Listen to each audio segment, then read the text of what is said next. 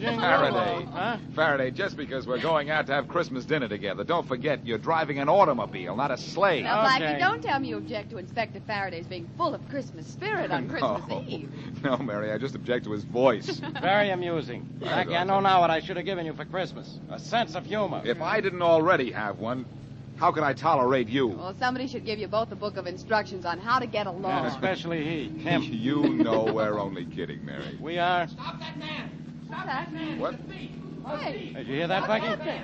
Stop him! oh, I not only trouble hear it, on I see it. Christmas Eve. Shopkeeper chasing a man up the street. Step on it, Faraday. We can catch him. Don't tell me what to do. Pull up to the curb now, Inspector, and I can grab him. Now, take it easy, take it easy. Okay, we just passed him.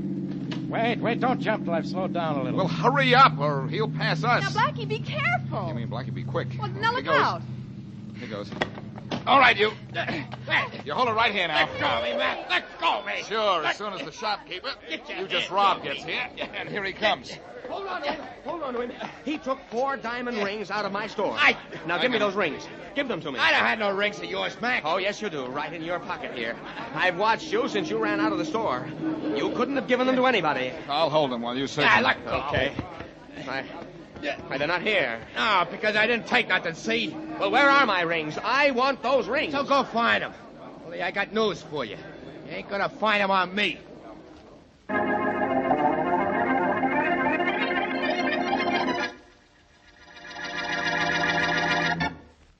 And now on to Dick Calmer as Boston Blackie. Enemy to those who make him an enemy. Friend to those who have no friend.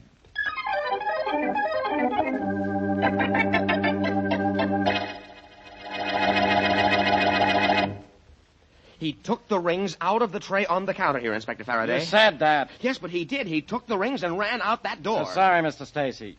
Unless I find the stolen rings on this guy here, what can I do about it? Nothing, Faraday. Absolutely nothing. Quiet, you. Look, Blackie, you and this copper pal of yours searched me twice. Out on the street and here in the store. The rings ain't on me. But they are. You took them. I saw you. If I took a Mac, where are they now? I have a pretty good idea. I hope it's better than pretty good, Blackie, because this guy's made 4 rings do a pretty good disappearing act. And I know how, too. Yeah. He threw them away when he saw he was being chased. That's a lie. Yes, he could have done that. He could have. I'd like to bet he didn't. So go ahead, bet. Only let me alone. It's Christmas Eve. I got someplace to go. I'll say you have.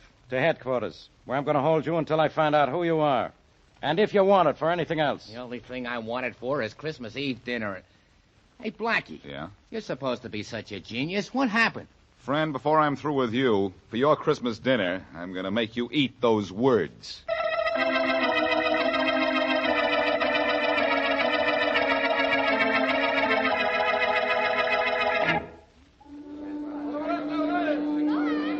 All visitors back behind the ropes, please. The passengers are coming down the gangplank now. Hey, guard.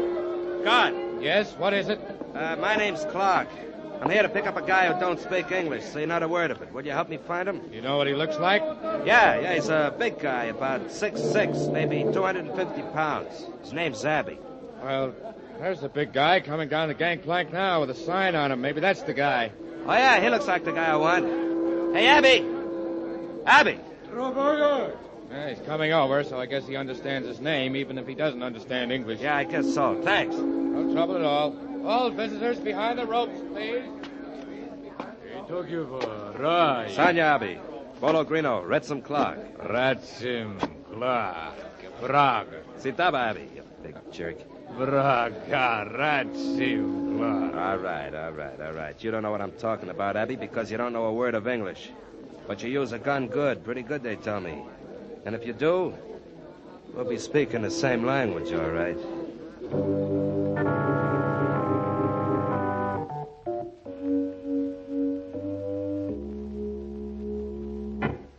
Where are those rings, Martin? Where are they? Listen, Clark, I told you I don't have You're them. lying. I know you took them out of the store because I saw you run out of the place and beat it up the street. Well, if you'd hung around, you'd have seen me nabbed and hauled off to police headquarters. If you were caught by the police, you'd still be in jail. Not me. I ain't got no record, remember? Blackie and that cop Faraday took me down there, checked on me, and let me go. All right, you ran into trouble, but you got out of it. Now, where are those rings? I ain't got You them. took them out of the store, so why haven't you got them? Calm down and give me a chance to tell you. I'll give you just 10 seconds to hand over those rings. Ah. I spotted a jewelry store and cased it for you. Now, don't try to cross me. Hey, now, look, don't get tough, or maybe I'll just leave the rings lay right where they are. Oh, you will. Yeah, I will. Hey, let go of me. Sure. After I've taught you a little lesson. Huh? Hey, Abby. Atonum. Fantastic. Hey, who's that monster? He's a character wanted for murder in Europe. A friend of mine sent him to me for Christmas. Friend, huh? He don't understand no English, but he's tough. I'm going to prove that to you. Yeah? Abby. Des Bruno. Abby, lead a lock. Sena. Hey. Sena. Hey, call this guy off. Call him off, I'll tell you. Call him off. Sena. Almost broke my jaw, Clark. Abby, Stroof Gondalak. Yes, Regan.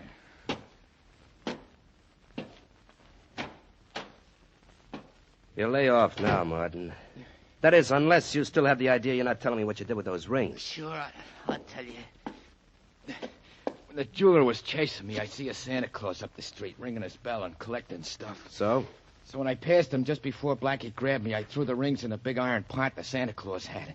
Nobody saw me, and I know how to get them back. You better. No, I thought for a minute there that you was going to be the only guy in history who gave Santa Claus a present.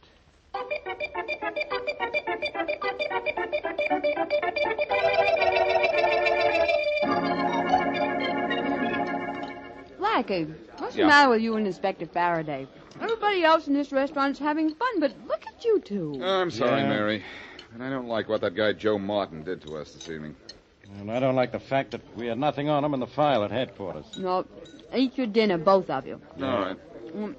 This is Christmas Eve, and we're supposed to be having a party. When we let Martin go, my appetite went with him. Well, Blackie, what did he do with those rings? Who knows? He took them according to the jeweler, but he got rid of them somehow without being seen. Apparently, he didn't throw them away because we searched the street. well, when you two see Santa Claus, tell him that what you want for Christmas is an explanation of how Martin got rid of those rings. Hey, wait a minute, Mary. That's not a bad thought. No. I know how those rings were hidden and why they haven't been found. Oh, now, wait a minute, Blackie. What's Santa Claus got to do with that? Martin gave the rings to Santa Claus. What? Blackie, haven't you heard? There ain't no Santa Claus. There was one ringing a little bell on the corner near the jewelry store. Yes, and Martin passed him just a few seconds before I caught up with him. Yeah, but how would Martin give those rings to Santa Claus without Santa Claus knowing it? By tossing them in his collection bucket, Faraday. Come on, we're getting out of here. Blackie, that Santa Claus won't still be there. No, but all those street corner St. Nick's are working for the Welfare Society. Yeah, so? I'll call them, and they'll tell me where we can find the guy. You think Santa Claus still has the rings, huh? Yep. If Martin hasn't found him by now and taken them back, in which case we'll find Santa Claus has been clipped.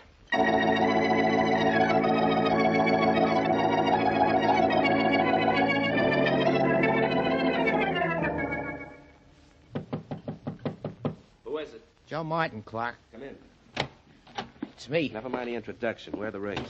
Well, keep Two-Ton Tony from Tibet away from me. I got the rings right here. Well, where I want them is right here in my hand. Sure. Here you are. Thanks. Have any trouble with Santa Claus? Yeah, no, the plan worked great. Good. You'll never even be able to tell anybody I was there.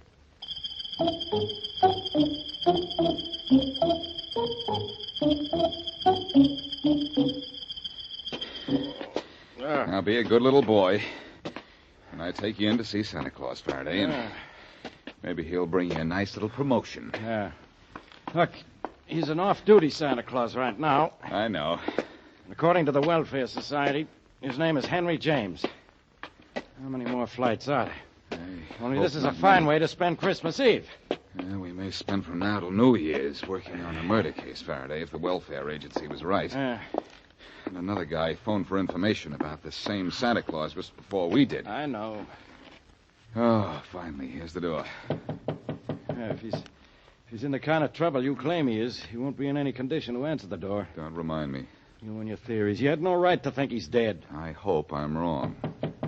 But I'll guarantee you, if he's not dead, he's tied up or unconscious or both. Yeah, well, if you're so smart, you have that all figured out. You ought to be smart enough to know the only way we'll get in is to open the door ourselves. Brilliant deduction, Inspector. Yeah, and it's all mine. I'll try the door to see if it's locked. Blackie, how do you think up such wonderful ideas? Uh-oh. Somebody's opened it for us. Oh, sorry to keep you gentlemen waiting so long. I was taking a nap. Are you Henry James? Yes? The Santa Claus on the corner near that jewelry store that was robbed earlier this evening? Yes, I am. Well, I'm Boston Blackie, and this is Inspector Faraday of the police. Oh, how do you do? How are you? I saw you catch the thief, Blackie. You did? Won't you come in? Thank you. James, Yeah? Did you have a visitor a little while ago? A visitor? Yeah. Oh, I had no visitor. No one came here and held you up to get back the 4 stolen rings he tossed in your collection? Why, no, Inspector Faraday. No one's been here. And my collection bucket's right here on the table, untouched. This collection bucket of yours hasn't been touched, James? Certainly not. Blackie, according to you, Joe Martin tossed the rings in the Santa Claus collection bucket. This is it. I know. According to you, Martin called the Welfare Society and found out where this particular Santa Claus lived. Well, somebody asked about Mr. James before I called. You don't say. But Mr. James says nobody's been here. Well, he ought to know. And you ought to know how ridiculous you are. I've looked through this collection bucket, and there are no rings here. Nothing but coins. Santa Claus wasn't held up here. No rings were ever dropped in his bucket out on the street. Blackie, how wrong can a guy get?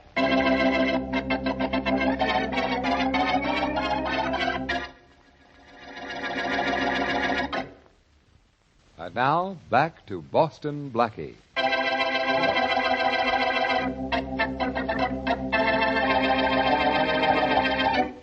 Joe Martin steals 4 rings from a jewelry store.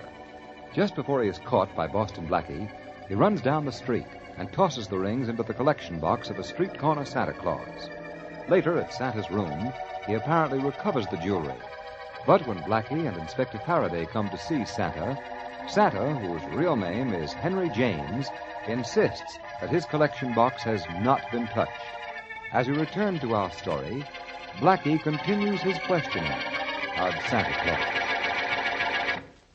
Look, Mr. James. Yeah, Blackie. Faraday is going back to headquarters because he thinks I'm wrong. Well, maybe he's right. But I still say that Martin tossed those rings into your collection bucket. Believe me, Blackie, the collection is right here. It's untouched. Yeah. I was about to take it to the Welfare Society, and as I said before, no one's been here to see me. No one. But you and the inspector. You're sure you're not playing Santa Claus to Joe Martin? Working with a thief? I should say not. I don't know why you should think so. Because when I called the Welfare Society to get your name and address, I was told there'd been another call inquiring about you just a half an hour before. Is that so? I think that was Joe Martin calling to find out where he could find you. Well, no Joe Martin came here, Blackie. In fact, nobody did. And you've been right here in your room ever since you came back to get out of your Santa Claus suit? Yeah, Blackie. Every minute, No, wait. I was out for just a minute on the telephone at the end of the hall. Who was on the phone, and when was this? Oh, about 20 minutes ago. It was a man at the Welfare Society asked me if I'd collected a lot of money tonight. Did the man say who he was? No, just that he was an officer of the society. I wouldn't have known him if he had given his name. I work for the society only at Christmas time. That's it, then. While you were on the phone talking to Martin or some friend of his, either Martin or an accomplice slipped in here and got back those stolen rings. Isn't that possible? Well, yes, it is. My back was to the hall while I was on the phone, and the door to this room was partially open. And thanks to what you've just told me, Mr. James, this case is practically closed.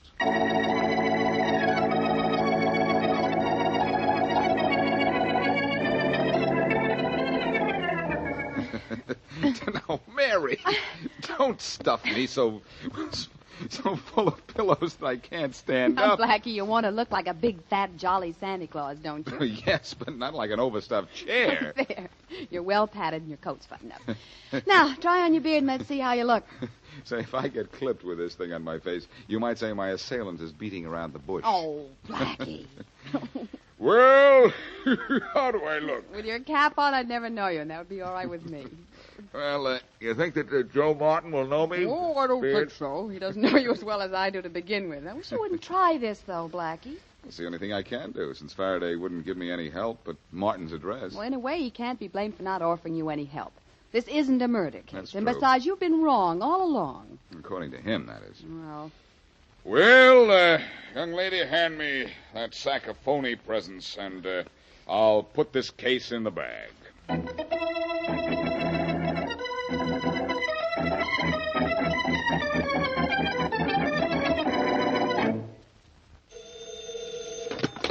Faraday, homicide. Hello, Inspector. This is Mary Wesley. All right, let's have it, Miss Wesley. Have what? Blackie's newest theory on how to make me waste my time. Blackie's newest plan isn't going to waste any of your time, Inspector. In That's fact, new. you may not have enough time to get down there and help him. Get down where? Well, after you gave him that fellow Martin's address, he got dressed in a Santa Claus suit and went down there alone. What's he bothering Martin for? Well, We haven't got anything on him. Well, Blackie is positive that Martin retrieved those stolen rings from Santa Claus's collection bucket. And I'm positive Blackie's positively out of his mind. Well, anyway, I think you ought to go over to Martin's right away. You know the way Blackie's little schemes sometimes get him into trouble. This time I hope he gets himself into plenty of trouble. Well, gee. Yeah, maybe it'll get him out of my hair.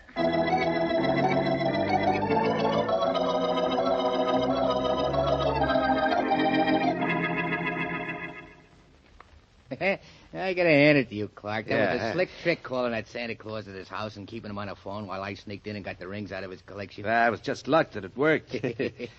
What would we have done, Martin, if we'd taken his collection right down from his corner to the Welfare Society? Yeah, that would have been just too bad, I guess. Too bad for you. Why? Well, because my boy Abby knows how to use a gun as well as his fists. Hey, look, you got the rings back, didn't you? Yeah, sure, over there on the table. I came to your room to be sure I got him back. But Abby's going to be my chief assistant from now on, in charge of guys who make mistakes. Understand?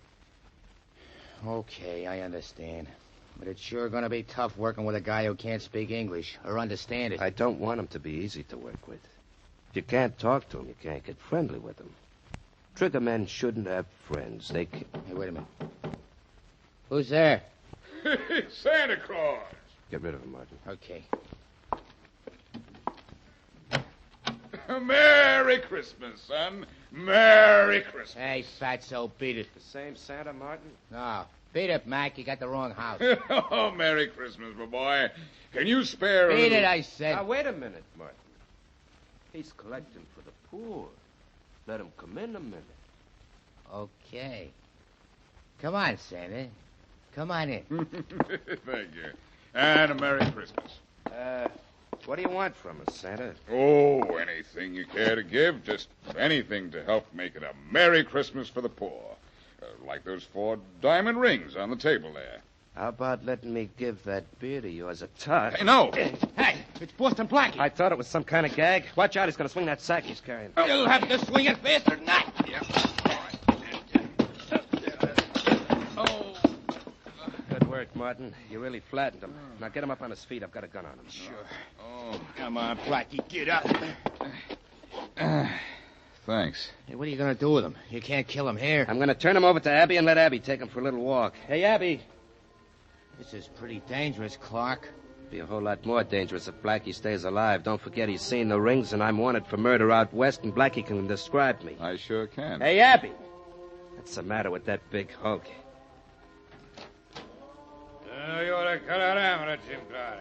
Sanya, Abby. Yele tag jala rof yasada, nugula. Sena. Okay, Martin, he knows.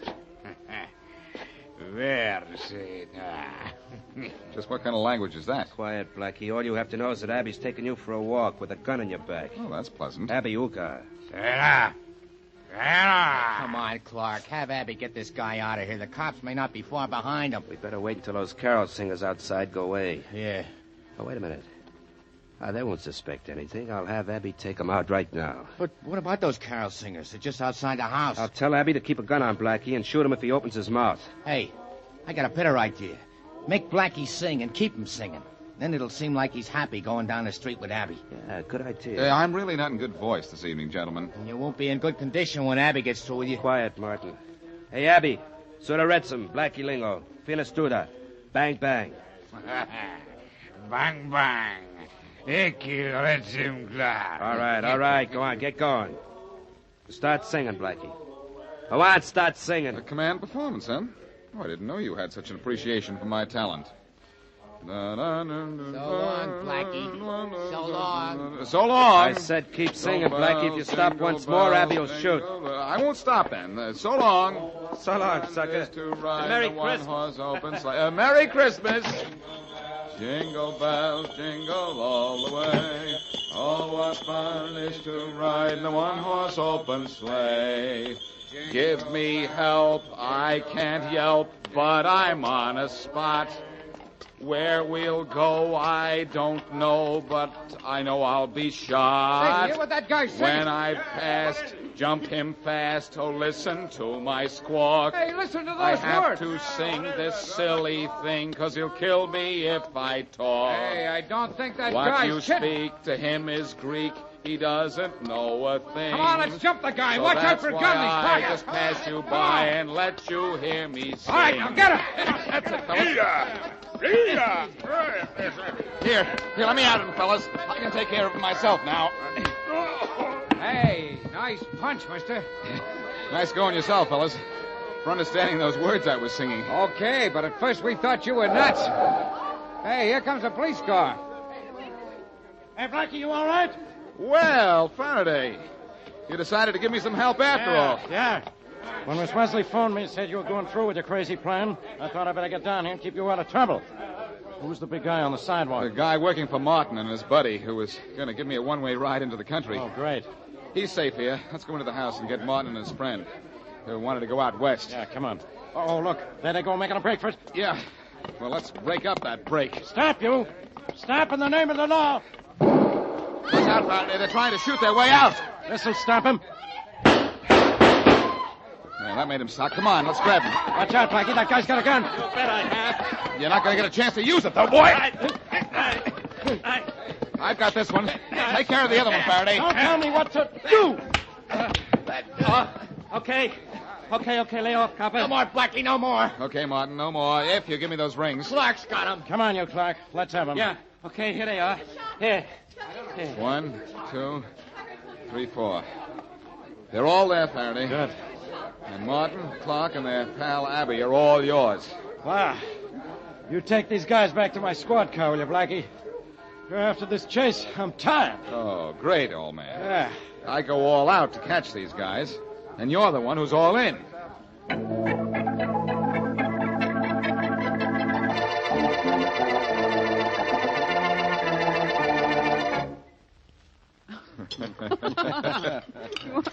More on turkey, Inspector Faraday? Yeah, a little bit, Miss Wesley. And Blackie, how about you? Oh, I'll have more of everything, Mary. You. Yeah, if turkey were brain food, I'd say you had plenty of room for it, Blackie. Now, Inspector, this is Christmas Day. You and Blackie promised not to fight. Mary, he's still upset because the case we just worked on didn't involve a murder. You talk as if I like murder, Blackie. You must like it, Inspector. The way you've murdered that turkey. Very droll. You mean very drool, don't you?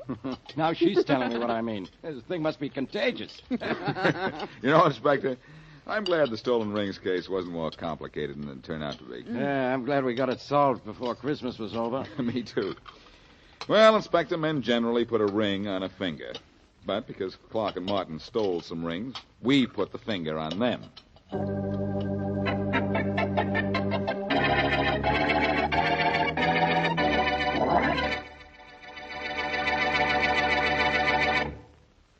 Hello, everybody. This is Dick Calmer.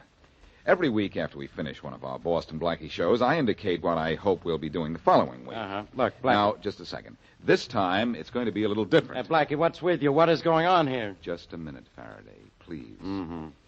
Friends, I said I'm not going to tell you what we will be doing next week. That's good. I'm going to tell you what we hope you will be doing. Very confusing. Isn't almost everything confusing to you, Inspector? Listen, everybody. What for? Now, patience, Faraday, patience. Next week, I hope you and everyone you know and love will be enjoying the best holiday season you ever had. Yeah, now... That the next year will be a great year for all of you. Could I say something, Blackie? You, Inspector, can say anything, and you probably will. All I say is Merry Christmas to our listeners, Blackie. Merry Christmas to them all. Well, Genius, how about one of your usual taglines? Not this time, Faraday. Mm-hmm. All I say to everybody from Mary Wesley and all our cast is, until our next meetings, season's greetings.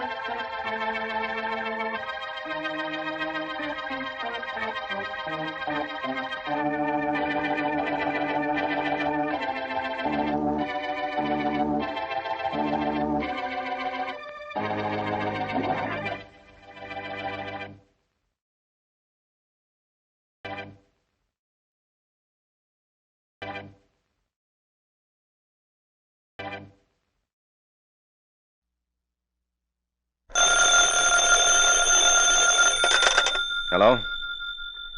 Yes, this is the Falcon speaking. Oh, Nancy. I'm glad you called. You busy tonight? Oh, you are? All right, Angel. You know what that means. Anything that happens to me this evening will be a dead loss.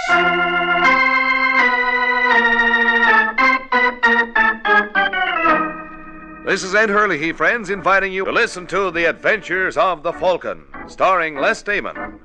You met the Falcon first in his best-selling novels. Then you saw him in his thrilling motion picture series. Now, join him on the air when the Falcon solves the case of the unwelcome Christmas present.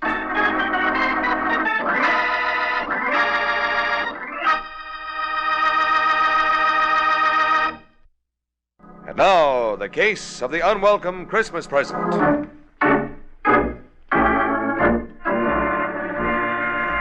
It is Saturday afternoon in New York, 2 days before Christmas. And on Manhattan's busy corners, gaily dressed Santa Clauses ring their bells while people rush to do their last-minute shopping. And one of those frantic shoppers is a man named Larry Sterling, but the prices in the store windows seem to frighten him. And as he shakes his head sadly, a small delivery truck pulls alongside. And the driver, after watching him for a minute, calls to him. Hey, mister. Mister. Huh? Me? Yeah, come here a minute. What's the matter? You look like a nice guy. Oh, thanks. Now, wait. Don't go away. I want to talk to you. I'm sorry. I'm busy. Now, take it easy, mister. What's your name? Sterling. Larry Sterling. Well, glad to know you. My name is Haynes. Walter Haynes. I've been watching you. So I noticed. You got a girl? What's it to you? Look, Sterling, I want to do you a favor. Well, don't bother. Okay, if that's the way you feel. Wait a second. What kind of a favor? How would you like to give your girl a silver fox jacket for Christmas? You crazy. Then you know what those things cost. Yeah, and I haven't got that kind of dough. Well, would you be willing to spend $75 for one? What? Get in the car. Well, make up your mind, Sterling. Either you want to look at this jacket or you don't. Well, why can't I see it out here? Because there's a cop watching us. Hey, careful. Don't sit on the box. Is it in here? Yeah. Take a look. Pretty, huh? Is this stolen merchandise, Haynes? Now, look, Sterling, ask me no questions, I'll tell you no lies. All I know is that any gal who gets a jacket like this is going to think her boyfriend is plenty all right. $75, you said? That's right. And I'll throw in that gift box. Did you notice the label? DuPont Brothers. Yeah. Hey, that's one of the biggest furriers in town. Oh, sure. When your girlfriend gets a load of that, what do you think she'll say? She'll wonder where I got the money. Okay, if you don't want the coat. No. I'll take it, Haynes. Yeah. You got yourself a buy there, Sterling. Take it from me, pal. You don't know what you walked into.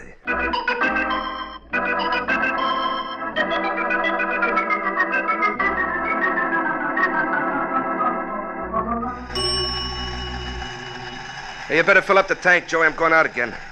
Only sold one silver fox today. Think I'll have to try Lower Broadway. I wouldn't if I were you. Huh? Oh. Hello, Bonnie. Hello, Haynes. Where'd you drop from? Steve Ellis told me you kept your truck here. What's up? Mr. Raynaud is looking for you. Raynaud? Uh-huh. What for? Don't you know? No. What'd I do? It's what Raynaud thinks you didn't do. Oh, he's crazy. Do you want to tell him that? Oh, there's no talking to him once he gets an idea in his head. Hey, Bonnie, what'll I do, huh? How would you like to hide out in my place? You mean you'd let me? Why not? Oh, but if Raynaud ever found out about this... Why should he? Well, somebody might rat. I'm not worried. Oh, I want you to know, Bonnie, I'll never forget you for this as long as I live. I know you mean well, darling. But if Mr. Raynaud ever discovers this little deceit, that's not saying very much, is it?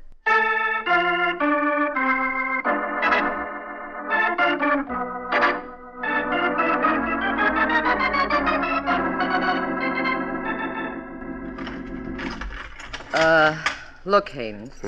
Maybe it would be better if... If what? Oh, skip it. Go ahead. Thanks.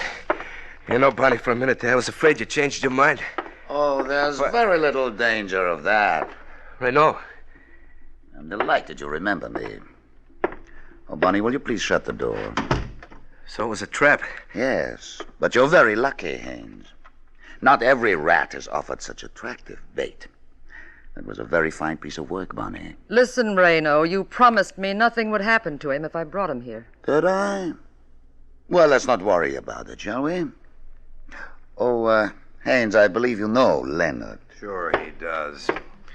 We're old friends, aren't we, pal? Cut it out. Bonnie's right, Leonard. That's hardly the way to treat a guest.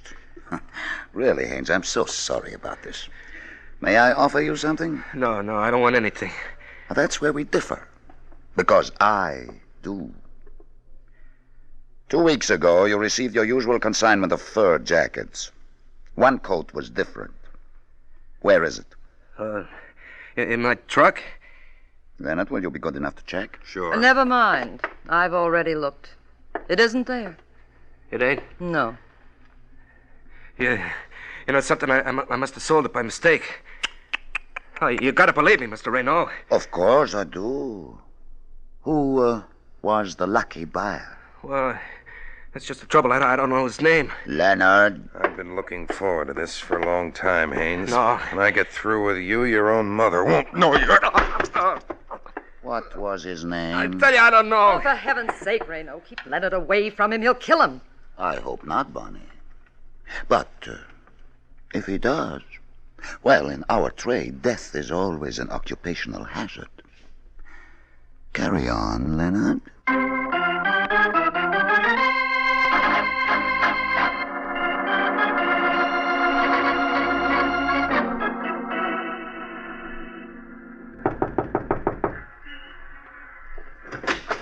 Yeah? You the superintendent of this building? That's right. You got a Larry Sterling living here? Who? Come on, Pop. Get with it. Larry Sterling. Do you know him? Sure. What apartment does he live in? 3A. Thanks. But he ain't home now. He's not? Nope. Went out about 20 minutes ago. When does he due back? Didn't say. Well, how's about letting me wait for him? Well, help yourself. No, I mean in his apartment. In his apartment? Yeah. You got a pass key, haven't you? Oh, sure. Well, suppose you let me borrow it. Oh, I couldn't do that. Why not? I'll make it worth your while. Did you use $10? Yeah. Well, all you got to do is let me borrow your key. I know. Told you can't. Now, you don't understand, Pop. My name's Leonard. You see, I'm an old friend of Larry's. I want to surprise him. Yep, sorry. All right. Then I'll tell you what I'll do. You still want to make that 10? Not if it's going No, to... forget the key. All I want to know is when Larry came home tonight, did he have a big package with him? Big package, eh? A package about this size. Why do you want to know? Now listen, you jerk. I'm asking the questions. Well, I don't have to answer And them. I say you do. Oh, you keep your hands to I yourself. got a good mind. Shut up! Just keep your trap shut. Oh, you think you're smart. Oh, you got me wrong, Pop. I don't want to hurt you. Now, why don't we forget this ever happened? You just get out of here. Okay, but if I was you, I wouldn't mention to Larry that anybody dropped around to see him. I want it to be a surprise. Yeah? Yeah. I'm going to be awful angry if you spoil it. Now, take care of yourself, Pop. I'd hate to drop around again to do it for you.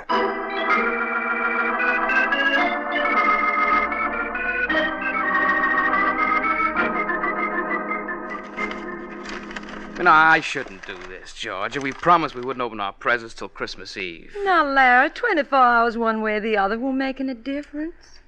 Is it a robe? Nope. Lounging pajamas? You'll never guess. Then let me see. Oh, Larry, it's... Didn't expect a fur coat, huh? No, I didn't. Well, what do you say? I think it's lovely, Larry. Go on, try it on. Oh, sure. You're certainly not enthusiastic about it. I'm sorry, honey. I guess I'm behaving badly, but you see... Oh, excuse me. Hello? Is that you, Miss Corwin? Yes. This is Parker, the superintendent where Mr. Sterling lives. Do you expect to see him tonight? As a matter of fact, he's here now. Oh, could I talk to him, please? Sure. It's for you, Larry. Who is it? The superintendent of your building. It's funny. Hello. Hiya, Mr. Sterling. Well, what's the trouble, Pop? I just thought you ought to know something. A fellow was around here tonight asking questions about you. Who? He wouldn't give his name, but he wanted me to let him in your apartment. Huh? He was awful interested in that big box you brought home tonight. When I wouldn't tell him anything about it, he almost hit me. Oh, listen, Papa. Are you sure he was after me? Positive. If I was you, Mr. Sterling, I'd be careful. Oh. Yeah, thanks a lot, Papa. I'll be seeing you. What's the trouble, Larry? Somebody's awfully curious about that fur coat. Now, why would anybody in his right mind be interested in that coat? Well, that's a nice way for you to talk. I don't want to hurt your feelings, darling, but if you paid more than $20 for this, you were stuck. So you think I was a sucker? I do. You know, you could be wrong, too. How are you going to prove it? Maybe I can, but if you give me the classified directory, I'll find me someone who can.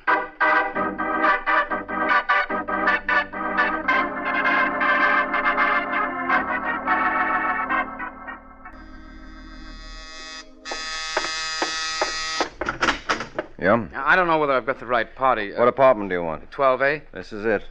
Are you, Mike Waring, the Falcon? That's right. My name is Larry Sterling. I hate to bother you, Mr. Waring. Quite all right. Come in. Thank you. What's on your mind? Well, if you're not too busy, I'd like to talk to you. About what? This. Go on, open the box. Oh, it's a fur jacket. Yeah, I bought it this afternoon from a man named Walter Haynes. Well, how come it's sporting the DuPont Brothers label? This guy Haynes led me to believe it was stolen. Oh, the old racket, huh? Yeah, there's a new one on me. Well, what do you want me to do? Get your money back? No, I was a sucker, Mr. Waring, and I'm willing to take my loss. And what's your problem? How much would you guess I paid for this coat? Oh, I don't know, $100? $75. But my girlfriend says it isn't worth $20. Well? Well, if this coat's worthless, why is somebody so anxious to get it from me? What do you mean? My superintendent told me several parties were making inquiries about me. Well, that doesn't mean anything.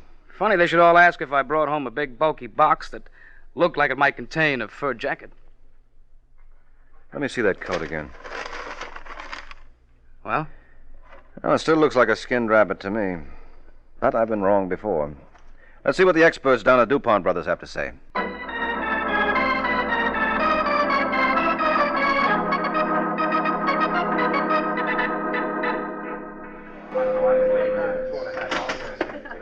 Yes, sir? Is there something I can do for you? There is.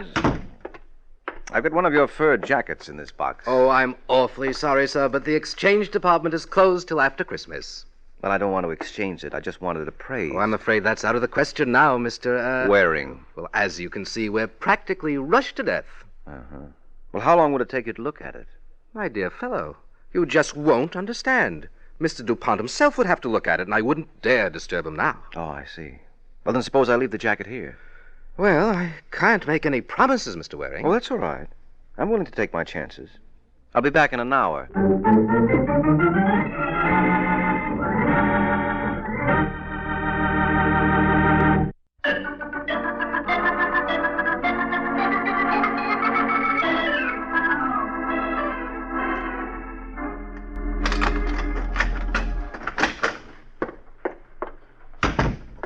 Hello. Huh? Oh, hello, a lady burglar. Hope I didn't startle you. Not particularly. Well, if I'm in your way, Oh, think nothing of it. You must be Mike Waring, also called the Falcon. I guess I must be. And you? You can call me Bonnie. Well, I'd like nothing better.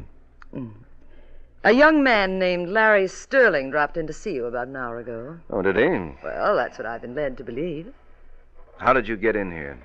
I could say the door was unlocked. Yes, you could, but I wouldn't necessarily have to believe you. In that case, you may as well know the truth. I used these. Oh, that's not nice, Bonnie. It's a penal offense. Oh, thinking of calling someone? Just the police? Now, let's not be hasty, shall we? Who are you? Oh, I'm terribly sorry. Mr. Waring, Mr. Raynaud. You'll forgive me for not shaking hands. Yes, I understand. That gun makes it rather awkward, doesn't it? Very. What do you want, Renaud? Didn't Bonnie explain? I didn't get very far. Mr. Waring, I have reason to believe that a young man named Larry Sterling left a fur jacket with you today. Why should he do that? Maybe he became suspicious. Maybe he had reason to be. Maybe. But that's hardly the point. Where is the coat, Mr. Waring? I haven't got it. I know. Bonnie and I were quite diligent in our search. Well, I hope you were careful in handling my shirts. You needn't worry about that. Well, then I haven't a care in the world. Not after you turn the coat over to us. I assume you can get it back at your convenience. Anytime? May I suggest there's no time like the present? And I'm afraid I can't agree with you, Renaud. My client bought that coat in good faith. In good faith? Yes, he gave $75 for it. I assure you, neither of you will lose by this transaction. Well, I don't know. His girlfriend was awfully crazy about it. Shall we say $1,000? Shall we say nuts? Mr. Waring, I refuse to argue. Suppose I send one of my agents around. He's much more persuasive than I am. Come, Bonnie. Hold it. Where do you think you're going? Home, naturally. Have you any objections? Yes, several. You're staying here till the police arrive. You're overlooking one thing, Mr. Waring. What, that gun? Uh-huh. Well, somehow I've got a feeling... Look out, Reno! You stupid, blundering fool! Your type can never let well enough alone.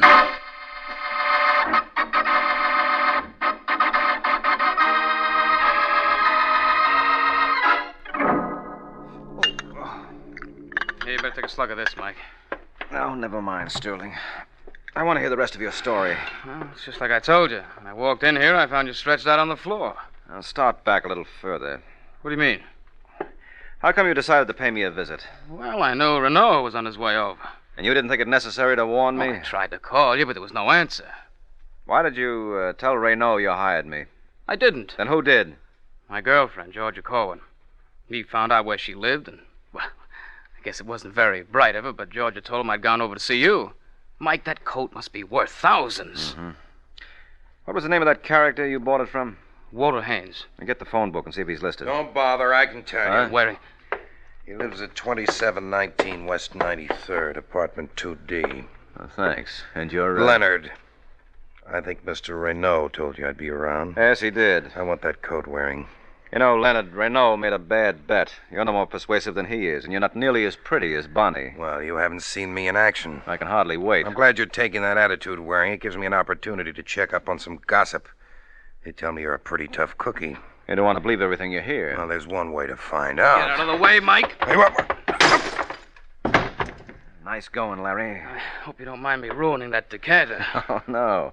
I'll find it a lot easier to get a new bottle than this boy will a new head. Come on, let's go, fella.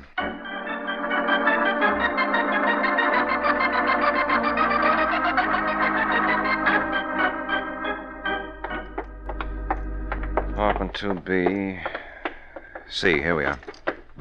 Are you sure this is the right place? The nameplate says Walter Harvey. That's probably an alias. Notice the initials are the same. Could be a coincidence. Yes, could be. But Leonard sounded as though he knew what he was... Uh-oh. What's the matter? Door's open. Careless of Mr. Haynes. Yes, that sort of thing can cost you your life. And in this case, it did. What? Isn't that a hand sticking out of that trunk? Yeah, I think so. Oh, no. Now, take it easy, Larry. Oh, look at his face. He was beaten to death, wasn't he? Yeah, that's a fairly safe assumption. Oh, poor Haynes. Mike, you gotta find out who did this. Why? Well, you can't let Renault get away with this. Look, maybe we ought to take this from the beginning. Who am I working for, anyway? I don't understand. You came to my apartment this evening with the yarn that Haynes had sold you a hot fur coat. Well, it's true. Then if you were stuck, why didn't you write the whole thing off? Why did you bring me into this? Well, I told you that. Don't you understand, Waring? That coat must be worth thousands. All right. Let's assume for the sake of argument it is. What does that mean to me? We'll split the money. What money? You admit the coat must be stolen? Well, maybe there's a reward. Oh.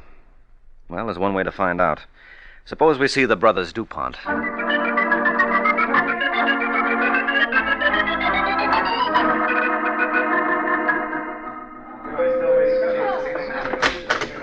Yes, sir. Can I help you? I hope so. My name is Waring. I was in here a little earlier today. I left a coat to be appraised. Oh, yes, of course. I had Mr. DuPont look at it. Would you be good enough to identify your merchandise? That the same one, Larry? Yeah, I could never forget that fur. Well, what's the coat worth? Would you care to venture a guess? Well, judging by the trouble it's caused, I'd say 10,000. Oh, you're way off, sir. What did I tell you? 20? If I might be so bold, what did you pay for this coat? Well, you can't judge by that. My friend got it at bargain rates. And he gave? Believe it or not, $75. Really? Uh-huh. Well, strictly entre nous, Mr. Waring. This is a very rare example of genus felidae. Ooh. English translation, please. Skinned alley cat. and as such, it isn't worth a dime.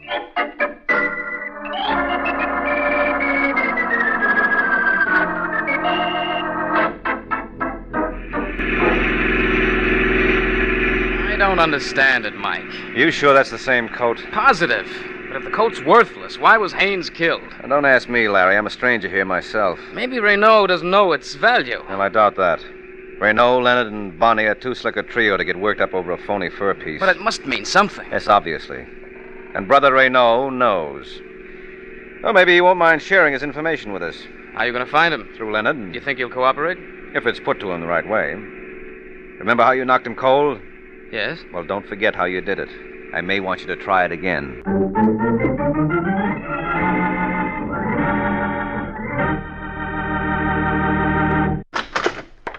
He's still here, Mike. Right where you left him. Uh-huh. Come on, Leonard, get up. Come on, palsy, you'll miss Santa Claus. Yes, but I won't miss you. Mike. Don't move, chum, or I'll let you have it from here. Well, that wasn't nice of you to fool us that way, Leonard. I would have sworn you hadn't moved an inch since we left. Now, don't feel too bad, Waring. I only moved 2. From here to where you left my gun and back. Where's the coat? Are you still harping on that? You're wasting your time. It's worthless. I don't mind. Hand it over. And if not... Don't be a sap, Waring. I'm not fussy. I'd just as soon take it over your dead body. I think he means that, Mike. Well, I don't. You're bluffing, Leonard. You shouldn't have called me, pal. Get down,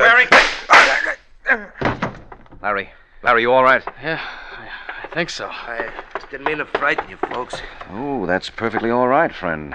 Another second and this Falcon would have been cold turkey. What about him? Well, he's dead. Well, to whom are we indebted? Yeah, who are you? What's the matter, Larry? Don't you know me? Mister, the way your face looks, I don't think your own mother would. Hey, buddy, you got a girl? Haynes. Sure. Mike, this is Walter Haynes. Wait a minute. If you're Haynes, who's the stiff in your apartment? Renault. Leonard killed him. Oh, the old double-cross, huh? Yeah. Well, where have you been? Well, they kept me tied up in some dame's apartment. Bonnie's? Yeah, Bonnie's. After I got loose, I went to Larry's apartment, and some other dame told me I could locate him here. That must have been Georgia. What's this all about, Haynes? What's what all about? This fur coat. Believe me, Waring, I don't know. I got it in a consignment with my regular merchandise. I knew there was something screwy playing because Renault sent Leonard to buy it from me for $1,000, but I didn't want to get into trouble. So you sold it to me, figuring you could get it back any time. Oh, I'm sorry, fella. I didn't realize what I was letting you in for. Well, it all adds up except for one thing. Where does Bonnie come in? Right on cue, Mr. Waring. Bonnie. You want to do something about that door, Mike. Yes. Next time, get a spring so it'll close. Where's the coat, Mike? I want it. And if you don't get it? Don't be silly, darling. Nothing's going to stop me. Not even if I have to shed a little blood. I wouldn't be surprised if you meant that. I do. Well, what do you say, Haynes? I say give it to her. No. She's a pretty determined young lady, Larry. But if you'd care to stop her... How about that, honey? Well, I guess that settles that. Here you are, Bonnie. Wear it well. No, just drape it over the chair. I'll take it from there. You're the boss. And don't you ever forget it. Now, all of you stay put for the next 5 minutes. The first one who gets careless enough to show his face out of the doorway will get it blown off. Good night, folks. Thanks a million. Get the phone, Sterling. Maybe we can head her off. Yeah, hurry it up, Larry. Call downstairs. I'll take care of it. I thought you were going to rush her, Waring. If you're worried about that coat, Haynes, forget it. She won't get away. Oh, she can keep the coat for all I care. I had my fill of this business. I don't blame you.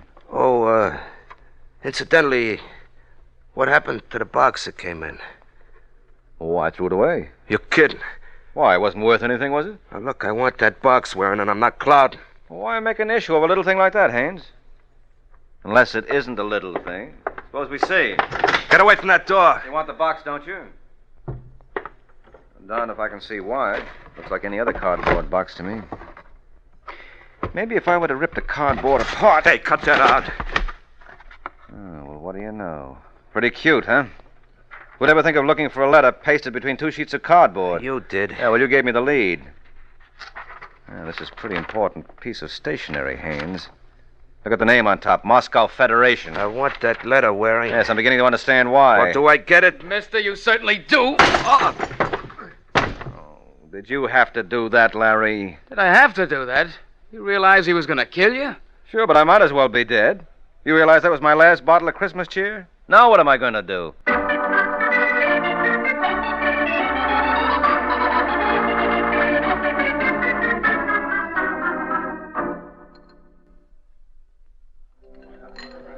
Waring, that was a real great job. Oh, thanks, Larry. Say, hadn't you better be running off to see your girl? No, not till I get the complete story on what happened from yesterday morning till last night. What was in that letter, anyway? Something the boys in the Department of Justice have been looking for a long time. You've heard of the international movement known as Moscow Federation? Yes, unfortunately. Well, that letter contained a complete list of outfits here and in South America that are cooperating with them. Well, how did it wind up in Haynes' hands? Renault had it originally. He was an agent for Moscow. He was told to contact these organizations and keep them in line. Oh, then Haynes was working for Renault. Yeah, sure. Peddling hot fur was a blind for the mob. He was Renault's boy until he realized what a wonderful source of blackmail that list was. So he got you to hold the list for him while he carried out his plan. He killed Renault and messed up his face so it would pass for his own. Well, where did Bonnie figure in this? Poor kid, she didn't even know the score. She thought the coat was the all-important thing. How did you know it wasn't?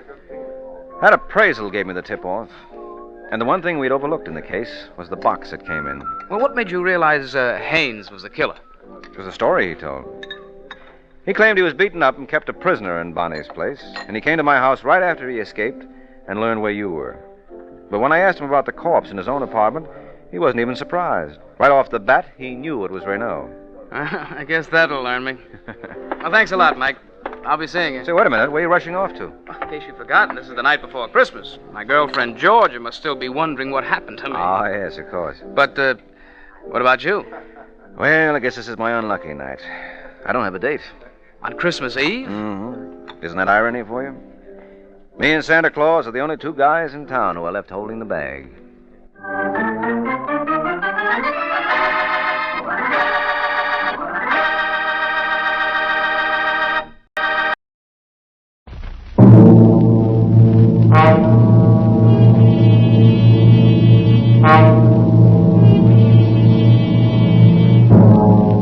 You are trapped in the dark cellar of your home.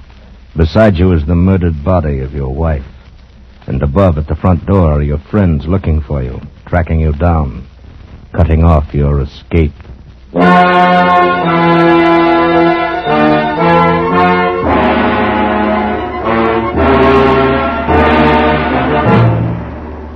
Escape, produced and directed by William N. Robeson, and carefully contrived to free you from the four walls of today for a half hour of high adventure.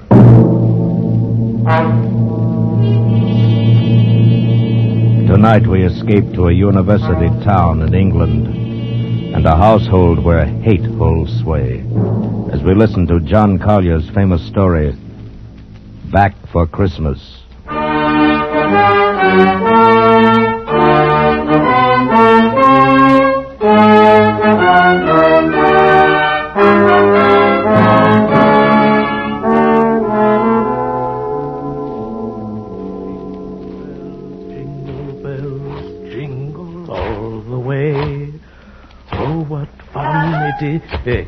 Yes, my dear.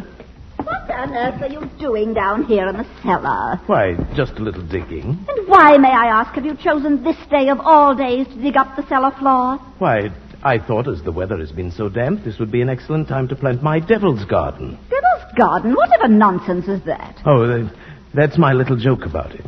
You see, I've managed to secure some of the spores of several unclassified wild orchids. In their natural state, they bloom under damp masses of leaf mold. The Araucanian Indians call them devil flowers because they appear to bloom under the ground. Well, I'm sure the Araucanian Indians will be very interested if you succeed in growing these ridiculous flowers under the cellar floor. Whom else it'll interest, I can't imagine. What's that terrible smell? Why, that's the leaf mold, my dear. Chemically identical with the earth blanket they grow under in the wild state. I really should line the pit with concrete so as to prevent seepage from this foreign soil. But I don't suppose there'll be time for it now. There certainly will not be time for it. Do you realize that we're sailing for America a week from today, and you've made no arrangements whatever? Unless you call digging a hole in the cellar making arrangements. I certainly don't. Devil's garden, indeed. Sometimes I think you're going soft in the head, Herbert. Well, I suppose it's inconsiderate of me. But You see, I've been wanting to try this experiment for a long time. But what with my lectures and seminars at the university, there never seemed to be time. Well, there certainly isn't any time for it now. I suppose you've forgotten I made an appointment for you at the barber's this afternoon. Oh, must I shave off my beard, Hermione? Now, we've been all through that. Of course you must. They don't wear beards in America. Go and get your jacket on and do as I tell you. Yes, Hermione. And don't forget to take your umbrella. It looks like rain. Yes, Hermione. Oh, don't look so put upon, Herbert. Someone has to plan things in this house, or you'd never even get to the university in time for your lectures, much less make arrangements for a trip to America. I know, but what of my specimens? There'll be plenty of time to plant your precious devil's garden when you get home from America. We're not going to be gone forever, you know. We'll be back here for Christmas. Yes, of course. Back for Christmas. I'd forgotten. Well, try to remember it. And if you can't do that, just do as I tell you. I've been making the plans in this house for 20 years. And if there's any digging to be done, I'll manage that as well. You understand, Herbert? Yes, Hermione. Good. You have just 20 minutes to clean this mess up down here and keep your appointment at the barber's. And when you finish there, I want you to come straight home. Why, I wanted to stop at Miss Markham's and pick up some books I ordered. Well, all right. But don't loiter there the whole afternoon, browsing over those old books the way you usually do. Now hurry and clear up this rubbish. Get rid of that smelly stuff. And no more digging, mind you. Yes, Hermione.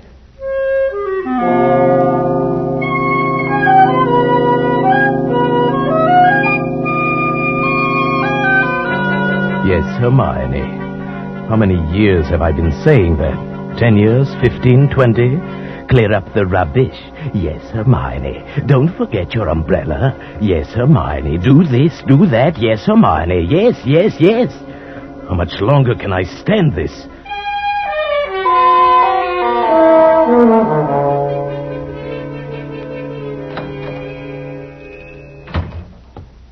Good evening, sir.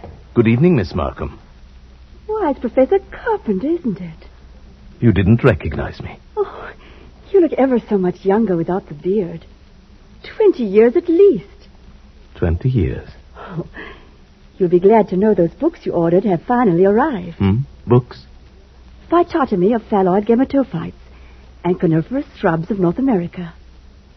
Those are the ones you ordered, aren't they? Oh, yes, yes. Thank you. You're very kind, Miss Markham. Why kind, Professor Carpenter? Well, not many young ladies in bookshops would go out of their way to look up rare books for an old professor of botany. Oh, why, you're not old, Professor Carpenter. Really, you look... Oh, and besides, I adore botany. It's my particular hobby. Oh, really? Well, you never told me that before, Miss Markham. Oh, I was afraid to. You were so imposing with a beard and all. Well, You might be interested in some specimens of alpine polyanthes that were sent to me by a friend in Switzerland. Switzerland? I used to go there for my holidays before the war. You like Switzerland? Oh, I love every part of it. The lakes, the mountains, the beautiful spring flowers. Oh, especially the flowers. Oh, yes. It seems we have quite a lot in common, Miss Markham. I'm sorry we haven't talked before. Oh, I am too. It is all the fault of the beard, I suppose. Miss Markham, forgive me if this sounds foolish, but I feel that shaving off my beard is the most important thing I've done for 20 years. Oh, it is. I'm sure it is. I'm ashamed that I've been so distant with you all the time. Oh, there were times when I almost spoke up. Times when you came in here, tired after a day with your students at the university. Oh, you seemed so alone. The way I'm alone in the world. I'd like to have asked you to stay a while and talk with me. But some way or other, I wound up giving you your change and letting you go on your way. You say you're all alone in the world? Since my father died. Well, did you never think of marrying? Oh, my father was a very remarkable man. I never found anyone who seemed to measure up to what he led me to expect of men. And then the war came. Miss Markham, It's been so long since anyone called me by my first name. I'd like you to, if you don't mind. It's Marion. Marion. And yours? Herbert. How long have you been alone, Herbert? Alone? Oh, I knew you were a widower, of course, the first time I saw you. A widower? Oh, I can always tell. There's a certain sadness in a man's eyes. A sweet sadness, I think, when he's been married and then... A widower? I never thought of it in quite that way. Oh, perhaps I shouldn't be talking like this. But I've often wondered what she must have been like. Your wife, I mean. Hermione? Not an easy woman to forget. Very strong, always managing things. The house, my wardrobe, my friends. When we dined at a restaurant, she even ordered my food. She was always managing things. You might say she managed herself to death. Oh, poor woman. She must have loved you very much. But she needn't have put herself out so. It's plain to see you don't need things managed for you.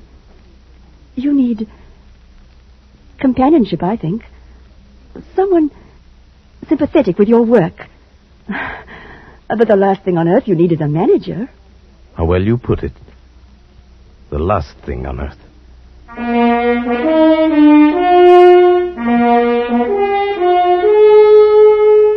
That's the first time I thought of it, of course. But suddenly a whole new world opened up before my eyes. Marion and America and no more of Hermione's planning my life for me. By the time I got home, my mind was working overtime. Well, at last. You certainly took long enough about it. What are you looking so pleased about? I don't really know. Getting rid of the beard, perhaps.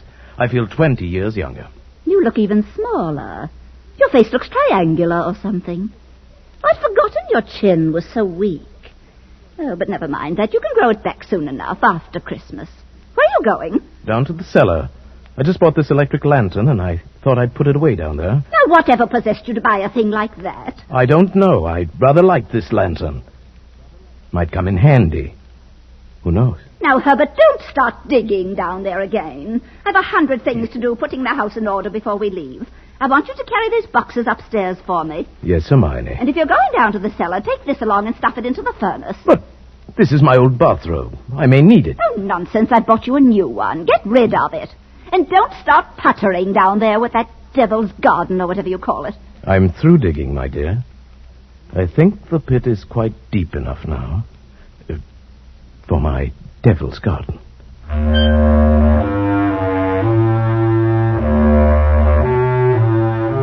It would all have to be carefully planned, of course.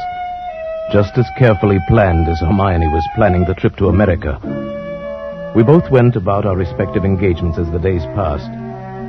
I spent all the time I could with Marion, and finally she consented. And then it was the last day, the big day, the day we were to sail for America.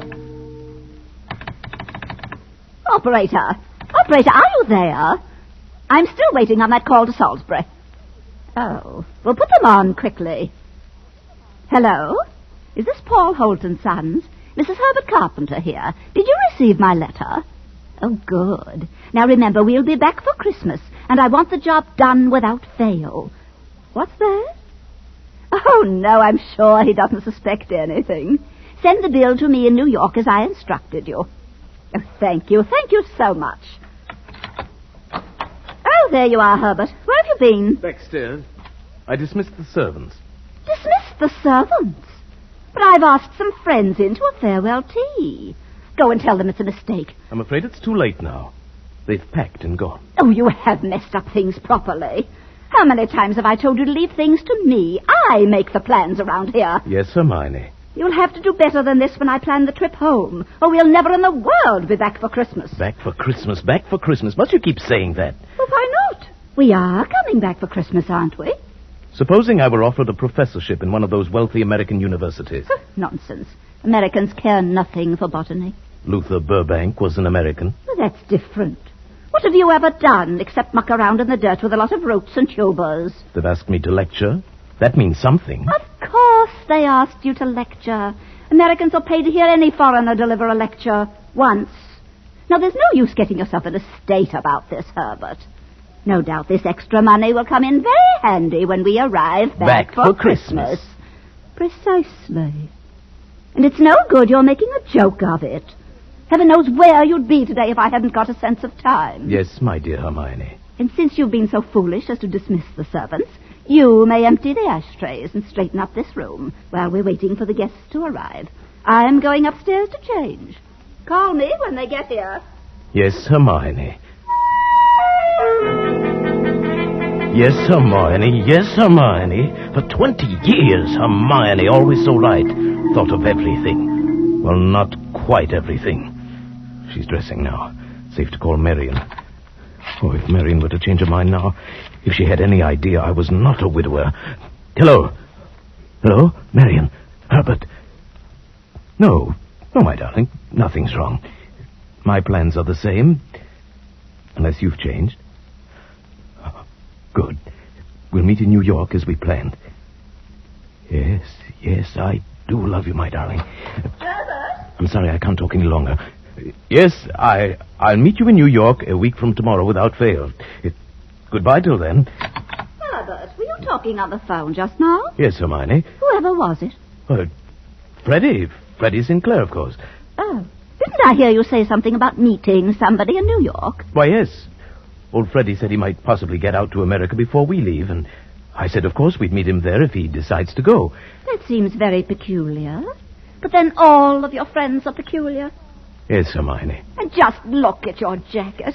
Have you been digging in that cellar again? Yes, Hermione. Well, there's no need for it. You can't possibly get that Devil's Garden thing finished. Go and change your clothes before the guests arrive. Yes, Hermione. Oh, never mind. I see somebody coming up the walk now. Go and let them in. Yes, Hermione. Herbert. Yes, my dear.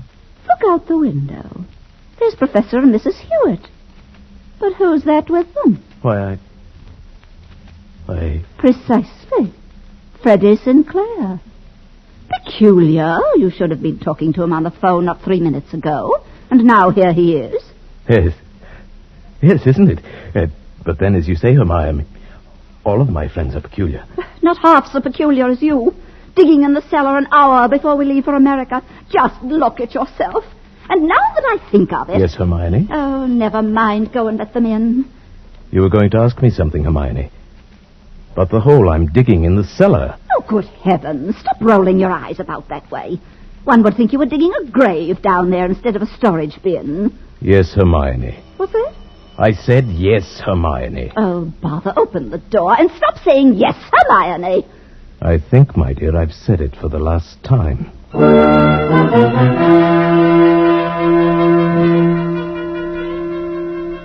Back for Christmas.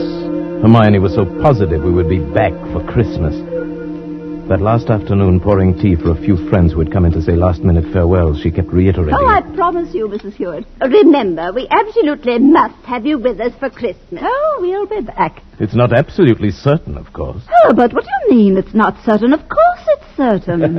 After all, Herbert, old boy, you've contracted to lecture for only 3 months. Quite right, but then, of course, anything may happen. Oh, Herbert adores being unpredictable. Now, what other man would dig a great hole in the cellar on the very day he was leaving for America? A hole in the cellar? Yes. He's going to put some unclassified wild orchids down there. A devil's garden, if you please. Sounds mysterious. That's Herbert, though he's really quite simple once you find out what he's up to. Now, take that telephone call he put through to you a few moments before you arrived, Freddie. To me? Yes. Herbert wanted to surprise me about your plan to meet us in New York next month. That's why he called, of course, to ask you not to mention it. But, my dear Hermione, Herbert couldn't possibly have telephoned me within the past hour. I've been walking in the park since 3. He didn't telephone you? Well, how could he? And as for my going to America... Oh, now, come, Freddie. You may as well own up. Hermione has found me out again. But, Herbert, old chap, I really don't understand. There. You see what a poor liar Herbert makes. He's red as a beetroot. Aren't you ashamed of yourself, Professor? Stringing poor Hermione along like that. And as for you, Freddie, I'm furious you said nothing to us about going to America. But look here, old girl, I've been trying to tell everyone that I have no... stuff and nonsense. The game's gone on long enough. Perhaps Herbert's merely planning a surprise for me. Yes, let's leave it at that, my dear. Well, we must start getting ready. It was marvelous of you to come in to say goodbye. And don't worry about Herbert's little jokes. Oh, I will bring him back for Christmas. You may rely on it. they all believed her. For years, she'd been promising me for dinner parties, garden parties, committees. And the promises had always been kept. This time, they wouldn't be. I'd seen to that. The servants were gone for good. The farewells all said. I had timed to the minute how long it would take to fill in the hole in the cellar. In my devil's garden. Upstairs in the bedroom, I undressed, folded my clothes over a chair, and put on my old bathrobe. Then I opened the door into Hermione's room. Are you ready, Herbert? Hermione, have you a moment to spare? Of course, my dear. I've just finished. Then do come in here for a moment. There's something rather extraordinary here. Good heavens, Herbert, what are you lounging about in that filthy old bathrobe for? I told you to put it into the furnace. I shall do it today, yes. I really will, I promise. Well, high time. Now, what is it you want to show me? In the bathroom here. Just look. Who in the world do you suppose dropped a gold chain down the bathtub drain? Nobody has, of course. Nobody wears such a thing in this house. Then what's it doing there? I don't see anything. Here. I'll hold this flashlight for you. If you lean right over, you can see it shining deep down. Oh, such a lot of nonsense. Just visit. I don't see it, Herbert. Go on looking, Hermione. In just a moment. Herbert, I absolutely refuse to wait. Herbert, what are you doing? Take your hands off my neck. I will, Hermione, just as soon as I've finished the arrangements for my trip to America. What are you talking about? You thought you were the only one who could plan things, didn't you, Hermione? Well, I've been making some plans of my own this past week. In exactly 2 minutes, you'll be dead, Hermione. You see, 2 minutes. I've planned it very accurately. You'll never get away with it. Let me go. I thought you'd say that, but I will get away with it. You won't mind the smell of the leaf mold down in the cellar when I take you there today. Yes, that's where you're going, Hermione. Into my devil's garden that annoyed you so much. Oh. The soil is full of clay. It won't settle too much.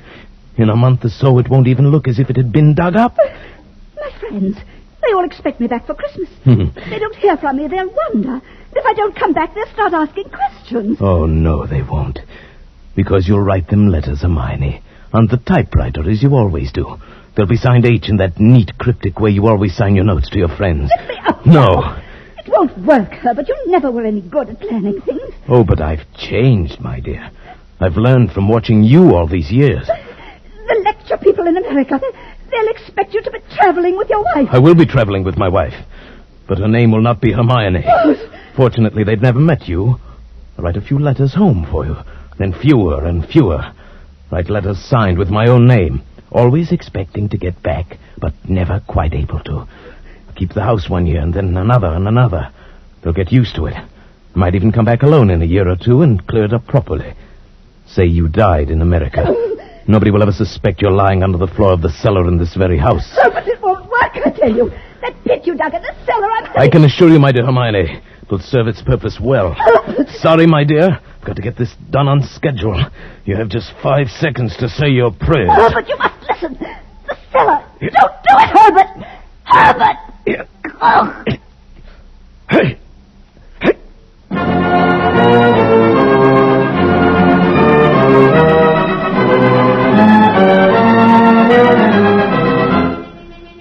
The water cut off at the main as I knew she would order it. She was so thorough, but so was I. Strangulation. Nothing to wash up. The electric current shut off exactly at 1 o'clock, just as she ordered it. She thought of everything. So did I. My nice new electric lantern. Plenty of light to work by in the cellar.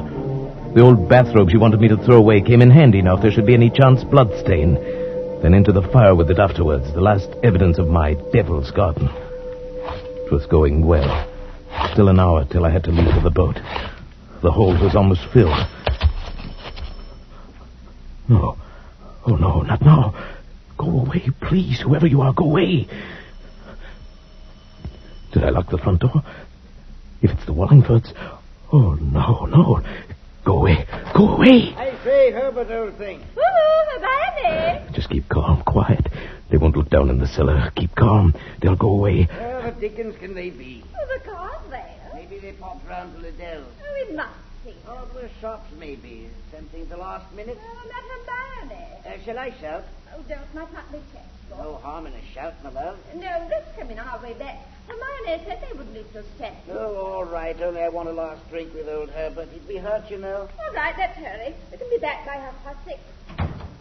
6:30. There's still time.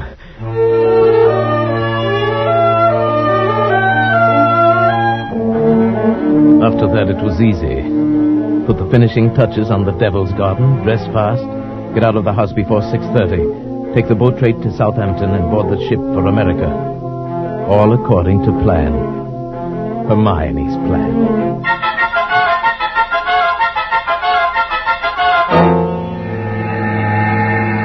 I say, Stuart.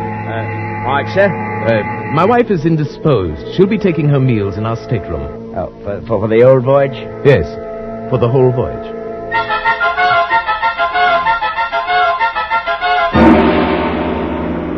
Well, I trust your wife is feeling better this morning, Professor Carpenter. Yes, a little. Not yet well enough to leave her cabin. Oh, I'm sorry. Oh, by the way, here's a copy of the radiogram you sent for your wife last evening. Oh? Oh, thank you. I'll just check it over. I say, look here. What is it? Did the typist make a mistake? No. No, nothing important. She can correct it later.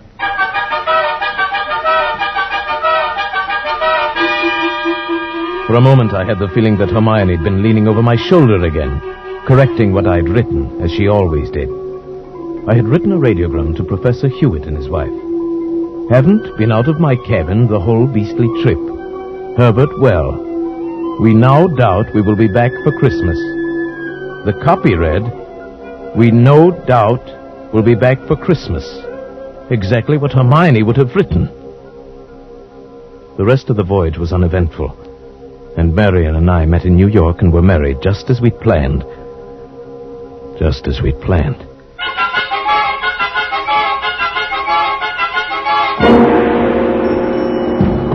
Professor and Mrs. Carpenter, we have reservations, I believe. Oh, yes, we've been expecting you, sir. Boy, take Professor and Mrs. Carpenter's luggage up to their suite. You know, Mrs. Carpenter, you're quite a surprise. Your letter reserving the rooms was so, thorough. I was expecting an older, more forbidding sort of person, frankly, ma'am. Oh, no. As a matter of fact, we're just married. But my letter reserving the room... I wrote the letter, my dear, and signed it Mrs. Herbert Carpenter. Purely a joke. Oh, what a cunning old fox you are, Herbert. Now that I think of it, I am, rather. Oh, I almost forgot. There's a letter for you, Mrs. Carpenter. A letter from me? I wonder who on earth... Well, we shall find out in good time. Come along, my dear. We're keeping the boy waiting.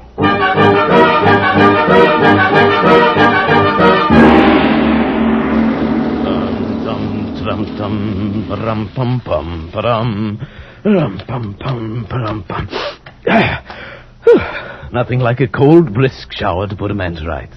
Herbert, this letter... Oh, yes, the letter. Dry my hair, will you, dear? It seems to be a bill of some sort. From a building contract in Salisbury. Oh, bother. Dry your own hair. Oh, thank you, my sweet. Let's see this bill, or whatever it is. It's very puzzling. Herbert? You were a widower, weren't you? I mean, Hermione isn't still alive. I can assure you she is not. Let's have that letter. Dear Madam, this is to acknowledge your order, together with the key... Together with the keys to your house in Launceston Place. Our men had no difficulty in finding the place where your husband had begun the excavation in the cellar, but apparently changed his mind at the last moment and filled it in again. Oh, no. What is it, Herbert? Our men will begin digging tomorrow, and you may rest assured that it will be a professional job and will be completed in ample time for your surprise Christmas present to your husband. We are happy to be conspirators with you in this thoughtful gesture and hope that Professor Carpenter will be pleased at the results of our work on what he so quaintly calls his Devil's Garden. Very truly yours, Paul Holt & Sons, contractors. What does it mean, Herbert? It means that Hermione was right. I will be back for Christmas.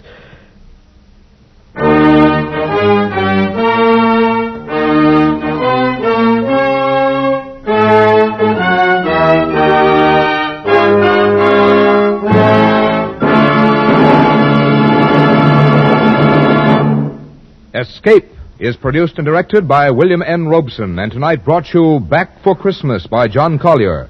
Adapted for radio by Robert Tallman, with Paul Frees as Herbert, Eleanor Audley as Hermione, and Marta Metrovich as Marion. Music is conceived and conducted by Cy Fuhrer. Next week... You are lost in a London fog, exhausted and frantic, unsure if the figures looming around you are real or creatures of your fear. And behind you, pursuing you, intent on killing you, lurks a murderer from whom you must escape.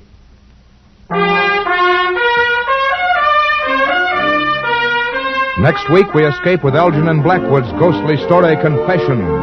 Good night, then, until this same time next week, when again we offer you Escape. This is CBS, the Columbia Broadcasting System.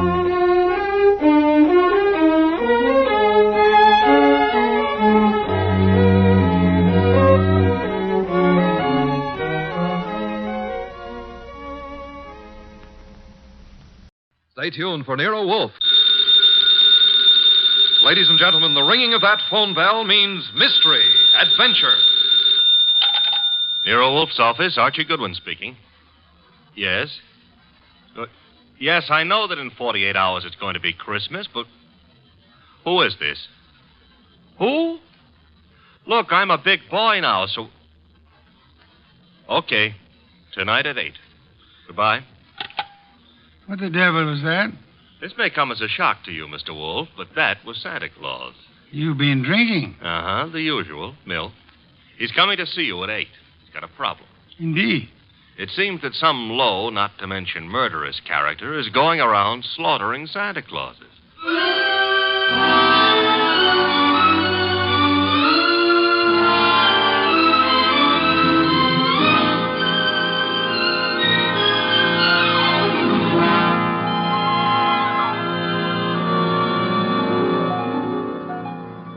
Ladies and gentlemen, it's the bulkiest, balkiest, smartest, and most unpredictable detective in the world. That chair-born genius, Nero Wolfe. Created by Rex Stout and brought to you in a new series of adventures over this NBC network in the person of Mr. Sidney Greenstreet.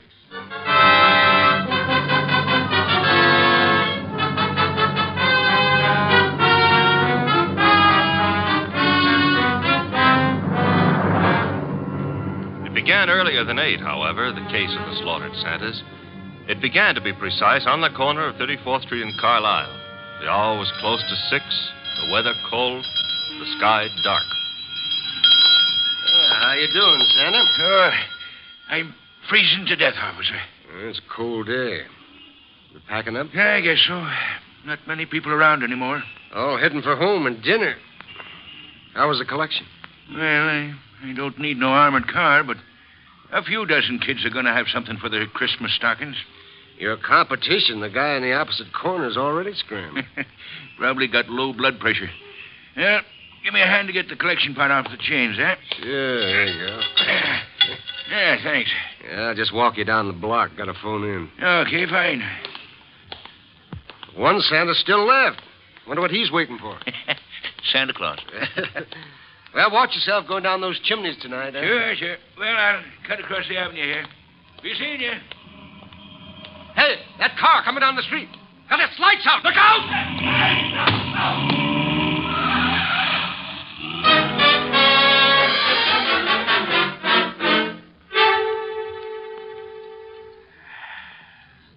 Hey, Peg. Huh? Did I ever tell you I love you? Oh, it's not me you love. It's the hot soup. Now, you're not the only woman who can cook a dish of soup. Huh? It helps, though. I'm just beginning to thaw out. Yeah, that's a cold corner you play Santa Claus on. Well, don't hurt to make a few bucks. I ain't done so good this past year. Well, maybe the next year will be... Oh, well. Besides, I kind of like it, you know. Kids asking questions all day long. Yeah. You know, I wonder how they figure the other two Santas at the intersection. Our kids think of only one thing at a time. Voices? Sure, Peg.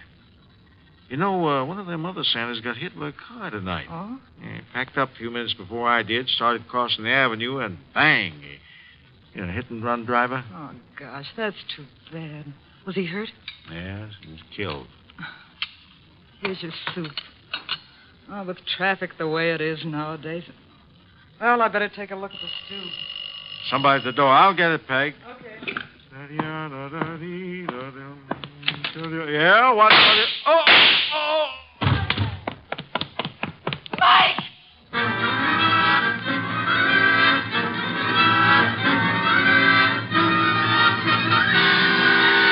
Wolf? Yes, Archie? I've been thinking. Good heavens. Oh, I admit it won't bring about a national emergency.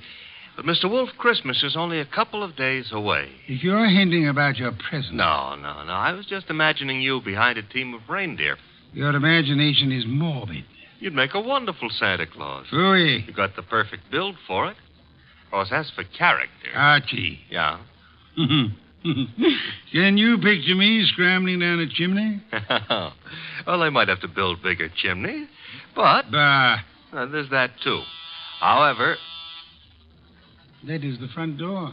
True. I was thinking... You might see who it is. Well, if nobody's been lying to me on the phone, that'll be Santa Claus. Let him in. But I haven't decided what I want for Christmas yet, Mr. Wolf. For example, should she be blonde or brunette, tall or short? Archie. On my way.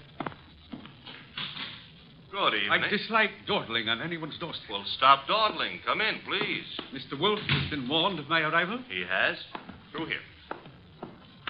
Mr. Wolf, this is Santa Claus? My name is Barton, John Barton. How do you do, sir? I have no time for the social graces, Mr. Wolfe. I'm about to be murdered. Hardly in my house. I have objections. I'm a frightened man, Mr. Wolfe. Indeed. This costume you see me in is responsible for it all. Why are you in it? I had a notion it might be, well, entertaining to play Santa Claus in public. I'm a wealthy man, sir. I can afford to have whims. Therefore, I have assumed this masquerade. However, it apparently is going to be the death of me. Mr. Barton, you have adequately conveyed an atmosphere and an emotion. I suggest you concentrate on facts now. Very well. I have been acting as Santa Claus for the Tuberculosis Fund. My station is the corner of 34th Street and Carlisle Avenue. I might add the northeast corner. Why? Because at that intersection there have been two other Santa Clauses. One on the southeast corner and one on the southwest corner. 3 Santa Clauses, then, on 3 corners. Yes. Now then, earlier tonight, the man on the southwest corner started home. He was crossing the avenue when he was run down and killed by an automobile. A regrettable accident. The car was running without lights. It deliberately ran the fellow down and then vanished. Not an accident, Mr. Wolfe. You saw this yourself? I did. 1 Santa Claus dead. The man on the southeast corner got home all right. According to the radio news flash, that's where he was killed by bullets. Coincidence? Possibly, but I wouldn't want to risk my life on the chance. This is Friday night. In the nature of things, you would have made 2 more appearances. Very well, Mr. Barton. I'll write you a check as a retainer, then hurry along home. I'm late now. No. I beg your pardon. You will neither hurry home nor notify anyone at your home of your whereabouts. But you will remain here until such time as I think it's safe for you to leave. The house is well guarded. I can't do that. In which case, I cannot accept you as a client. I fail to understand. Mr. Barton, it is very easy to murder someone. Avoiding the consequences of such an action is something else again. However, I'm assuming that you're not primarily interested in what happens to your murderer after you're dead. Of course not. Therefore, you will remain here. Archie? Yep. First, the corner of 34th and Carlisle, a complete report. But that's nonsense. The corner will be deserted now. Mr. Barton, you're hiring my intelligence. You will therefore permit me to use it as I see fit. A complete report, Archie? Right, sir. You will then visit Inspector Crane at headquarters. You will, in whatever manner you find effective, collect all the police information about the 2 already murdered Santas. Fine. The manner, I think, will be applying a blowtorch to the inspector's toes. Your levity is ill-timed. The inspector is likely to throw me out of my ear. Your problem. My ear? And on your way home, you might stop in at Mr. Barton's place. I don't see any purpose in that. Mr. Barton, there is a basic problem to which we must find an answer. Whether those 2 men were murdered because they were Santa Clauses or because their deaths were merely preliminaries to yours.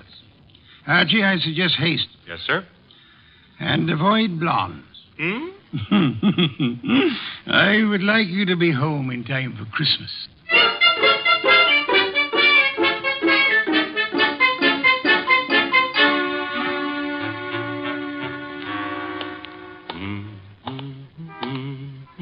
Hey, Bud.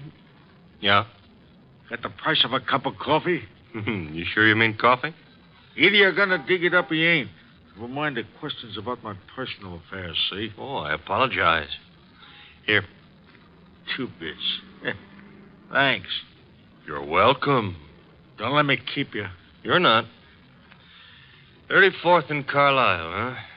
During the day filled with milling throngs. Hey, that's a nice phrase. I'll have to remember it. Milling throngs. And now desolate and deserted. Well, that's life. Is that a fact? That's philosophy. Yeah? Well, for 2 bits, I don't have to listen to no philosopher, see? Good night, Bud.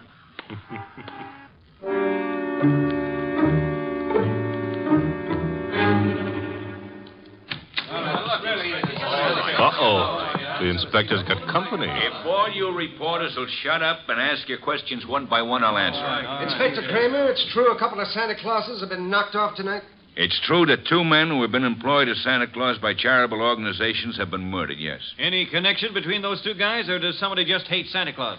Well, so far as we know, there is no connection. That means it could be maybe some kind of maniac who decided he doesn't like Christmas or Santa Claus. Is that right? The department is investigating along those lines. Like how? Well, we're checking all the local asylums for possible escaped lunatics. Yeah, but, Inspector, suppose this nut has never been in an asylum. That'll be all, boys. Oh, but listen. I said that'll be all now. Anything new comes in, you'll get it, understand? Good one. Hello, Inspector. Yeah, I spotted you coming in. What happened? You decided to reform and got a job on a paper? Nope. I'm a public-spirited citizen, that's all. Yeah, I could add a few things to that description with practically no strain at all. Mr. Wolfe and I are very sentimental about Christmas. We object to Santa Claus being killed. Nuts. Oh, Inspector, aren't you in favor of Christmas? I'm in favor of Christmas. I'm in favor of motherhood. Leave motherhood out of this. Neither of us are mothers. Our chances of becoming mothers aren't too good either. And furthermore, Okay, you're not giving, so get out of here. Thank you, Inspector. But Goodwin, Yeah? in case Wolf decides to send me something for Christmas, you know what I wish he'd send me? What? Your head.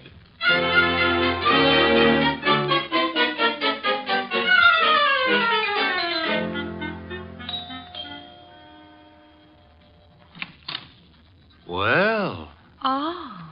now I know what I want for Christmas. What did you say? I said my name is Goodwin, and it's cold on your doorstep. Oh, I'm sorry. Come in. Mm-hmm. You didn't mention your name.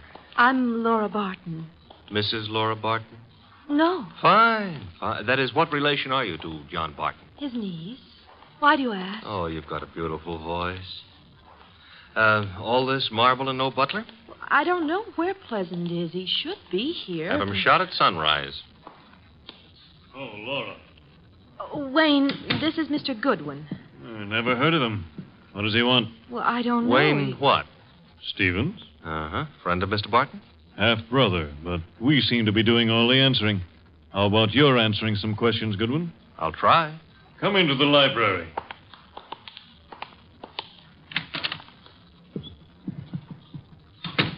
What do you want? For Christmas? Erase that. I would like to see Mr. Barton. He's not home. Where is he? Don't you know? I wouldn't have come here asking for him if I did, would I? I suppose that's true. What did you want with him? Conversation. About? Anything. You see, I like to talk to rich men. Are you rich? I can't play the piano either. You could always learn. But being rich is harder, I found it. Mr. Goodwin, you must have some reason for coming here, some reason concerning Uncle. Laura, you're being imaginative. Well, Uncle is late. He's probably still on that street corner playing Santa Claus. He enjoys it. Why bother about I what... don't know, except... He's never been as late as this? Well, no. Not since he started that masquerade of his. Would you happen to know where the butler is? Out getting drunk, I suspect. He was in the kitchen a little while ago. Disappeared. Pleasant likes to look on the wine when it's red. Or even when it's rye. No, I take that back. Oh, you do? He prefers Irish whiskey. We don't stock it. Therefore... Oh, too bad. I better run along. Good night, Mr. Stevens. Miss Barton. Good night. I'll see you out.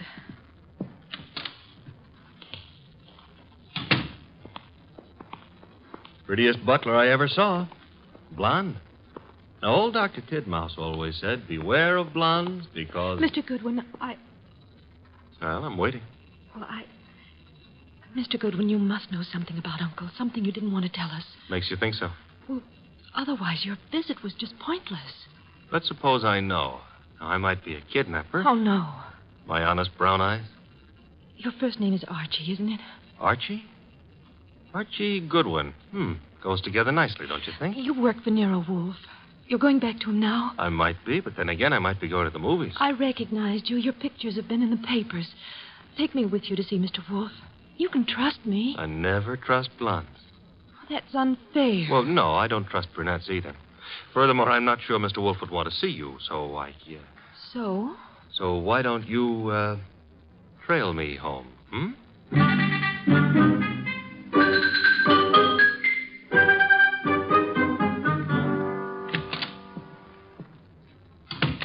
That you, Archie? Archie? Where's Santa Claus? Guest room. He was tired. What, I've been trailed home. Indeed? By a blonde. Phooey. All right, I admit I didn't make any strenuous effort to shake her off, but she trailed... Where is she? Outside. Good. Your report. Oh, but she might freeze to death out there. That's her problem. Your report, Archie. It's short and simple. It would be simple. I haven't got time to resent that. A blonde is dying. As for the report, corner of 34th and Carlisle is a very quiet spot at night. No one was around but a bum who got into me for a quarter. For coffee, he said. You will not put that quarter on the expense account. Stop worrying. That was a private gesture. There were 4 corners. Corner number 1 had a dress shop on it. Corner number 2, a drugstore with a beautiful redhead in the window making with a hair rinse. The ad said her name was Noreen, but it didn't give her phone number. Archie. 3rd corner was devoted to a shoe store, and the 4th corner had a bank on it. A bank? Uh-huh. Kind of thought we'd have a pause at that point. Mean something? Inspector Kramer's information consisted of... Oh, you're being coy. Kramer furnished the information the police could find no connection between the 2 murdered Santas. Except for the fact that they were both playing Santa Claus. Isn't that a little on the obvious side? This is an obvious case. The Barton home, Archie. Marble and old lace. The butler, his name is Pleasant, was among those missing. Among those present, Laura Barton, the old man's niece, and Wayne Stevens, his half-brother. Ah. Yeah, only for Laura. Stevens was not at all pretty. It was Laura Barton who followed you here. It was Laura. Archie, go upstairs and... Oh, now, wait a minute. The girl, the weather, common humanity demands that you have... Louis, you speak for yourself, not humanity. I'm human.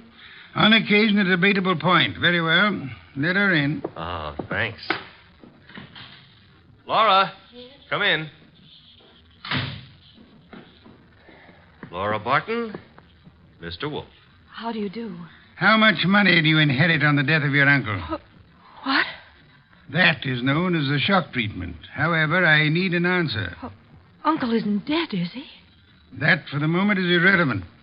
How much? Half his estate. The other half? Wayne, Uncle's half-brother. Very well. Archie, will you go upstairs and inform Mr. Barton that his niece is here? Uncle is here? On my way.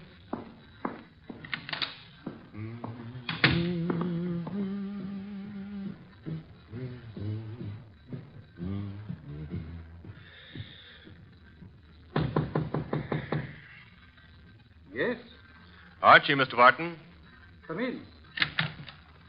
Mr. Wolfe would like you to come downstairs. I suppose he has a reason. Mm-hmm. A blonde reason, your niece. My niece? That's right. Hey, where'd you get that? A man of my wealth finds it safer to carry a revolver. Yeah, but it's not safe to point it at people, especially for the people. Turn around, Goodwin. But, Mr. Barton, we're protecting you. By letting that girl into the house, if I had the time, I'd be amused. As it is.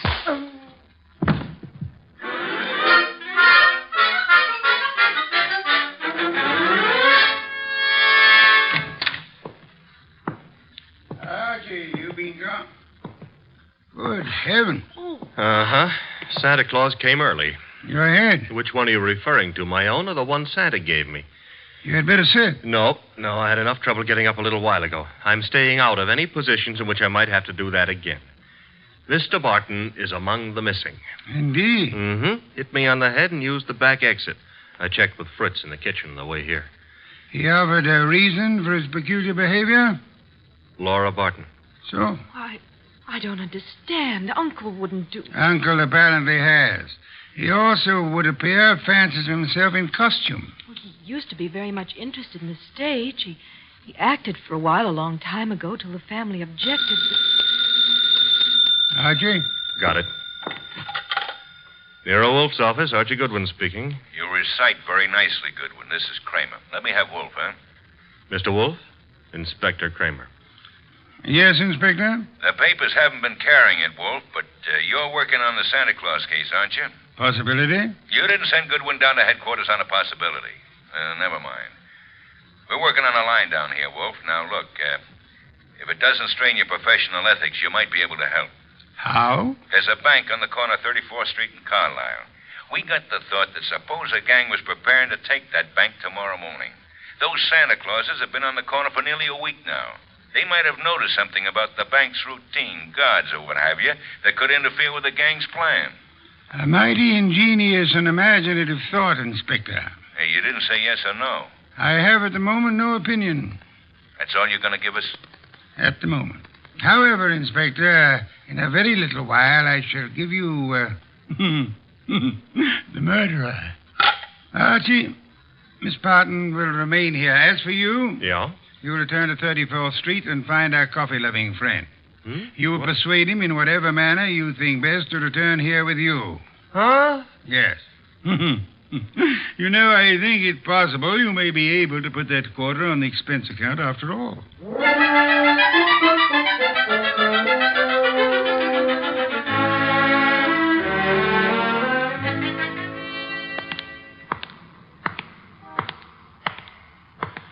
You. What? Oh. Why? I've seen you before. Yeah, I've learned to love the neighborhood. That's why it's going to break my heart. What is? Leaving it with you. With... It's sensitive about having guns pulled on me tonight. Let go of me, will you? Not until I tell you that, McGill. Yeah. Gun looks in a lot better shape than you do. You're coming with me. Oh, where? Mr. Wolfe would like to see you. Nero Wolfe? Yeah. Well, why? He's trying to salvage a quarter.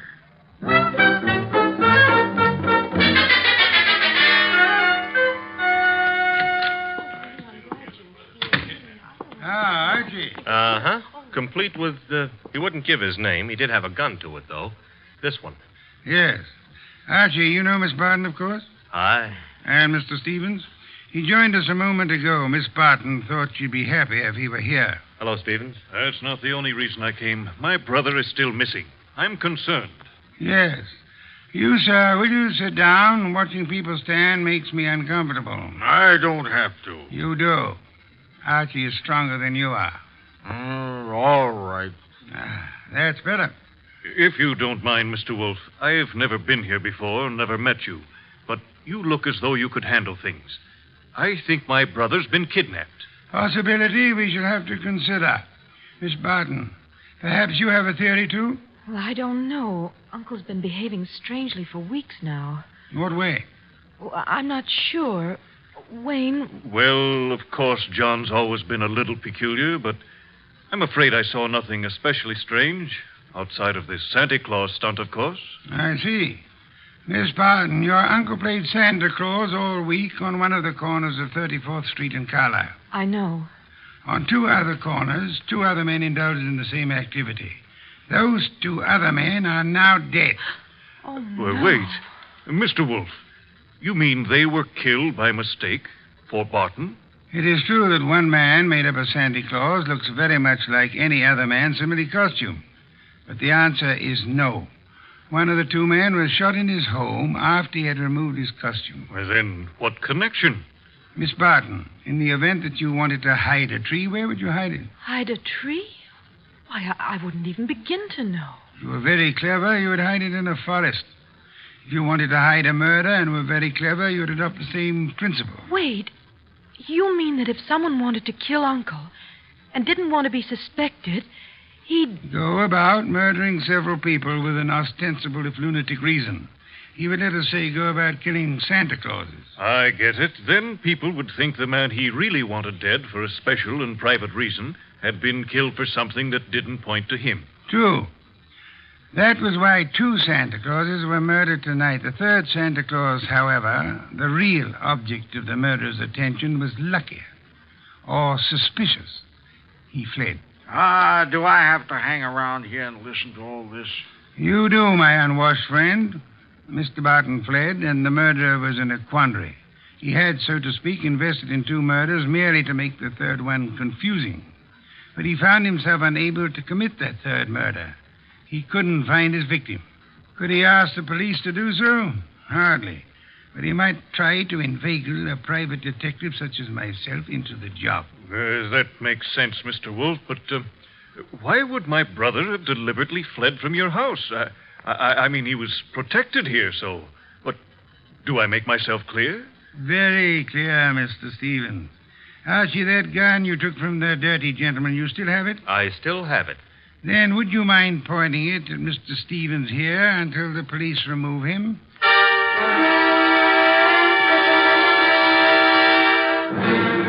All right, come along, Stevens. Well, that's the end of Mr. Stevens. Inspector Kramer will take good care of him from now on. But now, Mr. Wolfe, Laura and me and the refugee from a washcloth over here would still like to know how and why and who was involved. I knew 2 people had a motive for John Barton's death. Laura Barton and Wayne Stevens.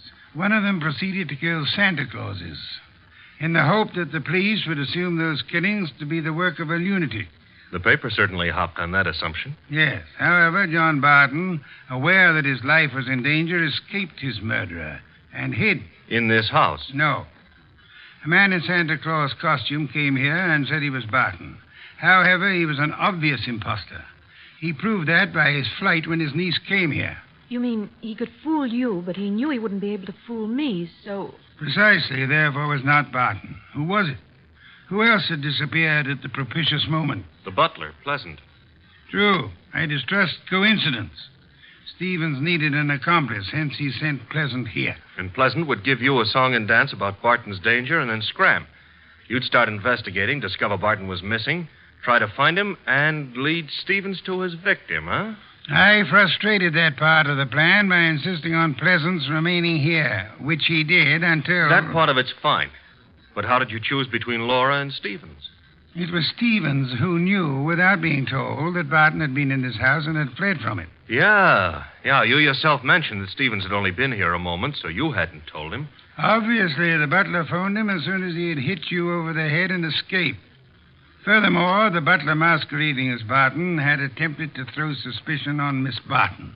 That convinced me of her innocence. Well, you've done it again, Mr. Wolfe, except for one minor detail. You're not very successful at irony, Archie. What minor detail? Where is Barton? In this house. Huh? When did that happen? You arrived home with the gentleman sitting near you. The bum? Wait a minute. This I ought to be able to figure out myself. Laura said Barton used to be an actor. That's item 1, huh? Yes, Archie. Also, why is a supposed tramp hanging around a deserted intersection for handouts? The answer is he wasn't. He was keeping an eye out for trouble he knew was after him. Oh, so it turns out I gave a quarter to a millionaire. Uncle, your uncle. Well, that is... I know, my dear. Yes, I'm Uncle. I did a rather decent job, didn't I? No one recognized me. Except, of course, you, Mr. Wolfe. Not recognition, Mr. Barton. Logic. Archie, open some beer for us. Yes, sir. Logic, eh? Well, whatever it was, Mr. Wolfe, I owe you a good deal. How can I ever repay you? Oddly enough, the answer is simplicity itself. Make out a check.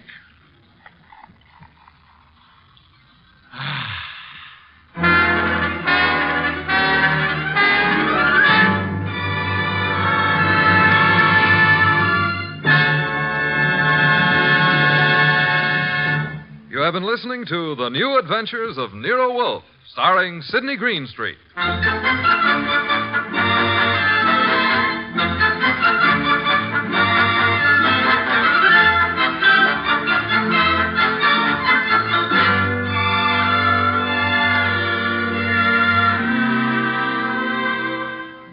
Tonight's transcribed story was based on the characters created by Rex Stout.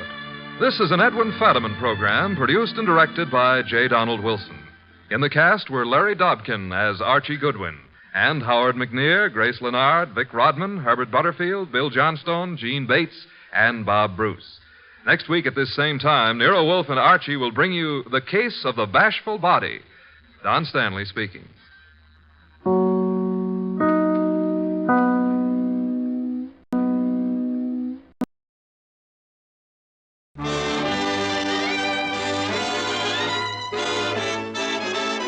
Dick Powell as Richard Diamond, private detective.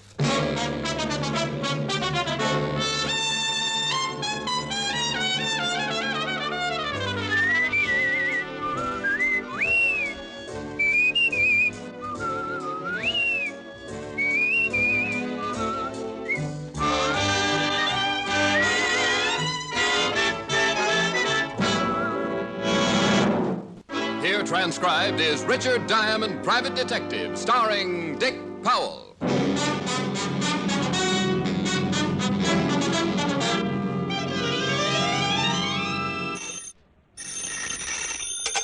Diamond Detective Agency, we deal in crime, but we're closed now. It's Christmas time. Hello there, this is Diamond. Every year about this time, my business takes a big nosedive. People usually pack up their troubles and start unpacking colored lights and Christmas tree ornaments. So tonight I'm going to tell you my favorite Christmas story, one I always like to tell. A Christmas Carol by Mr. Charles Dickens. Now, I'd better explain something first. This version isn't exactly the way you've always heard it. Because of the particular type of characters I usually get mixed up with, this story is written to fit their talents and characteristics. Different from the Dickens original, certainly, but we feel that this story could easily happen today, anywhere. Like right here in New York on a little side street just off the Bowery. So now I'd like to introduce our characters. Mr. Ebenezer Scrooge will be played by my good friend and guiding hand of the 5th Precinct Homicide Division. Lieutenant Walter Levinson. Walter. Otis. The character of Jacob Marley will be played by one of Lieutenant Levinson's most trusted henchmen. Otis, that's you. Huh? Oh, Sergeant Otis Loveloon. Loveloon. Oh. Walt. Oh, sorry, Ellen. Tiny Tim will be played by our corner newsboy. Hi, I'm Johnny Rollins. Tiny Tim's mother will be played by my red-headed gal friend, Helen Asher. The rest of the characters will be played by members of the 5th Precinct Police Station. Officer O'Reilly. Officer Leskowitz. Sergeant Miller. The music will be furnished by the 5th Precinct Police Band, directed by Patrolman Worth. Hi. And now, our version of the Christmas classic, Charles Dickens' A Christmas Carol.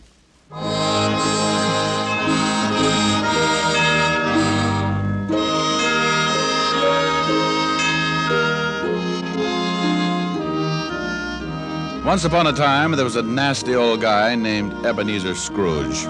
He was nasty, all right. He didn't like anything, except maybe all the dough he could get his hands on. Scrooge had a little business that he started with his partner, Jacob Marley. The outfit was known as Scrooge and Marley Loan Company. But one day, poor old Marley just up and keeled over. So the boys along the big street gave him a nice funeral, and old man Scrooge took over the business. Well, Marley had been dead for 7 years, and Scrooge lived alone in his little room over the office, and for a hobby, he hated everybody. He had a young guy working for him named Bob Cratchit. Bob had a wife and 4 kids and made just enough to make ends meet. Scrooge used to ride him all the time. When it got so cold the polar bears complained, Cratchit would turn on the little heater, and Scrooge would say, Cratchit, what do you think you're doing? Turning on the heat, that's what I'm doing. My fingers look like popsicles. I don't care if they come in 6 delicious flavors. Every time you turn on that heater, it costs me money. Business is not good, so get back to your work. And turn off the heat. Oh, now look, Mr. Scrooge, I'm freezing. This pen ain't guaranteed to ride under ice. I'm telling you once more, get back to your work. Okay, but I don't know why you worry about business. Why not just put up a sign and turn the joint into a skating rink? Merry Christmas, Mr. Scrooge.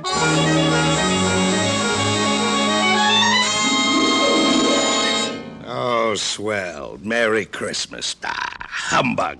Humbug? Yes, humbug. My old man didn't like Christmas, and that's what he used to say, humbug. Okay, humbug. It's still Christmas, and I don't see where you get off not liking it.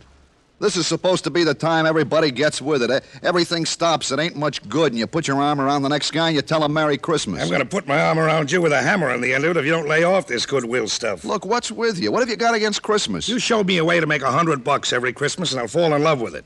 You want me to be merry? Well, sure. Then go get some of those joyous clients of mine to pay off their loans. Merry Christmas. Humbug! Okay, then, humbug. But it's still cold in here. Have some icicles, but give them back after the holidays. They're my fingers.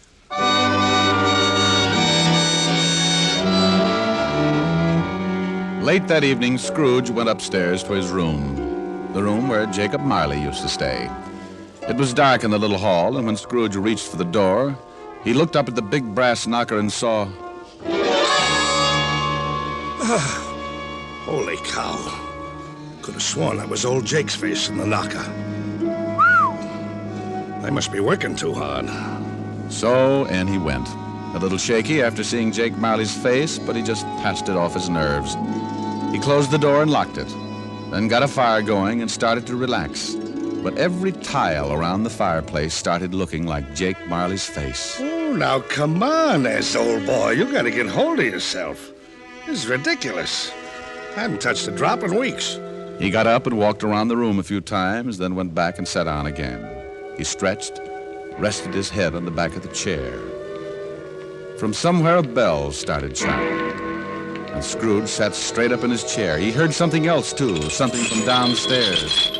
What the? Oh, now, what is that? What's going on here? Who's that?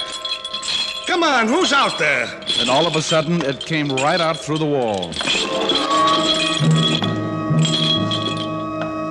All right. Sit still, Scrooge.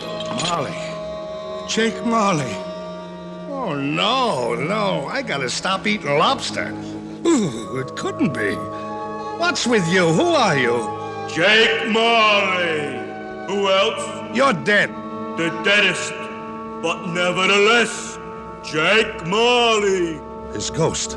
Oh, you are very sharp today, Scrooge, old boy. I don't believe it. You got eyes, ain't you? Yeah, and I got a bad stomach, too. That's who you are. Nothing but a bad case of indigestion. You don't think I'm a ghost, huh? Okay. Maybe a good scare will change your mind. No. Stay away from me. All right. I believe you. You sold on the idea? Yeah. But why did you come to see me? Regulations. Every man's supposed to live his life and help his buddies. If he don't do it while he's alive, then he gotta do it after he kicks off. Oh, cut it out! Why come to me? Because you're gonna end up just like me, unless we do something in a hurry. Now, I haven't got much time, so you better listen. Oh, I don't want to be like you. I'll listen. Okay. You are gonna have 3 visitors. You are gonna be haunted by 3 spirits. Oh, no. It is the only way you can keep from being like me. When you hear the bell strike 1, the first one will be here. Well, I gotta be going. You won't see me again, but you remember what I told you. So long, Scrooge, old boy. Your goosebumps can relax now. Cut it out!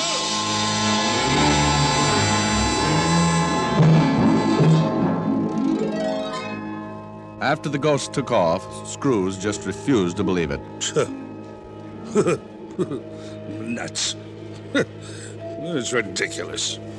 Humbug.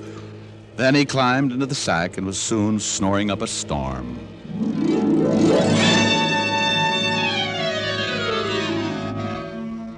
When Scrooge awoke, it was still dark, and the bell from the church on 53rd Street was striking 12.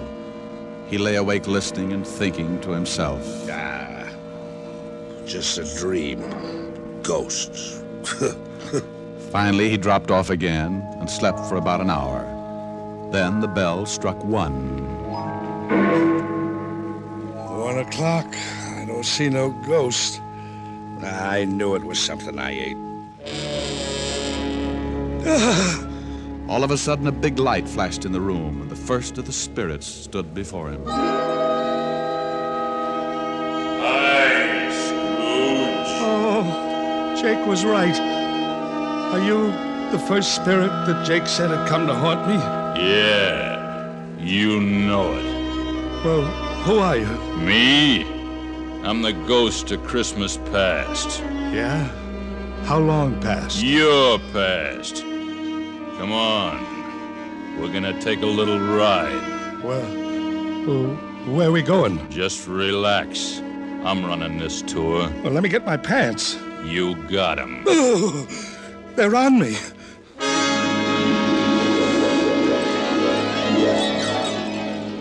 With that, the ghost of Christmas past grabbed Scrooge by the hand, and they both flew out of the window. Scrooge nearly lost his upper plate, but before he could yell for help, he was standing in front of a dirty, ramshackle old tenement building. You know where you are? Sure, I know where I am. This is where I was brought up. Even the garbage cans are the same. You had a pretty tough time when you were a kid, didn't you? The toughest? I wasn't very big.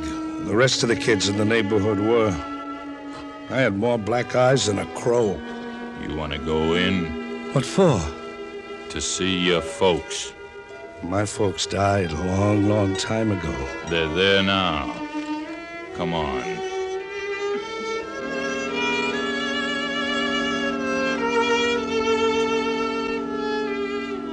Well, the ghost took old Scrooge into the building and showed him a Christmas, years past, when he was a child with his family. Sure, it was tough living in two little rooms like that, but Scrooge remembered how wonderful it really was. What's the matter, Scrooge? Huh? Oh, I got something in my eye. You were pretty lonely when your folks... when they, Yeah.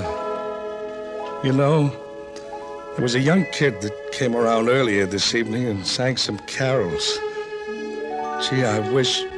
Yeah? What do you wish? Oh, nothing. Come on. I want to show you another Christmas.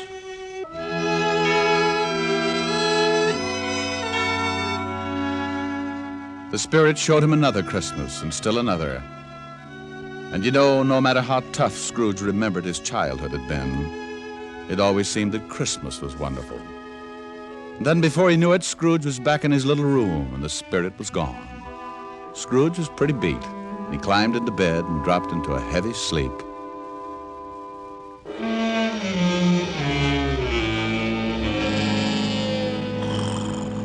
Merry Christmas.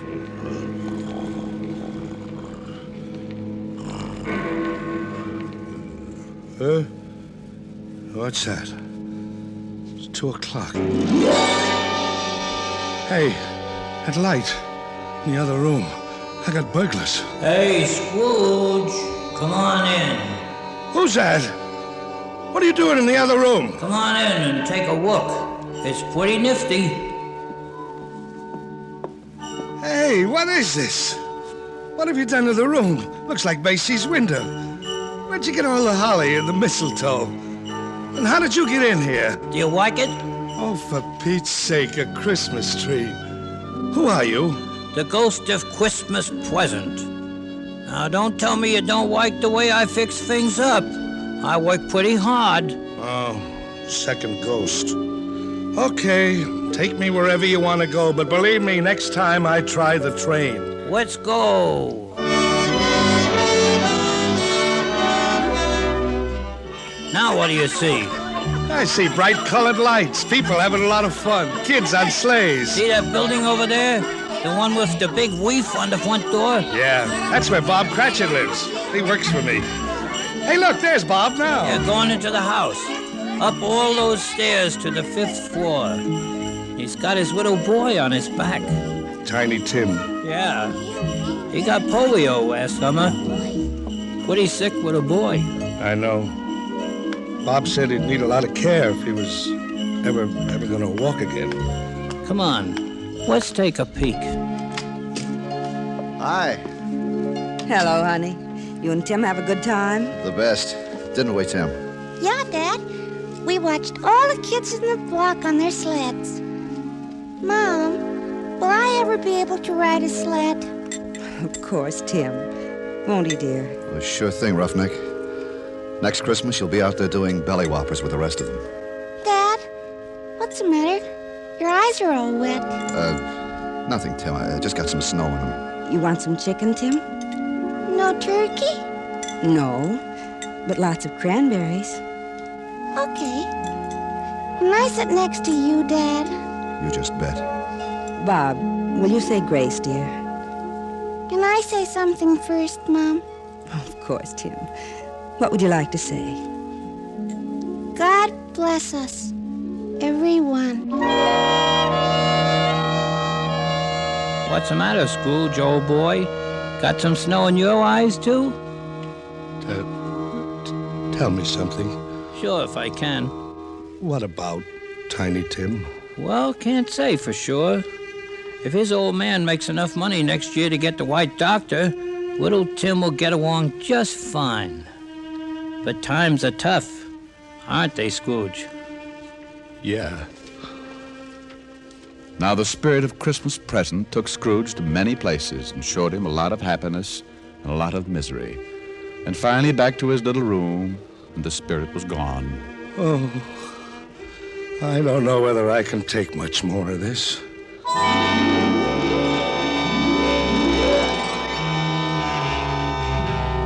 Then a new ghost drifted in. This was the worst yet.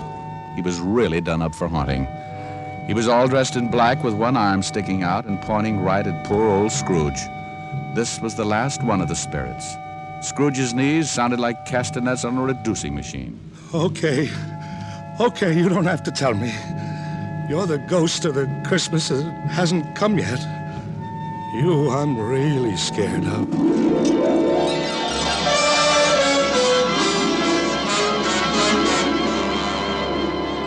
The ghost took off with Scrooge right after him. The city disappeared, and Scrooge found himself on the outskirts of town, standing in a graveyard. The night was howling like it was mad, and as Scrooge looked down, he saw... Hey, what's this? What's this stone? The black spirit stood still and pointed, so Scrooge leaned down, pulled away the bushes, and saw it was a tombstone. There's a name here. Ebenezer Scrooge. Oh, no. No. Look at this. Believe me, I don't want this. I know I've done wrong, but I'm not kidding. I really know what Christmas means. It doesn't mean just today or tomorrow. It's every day of your life. I swear I'll do better. Only take me away from this. Let me try. Let me try to make Christmas right for me and for everybody else. Please, please, don't let this happen. Give me another chance. Well, don't just stand there. Put your arm back in. You'll catch cold. Well, say something. Suddenly, Scrooge dropped to his knees and reached out for the spirit. But something happened. The spirit started to shrink. Then it collapsed. And when Scrooge looked up... What the... My bedpost. My own bedpost. I'm home. Oh, thank goodness. I lived the past, the present, and the future, and now I'm home. Hallelujah! Spirit, wherever you are, believe me, from now on, things are going to be different. Oh, yeah, and thanks. Paper, get your morning paper. Hey, boy! Yeah? What day is this? It's Christmas. What's with you? Christmas! Oh, boy, I haven't missed it. The spooks did it all in one night. Boy! Oh, it's you, Mr. Scrooge. How many papers you got? I don't know. Well, here's What? $5. $5. Throw them away and then go have yourself a Merry Christmas. Gee, thanks, Mr. Scrooge. And a Merry Christmas to you. Oh, boy, say that again. Thanks. No, the other. Oh, you mean Merry Christmas? Yeah, that's it. Merry Christmas.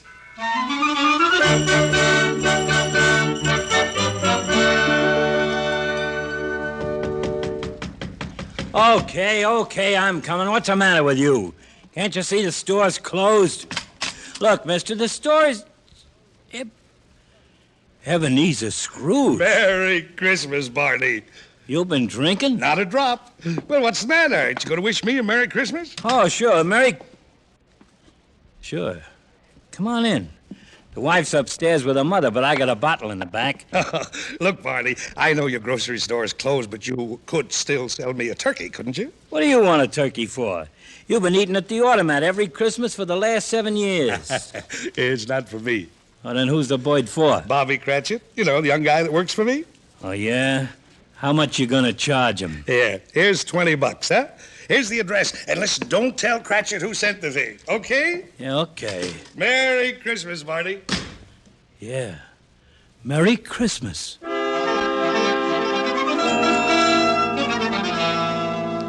Well, old Scrooge went back to his rooms and took an old blue suit out of the mothballs. He shook it out, put a few creases in it, and went out on the street. The old boy was really with it. Everybody he passed, he greeted them with, Merry Christmas. Merry Christmas. Merry Christmas.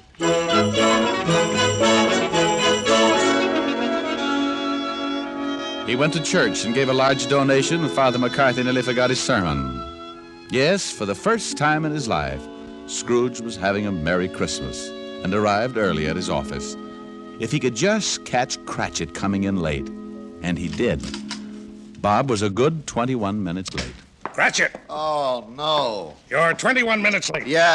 I'm sorry, Mr. Scrooge. I had a big evening. Oh, last you night. did, huh? You know what I told you if I caught you fancy-footing it in here late again. Okay, so I'm canned. You think you got it coming? Well, I'm too tired to argue. Jobs are tough enough, and I hate to lose this one, but I'm just too tired. A raise would help, huh? Well, that's the silliest question of the year. Then you got it. It's in the envelope. What? Uh-huh. Maybe after we see how the funds are, we might be able to do something about Tiny Tim. Well, yeah. I don't get it.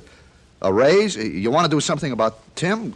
I don't get it. Sure you do, Bob. Haven't you heard? It's Christmas. Now go on home, take the day off, take the week off, come back when you feel like it. Merry Christmas. Mr. Scrooge? Yeah? Merry Christmas.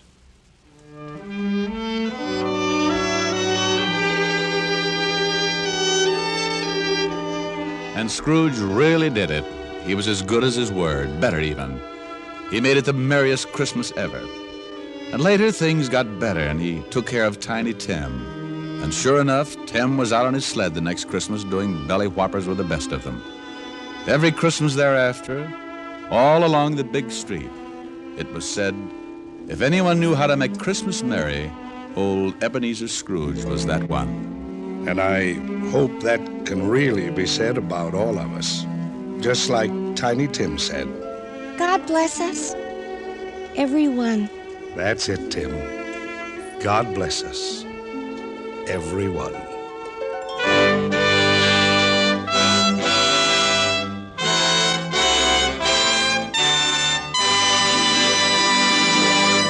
Oh, Rick, that was a wonderful story.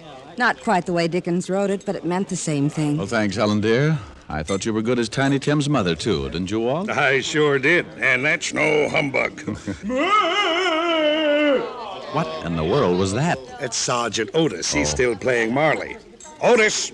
Yeah, Ebenezer? Oh, cut it out, Otis. The play's over. Go on, call officers Riley, Lund, and Miller, all of them. Tell them to leave the punch bowl and come over here. We're going to sing. Oh, boy, I'll lead off. Jingle bells, jingle bells. No, Otis. Rick will lead. We can join in later. Oh, Lieutenant. Go on, Rick. Otis, stop breathing down my neck. I'm just waiting to come in. Otis. Oh, for heaven's sake. Snow falling down from heaven, making a mantle of white.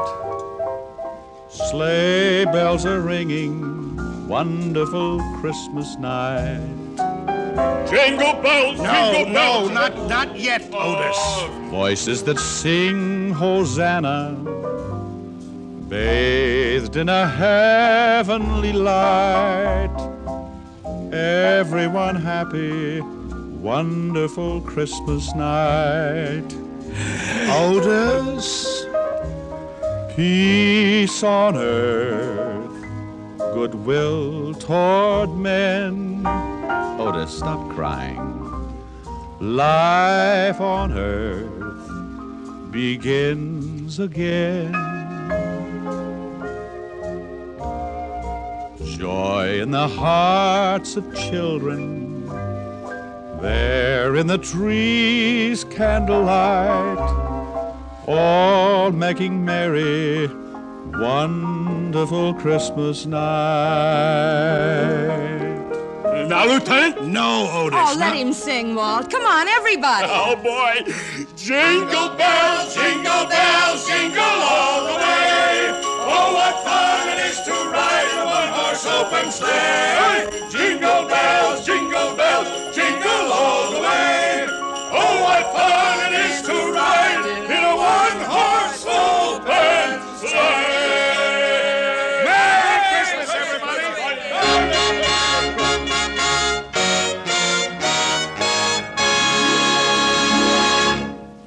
Here's Dick Powell with another special message. Thank you. Now, until next week.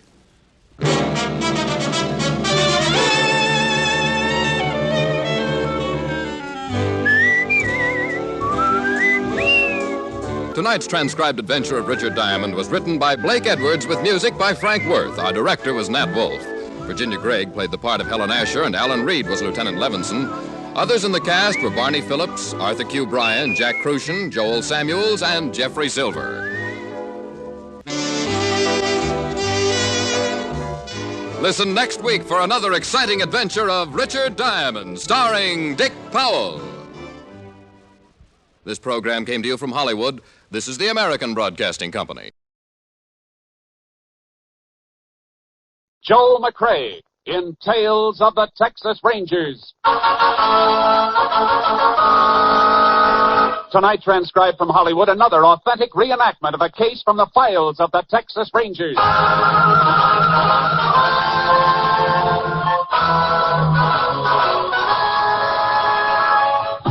Tales of the Texas Rangers, starring Joel McCrea as Ranger Jace Pearson. Texas, more than 260,000 square miles. And 50 men who make up the most famous and oldest law enforcement body in North America.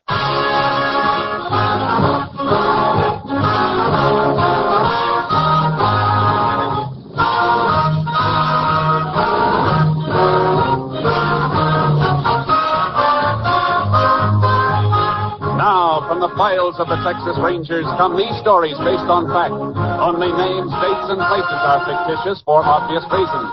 The events themselves are a matter of record.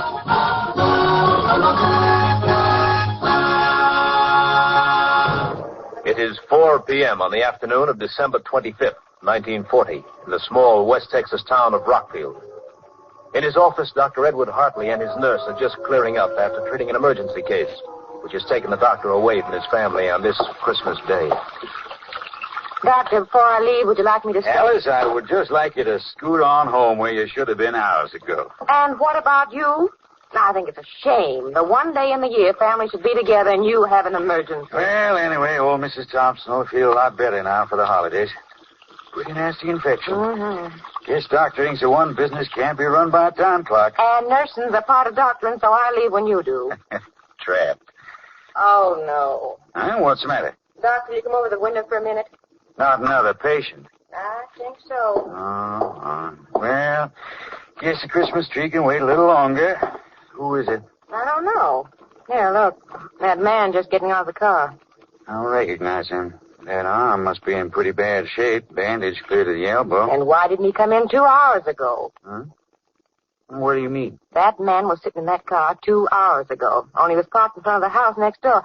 I wonder... Away from there. What, Doctor, what... I don't want him to see you. Now, go on.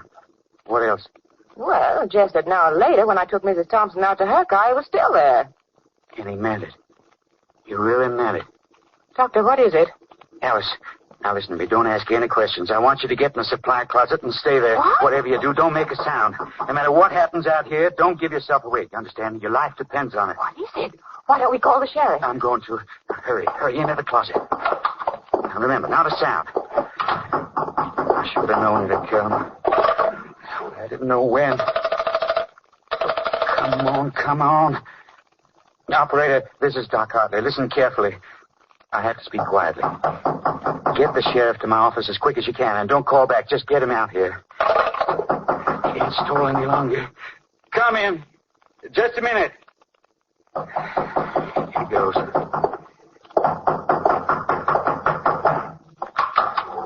Yes? You're Doc Hartley? That's right. Well, can I come in? Oh, of course. Come in. No, that's the supply closet. My dispensary is this way. Now, if you'll just get up on the table. Would you like to lie down? More comfortable for that arm. I'll sit. That's a lot of bandaging. What did you do to that hand? Think maybe I sprained it. You're the doc. Suppose you tell me. Always work this slow, Doc? Oh, I'm sorry. Where's your nurse? She's gone home a long time ago. Not even supposed to be working today. This is Christmas, you know. Yeah, I know. Why don't you pull the last of the bandage off, Doc? Don't you want to see my hand? I know what's in it. Yeah, I'll do it myself. Yeah. See? There's your Christmas present, Doc, in my fist. Nice 38. Don't you want it, Doc? Why are you doing this? Why? Maybe I shouldn't give it to you. You guessed what it was. Spoil my surprise. You look like a nice guy. I'll give it to you anyway. Look at me, Doc. You know what it's for.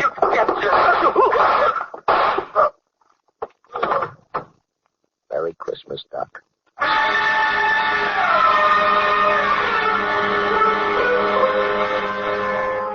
Sheriff Lon McGill, on arriving at the scene of the crime, found Dr. Hartley dead and Nurse Alice Leonard in a state of physical collapse. He immediately asked for the help of the Texas Rangers. Ranger Jace Pearson was assigned, joining the sheriff at the doctor's office a short while later. Photographer will be out of your way in a minute, Jace. The nurse I told you about's in the other room. Maybe you want to talk to her first. Yeah, thanks, Sheriff. She's still as bad off as she was? Oh, she's some better now. It's a rough thing for a woman to have to go through. Yeah, plenty rough. In here, Jace.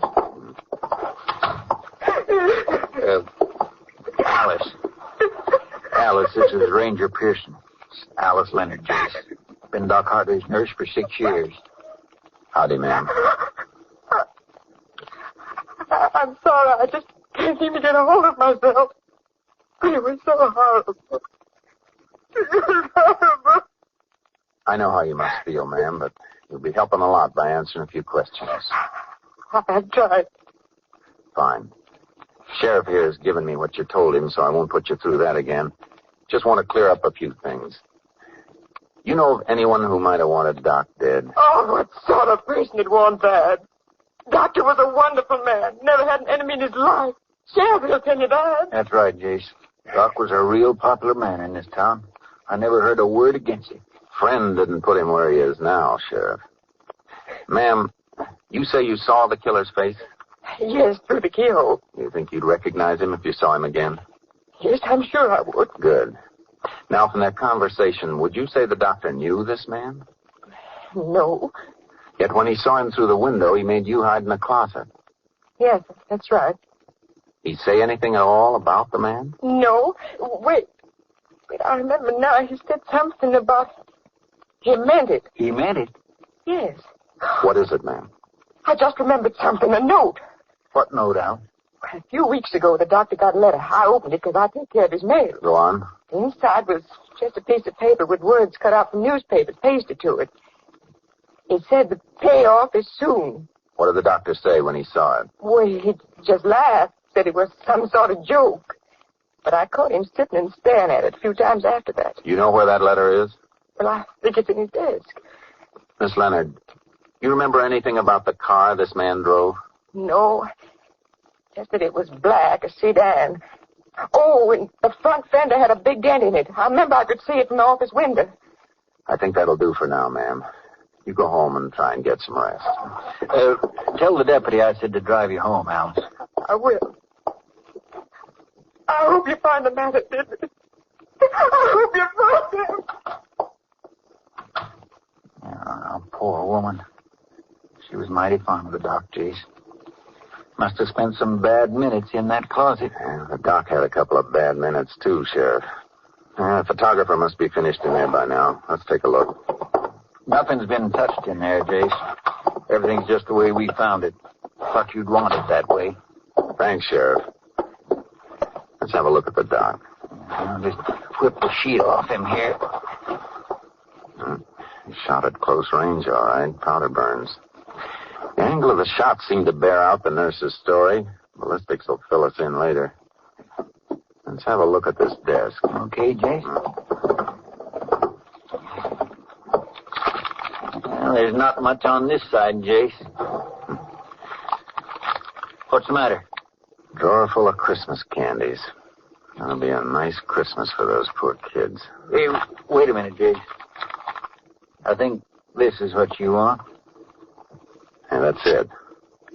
The payoff is soon. No envelope with it? I reckon Doc threw that away. It'll be a tough one to trace. Cheap paper, the message in newspaper captions. And it's used a lot for blackmail because it's so hard to run down. Well, where to now, Jace? Has the doc's wife been told about this yet? No. Been holding off. I sure don't relish it none. Those kids and all. Let's tell her together then, Sheriff. It's a little easier that way. Thanks, Jace. Anything more we can do here? No, but before we go, I want to check on that black sedan with a smashed front fender. See if it's on the stolen car list. Sure thing. If you can spare a couple of deputies, Sheriff, I'd like them to do a house-to-house on this street. Maybe somebody else got to look at that car or the killer. It's a good idea, Jace. There's not much to go on, is there? There's enough. They always leave enough. This is one killer I want, Sheriff. I want him bad.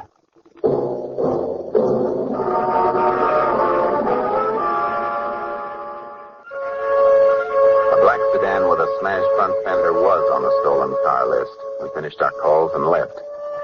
15 minutes later, we stood in front of a large, neat house on a well-kept street. Staring at the front door, Doc Hartley would never open again. Through the parlor window, we could see 3 laughing kids and proud grandparents around a Christmas tree. It was a rough doorbell to ring. I thought you'd never... Oh, I'm sorry. I was expecting my husband. Oh, Sheriff McNeil. Howdy, Miss Hartley. Can we come in? Oh, why, of course, please do. I imagine you want to see Ed. I'm sorry, he had an emergency, but if you like, I can... Mrs. Hartley, this is Ranger Pearson. Howdy, ma'am.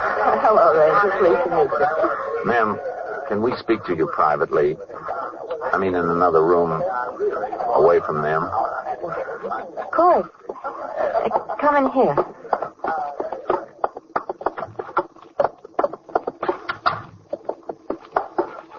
Well, what is it? Ma'am, it's best to say it quickly. Your husband, he's been killed. Oh, no. Here, you better sit down, Miss Hartley. Dad.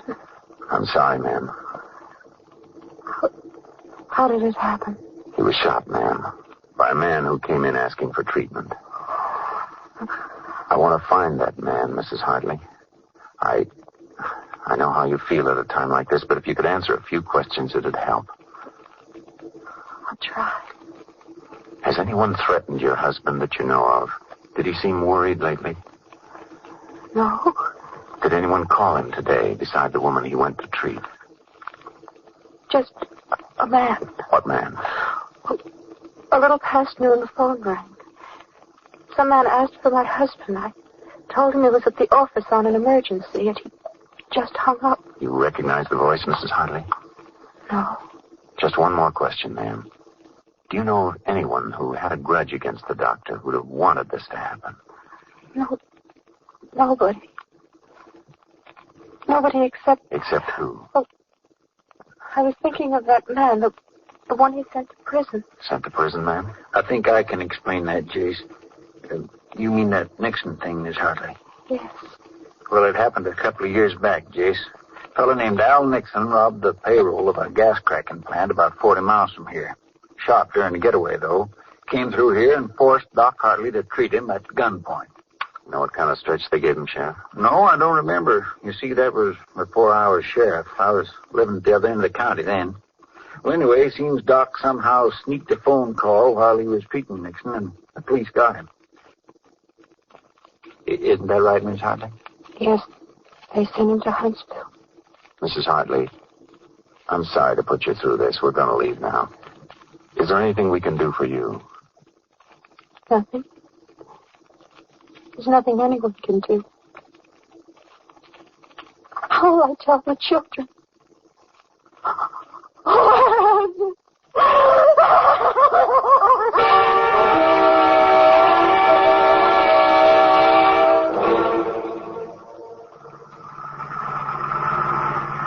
Call from KTXA ought to be in any minute now, Sheriff. I still don't see why you ask him for that rundown on Nixon, Jace. You thinking maybe he's out? I don't know, Sheriff, but I sure want to find out. Nixon's got a real good motive for this killing. Well, I got to go with you on that. But hold it, Sheriff. That's it. KTXA to Unit 10. Unit 10 to KTXA. Go ahead. Have information you requested. Al Nixon, sentenced life term, Huntsville Penitentiary, December 1937. Money from gas cracking plant payroll never recovered.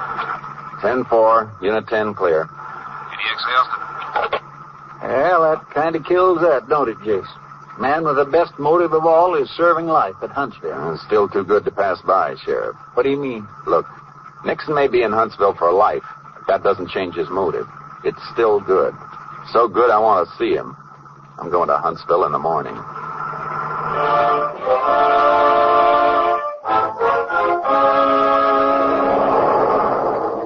Next morning, I left Nurse Alice Leonard with the sheriff to begin the long job of trying to pick a killer's picture out of the gallery. Then I headed for Huntsville. I wasn't in the visiting room 5 minutes when Nixon was brought in. A brutal-looking little man who shuffled forward and sat across the table from me, waiting for me to talk. My name's Pearson, Nixon. Ranger Pearson. What do you want, a medal for remembering your name? I want some answers. And if I don't give them to you, you'll have me arrested, huh? You remember Dr. Hartley, Nixon? Yeah, I remember. Look around. Ain't this good reason to remember him? He didn't put you here. You put yourself here. Hartley put me here. Oh, but don't you worry a head about me, Ranger. I'll make out. Yeah. You worry about Hartley. Hartley's dead, Nixon. You mean that? He's dead. Shot to death. Something funny, Nixon? Sure. Don't you get it? He put me in here, now he's dead, but I'm still alive.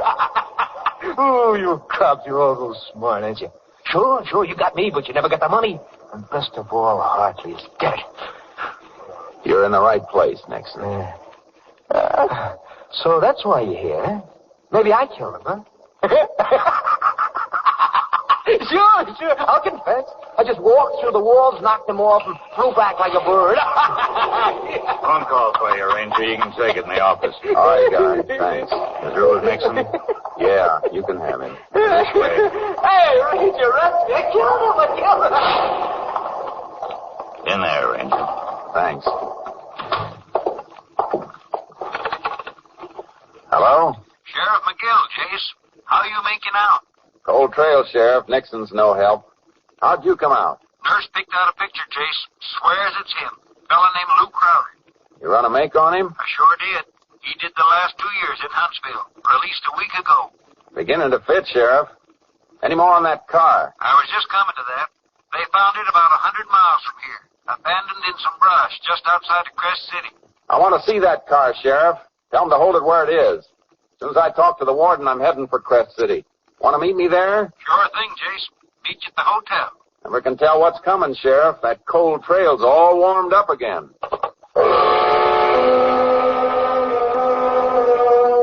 I had my talk with the warden and then met the sheriff in Crest City. As we headed for the spot where the abandoned car had been found, I kept thinking of Doc's wife and her 3 small kids.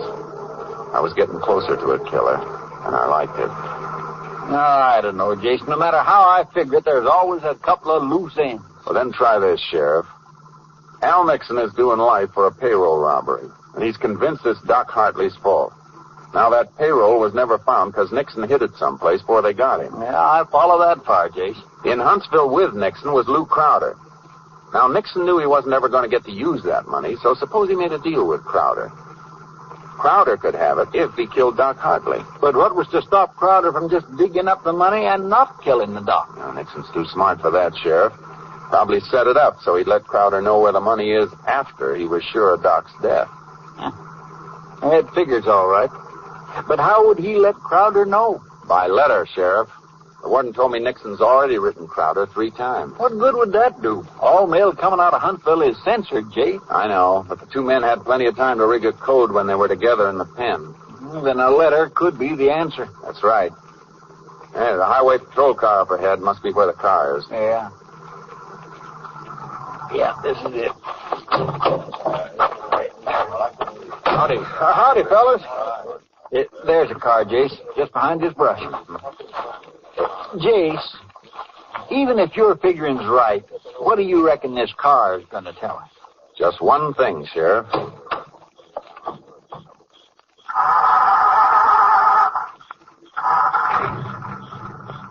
That's it. I don't get it, Jace. You will. Look, would Crowder want to hang around a town he'd killed a man in? No, reckon not. But if he's expecting a letter from Nixon, he's got a light someplace to get it. What are you driving at? Put this together. This car's still in running order. Crowder didn't have to leave it. That makes Crest City a pretty good bet for the place the letter's going to be picked up. But what if Crowder's already picked the letter up? It's not likely. Nixon didn't even know about the killing until I told him today. And he'd want to be sure before he paid off. What if Nixon double-crosses Crowder? Suppose he don't send the letter telling where the money is. He'll send it, Sheriff. I got a good look at Nixon's face when I told him Doc was dead. He'll send it.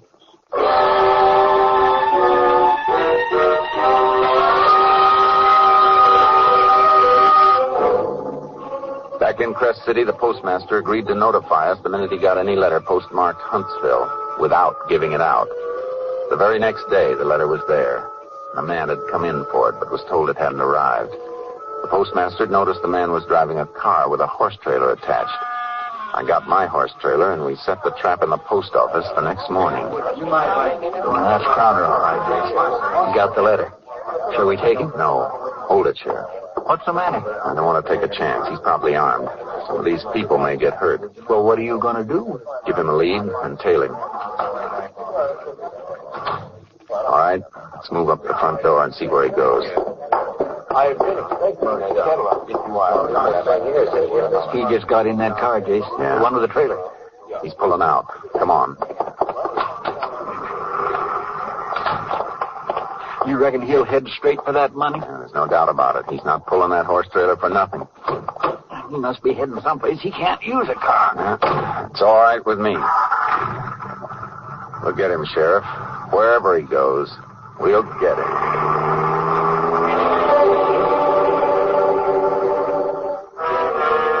For almost 3 hours, we trailed Crowder by car, never getting too near him, just pinpointing him. When the country got rough, he left his car and switched to the horse he'd been pulling. So did we. We gave him a bigger lead and just followed his tracks. Awful rough climb, Jace. You sure we're following him? I don't see any tracks. We're following him all right, Sheriff. Didn't you just see that turned rock, moist on one side? A hoof did that. Beats me how you spot him. Hold it, Sheriff. Oh. It's a drop-off just ahead. I want to look.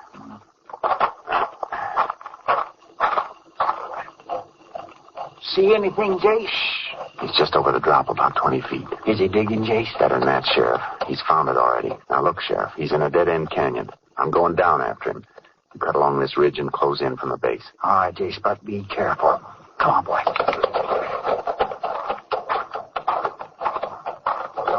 Crowder! Get your hands up.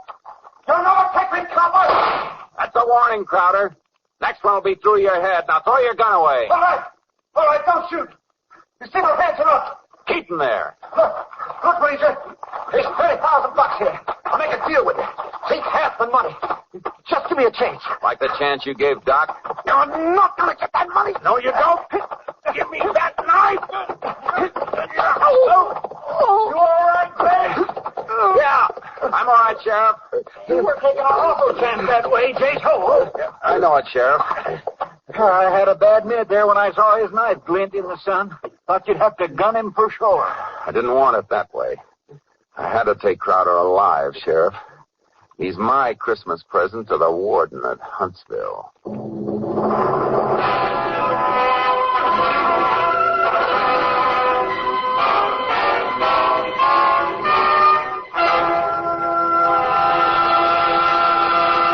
On February 3rd, 1941, Al Nixon was removed from Huntsville Penitentiary to stand trial along with Lou Crowder for the premeditated murder of Dr. Hartley. Both men were found guilty. The sentence, death in the electric chair. Next week, Joel McCrea in another authentic reenactment of a case from the files of the Texas Rangers.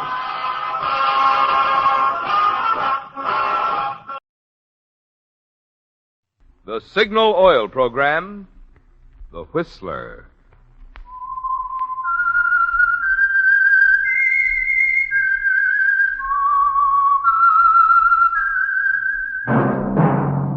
That whistle is your signal for the Signal Oil Program, The Whistler.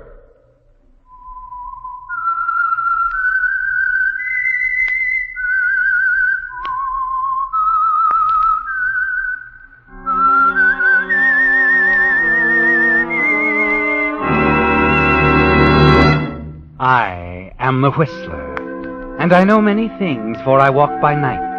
I know many strange tales, hidden in the hearts of men and women who have stepped into the shadows. Yes, I know the nameless terrors of which they dare not speak.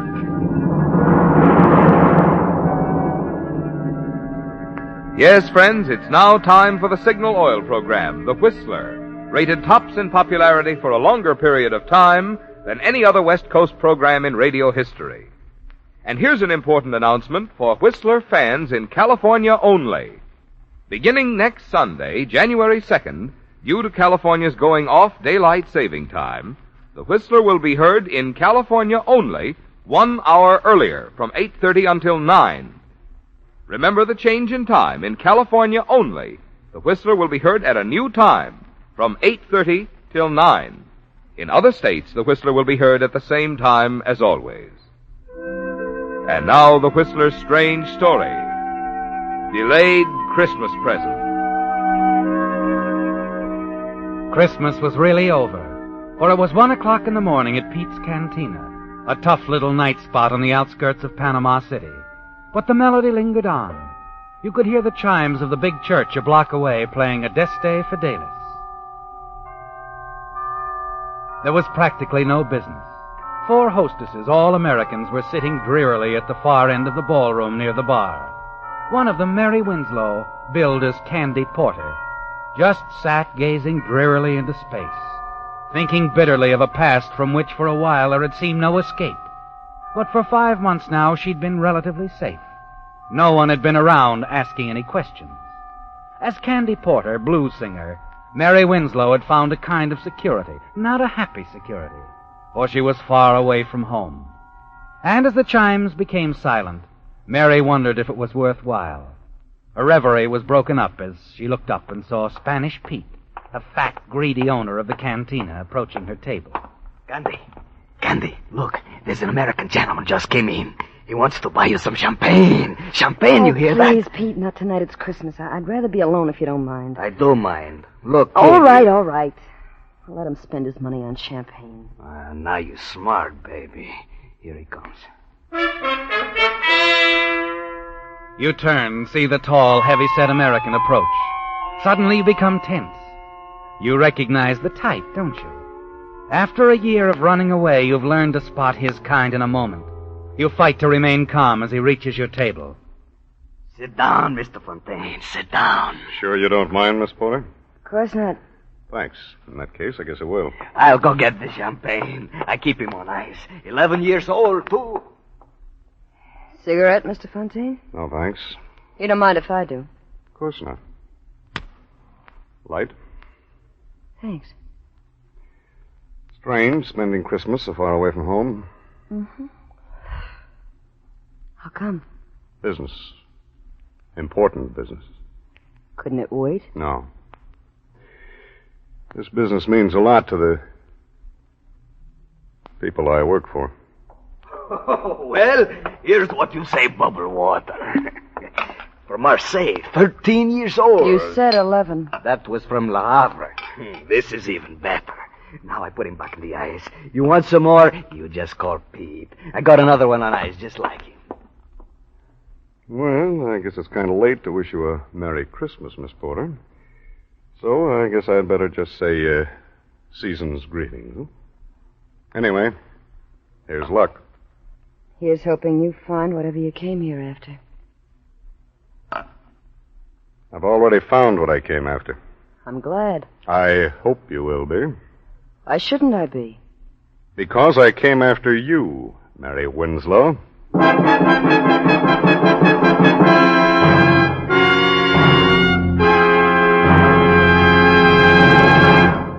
With the prologue of Delayed Christmas Present, the Signal Oil Company brings you another strange story by The Whistler. But now, since this is Christmas weekend, I want to thank you for inviting us of the Whistler cast into your home on this special occasion. During the 6 consecutive years that the Whistler has been broadcast by Signal Oil Company, many of us have had the pleasure of celebrating Christmas with many of you a number of times.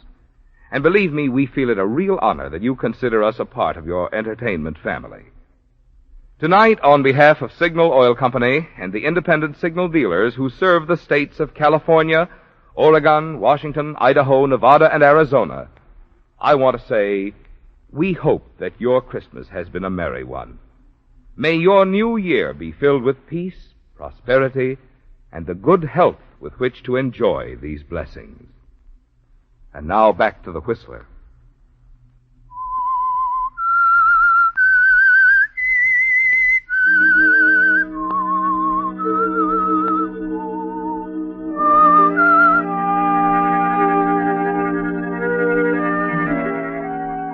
After a year, it doesn't seem fair, does it, Mary Winslow?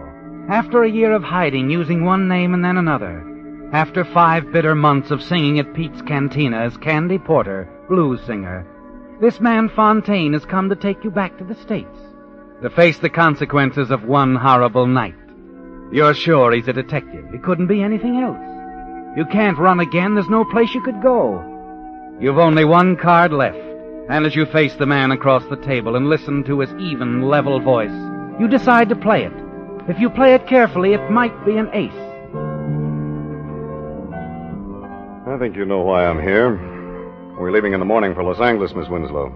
Like the billing says, my name is Candy Porter. I know what the billing says. I know what it said in Brooklyn when you were billed as Doris Trent, in Denver when you were billed as Gladys James. But when you first took a powder out of Los Angeles, you were Mary Winslow. You know, it's almost funny you should call me Mary Winslow. We used to work together, her and me, in the same floor show. We could have been billed as twin sisters. The customers used to mistake us for each other, too. Now, look, Miss Winslow, let's quit kidding. I'm not kidding. A lot of other people have made the same mistake you have. And like I said, I knew Mary Winslow intimately. I think I could help you solve your case if you let me tell you about her. Sure. Go ahead, if it'll make you feel any better. Thanks. You see, Mary Winslow was really just a good kid that got a bad break.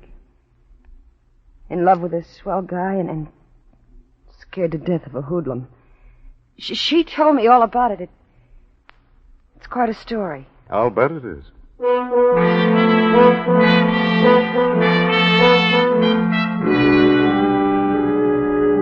Yes, it was quite a story, wasn't it, Mary?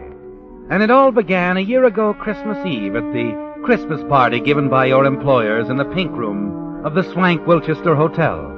You really enjoyed yourself that night, didn't you? And you were quite the hit of the evening. You sang 3 numbers and went over big.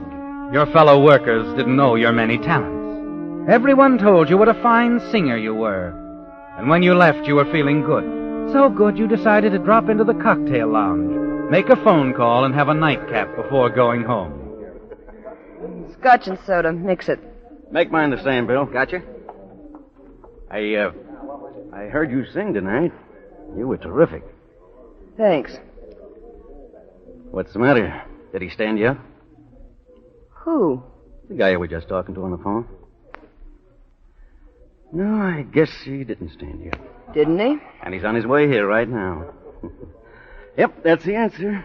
Lucky guy. Here you are, folks. Oh, take it out of here, Bill. Now, look here, Oh, Mr. take it easy. It's practically Christmas. What's the harm of my buying you one drink? Like I said, I like your voice, Miss Winslow. Here's your change. Oh, thanks, Bill. You must be a detective. You know my name and everything. No, not everything. But it wasn't any trick to find out your name. I just asked one of the boys I saw you dancing with. My name's Joe Clark. Oh, I see you've never heard of me. Should I have? A lot of people have. Most of the boys and girls around the night spots know me. Well, then that accounts for my ignorance. You see, I seldom haunt the night spot. Well, you should. With a voice like yours, you could be packing them in a good nightclub. Oh, now I get it. You're a professional talent scout, and you want to get me into the movies. No. I'm a gambler. Shock you? Why should it? Live and let live is my motto. And that's exactly what I'm going to do right now. What? Live my life and let you live yours. Good night, Mr. Clark. My. Just think, tomorrow I can tell all the girls at the office I met a real live gambler. You could tell them all a lot more than that if you believed in your voice as much as I do. Really? Uh-huh. You've heard of Dominguez on Sunset out near the ocean? It's an undercover gambling club, isn't It's it? more than a gambling club. It's a swell floor show. A lot of big people go out there, people that count. And they're all intimate friends of yours, I'm sure. Not all, but I know quite a few. Could push you right to the top with that voice of yours. Oh, that's the oldest line I've ever heard. It's not a line. Yeah, but skip it. Go on home. Listen to the radio. Eat candy. You can have a terrific time. You go to Dominguez with me, you can't tell what might happen. You might have to meet a couple of show producers. So play it safe and go home. It may be dull, but you'll always get to work on time. Is that all you have to say? That's all. Nighty-night. Wait a minute. Yeah? Could we be back fairly early? Leave any time you say. Well, what are we waiting for? Oh, now you're making sense. I'll call a cab. Never mind, I have a car. It's parked right around the corner. Clark used just the right approach, didn't he, Mary? You realize you're being a fool. But as the hours pass, you tell yourself your fears are groundless. Joe treats you with perfect courtesy. You watch the gambling for a while, then proceed to the silver room and enjoy the floor show. Afterward, you have a little food and watch the dancers.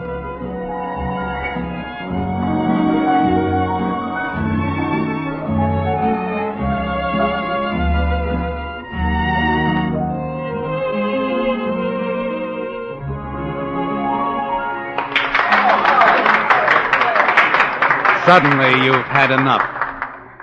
Joe, do you mind if we leave now? I said we'd leave any time you said. What hit you? The music? Yeah, I guess that's it. Another guy? Another guy. My fiancé. What happened to him? He's in the Philippines. Research. Oh, chemist? Doctor. Dr. Frank Wilson, M.D. That was his car we drove out here in. He told me to keep it warm for him. Well, too bad. We could have had a lot of fun. Well, shall we go?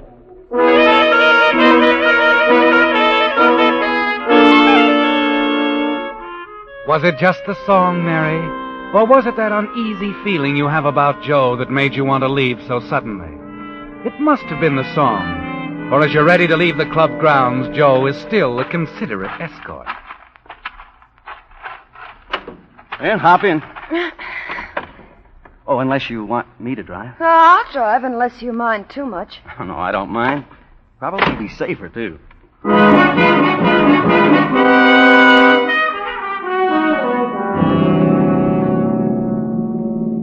For several miles, Joe says little, seems preoccupied. And you feel relieved when he breaks his rather strange silence. Oh, say, Mary, would you mind stopping for a minute at drive-in? All of a sudden, I'm having an awful headache. Maybe I can get some aspirin there. I doubt it, but we'll give it a try.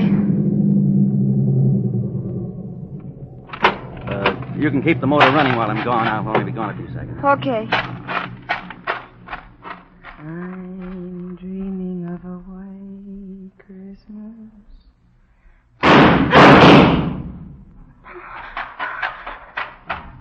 Get going.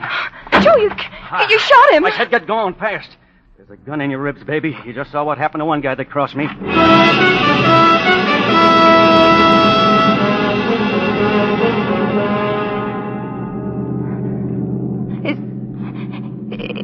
Is he dead?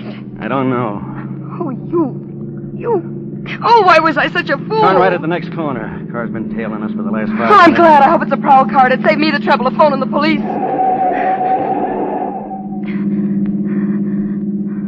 He didn't turn, baby. You shouldn't have said what you did about phoning the cops. You better pull over and park. We got a couple of things to talk over. I said pull over!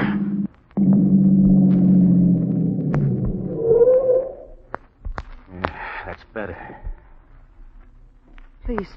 Please, Joe, don't kill me.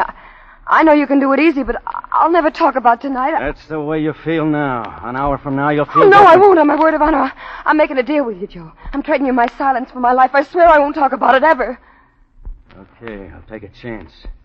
You drove the getaway car, so we're partners now anyway. We're going to have a lot of fun together, you and me. Now, how about dropping me off at my place? Tell me where to go. I live about 6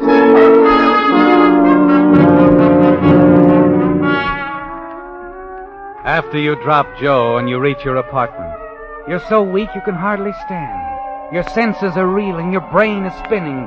You practically fall into bed. You try to snatch a little sleep, but sleep is impossible. Finally, at 6 o'clock in the morning, the newspaper is shoved under your apartment door. The headlines sicken you. Drive-in operator shot in hold-up dies. The subheadings are even worse. Unidentified man and woman seen fleeing from scene of crime in dark green 47 model Chevrolet. Pedestrian believes he can identify both car and woman. There it is, Mary. Hopeless, isn't it? Even if you called the police, your story would sound phony now. It's closing in on you, isn't it, Mary?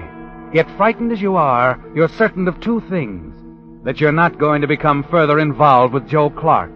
And you won't allow any unfavorable publicity to fall on your absent fiancé, Dr. Frank Wilson. You were foolish to risk a life of happiness with him, weren't you?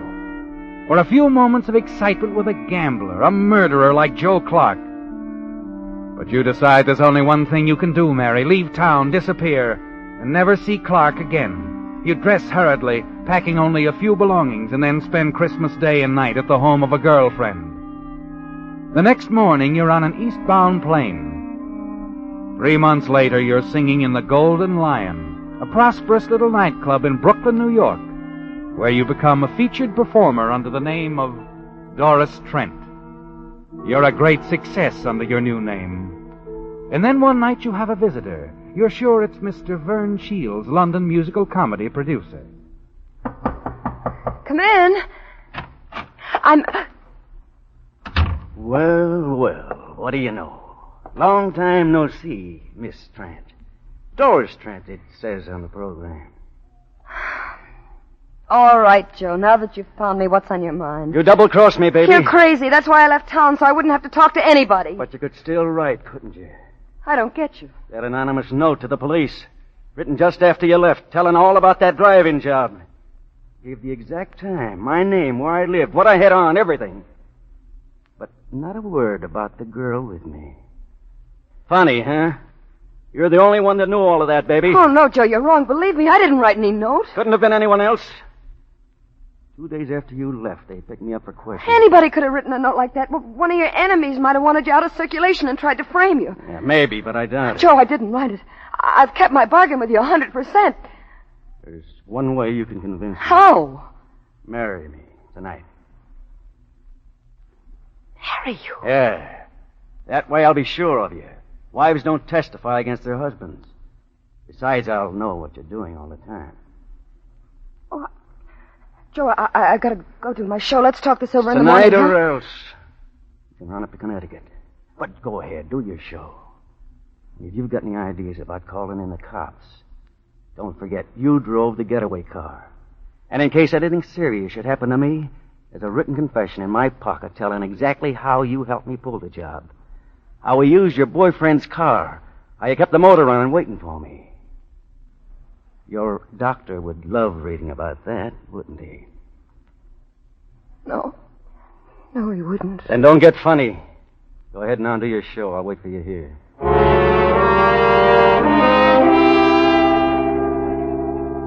You start down the hallway toward the powder room off stage.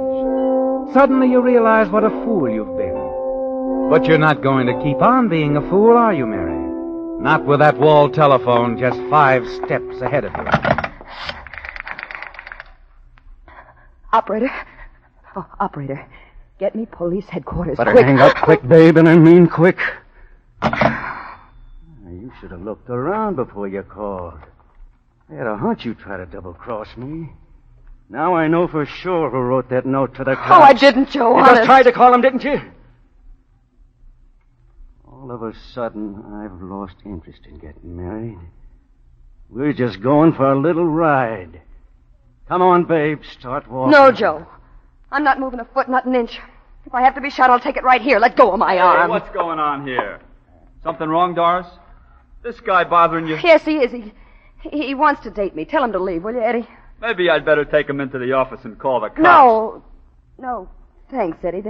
There's no need for that. He's just another wolf. Tell him to leave. That's good enough. You heard what the lady said, Bud. Start traveling. Okay, chum. Anything you say. I'll see the lady later. We parked right across the street. You should have let me call the cops. I would have if he hadn't had you covered with his gun. Oh? Thanks, kid. Eddie, I gotta get out of town fast. After what you just did for me, that's a cinch. Grab some clothes while I phone my wife I'm bringing you home. We'll go out the rear entrance. My car's on the lot next door. Tomorrow I'll call a friend of mine in Denver. He'll put you to work right away. You better change your name, though. That'll be easy. I'm getting used to it.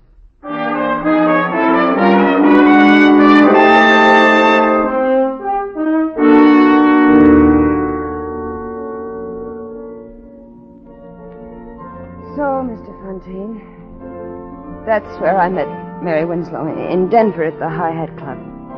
Billed as Gladys James. She roomed with me about 2 months, and then she left, just like that, one night when a waiter told her some guy wanted to interview her for a magazine. That's the last I ever saw of her. That's the end of the story? That's the end. And Mary Winslow told you all this? Well, we were very close friends. I'll say you were. You expect me to believe that? It's true, every word of it. You know something? You ought to be writing stories for the movies.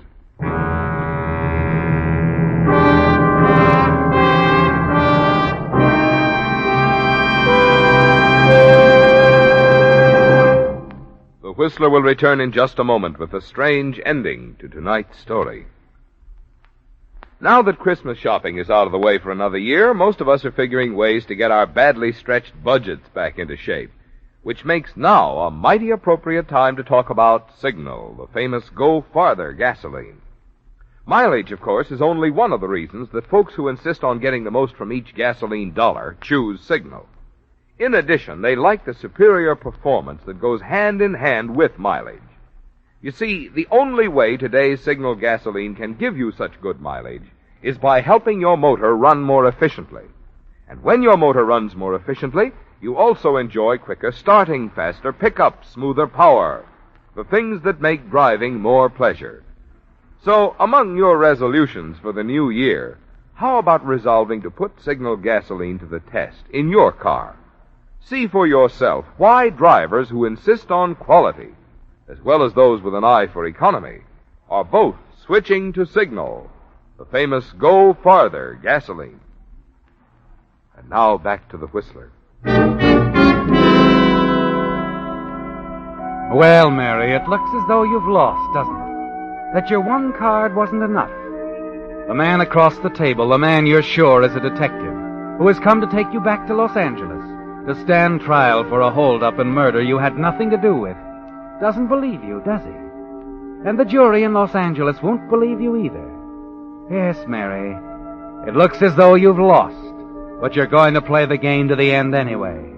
And as the piano player across the floor plays the tune he's played 1,000 times in the last 2 weeks, you quietly watch Fontaine and await his next word.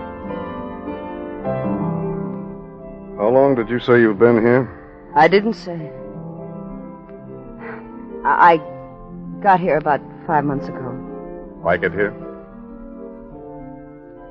No. That's what I figured. Look, Miss... Cigarette? Yeah, thanks. Light? Mm-hmm.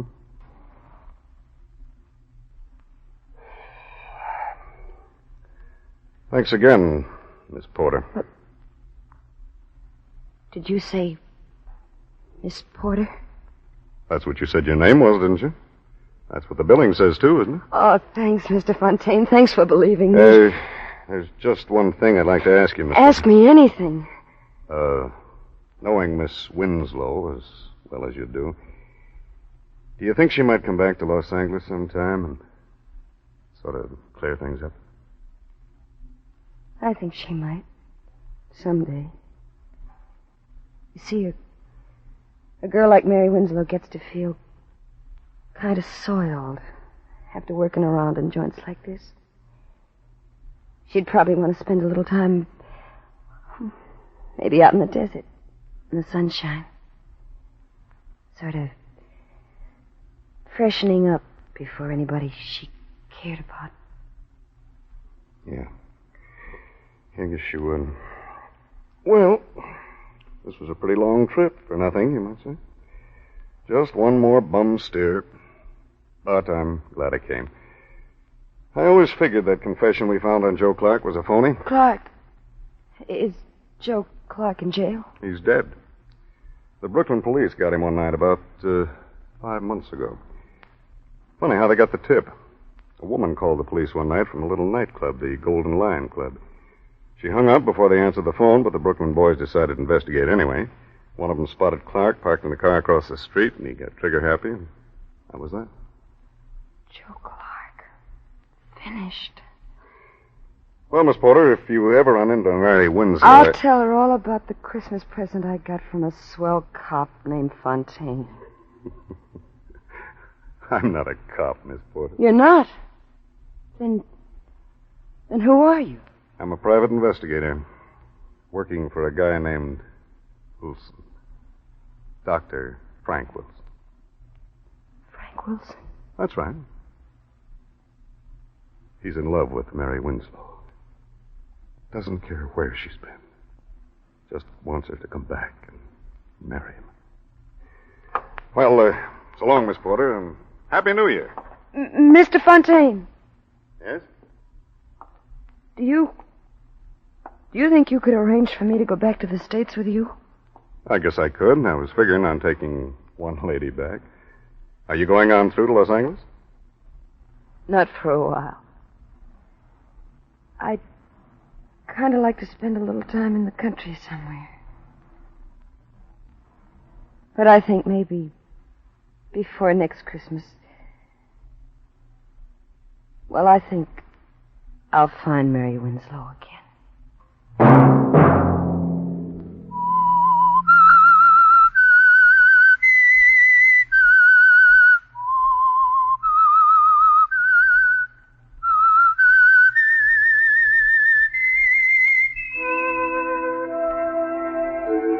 Let that whistle be your signal for the Signal Oil program, The Whistler. Now let me repeat an important announcement for Whistler fans in California only. Beginning next Sunday, January 2nd, due to California's going off daylight saving time, The Whistler will be heard in California only 1 hour earlier from 8:30 until 9. Remember the change in time in California only. The Whistler will be heard at a new time from 8:30 till 9. In other states, The Whistler will be heard at the same time as always.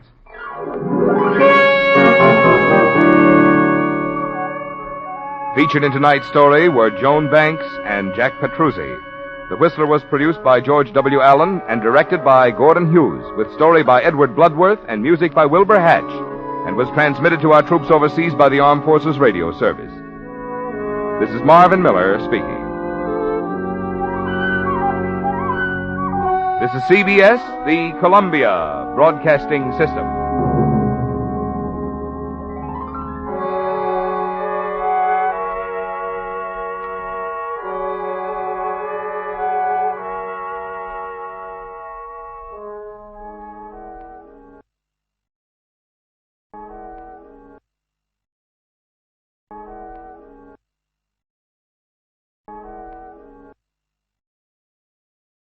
From Hollywood, it's time now for Johnny Dollar. Hi, Johnny. Who dat? George Reed. Well, Merry Christmas, George. Is it? Oh, what's the matter? You ever hear of Jediah Gillis? Eccentric? Owns about half of Rhode Island? That's the boy. A couple of weeks ago, he wrote a special policy on an item he wanted insured. And it's up and disappeared, huh? How'd you know? Oh, just a wild guess. What did he lose? I hope you're sitting down, Johnny. Yeah? Why? Because the insured item is a mouse. House? Mouse. What?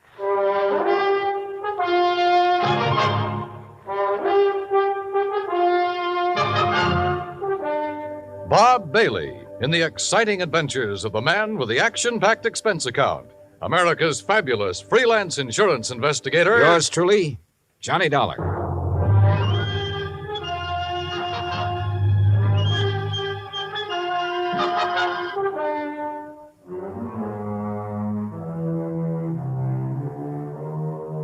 Expense account submitted by Special Investigator Johnny Dollar to Floyd's of England, American Branch Office, 443 North 15th Street, Hartford, Connecticut. The following is an account of expenses incurred during my investigation of the missing mouse matter. Expense account item 1, 85 cents, taxi from my apartment to George Reed's office. He was on his feet waiting for me. His Ivy League suit looked as though it had been slept in, and he needed to shave. Close the door, Johnny. Yeah, sure. Johnny, I'm going to level with you. This thing has me going. Well, it serves you right. Anybody who'd insure a mouse deserves what he gets. Yeah, but it isn't an ordinary mouse, Johnny. No? Not according to Mr. Gillis's original application. Yeah, take a look. Item to be insured.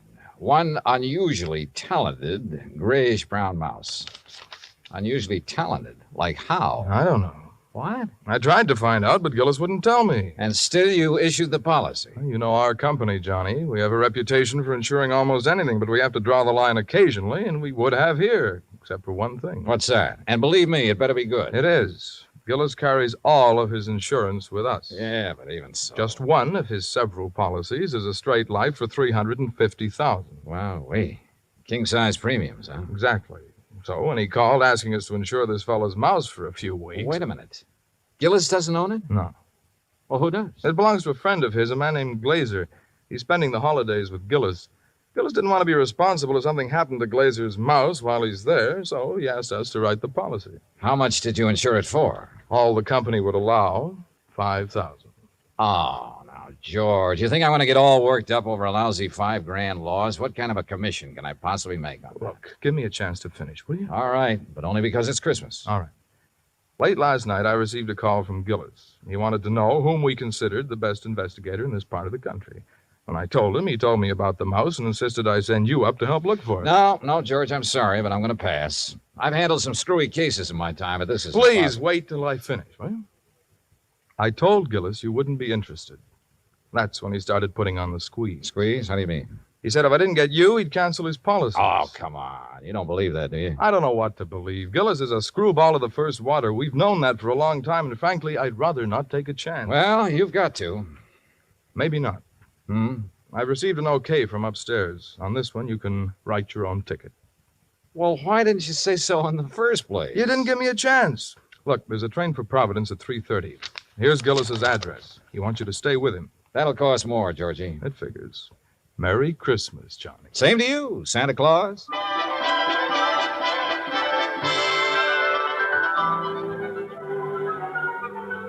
Expense account item 2, 85 cents, cab fare back to my apartment. I was intrigued by what George had told me and by what his company was going to add to my bank account, so I didn't really mind changing my plans for the holidays. Expense account item 3, $18.90, transportation, including a round-trip ticket, Hartford to Providence, and cab fare out to the Gillis residence. Palace would be a better word for it. It stood in the middle of a large wooded park. Must have been half a dozen acres, all of it surrounded by an old-fashioned iron fence. I dismissed the cab and had started toward the front door when it opened. And standing against the light, watching me, was a tall, beautiful girl. Careful of the steps. What? The steps, they're icy. Oh, thanks. We've been expecting you, Mr. Dollar. Hi. Well, hi.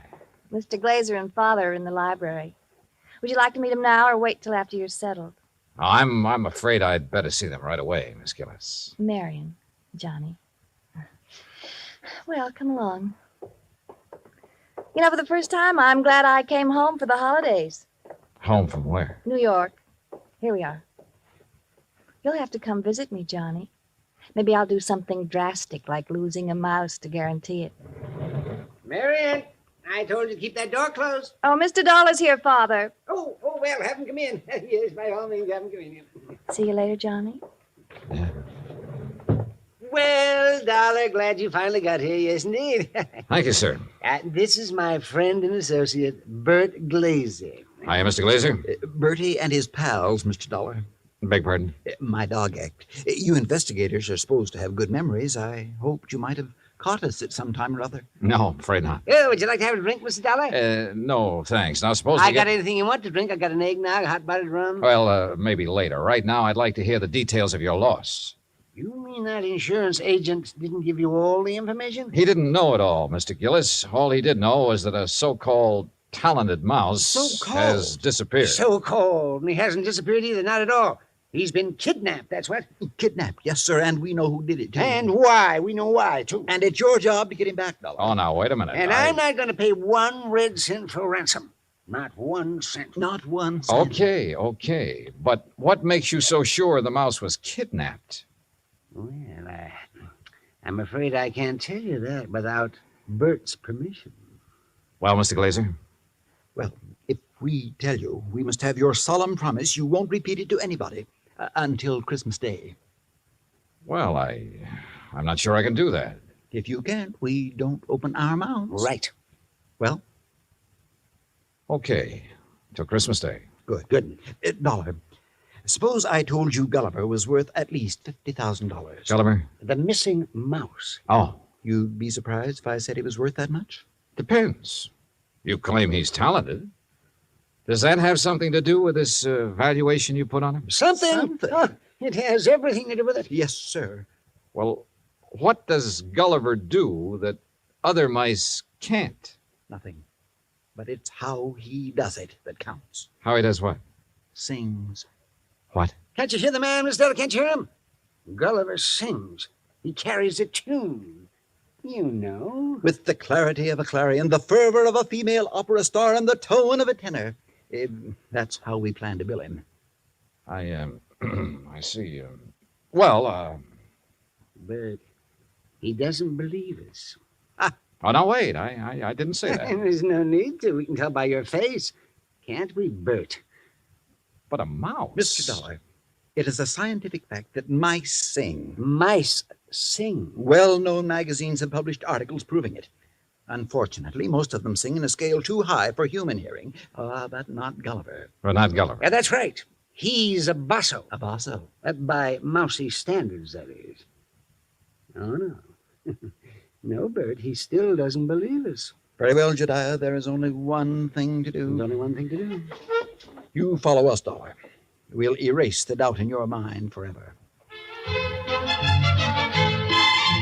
I took a good look at Bert Glazer, then reluctantly followed the two of them out of the library and down a long hall. At the moment, this thing had all the earmarks of a good old-fashioned con game. Or better still, a benefit on behalf of Bert Glazer with Josiah Gillis and Floyd's of England as the sole cash contributors. We wandered for what seemed like blocks through the old mansion and finally reached a large playroom. On top of one of the billiard tables was a small brass cage. In it were 2 small grayish-brown mice. Glazer opened the cage and let them out. Mr. Dollar, allow me to present Hecuba and Esmeralda. Oh, how do you do? I suppose they sing, too. Oh, they certainly do. But not nearly as well as Gulliver. Just don't have the instrument, you know.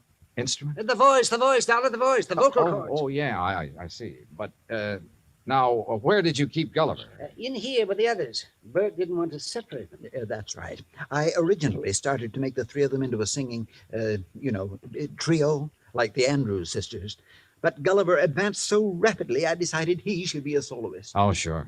You aren't afraid of mice, Mr. Danner? No. No, well, that's fine. They sense it if you are, you know. It upsets them. Upsets them. All right, now, Hecuba, move over a bit. Give Esmeralda some room. That's it. Now, up on your haunches. Up, Esmeralda. There we are. Now, what would you like to hear, Mr. Dollar? Oh, anything at all? Oh, Bert, how about my favorite, Over the Waves. Good. Yeah, da. You got it, Esmeralda? Over the Waves. That's it, Hecuba. All ready then? Good. That'll be fine. Ready now? 1, 2, 3. 1, 2, 3. Oh, that's it. Oh, beautiful, Esmeralda. Beautiful. Yeah.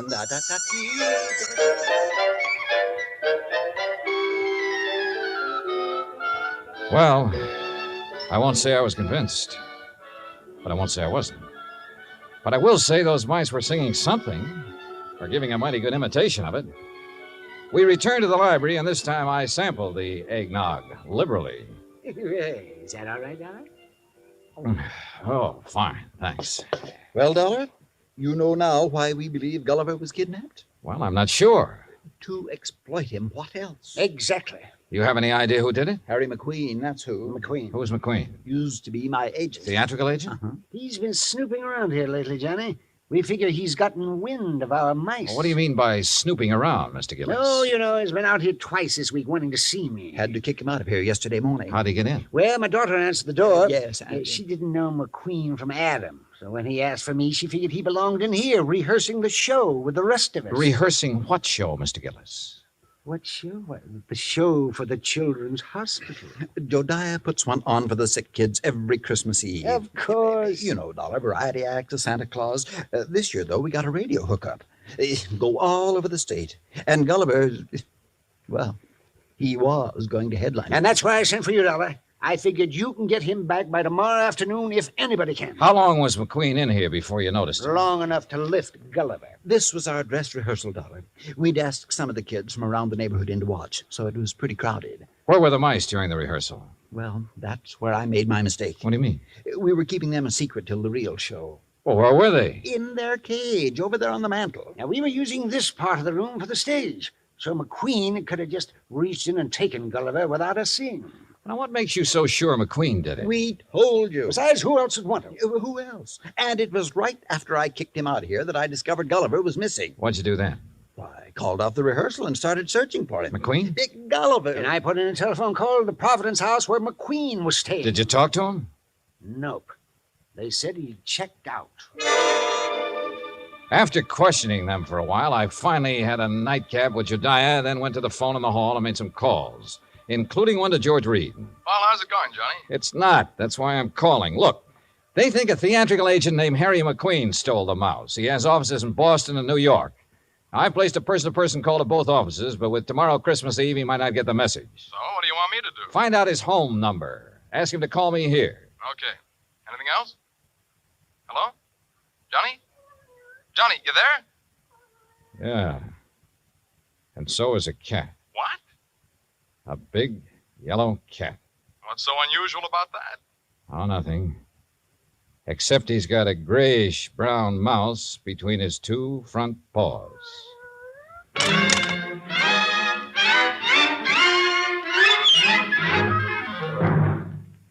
Act Two of yours truly, Johnny Dollar, in just a moment. Now, Act Two of yours truly, Johnny Dollar, and the Missing Mouse Matter.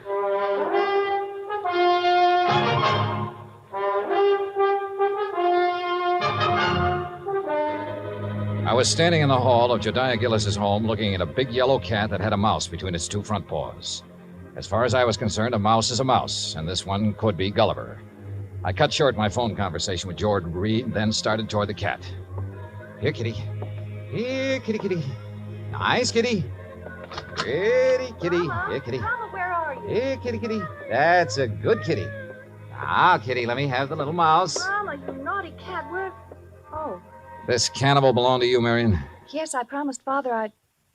What do you mean, cannibal? Take a look. Oh, no. Oh, yes. And he's very, very dead. Oh. You don't think it's Gulliver, do you? Well, Mr. Glazer will have to identify him. And if he is, well, that's that. Oh, no, no, Johnny. What do you mean? Oh, Johnny, please, you don't have to tell him, do you? Well, sure. If it's Gulliver, this thing's cleared up. If it's not, your Rama gets a reward for being a good mouser. Oh, Johnny, please. Dad almost had a fit when I arrived here with Rama. He made me promise to keep him in my room. This the only time he's been out? Well, no. Oh. He was out for a little while yesterday while they were rehearsing. I didn't notice he was gone till after lunch. Then the corpse could be Gulliver's. Oh, Johnny, if it is, there's nothing we can do about it now. And if you tell my father, besides making him angry, it'll break his heart. All right. I won't say anything until tomorrow night. Oh, thanks, Johnny. Night. Good night.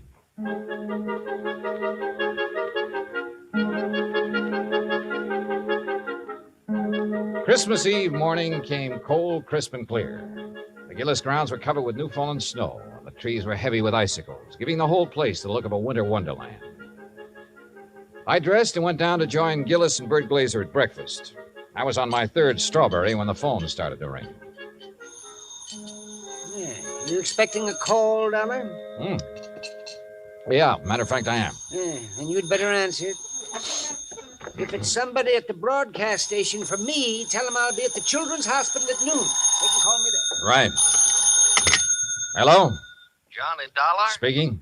Look, I don't know what's going on down there or why you're going to pester me about it. Who is this? Harry McQueen. Who did you think? Well, I wasn't sure.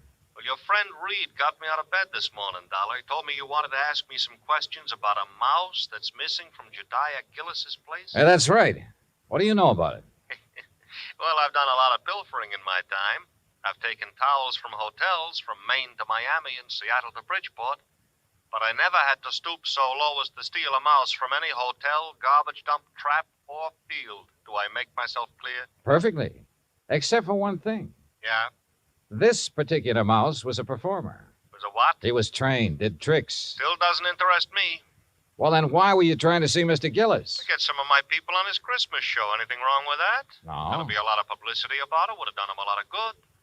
And you're sure you weren't interested in the mouse? Look, Dollar, when I went into this business 18 years ago, I swore then I'd never handled kids, belly dances, or animal acts. But you handled Bert Glazer's dog act.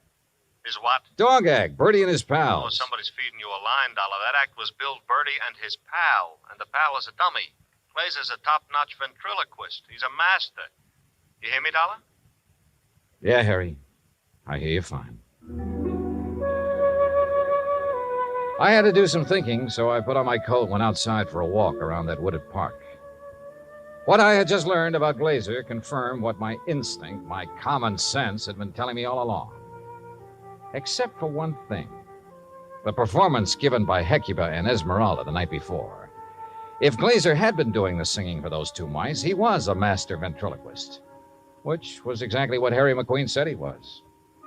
I'd started back toward the house, wondering if I should get Jediah aside now and tell him or wait until after the show, when something soft and cold hit me on the back of the head. Hey!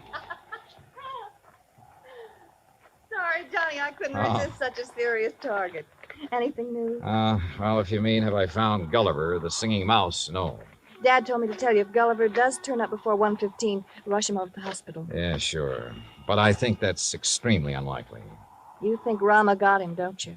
If he did, he got a very ordinary mouse. He didn't get one that sings. I'm afraid I lost you. Doesn't matter. Oh, now I wonder what he wants. Who? That boy on the porch.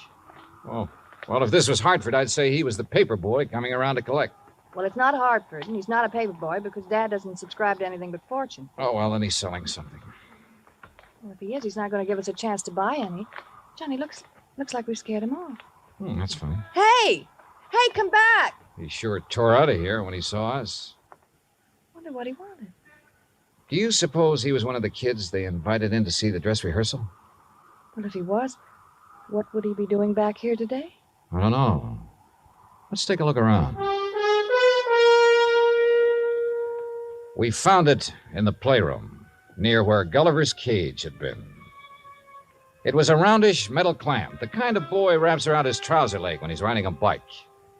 I was about to call the hospital and ask Jediah for a list of all the kids they'd invited to the rehearsal when the front doorbell rang. Johnny, it's that boy again. Better let me get in.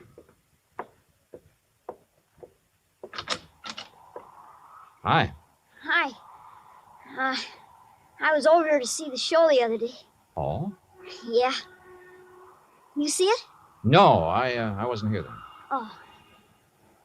Jeez. Sure is calling. Yeah, sure is. Oh, why don't you come in and get warm? Oh, no, that's okay. No, come on. Nobody's here. No? Oh, okay. Yeah, sure, come on. I don't want to bother nobody, I was just riding by and I thought I'd stop and tell old man Gillis what a swell show they put on. You really liked it, huh? Yeah. All except for that Santa Claus. Oh? What was wrong with him? Nothing. Just that, well, who believes in all that smushy kid stuff? Kids, I guess. How old are you, Bobby Neves. How old are you, Bobby? Almost 11. Well, being that old, I can understand why you weren't impressed with the Santa Claus.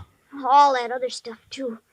Like giving presents and singing those hymns and junk like that. You gotta cut it out when you start growing up. You sure do, boy. Yeah. You and my mom, you get along just fine. Oh? Yeah. She feels about Christmas. She feels about Christmas just like you and me do. All right. Yeah. Boy, this log fire sure makes your eyes smart, don't it? Yeah, sure does. Where do you live, Bobby? Crosstown, Scully Avenue. Well, how'd you happen to be over here the other day? Well, I was riding my bike when I saw this dog. Well, gee, he was...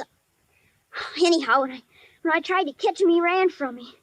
I followed the silly mutt clear over here. You ever catch him? No. I was about to when this man hollered and asked me if I wanted to see a free show. So I came in. I see. Well, you must like dogs a lot, huh? Sure. You got one? Used to have one when my pop was with us, but we can't have no pets where we're living now. Oh, that's rough. Yeah. You know that poem? Which one? About all through the house not a creature was stirring, not even a mouse. Yeah? Well, that fits our place. Especially now. How do you mean? Well, I didn't think he'd miss it, man with a house as big as this one and all. So when I saw this cute little fella up in that cage, well, I didn't really mean to take him on holding me, but when he got under my sweater and was real quiet, like he liked me, well, you know what I mean. Yeah, Bobby. I know. But I got to thinking and decided to bring him back. So would you give me the old man to Mr. Gillis for me, please? No, I think you'd better do that yourself. Oh, no, please. He might be awful mad at me by now. No, Bobby. In fact, you're going to get a reward. Yeah? Word of honor. Now, what do you say we go down where Mr. Gillis is putting on that Christmas show and see it? Okay? Oh, sure. Bobby, Yeah? did you notice anything unusual about this mouse? Yeah, I sure did. What was it? He got some white on his right hind foot.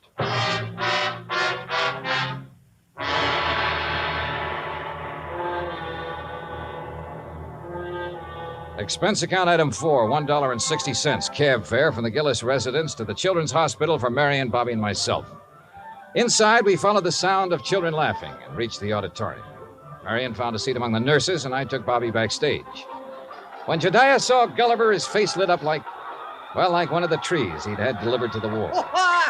Gulliver! By golly. I knew if anybody could do it, you could, Dollar. I didn't do a thing, Mr. Gillis. All the credit goes to Bobby. Oh, to Bobby. Well, I'll speak to you after the show, young man. Yes, sir. Bert, look, he's back. So glad to go, my stout Gulliver. Oh, I do declare I have never been so glad to see a person before. You better hurry, Bert. He's scheduled to go on in just a minute. Oh, he will. Well, I'll go check on the microphone when everything be just so. Don't go away, Dollar. No, he won't. Bobby, why don't you sit over there where you can see the stage? Yes, sir. Bert, you think Gulliver will sing today? I know he will. Oh, get ready, Gulliver. But that boy had Gulliver all day and all night, and he didn't sing once. Did the boy ask him to? Ladies and gentlemen, boys and girls, for the first time in a while, one of the wonders of the world, Gulliver, the singing mouse. Hey, Mr. Dollar, can that mouse really sing? That is what we're going to find out, Bobby. Exciting, isn't it, Dollar? Sure is, Mr. Gillis. All right, thank you, folks. Thank you. And now for Gulliver's first number, he'd like to sing with... what's that, Gulliver? I see. He's going to sing Jingle Bells. But he wants me to get off stage so everybody will know it's really him doing it and not me. Thank you. Is he all right, Bert? Oh, fine. Just feeling his out. Well, why doesn't he start? He's going to. Listen.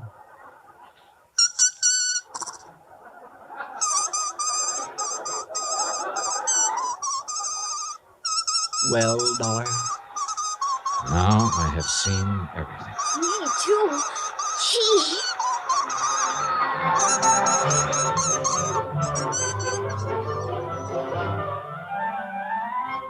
Bert Glazer had a logical answer for having lied about his old vaudeville act. He knew I wouldn't believe the mice could really sing if I'd known he was a ventriloquist. And you know, well, after all, yet sometimes... Expense account total, including cab fare, Hartford Station to my apartment, $38.20. As for my separate and additional fee, as agreed upon before I took this matter, well, there's a boy named Bobby Neves who lives on Scully Avenue over in Providence. See that he gets it, huh? Yours truly, Johnny Dollar.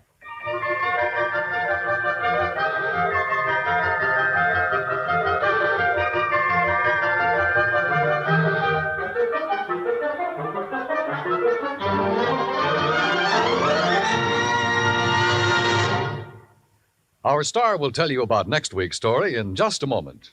Meantime... Hey, Dan, I'll make a deal with you. Oh? Let me have the mic for a second, then you can tell them about next week's story. By all means, be my guest. All right. I just don't want to pass up a chance to do two things. First, well, Pam and Eric and Fran, Mr. and Mrs. Froelich, Helen, Will, Scotty, all the rest of you nice people who've written in to tell us how much you like the program. Thanks. I really appreciate hearing from you, and believe me, I'll answer your letters just as quickly as I can. Second, well, I'm sure you know what this is, and I want you to know it comes from the heart. Merry Christmas to you. God bless you. Now, next week. Next week, the case of a prize fighter who could win only by losing, because his life depended on it. Right. Join us, won't you? Yours truly, Johnny Dollar. Yours truly, Johnny Dollar, starring Bob Bailey, originates in Hollywood. It is written by Charles B. Smith and produced and directed by Jack Johnstone.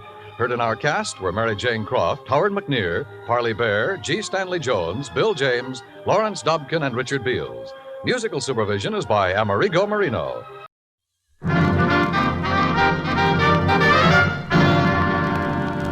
The Damon Runyon Theater.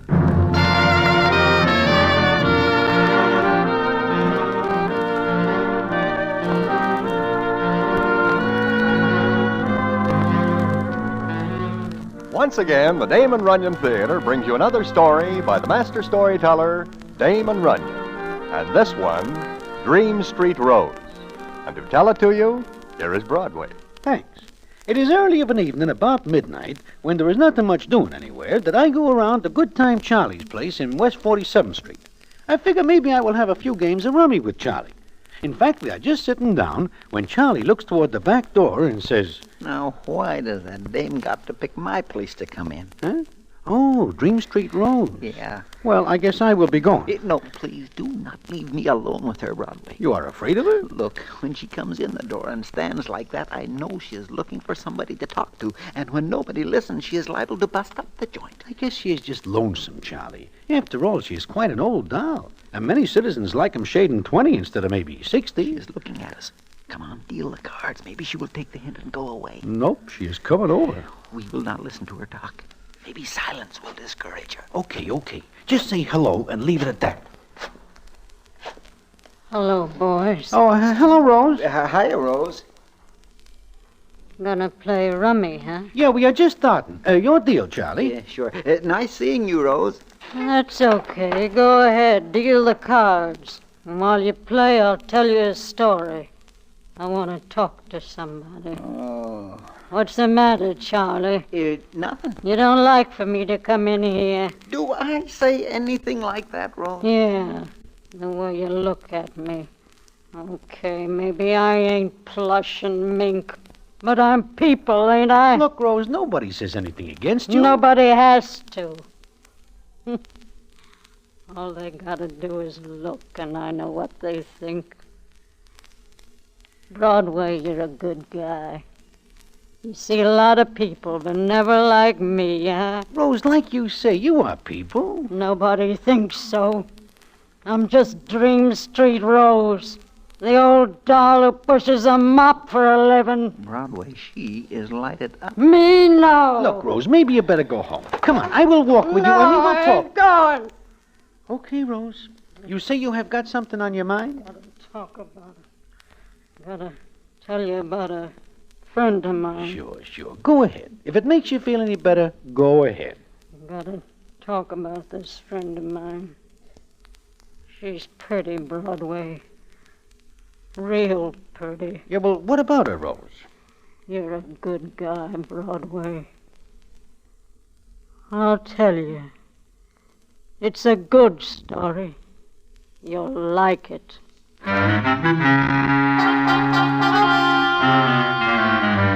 Now, when Rose is feeling like telling a story, people listen. Because otherwise, Dream Street Rose is more than 6 to 5 to start tossing things around and making the atmosphere unpleasant. So we let her tell her story. And it is a strange one. And I will tell it to you in a minute.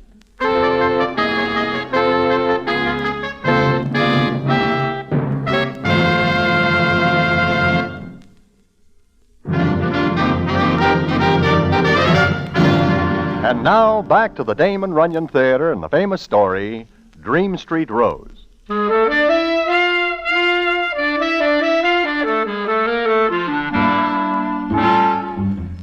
Like I say, Dream Street Rose wants to tell us a story about her friend. Now, maybe I better tell you why she is called Dream Street Rose. It is because she lives in a part of the 40s where there are many theatrical hotels and rooming houses. And all the characters who live there gab and gab about what is coming up. All good. This gab is dreamy. Very dreamy indeed. Because nothing good ever happens to them. Rose is like that. She is always talking to anybody who will listen. Tonight, Rose says as follows. Well, Broadway, Charlie, you know where Colorado is? Sure, west of Albany. Uh-huh. Well, a long time ago, my friend lived in a little town in Colorado. She was a waitress there in her old man's joint.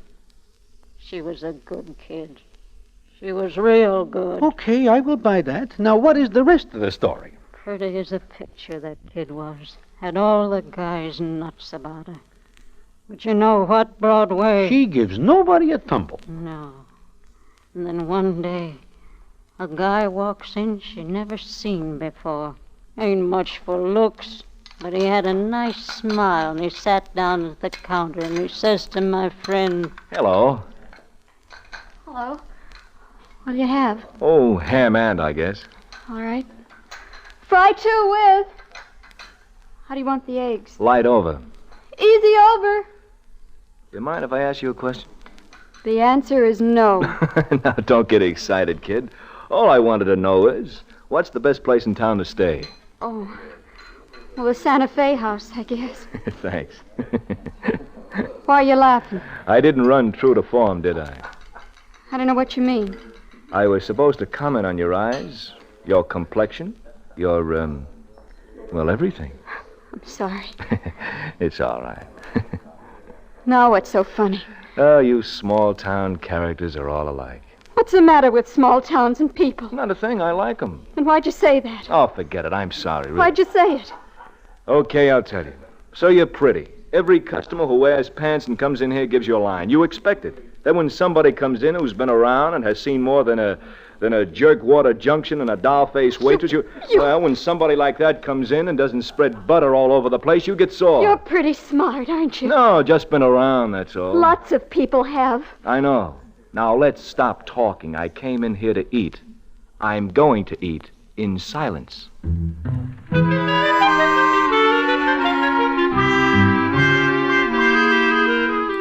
Well, Dream Street Rose tells me that is the way her friend gets acquainted with this guy whose name is Frank McQuillan. It seems he's a pretty sharp citizen, and it is not long before he is making a good living at the local pool parlor. He is a pretty fair shot. Then it comes up a couple of weeks later, and since Frank takes all his meals at the little lunch wagon, he and Rose's friend get to know each other better. In fact, one night, he takes her home from the lunch wagon, and while they are walking along, the scene is as follows. Frank, Yeah? remember the first night you came into the lunch wagon? Mm-hmm. The eggs were fried too hard.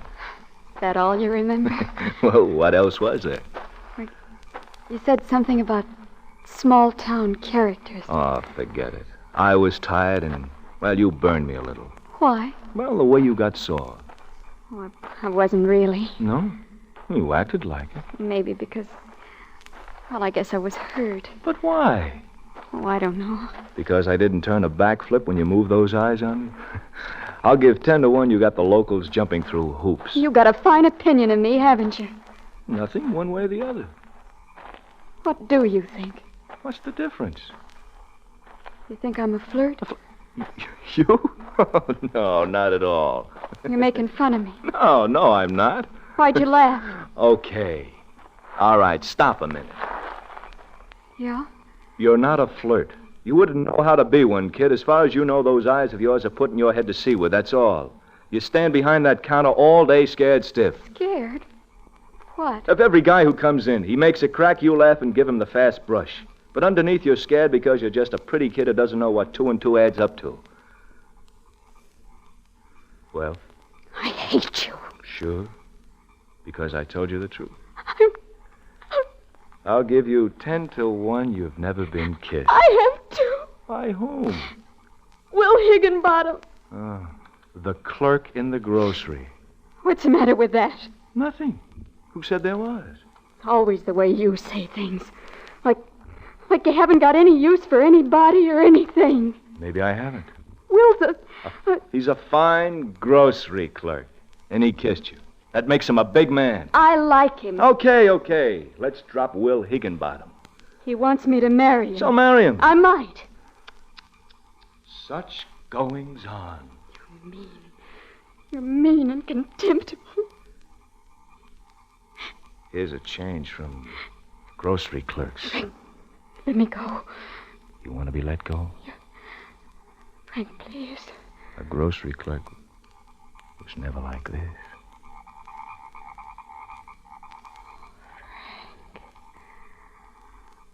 Frank.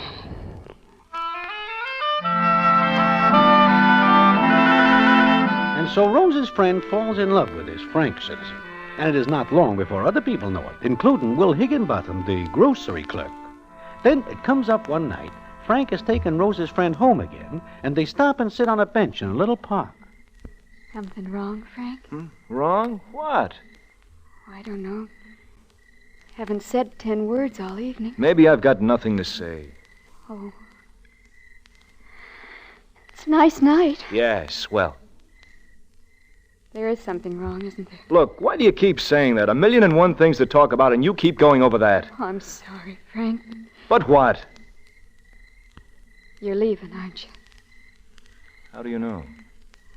Well, the last couple of days. I felt it. All right, so you felt right. What of it? Where are we going? Say that again, kid. I said, where are we going? Don't laugh. You tell me a joke, I laugh. Who said anything about we? I thought Are you kidding? What do you want from me? you loved me. You told me. Did I? Well, you know you did, Frank. You know it. You told me 100 times. 99. Frank, you gotta take me with you. Listen, kid, I'm a rolling stone, here today, gone tomorrow. What fun would that be for you? I love you. You think. I do. All right, let's break this up. I didn't make any promises, did I? I didn't think promises were necessary. So nobody gets hurt. I will, Frank. Oh, now, forget it. No, I can't. Don't you understand, Frank? I love you. Ever since the first night you walked in the lunch wagon, you were different. Not much. Frank, listen to me. No, let's break this You up. can't. You've got to listen to me. I don't think so. Frank, where are you going? Away. I'll drop you a postcard. Please, I want to go with you. Frank, I'll make you happy, I promise. We'll be married. Big joke, huh, Frank? Will. Sit down, Frank. Who do you think you are? Nobody, I said sit down. Why, you small town... Sit down! You crazy Higginbottom?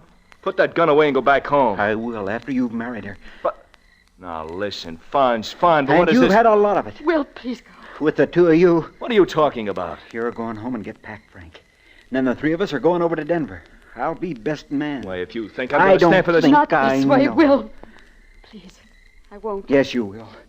You love this guy, all right, he'll marry. Now, look, Will, there's a law yes, that says and I don't I've have... got it right here in my hand.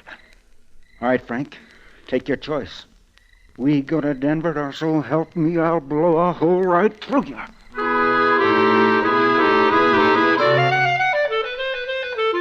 Well, that is that. The three of them go to Denver, and Rose's friend and Frank are married there. Now, that is only a little part of the story Rose tells me. And what the rest of it is and how it ends, I will tell you in a minute.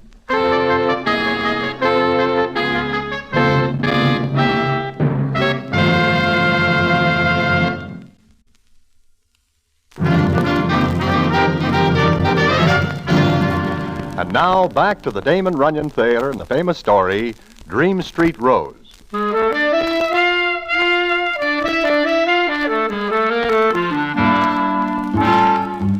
Like I say, Rose gets to the part of the story about her friend where Frank marries her, because Will Higginbottom holds a heater at Frank's middle, which is a unique way of getting to be best man, but it works. Then Rose goes on. Now, that ain't the end. No, not by a long shot. I figure it is not. What's the matter? Don't you believe it? Oh, sure. Only I hear a million stories like it every day.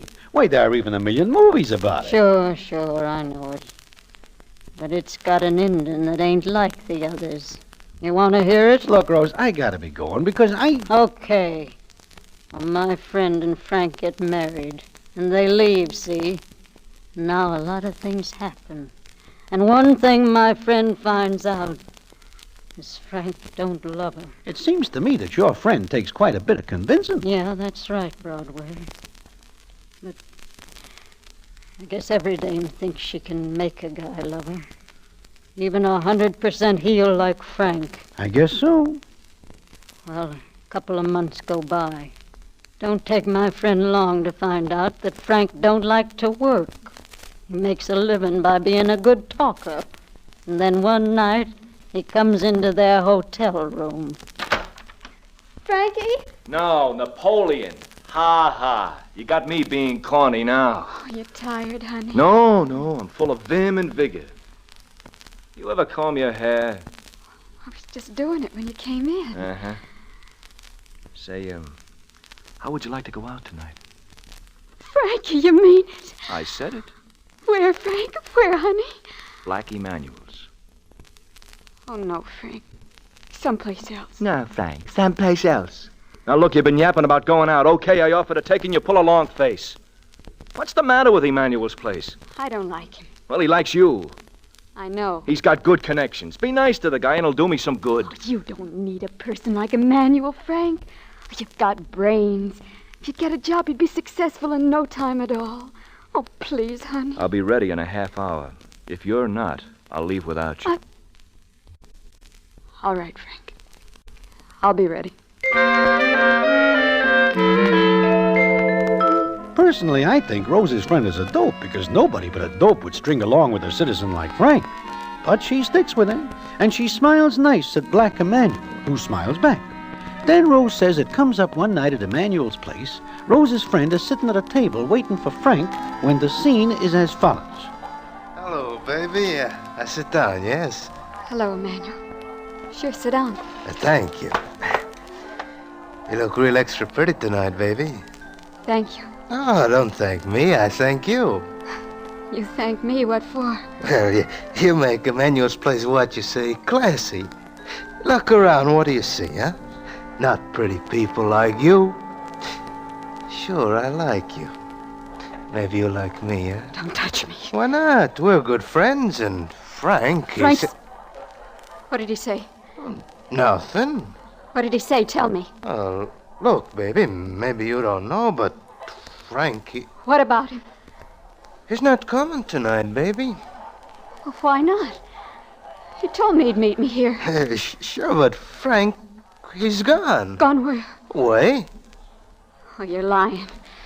He didn't have any money to go anyplace. I make him alone. He goes away, and you're here. That's not true. I tell the truth always, baby. I give him money, and he goes.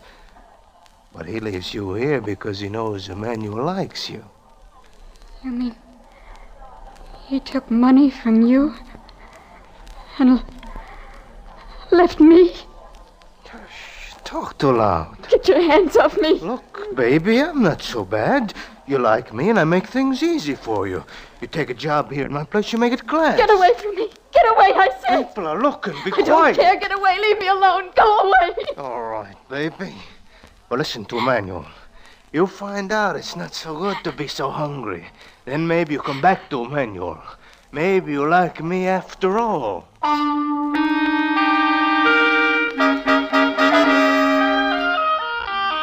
Of course, I do not believe a word of what Rose says, because she is noted for making up stories that are like dreams.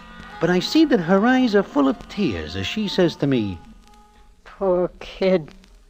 You know what she did, Broadway? No, what? She took the job at Emmanuel's place. It's tough to be hungry and with no dough, no place to go. Well, why does she not go back to Colorado? She can't. Well, does she marry Black Emmanuel? No. She loved Frank. In fact, she prayed for him every night. She prayed for Frank. What? He pulls a big double cross and she remembers him in her prayers? Sure. Every night she prayed that Frank could be a big success like she always knew he could be. He had brains. She wanted him to make good. And does he? That's the funny part. He made good. In fact, right here in New York. But my friend didn't find it out until a couple of months ago. Yeah, now, wait a minute. Please do not tell me that she goes to him and he falls in love with her and is sorry for what he does. That is too much. She went to him. Yeah. My friend, after 20 years, went to Frank. She surprised him one night when he was alone. My friend says she'll never forget the look on his face when he looked up and seen my friend standing there, big as life. He blinked a couple of times and then... You? What? Oh, you're dead. No, Frank. Not me. How did you get in here? I'll tell you that in a minute. You did all right for yourself, didn't you, Frank? What do you want, money? Me? No, I'm rich. Rich as you are. Now, you're crazy. Now, look, the way we were married, you didn't expect me to stick it out, did you? No, of course not. I only minded what you did with Black Emmanuel. I only mind what happened to me after a few months working for him. How did you get in? I know your maid. I got a key from her, snitched it out of her bag. I'll call the police. No, you... What? What's the idea? This is the second time a gun's been pointed at you. Second time I know of. What do you want? You're rich, wife, 3 kids away at a fancy school. Make sense, will you? Sure. Nobody's seen me come in. The key I got's for the little door off the terrace, the one that's being fixed with tar. What's that got to do with us? I'm gonna leave this gun with you, You're Frank. gonna... Sure. I'm gonna give you the chance you never gave me. That's why I prayed you'd be successful and rich, to make it harder on you. Now, look, 10,000 to fix things, my check. Or cash. I got that much cash in the safe. Maybe even more. Yeah, huh? sure, even more. Oh, I'm enjoying this. I picked a night when the butler'd be off and the maid's off and your kid's away at school and your wife at some doing or Stop other. it! You had your fun, now take the money and go. You don't owe me a penny. Not a red cent. Only your life. Your life for mine, Frank. Why, you are crazy. I figured it all out. Be like this when I'd find you. If I kill you, there'll be a big scandal. Your wife and kids would be dragged in, and people would find out you never even bothered to get a divorce from me. I thought you were dead. But I'm going to give you a chance. Here, take this gun. Take the gun? People think you killed yourself that way. Save your wife and kids a lot of scandal. See, I'm giving them a break, too. So you'd think I'd use this gun on myself, huh? Figuring on using it on me, huh? Why not? You broke in, threatened me? Sure. Only I left a lot of letters around and a marriage certificate signed by Will Higginbottom as a witness. Will? They'll ask him. He'll be glad to tell what he knows. Then I wonder how your wife and kids will take it, huh? No, Frank, you won't use that gun on me because you can't. It's a lot better if you use it on yourself. No, I can't do that. I can't. Why not? Why not? It's easy, Frank. I killed myself a long time ago, only not with a gun. Mine was dirtier and harder. No, please, for heaven's sake, I'll make it up. Sure, with that. Goodbye, Frank. Boy, my prayers sure was answered. Now, where are you going? Out. Where are you going? And I want to hear that gun go off before I get back out on the terrace. Because if I don't... Oh, please don't! Listen to reason, will you? Please don't! That's the story, Broadway.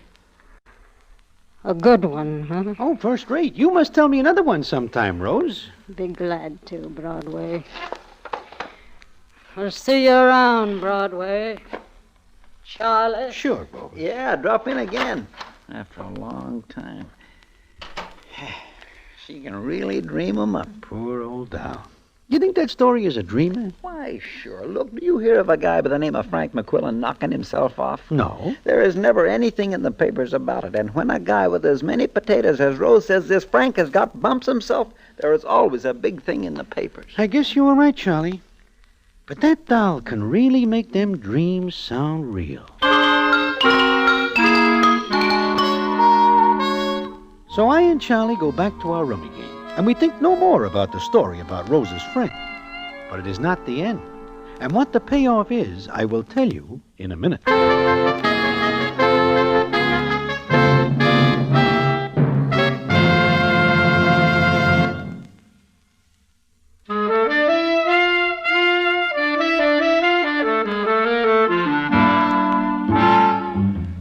Well, it comes up a couple hours later, which makes it about 2 in the morning.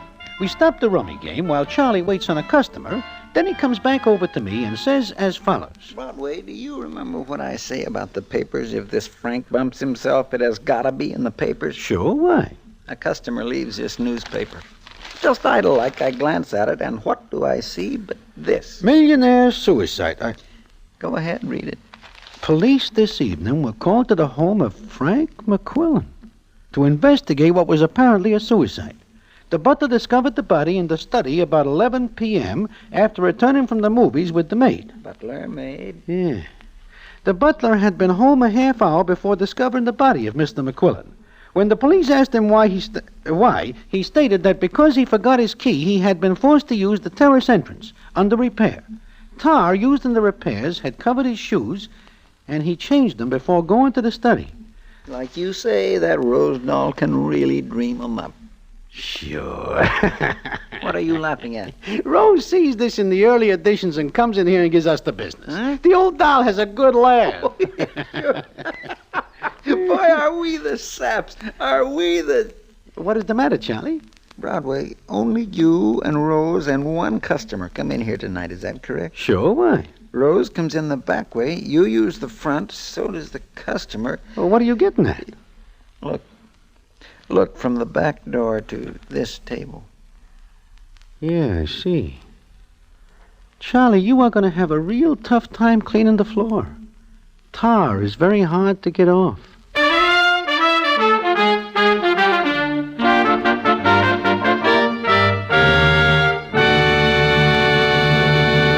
And so ends the famous Damon Runyon story, Dream Street Rose. The Damon Runyon Theater.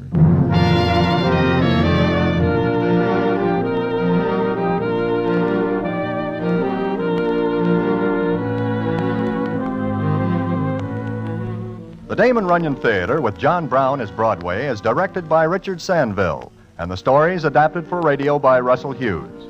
Vern Karstensen is in charge of production. This is a Mayfair production.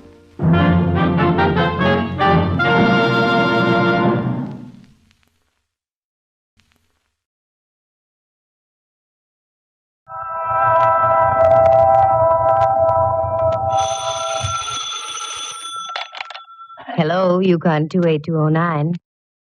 Yes, this is Candy Matson.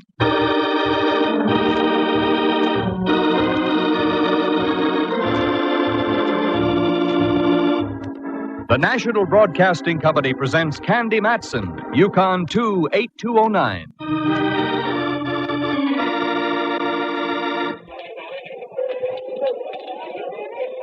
Candy? Candy, over here. What? Why, Myra Fisher. What are you doing here in a department store with your work clothes on? I work here, dear. I'm a wage slave. Well, I must say on you it looks good. What do you slave at? I'm head of advertising and promotion. Well, quite a spot, hey, girl? Well, it was until this morning. Oh? Now my neck is in the fire. What'd you do? Forget to proofread one of your ads? Nothing so trivial, dear, believe me. But am I glad to have bumped into you? Maybe you'll change your mind when I tell you I've been shoplifting. No, I'm serious, Candy. Could you spare a moment and come on up to my office? Why, sure. And wipe that frown from off your brow. It's wrinkling your makeup. Well, yours would wrinkle, too, if you had a missing Santa Claus helper on your hands. Well, now, there's a situation. And it almost broke Candy Matson's heart when someone told her there was no Santa Claus's helper, one Jack Frost. Listen, here she is now to tell you about it. That's right, what the man said. I ran into a deal where we had a missing Santa Claus helper, Jack Frost. The gent with the icicles was supposed to talk to the tiny tots at the Brownstone, one of San Francisco's larger and classier department stores. I'd gone down there that afternoon shopping. I wanted a bow tie for my old pal, Inspector Ray Mallard of the San Francisco Police Department. A bow tie that lit up and spelled Cossack when you pressed the button on the battery. That was when I bumped into this gal, Myra Fisher. We went up to her office on the 6th floor, and she sat me down. Cigaretted me, too. You think I'm fooling about this Jack Frost thing, don't you, Candy? Well, now, look, dear, we all have our little peccadillos. Yours just merely happens to be a missing Jack Frost. You'll get over it. I refrain from hurling this ashtray at you, Candy, only because of our long acquaintance. Good. Now listen to me.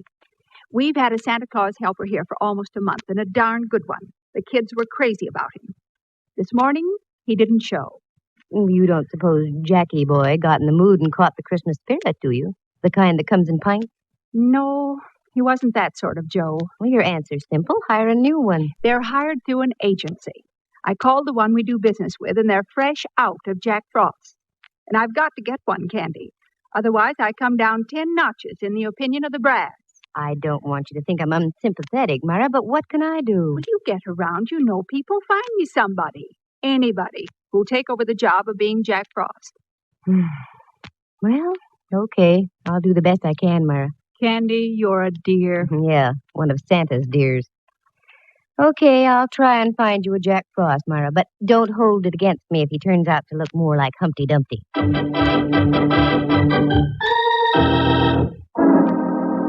I went home and looked up the Webster definition of soft. It said soft, easily yielding to pressure. That was me, Candy Matson, girl dope. Here I had all my Christmas shopping to do, and I agreed to find a substitute for Jack Frost. I had no idea where to start. So So I changed into something red and green for stop and go, also for Christmas, and went over to see my friendly advisor, Rembrandt Watson. Rembrandt is a photographer, and excellent, too, now that he doesn't have the sherry shivers or the pork palsies.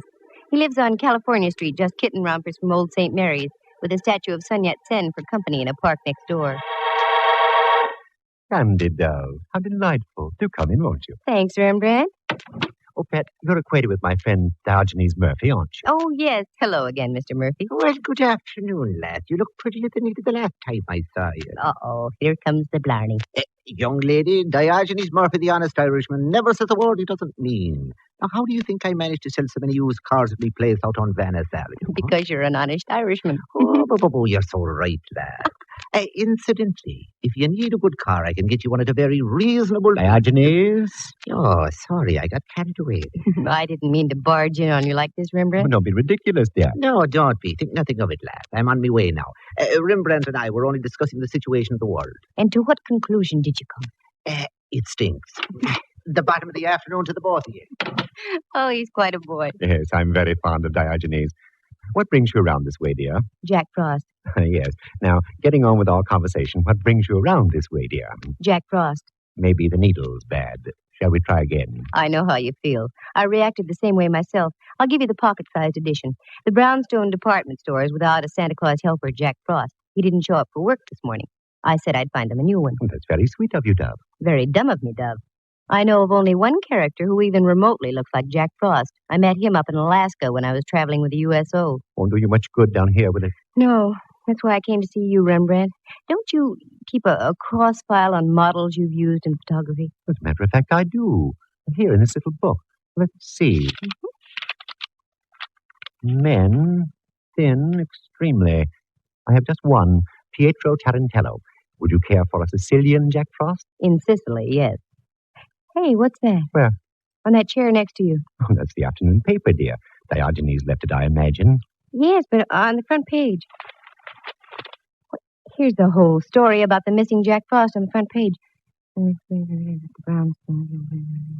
Ooh, what he got in his Christmas stocking. A slug through the head. That's no way to treat Jack Frost.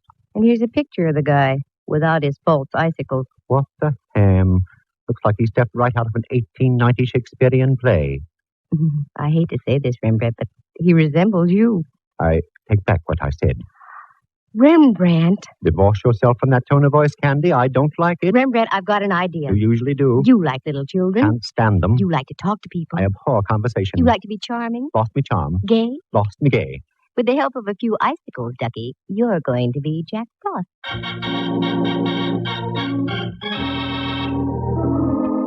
Rembrandt fought, he argued, he paced the floor, he had the vapors, he fainted.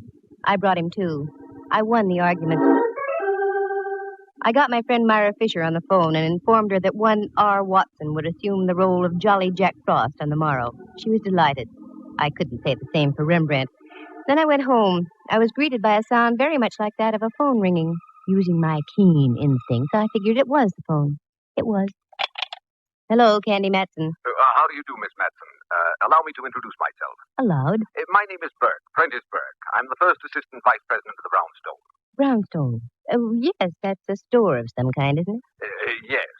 Now, the reason for my call. There has been, shall I say, a rather unfortunate occurrence in our store today. So I read. I need the help of a professional sleuth. You were highly recommended by the head of our advertising department, Miss Myra Fisher. Aha, the thick plotting. I beg your pardon. Oh, no need to. You didn't do anything. Okay, care to talk to me now, Mr. Burke? I'd much rather have you come down to my office, Miss Matson. This matter is of an extremely confidential nature. I'm your girl, then, figuratively speaking. How long will you be there? As long as necessary. That's up to you. Very well, I'll be there in half an hour if I can find a place to park. I only had time for a fast change, so I made it from Andescray to Taboo. I sniffed at it and felt I was on the right scent. Then I climbed into my car, drove down Kearney Street, waved a crisp single under the nose of a hotel doorman, and had my car taken care of. Then into the brownstone and up to Mr. Prentice Burke's office. I flipped a hip past the girl's secretary and walked on in. Burke was waiting for me. That was obvious. I could tell by the expression on his face. It was worried look number 12B. How do you do, Mr. Burke? I'm Candy Matson. Sit down, won't you? Thank you. Now, our subject is what? A man named Jordan. That's on another network. I beg your pardon? Oh, that's all right. Now about this Jordan. Yes, Ralph Jordan, to be exact. Well, that's a relief. For a moment, I thought you wanted to talk about Jack Frost. That's just it. He was Jack Frost. Oh, me and my big mouth. He was working here up until yesterday afternoon. Maybe you read about it. He was found shot today. Yes, I read about it. That's the reason I've called you. Why didn't you have your own store detectives take over, Mr. Burke? No. That would never do. I want no one in the store to know what's going on. Ah, intrigue. Quite possibly. I have reason to suspect that Jordan was killed by someone in our employ. I want to find out who that someone was before the police do and get it splashed all over the front pages. Publicity conscious, eh? Business has been off all year, and any bad breaks in the press would hurt us that much more. Maybe you've got a point there, I don't know. I know I have. Okay, I'll take the job. You say you have a suspicion. What is it? Well, nothing tangible. It's just a feeling I have. Oh, that's a big help. Well, I'll mush around and see what I can pick up. I'll bill you tomorrow for my first day's work. It's much easier to sustain a friendship on a daily basis. I left Burke looking as though someone had just called his store a bazaar. It was closing time, so I hefted my way through the crush and retrieved my car from the doorman. The Hall of Justice is right on my way home, so I decided to drop in on my old pal Mallard, Inspector Ray Mallard of San Francisco Homicide. A nice guy to serve coffee to on Sunday mornings if you could ever lasso him. I never could get strong enough rope. Candy, what brings you around here? I hate to have my Christmas ruined so early. What about that Jack Frost character? Oh, yeah. Poor guy got it good. Where'd you find him? In his apartment over on 17th. He lived near Seal Stadium. Why so interested, Candy? Rembrandt's a dead ringer for the guy. I still don't get the gal who's head of advertising for the Brownstone was going out of her head for another Jack Frost. I talked Rembrandt into taking the job. Does sound funny, doesn't it? Bring me up to date, Mallard. Did you get any dope on the killing? Nothing but a .45 slug out of the guy's wall. Ballistics is checking it now. Nothing else? If I did, I should tell you. No, I guess not. This goes beyond just a normal curiosity, Candy. What are you drilling for? Oh, it's only that I'm worried about Rembrandt. I got him the job. I'm responsible. I wouldn't want anything to happen to him. Ask a silly question, Mallard, and you get a silly answer. Okay, let's forget it. How's about dinner tonight? I've fought this thing long enough. Okay. Candy. Yes, Mallard. We've known each other a good long time, haven't we? That's right. Ever since the fair on Treasure Island. We've had our little quarrels, little misunderstandings. Oh, but they never seem to last long, though, do they? No. That's why I feel I have every right to ask you a question. Wait, yes, I'd say you do, Mallard. Maybe I'll ask you tonight. No, go ahead. Now's as good a time as any. Perhaps it is, Candy. You get around a lot. You meet people. Do you know where I can get a couple of tickets to the Rose Bowl game?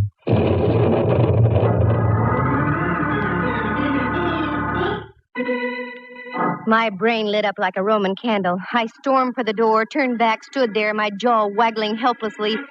Then I stuck my tongue out at Mallard and left. It was the only thing I could think of doing. Oh, he can make me so mad. But inside half an hour after I got home, I started to laugh. Felt much better. Just as I was puttering around getting ready, the apartment buzzer buzzed. That Mallard, much too early. But I was wrong. It wasn't Mallard. Well, Myra, what a surprise. Do come in, won't you? No, thanks, Candy. A friend of mine's waiting in his car outside. He's driving me home. Oh, I'm sorry. You can't stay for a moment? So, my dear, I just dropped by to leave this. Merely a little token of thanks for getting me off the hook. Oh, Myra, there wasn't any need to do that. Just a few pair of old stockings, dear. Getting me my new Jack Frost means more than you know. Here, please take them, along with my very deepest thanks. Thanks so much. A girl can always use them. Are you all set with my friend, Mr. Watson? Oh, yes. He came in this afternoon and filled out his withholding tax and so on. Very nice. I think you'll find him very efficient, Myra. Oh, what's the matter? Pardon me. I didn't mean to frighten you. Oh, Mallard. silly of me. I must have jumped a foot. Oh, that's all right. He frightens me, too. Myra, I'd like to have you meet Inspector Mallard. Inspector, Miss Fisher. How do you do? Oh, fine, thank you, now that I've caught my breath. Do forgive me, Candy, but I must rush. See you soon, I hope. Tomorrow, Myra, I'll be down to see how my lad's doing as Jack Frost. Thanks for the stockings. Well, aren't you going to invite me in? No, I'm not. Here's my coat right here. What's our hurry? Come on, let's go. I'm starved. I thought we could have a cocktail here before we left. You thought wrong. 2 tickets to the Rose Bowl. From now on, you earn your cocktails, Mallard.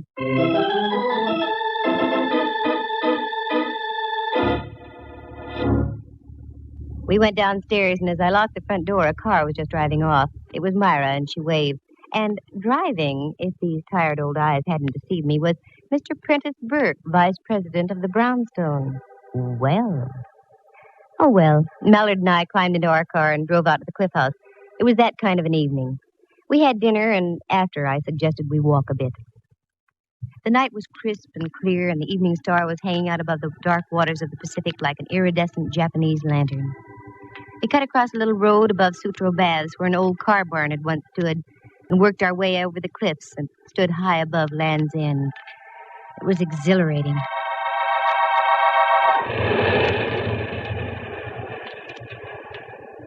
Penny for your thoughts, Candy. Inflation is still here. All right, make it 2 pennies. Well, I was just thinking, Mallard, dear, when you see a star in the sky, soft water below, feel Christmas in the air, how can there be violence in the world? An age-old question, pal. One I can't answer. I'm too small. Hey, you're cold. I better put my arm around you. Mallard, no. What's the matter? The headlights from that automobile are shining right down on us, and we... Mallard. Candy, what's wrong? Got your flashlight with you? Sure. Also my gun and my handcuffs. Anything else we need? A mortar, maybe? The lights from that car. They shone on something. Down there, under that tree. Oh, Candy, just for once, can't you stop digging up a mystery? Be human? I am being human. Come on, Mallard. I want to see what's under that tree.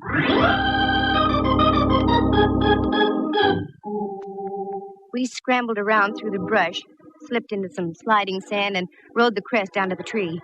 It wasn't easy to get around some of those brambles, but get there I fully intended doing because what I saw was red, bright red.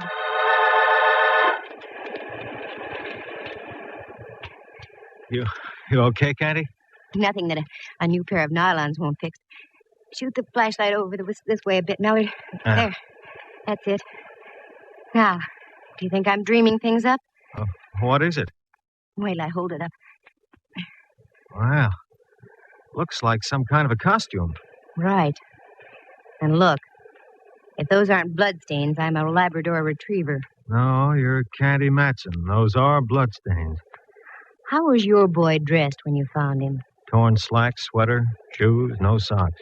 This was most likely his costume, then. Yeah. Don't move around too much, Candy. I want to have a good look at the ground. Hey, what are you doing down there? Who's that? The police. Now get up here and don't try any tricks. That's all right, officer. This is Inspector Mallard. Homicide. Oh, sorry, Inspector. That's all right. Stay right where you are. We'll be right up. Now, this is a break, Candy. I want you to drive me to a phone. I'll leave the officer here to guard the place. You can go home. I've got work to do here, okay? Yeah, sure. For once, we had dinner before you had a chance to break the date.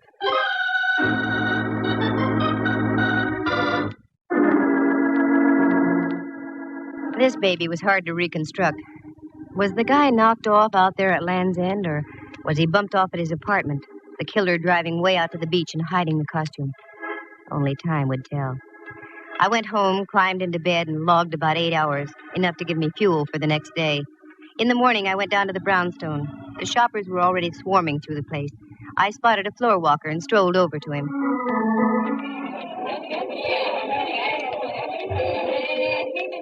Pardon me, sir. I said, pardon me, sir. I'm very busy, young lady. Make it as brief as possible. You do work here, don't you? Of course. You are the floor walker assigned to this section? That is correct. Come to the point, please. Well, I've a good mind to report you. As you wish. As I said, I'm very busy. Now, what is it you wanted to know? The words are like gall in my mouth now, but where do I find Jack Frost? Right over there, in the back, 2 aisles over. Thank you. Not at all. Very much. Of all the high-handed characters, people like that make me steam. I was getting up a full head of dander, but it simmered out before I had a chance to boil over. Because as I rounded a corner, I saw Frosty Boy, or Rembrandt if you choose, up on his platform with the cutest little blonde kid sitting in his lap. Well, well, well. Look who we have here. A great big boy. Hello there, son. Hello, Jack Frost. What is your name? Topper. Topper. My, what a fine name. How old are you, Topper? 5.5. 5.5. Well, you must go to school, Topper. Which one? Garfield. Garfield. That's a good school. Now, tell me, what would you like to have me tell Santa Claus to bring you for Christmas, Topper? An electric train and a baseball bat, and I like to be in the sales for Lefty O'Doul. Well, I'll see what I can do to arrange that, Topper. I'll tell Santa Claus. Bye now. Goodbye, and thank you, and Merry Christmas. I hope you can make the boy's wish come true. O'Doul could use him. Candy, I'm so glad you're here, Dove. Duck around into the back room for a moment. I've got to talk to you. Aren't you working, Frosty Boy? I got 10 minutes off every hour. I'll take the break now. Right around there, Candy. Okay, I'll see you in a moment.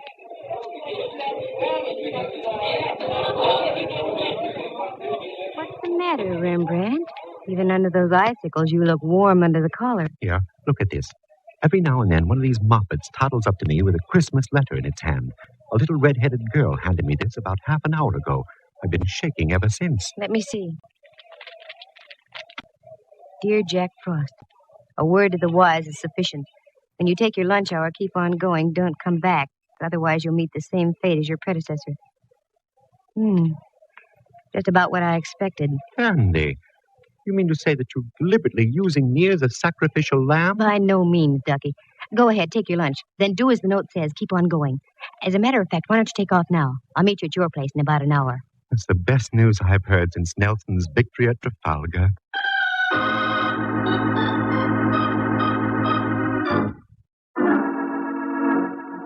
I whipped upstairs, reported to Prentice Burke, got my first day's check, and on my way out told his secretary she better get Burke some smelling salt. Then I went back down on the floor again. Sure enough, there was my boy, the floor walker. I wanted to have a few more words with him. Oh, you again. If you don't mind. I was just up to see Miss Myra Fisher. She wasn't in. Have you seen her down here? No, and what's more, I won't see her all day. She phoned saying she was feeling ill. Most inconsiderate, I must say, during the holiday rush. Yes, I must say. Could you give me her address? She's a friend of mine. I've got to see her. Her address? Why, yes. I write it down here on one of my cards for you. Myra Fisher, 227F, Union Street. There. Thank you. You're so kind.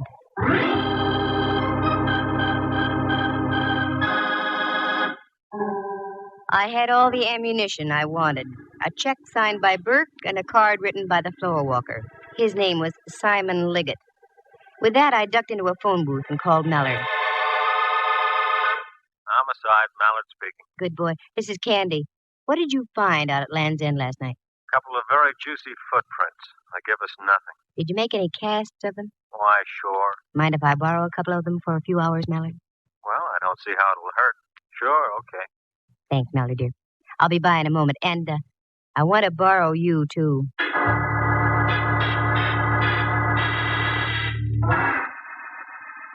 I stopped by the Hall of Justice, got the cast of the footprints, shoved Mallard into the car, and then picked up Rembrandt. The thing was only a hunch, but my hunches have paid off, so I never ignore them. First, we went out to an address on 5th Avenue near Clement. We got in the back door and went to work. Nothing made sense there. So we drove over to Reseda Way in the marina. Again, we got in and did some sleuthing. This time, we hit the jackpot. A pair of shoes in the closet matched the casts we had brought with us. Rembrandt, go out in the kitchen and see if this place has any ketchup. I'm not hungry, Dub, but I'll look. What are you up to, Candy? We've got enough to swing a case here. I'm working for a voluntary confession, Mallard. Tell me, what was the position that the Jack Frost was in when you found him dead? In a chair, like that one. His head slumped down on his chest. Good. Here's the concept, Dove. When are you putting it on? You. What? Without the bun or relish, Ducky.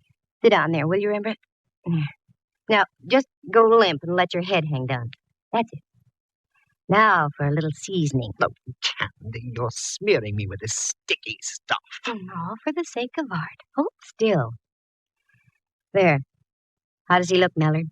Why, Candy, it looks like the same guy, the real thing. Good. Now, Rembrandt, you just sit like that. Don't move. Mallard, you duck into that closet over there, and I'll hide in here. We've got a good view of the front door from both places, okay? Okay. There are times, Candy, when I admit I admire your genius. Genius, schmenius. Come on, let's hide.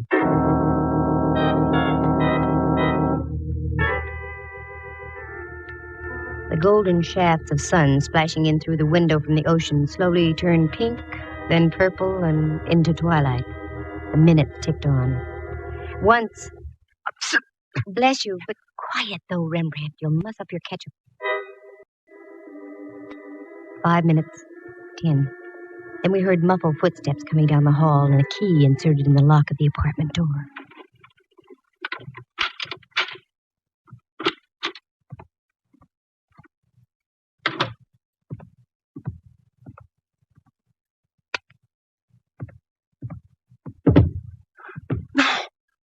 Oh, no. It can't be. The old fool I killed. No. Okay, buddy, that'll be about enough. Oh, no. Get him, Mallard. He's ducking. I'll get him. Nice tackle, Mallard. All right, Mac. You going to remain peaceful, or do I have to give you a little tap? No. I'll be quiet. You got me? I did it. I did it to both of them. I killed them. I killed them. I killed both of them. Both of them? Yeah. Look behind the sofa.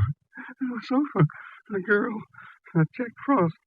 The sofa. The sofa? Right behind the sofa. Wait a minute, Mallard. I had to do it. I couldn't.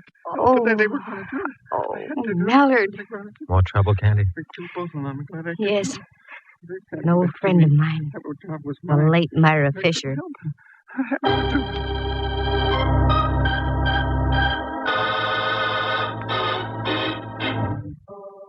The whole thing was jealousy.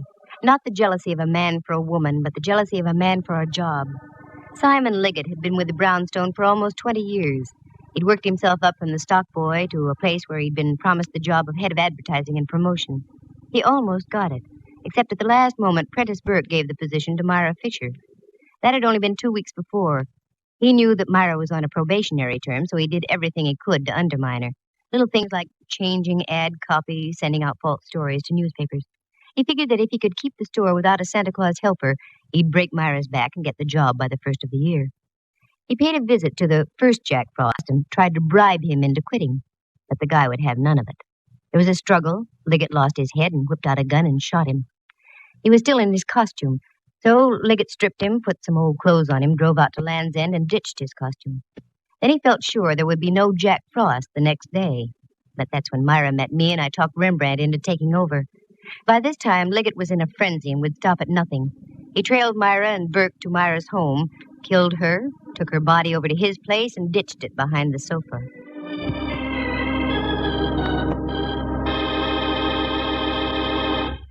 The next morning, he wrote a note to Rembrandt and gave it to one of the little girls waiting in line to see him.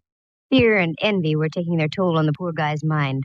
I wanted to compare the handwriting, so I had Burke write me a check and Liggett write Myra's address on a card. Also, we had the footprint cast. Between the two, everything pointed toward Liggett. That's when I staged my little parlor charade with Rembrandt playing the part of a corpse. The sight, with Rembrandt's resemblance to the dead Jack Frost, would shatter anybody into a confession. But Christmas, in spite of everything, is a lovely time of year. And there is a Santa Claus. 3 of them for me, as a matter of fact. Mr. Prentice Burke, who sent me a very nice check for my efforts. Rembrandt Watson, who, out of sheer love for the job, went back to playing Jack Frost for all the kids at the Brownstone. And last but not least, Inspector Ray Mallard. He gave me a Christmas sock, right on my mouth, just where any well-placed Christmas sock should go.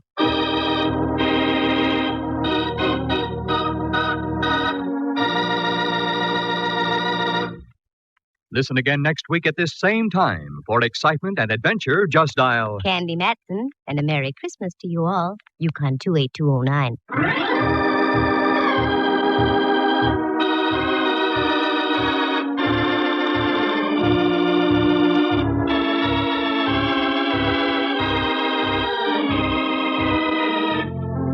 Heard tonight were Helen Klebe as Myra Fisher, Lou Tobin as Prentice Burke, and John Grover as Simon Liggett. Jack Thomas plays the role of Rembrandt Watson, and Henry Leff is heard as Inspector Mallard. The program stars Natalie Masters as Candy and is written and produced by Monty Masters. Sound effects were created by Bill Brownell and Jay Rendon. Eloise Rowan is heard at the organ.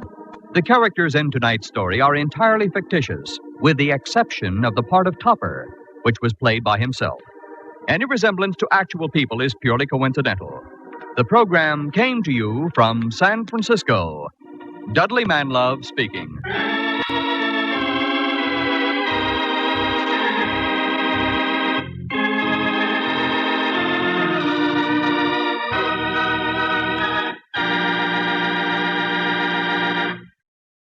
You are tuned for the stars on NBC.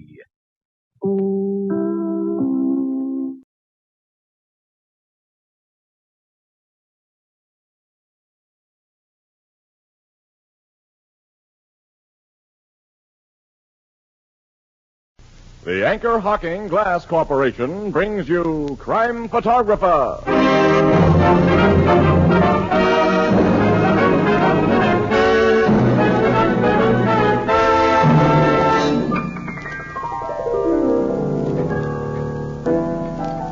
Ethelbert. Oh, hello, Casey. What's Tony Marvin worrying about over there? Why, he's writing a holiday poem, and he's stuck for something to rhyme with Christmas stocking. But, Ethelbert, are you kidding? Certainly not. Oh, you mean Anchor Hocking. Oh, gee, fellas, that's wonderful. Anchor Hocking, a great name in glass.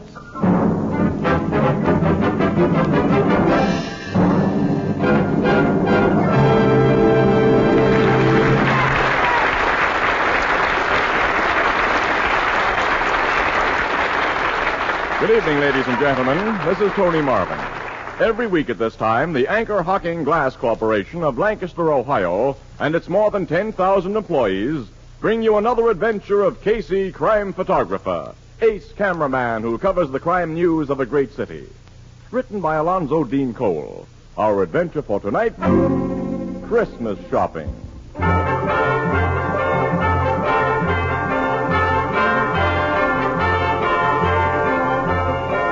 Late afternoon, a crowded aisle in one of our city's largest department stores. Making slow headway through the jostling shoppers are... Casey, I've never seen the store so crowded. We say that every year during the week before Christmas, Annie. Where are you taking me now, huh? Well, you haven't anything for your Aunt Harriet yet, Oh, so I that's thought right. we'd look at umbrellas there. On this side of the store somewhere. Yeah. Annie, look, you can pick up a much nicer umbrella for Aunt Harriet than I can. I trust your judgment, absolutely, Annie. So suppose you... I shop for all the uninteresting items while you go up to the toy department and watch the electric trains again. Well, you know I've still got to pick up a few more things for my sister's kids, Annie. And hey, Annie, wait a minute. Hang on to your pocketbook. Keep an eye on that little guy in the black overcoat just ahead of us. Who? That's Fingers Fogarty, one of the best-known dips in the city. Pickpocket? Yep. Shove through this mob a little faster, Annie. Now keep him in sight.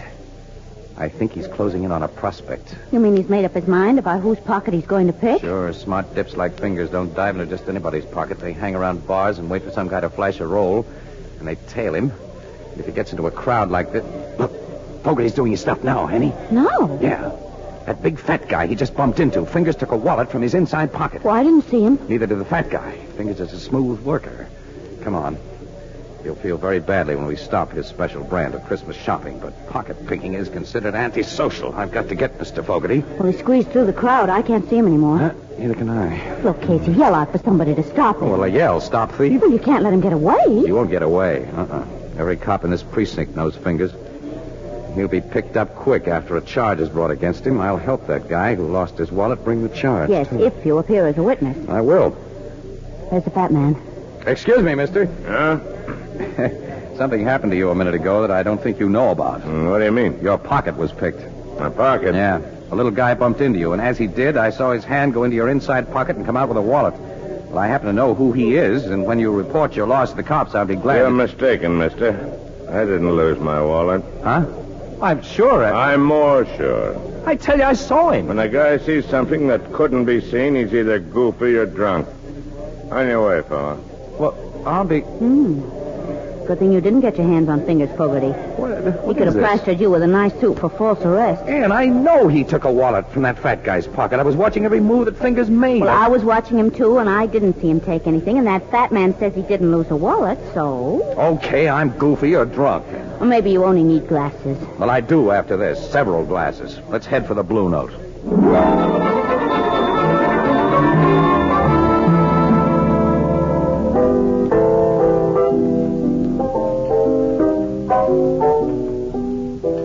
You and Casey get your Christmas shopping done this afternoon, Miss Williams? Well, I accomplished quite a lot, Ethelbert, but not Casey. He got sore, and after that, nothing would please him. What'd you get sore about, pal? Nothing. Oh, he had a little eye trouble. Oh, gee, that's too bad. Did you see spots floating in front of you, Casey? My eyes are okay. Now fill that glass up again, Ethelbert, and don't ask so many silly questions. Mine, too, Ethelbert. Right away, Miss Williams. Oh, now, Casey, don't you think it's about time you snapped out of your grouch? Well... It's pretty silly to get yourself all burned up just because you made a mistake. I didn't make a mistake, Annie. Fingers Fogarty took a wallet from that fat guy's pocket. What burns me up is I didn't find out why the fat guy denied it. Well, how could you find out? Oh, I don't know. But I'm supposed to be a newspaper guy, Annie. Well, we may have missed a story with pictures. Here's your refreshment, folks. Oh, thanks, Ethelbert. Say, have you stopped into your office since you finished shopping? Hey, bartender, who's the boss here? Well, what do you want? You want to buy a nice Christmas tree? You got some nice ones? A wagon full of them, fresh from Nova Scotia. Let's see one. Well, I'll be right back. Say, Casey, have you two stopped in at your office since you finished your shopping? Certainly not. This is our day off. Then you ain't heard the big news yet. What big news? One of your police reporters, Jake Birkin, was in a few minutes ago and tipped me off about it. Gee, was all excited. What happened, Ethelbert? About half an hour ago, the cops arrested the kidnapper and murderer of Gregory Walters. They did? Where? Well, where'd they get him? Well, like you know, before the Walters family paid over that $50,000 ransom to the kidnapper, the FBI made a list of the serial numbers on the bills, which they circulated all over the country. Of course, we know all that, Ethelbert. How's this tree, mister? Nice and bushy, huh? Let's see one a little taller. A little taller, okay. Ethelbert, will you tell us about that kidnapper? Oh, I'm getting to it. Come on. Well, a guy walks into a tavern over on 36th Street tonight, orders a drink, and hands the barkeep a $20 bill with one of them hot numbers on it. The barkeep checks the number, calls a cop, and when the cop searched the guy, he found about $500 more of the ransom dough in his pocket. Well, Ethelbert, who is the guy who had the ransom dough? The cops identified him yet? Well, they knew him as soon as they laid eyes on him. But Ethelbert, who is he? Please. Hey. Is this tree big enough, mister? Let's see. Well, let's see one a little thicker around the bottom. Thicker around the bottom. Ethelbert, will you please Casey tell and us? I know him. He's always been a small-time crook, and I was surprised to learn he was mixed up with anything so big as kidnapping and murder. Oh, say, will you tell us? I am telling you. It's that little runt, Fingers Fogarty. Fingers Fogarty? Yeah, the tip. He had Walter's ransom dough on him? About $500, just like I said. Naturally, Fingers denies having anything to do with the kidnapping. He said he lifted the dough out of the pocket of a guy who was Christmas shopping in S.J. Franken's department store. Franken's? Around 4 o'clock this afternoon. Casey Franken. And that fat guy denied he's been robbed. Do you think he was the I one? can't see Fingers as a kidnapper. He's always been just a slimy little sneak thief. Hey, what's this about a fat guy, Casey? Annie, come on. We're going to tell Logan what happened in Franken's. Well, what did happen, Well, never mind. You'll hear it later, Ethelbert. So long. So long. Hey, is this one big enough for you, mister? I tell them two a whole complete news story in 2 short words, then they run off and leave me out on a limb. What limb? Too big? Oh, you. Ah. Oh, no, we've got to have a really big tree.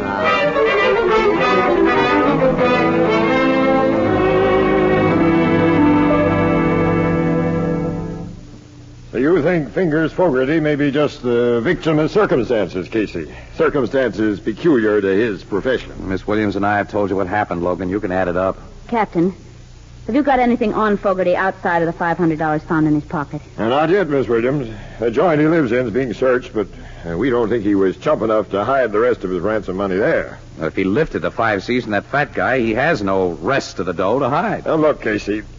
Fingers Fogarty knows you pretty well, doesn't he? Yeah, sure, he knows me, certainly. Now, hasn't it occurred to you that he may have put on an act for your benefit? I don't get you. Now, let's assume that Fingers is the real kidnapper. It's been over a year since the ransom money was paid. Fingers has been careful. He hasn't tried to pass any of the 50 grand because he knows it's red hot. But now he figures the heat has died down, so he sends up a trial balloon. How do you mean trial balloon? Well, he's got a record as a tip, Miss Williams. He figures if he gets caught passing that dough, we'll believe that he lifted the money from a guy's pocket. And to cinch it, he acts like he's lifting it from a guy's pocket while Casey is watching him. He picked you for his star witness, pal. Logan, hasn't it occurred to you that the fat guy might have been sending up that trial balloon? Huh? What do you mean? Assume the fat guy is the real kidnapper. And he wants to know how safe it is to pass those ransom bills. He knows that Fingers is a pickpocket. Well, he goes to one of the little runt's hangouts and flashes a roll in front of him. And then he leaves the joint, saunters into a crowded store where it'll be easy for Fingers to work, and Fingers does exactly what's expected of him. That's a reasonable theory, Captain. Well, sure. If Fingers gets caught passing that dough, the kidnapper learns about it from the papers and continues to let the money cool off. Also, Fingers has a long record. You cops won't believe anything he tells you. You'll tag him as the Walters kidnapper, which will leave the real one sitting pretty. The only thing the real kidnapper didn't figure was that someone might see Fingers take his wallet. Well, maybe you got something there, Casey. You and Miss Williams have never seen that fat guy before? No, but we'll know him if we see him again, though. Definitely. Your description might fit 1,000 guys in this town. I want you two to go up to the record room and look at some pictures we've got in the files. Oh, great. That'll only take us about 4 or 5 hours, Logan. Oh, Casey. And this was to have been our night off.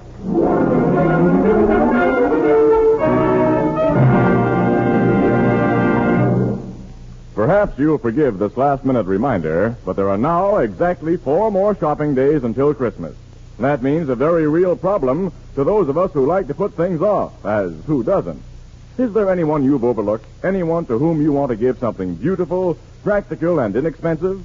Well, you'll find the answer in Fire King oven glass. Whether it's a single Fire King casserole or an entire set of Fire King oven glass, prices are unbelievably low, and it'll take a minimum of shopping time at your favorite chain, variety, hardware, or department store. So remember, with housekeeping a real problem in this post-war era, Fire King oven glass is a gift that makes it easier in so many ways, because Fire King makes foods go farther and enables you to turn leftovers into delicious main courses. Fire King oven glass is a product of Anchor Hocking. A great name in glass.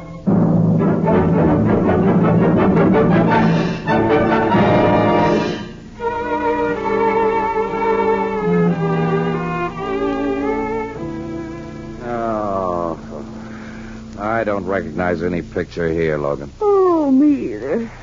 Oh, golly. Captain, why don't you have some good-looking crooks in your files? I'm going to have nightmares looking at pictures of so many ugly men.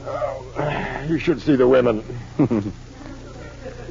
Logan, you know, there's one picture here that bothers me. It resembles the guy a lot, but well, look at the description that goes with it. Nick Pencer, Woolstock Prison, discharged 1944, armed robbery. Age 30, height 5 feet. Well, you said your fat guy was a 6-footer and at least 45 years old. Yeah.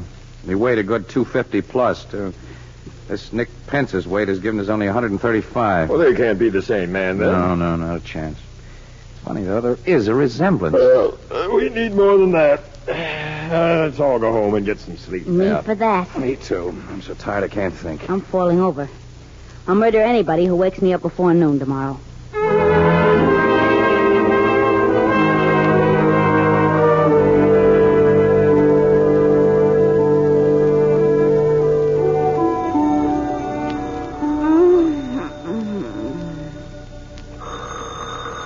Oh, no, thank you. No, thanks. Oh. Hello. Morning, Annie. Who's this? Wake up, kid. It's Casey. Casey? Oh, Casey. Casey, you remember me, don't you? Yes, I do, and it's only 9 o'clock, and what is the big idea? Annie, look, I think I know where to look for that fat guy. You do? I certainly do. The old bean wasn't working last night. But when I woke up a few minutes ago, I had it. The strong resemblance between that young half-pint crook, Nick Pensa, and our big, fat, 45-year-old guy can't be just coincidental, Annie. They must be relatives, maybe brothers. Mm-hmm, go on. Well, I've looked in the phone book and found only one Pensa listed, John Pensa, contractor, who lives and does business out on Dudley Road. I thought you might like to drive out there with me and see what John Pensa looks like. Why don't you have the cops go out and look at him? Annie, you're not awake yet. Only you and I can identify that fat guy. Besides, if you and I find him, Annie, we get an exclusive. The cops are in on it. Every paper in town will have Well, I'm awake now, all right. Where'll I meet you? I'll be outside your door with a car in 15 minutes. Casey, I've got to dress. We'll make it a half an hour then. We'll make it a full hour and no sooner. Well, what are you going to dress, yourself or a Christmas tree? Listen, Annie, I can bathe, shave, and get into my clothes in 10 minutes. I put on underwear. Goodbye.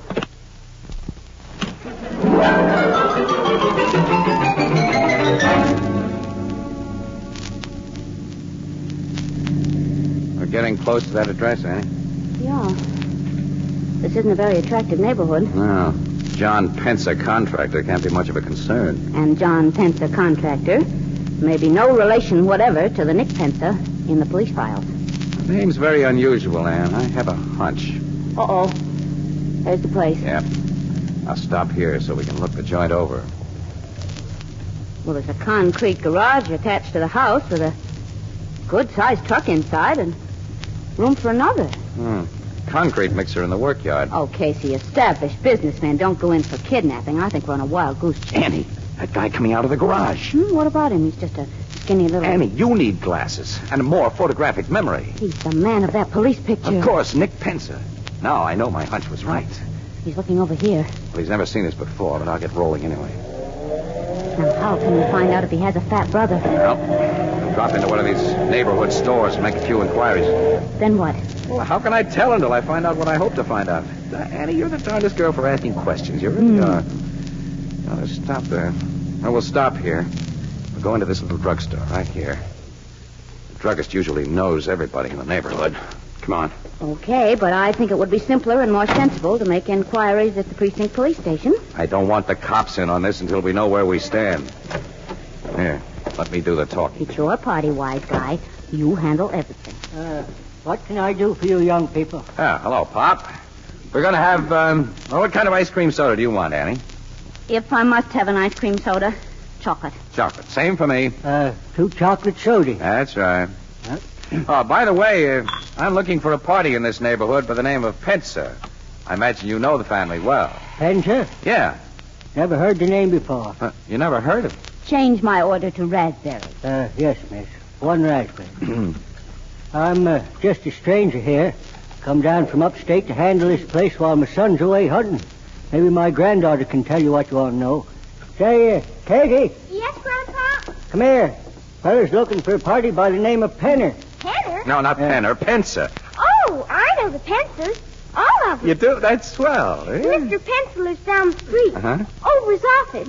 He's a contractor. What's he look like? Is he, Is Mr. Pensa short and skinny, and his first name's Nick. well, Nick Pensa's not the contractor. Yes, he is.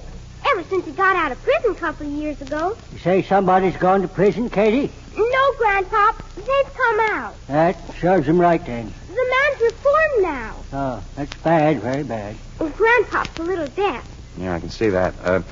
Sister, I understand that my friend, Nick, has a brother or a cousin. No. Maybe an uncle? No. Here's the sodas. Who gets the raspberry? He does. Here you are, mister. Thanks. And Mr. Casey, you have earned it. Sister, you mean Mr. Nick Pensa has no relatives at all? He's got a sister and a nephew. Oh, that's a great help. How old's the nephew? About 10? No, ma'am. It's the funniest thing. Mr. Gus Pensa is a lot older than his uncle. Huh? Mr. Gus is Mr. Nick's partner, I think. And he comes in here all the time. What does Mr. Gus Pensa look like? Well, he's tall and fat, and in the face he looks like Mr. Nick. Annie, give me that chocolate. You take the raspberry. Here's Mr. Gus now. Oh, Casey. He's our fat guy. Mr. Gus, these people were just asking about you. They're friends of Mr. Nick. Oh, that's bad. Is that so? He recognizes us, Casey. Yeah. Wasn't it lucky I dropped in here when I did to find friends of Nick's? Grandpop, go back to your back room and put me up 2 bits worth of turpentine. 2 bits worth of turpentine? Go along and help him, Sissy. He can never find anything. I'll show him, Mr. Gus. So you two were asking about me. You've been told that we were. I noticed a car outside with a press sign on it. Yours? Yeah. And you were looking for me because of what you happened to see in Franken's yesterday. If I said no, you wouldn't believe me. Right. This hand in my pocket has a gun in it, mister. So do exactly as I tell you. Okay. Remember, and don't pull anything. Here's a bottle of terps. Thanks, Grandpop. Here's your 2 bits. Come on with me, folks. You said you wanted to pay Nick a visit. Casey. We got no choice, Annie. Right. So long, Grandpop. Hey, ain't you folks going to finish your sodas? No, we lost our appetites. You didn't take even a sip of your raspberry, mister. That's what you think, sister. Get into your car. Both in the front seat. You drive, fella. I'll sit in back with this gat. Well, I drive, too. Just down the street to Nick's place. Mine. He and I are partners in everything. And he'll be tickled to see your old friend.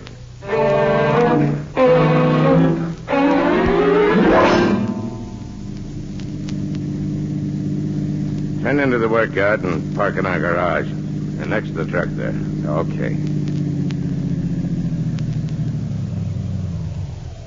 Yeah, that's fine. Now what do we do? You and your boyfriend don't do anything, lady. And to make sure you don't... You hit Casey with your gun. And you get the safe.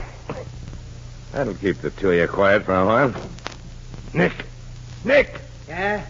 What do you want, Gus? Come into the garage, quick. Okay. Whose car you got in there? You'll see. Come inside and help me close these doors. Okay. There. What's the idea? Take a look inside this car. Who's the guy and the dame? They're the two I told you about last night. Saw that dip take the hot dough from my pocket. They got wise to the layout and located us. They police? No. These two are newspaper mugs. I figure they were making this play on their own, so we got to take care of them. We can't bump them off here. We can. We do it nice, clean, and quiet. Get those big spools of adhesive tape from the house. What are you going to do? You'll see. Get that tape.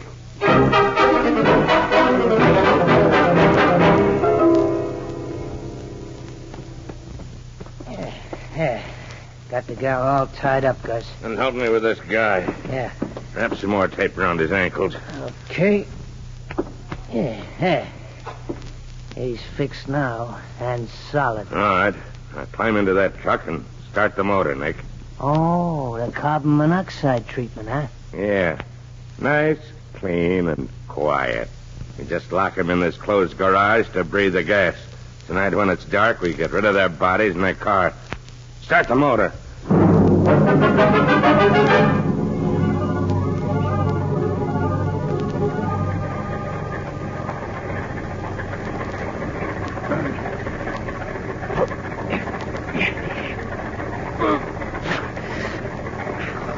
Ann, I worked the tape off my mouth against that fender. Nod your head if you're okay, kid. Good. I'm going to try to pull the adhesive tape off your wrists with my teeth. I'm getting lightheaded. Gas is beginning to work. I got the tape. Now pull and turn your wrists. Pull more, Annie. There, that did it. Your hands are free. Pull the tape off your mouth now. Okay. Casey, the gas. Keep your head down low, kid. Try to hold on. I will. Pull this tape off my hands. You better let me free my ankles first so I can get to that truck and shut off the motor. No. Free my hands. Those two guys may be just outside where they can hear. Yeah, but if it keeps on running, we'll... If it doesn't keep on running, we'll have no second chance like this. Free my hands. All right. I've got the end loose. Pull now. There, does it. Now, unwind your ankles while I get this stuff off of mine. What good will it do us? We can't get out of here. We'll get out. Don't breathe too deep. This Get out. garage is solid concrete. And I heard them lock those heavy doors when they went out. so... I got my ankles free. Hang on, kid. I'm picking you up. What are you going to do? I'm putting you in this truck. This truck? Why? It's taking us out of here. Keep your head down. Okay. I'm driving through those doors. Okay, we're through. Pure air. Wait a minute, look. Also, those two Pensa guys, they heard us. Yes, and they have guns, too. Step on the gas, Casey. Drive past them. Let's get away. I can't. You can't. What's the matter? Stall the motor. Duck, they're shooting. Oh, why are they running away? They're getting into that car. They're going to try to get away. If I can only get this motor started again. Get it? Now, come on. Casey, don't drive toward their car. They'll start driving into their car.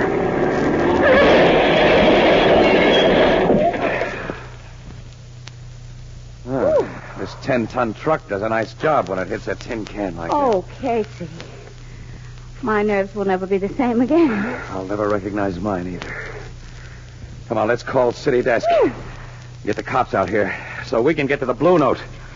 I need another pair of glasses. The kind you fill.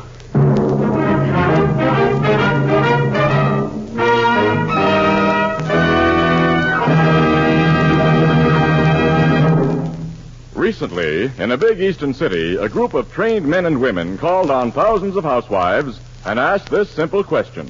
What kind of container do you prefer for the foods you buy? An overwhelming majority of housewives said they preferred to buy food packed in glass. Among them were a great many mothers of small children, and by a ratio of more than 8 to 1, these mothers said they insisted on prepared baby foods packed in glass. They gave many reasons, as you might expect, but here are the 3 reasons mentioned most frequently. First, glass lets you see what you buy before you buy it. Second, you can heat, serve, and store leftover portions of prepared baby food in the same glass container. And third, these young mothers agreed that sterilized glass containers are cleaner and more sanitary. You can buy an increasing number of the better brands of food packed in glass, and all of the better brands of prepared baby food come to you in Anchor glass containers sealed with tamper-proof Anchor vacuum caps. Both products of Anchor Hocking. A great name in glass.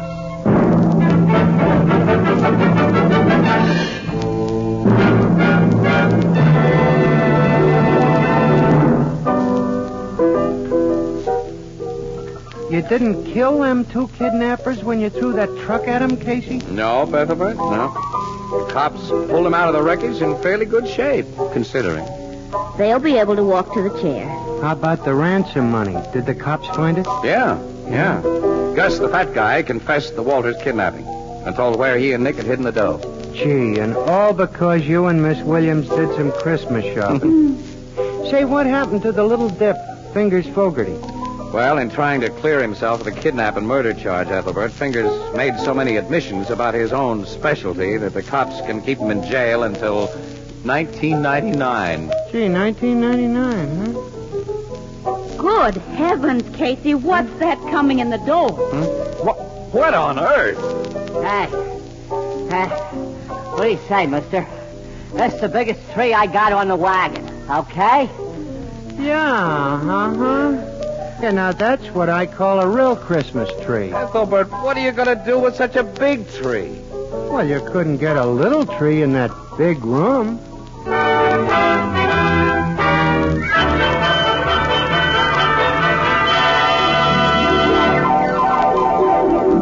Crime Photographer, starring Stotts Cotsworth as Casey, is brought to you each Thursday at this time by the Anchor Hocking Glass Corporation, makers of Fire King Oven Glass.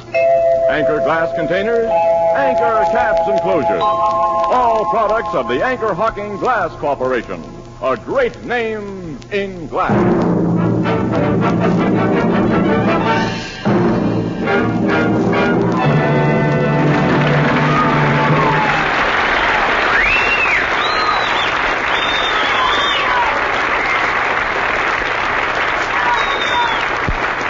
Crime Photographer, directed by John Deese, is written by Alonzo Dean Cole and is based on the fictional character of Casey, created by George Harmon Cox. The original music is by Archie Blyer, and the program features Miss Leslie Woods as Anne and John Gibson as Ethelbert. Herman Chittison is the Blue Note pianist. Thursday night on CBS is the biggest show in town, so stay tuned for exciting dramatizations on Reader's Digest Radio Edition, which follows immediately over most of these stations.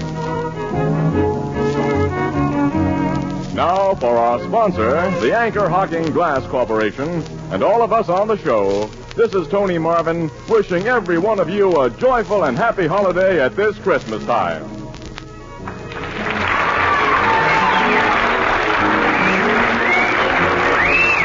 This is CBS, the Columbia Broadcasting System.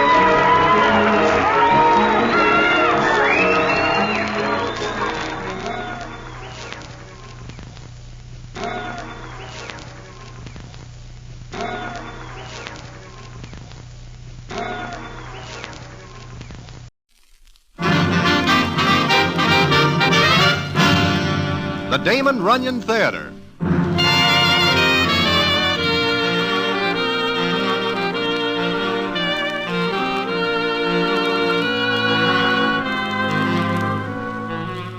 Once again, the Damon Runyon Theater brings you another story by the master storyteller, Damon Runyon. And this one, Dancing Dan's Christmas. And to tell it to you, here is Broadway. Thanks. The time this story takes place is Christmas. The time when everybody is saying things about peace on earth, goodwill to men. Now, that is a sentiment with which I go along 300%, and I wish that everyone will take it to heart. However, there are certain citizens who never hear of peace, and goodwill is nice, but not absolutely necessary. And how it happens that I almost spend my last Christmas with no will at all is quite a story, which I will tell you about in a minute.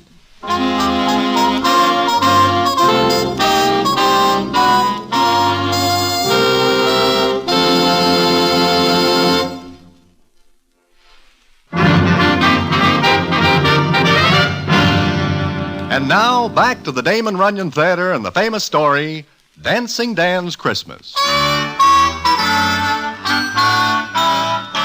It is just 2 days before Christmas that I am sitting in Mindy's enjoying some cheesecake and coffee.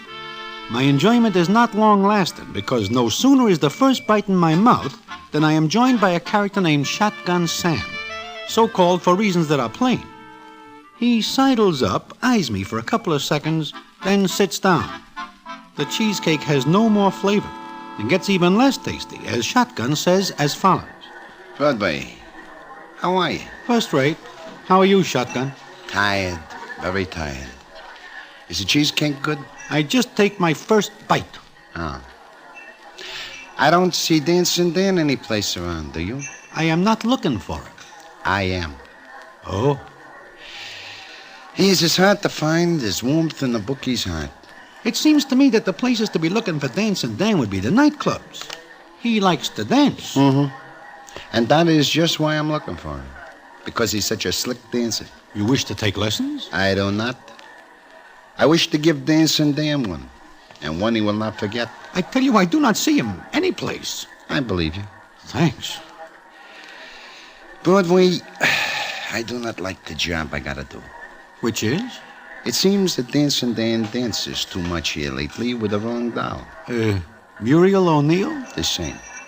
You know about it then? Well, there is a rumor that Heine Schmitz likes her. Said rumor is absolutely true. And because it is, Heine wishes Dancing Dan to know it. Look, Shotgun, what harm is there in dancing with Muriel O'Neill? None, except that Dancing Dan does it more than once. Now I've got to find him and end his career. You're sure you do not see him? As sure as I am a foot high, I do not. Okay. But if you do, you will let me know? Well, to tell the truth, I do not get to many places which are apt to see Dancing Dan. But in case you do, Heine would take it as a personal favor if you would tell me. Also, he would take it as a personal affront if you do not. But, Shotgun, I also would take it as a personal affront. I have got this job to do for Heine. And I would like to get it over with because I wish to get home for Christmas. I do not like to spend the Christmas season hunting for somebody, eh? I hear. Okay. See you around. Now, when a citizen like Shotgun Sam says he would take it as a personal affront, he means just that. So I make it strictly my business to keep more than somewhat away from the spots where I am likely to see Dancing Dan. Not that I would tip off Shotgun, because I like Dan. But if Shotgun finds out that I see Dan and do not tell him, that is not only the end of my peace on earth, it is the end. So it is on Christmas Eve that I am in Good Time Charlie's, a place Dancing Dan is never likely to show up. The scene is as follows. This is what is known as Tom and Jerry, Broadway. You like it? It is very good. A great thing for Christmas. Charlie, Yeah? how does it happen you have no other customers tonight? Christmas Eve, everybody stays home. I figure I'll close up early and... Who's that? It does not make any difference. Let him knock. Now, as I was saying... Whoever it is wants to come in. I gotta close up. No more customers tonight. Maybe it is someone who wants to see you. Oh, okay. Leave the door on its hinges. I'm coming.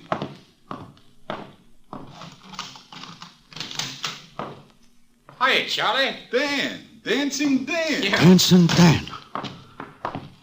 Well, Broadway, how are you?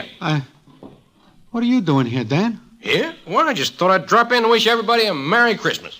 Everybody is not here. And so I see. Hey, Charlie, is that a Tom and Jerry? Yeah, you wish one? Yeah, just one. Then I gotta go. Here, store this someplace for me, will you? Yeah, what is in the package? Iron? Not by a long shot. Well, Broadway, I haven't seen you for a long time. Where you been keeping yourself? Safe? Huh? How's it with you, Charlie? Yeah, pretty good. Here, have a Tom and Jerry on the house. Thanks. It's good. Yeah. Dan, is it safe for you to be out? Oh, you mean about Heine Schmitz, huh? That is it. Well, this is kind of a farewell party, boys. From now on, I'm going the straight and narrow. You? Why? I mean, this is news. Yeah. Maybe because I'm in love. This makes it worse. I presume the doll is Muriel O'Neill. You know, this is Christmas. I figure there's no better time for a guy to cut out his old life and build something new for himself. And that's what I'm going to do. And here's to you, Broadway. Look, Dan, I'd give 1,000,000 potatoes if I do not see you tonight. Why? I just would. You are plenty hot. Oh, sure. Heine doesn't like me. And when Heine doesn't like somebody, that somebody is in the red. Plenty. I gotta go, Dan. Why? Look, you know I wouldn't give the tip off, Dan, but... Well, Shotgun Sam is looking for you. And when he finds you... I know. Broadway is right, Dan. Shotgun will not be particular who is between him and his target. Yeah. You sure nobody sees you come in here? I don't know. Holy mackerel. Merry Christmas, everybody. It's funny, isn't it? Here I am, in love with a doll who loves me. I want to go straight. I want to forget the old life and build up something new for Muriel and me. I gotta do it the hard way. Yeah, it is funny. Okay, tell you what. I'll stay just a couple of minutes. Then I'll take the heat off you two by getting out of here. Okay? Sure, Dan. You are an all right guy. Broadway, what do you say? It's Christmas Eve. What else can I say? Thanks. Well, Merry Christmas, boys.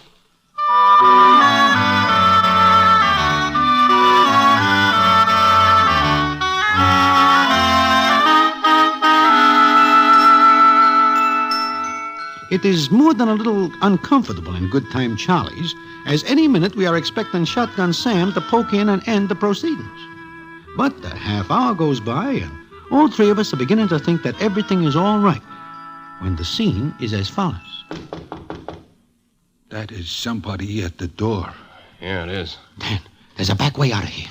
You think they won't have that covered? Open the door, Charlie. You crazy? I'm tired of running away. Open the door. You cannot do this, Dan. Step back. I'll open No, don't, Dan. Look, if anything happens, take that package to police headquarters. Police? Yeah, there's a note in it. They'll understand. Now get back out of line of the door.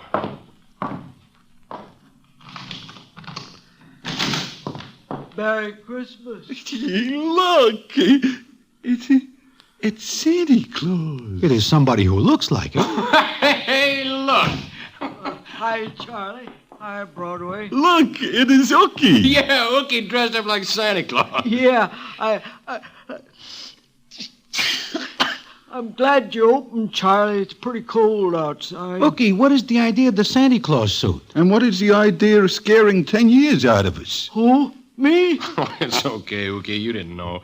But like Broadway asked, what's the idea of the Santa Claus suit? Well, I'm advertising Fletcher's store. 50 cents an hour I get for walking up and down the streets handing out his cards. You got yourself a bad cold. But I'm going to be all right in a couple of minutes. Just gotta get warm first. Well, you're crazy. You will get pneumonia if you go out again. I need the dough bad. You mean you're so broke you gotta walk up and down in that Santa Claus suit for half a check an hour? How do you like that? Here, Ookie, drink this. A Tom and Jerry. Yeah? Thanks. That's good. It's nice and hot. But gee, I wish I could stay in here and talk with you guys, but I gotta beat it. You are figuring on going out in the cold? Well, I need the dough. I ain't got a cent, and my wife's kind of sick. I'd kind of like to bring her a little present this year. Ookie, how long you have to walk around like that? About till midnight. Well, it's only 10 now. You will get soaking wet in the snow in 2 hours. No, I'll stop in the storefronts and places to get warmed up. Well, gotta get going. Thanks for the Tom and Jerry. Sure. Here. Buy the wife a good present, huh? Well, gee. Well, thanks, Charlie. Here, give her one for me, too, huh? Oh, now, look. Make it a real Christmas, Ookie. Well, gee, Dad. Guys, I got a bad cold. Makes me sniffle. Yeah. Yeah. Well, gotta get going. Wait, Ookie. You got dough now. Why kill yourself for a measly 4 bits an hour? Well, it ain't only this job, but Fletch promised me if I'd make good, he'd let me clean up his place overnight, 15 a week. And I need the job, so you see, I gotta do it. No, you don't. Oh, yeah, I do. I've been pretty sick the past year. Couldn't hold no job, but this year's gonna be different. I promise Midge, my wife. Ookie, take off that suit. Huh? But Dan, I got... Take it off. Dan, what's the idea? I'm not gonna let Ookie walk around with that cold. Oh, now, please, Dan, I need the job I'm gonna get. You get it, because Fletcher's Santa Claus is gonna walk around. What are you talking about, Dan? Me. I'm gonna be Santa Claus. Now I hear everything. Well, Dan... Go on, start taking it off. You stay here till you get good and warm. Then take a cab back home. Dan, I won't never forget this. I won't either. Well, I'll have it off in a jiffy. Dan, you are crazy. You'll be walking around the streets. You'll be a setup for shotgun. You got a chance if you keep out of sight. I'm gonna make this the best Christmas I ever had. It says peace on earth, goodwill towards men. Okay, I'm through running away. If Shotgun wants to rub me out on Christmas Eve, let him. I'm not gonna run away anymore. But what about Muriel? Why do you not think about her? I am. I'm giving her a Christmas present. Huh? Yeah. Together, we'd only have to keep running away. By herself, she'll do a lot better. Hurry up with that suit, Ookie.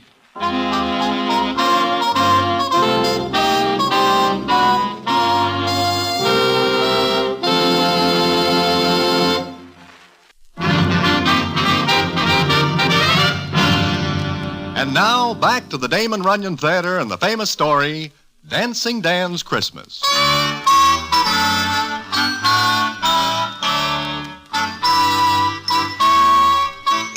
Well, Dancing Dan puts on Ookie's Santa Claus suit, beard and all. We get a pillow from Good Time Charlie and make Dan look quite a bit like the real thing. And then, just as he is about to leave, the scene is as follows. Now, who is calling me on the phone? Answer it, Charlie. Yeah. I'll be back in just a second. Dan, for the last time, do not do this. I'm doing it for Ookie and Muriel. Oh. It's funny, isn't it? Yeah, Me being Santa Claus. I tell you got a chance if you... No, nothing. Hey, Broadway. Yeah, Charlie. This call is for you. What? For me? But nobody knows I am here. Well, You better take this. But go ahead, Broadway. I'll wait here till you're through. Yeah. Yeah, okay. You are not going to like this, Broadway. Who is it? Here, take it. I will go back and talk to Dan. Hello? This is Broadway? Broadway, this is Muriel O'Neill. What? Charlie told me Dan's there. Well, yeah, he is, but how'd you know? He said he was going to say Merry Christmas to everybody. Broadway, watch him. Don't let him do anything crazy. Please. Miss O'Neill, I have no control whatsoever over Charlie that. told me what he's going to do. You mustn't let him, Broadway, please. What is there I can do? Talk him out of it. I tried that for a solid half an Then hour. go with him. We have a bad connection. I think you say go with him? Yes. It is a very bad connection. Broadway, look, it's Christmas. I love the big goof. I know what he's thinking and I know what he's doing. Please, stay with him. Miss O'Neill, I know it is Christmas, and I would like to see what it is like next year, too. Broadway, they might not try anything if there's somebody with him. Don't you see? I do not. You're afraid. All right. Hold him there until I get to him. I'll go with him. Oh, no. Hey, no, please. Hold him there. No, look, Miss O'Neill, there is no... Miss O'Neill, Step on him, Broadway. I want to get going. Yeah, I'm coming. Friend of yours on the phone? Uh-huh. A friend of mine. Yeah, what does the friend have to say, Broadway? Nothing much. Say, Dan. Yeah? I think I will walk a piece with you. Huh? You're crazy. I need some air. Broadway, stay here. I have to meet somebody in a little while. Come on, Dan. Okay, I can't stop you. Oh, give me that package, Charlie. What have you got in there, Dan? Christmas present for the police. Come on, Broadway.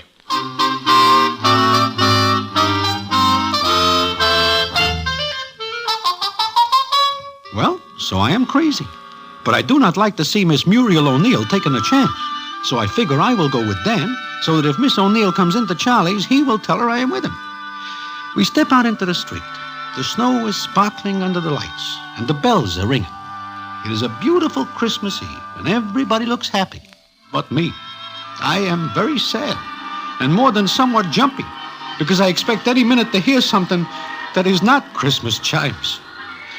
But we walk up the street, and the scene is as follows. Look, Broadway, did you ever see a night like this? Truthfully, no. Fresh snow on the street, people laughing, talking. What makes people laugh like this, Broadway? I wish I know. So do I. Look, Dan, how far do you expect to walk? Not far, just to Muriel's place. Muriel's? Yeah. I want to put something in her grandma's stocking. I do not know what you are talking about. Oh, her grandmother hangs up her stocking every year and gets nothing. But this year, she's going to have a good Christmas. Just one before she dies. This year, that stocking's going to get something good in it. Like what? See this package? Know what's in it? If it is at all like the rest of this evening, there is a bomb in it. No. I made a haul. 50,000 clams worth of jewelry. This is Christmas Eve, and so I figured I'd take it back to the police because I am going straight. You are walking around in a Santa Claus suit with 50 grand worth of jewelry wrapped up in a newspaper? It's the only paper I could find. And I am with you? Take it easy, Broadway. No one will think of frisking Santa Claus for jewelry. Hey, look. Where? What? Who? That Salvation Army doll. She is not doing a good business. Come on. Dan, please, let us get in off the street. You now have your fun. I have to pass out these cards for Ookie, sure, but meanwhile, we're going to drum up a little business for the Salvation Army doll. Merry Christmas. And the last. Good evening, miss. Oh, hello there, Santa. I don't see much folding money in that kettle. Well, people are too busy to stop, I guess. Uh-huh. Okay. I will see what I can do. Dan, please, let us get off the street. Ah, there's a customer. Hey, you. Hey, you talking to me? Uh-huh. You know who I am? You look like Santa Claus to me. I am. Now, you be one. Huh? Put something in the kettle. Now, look here. No, you look there. Put something in the kettle.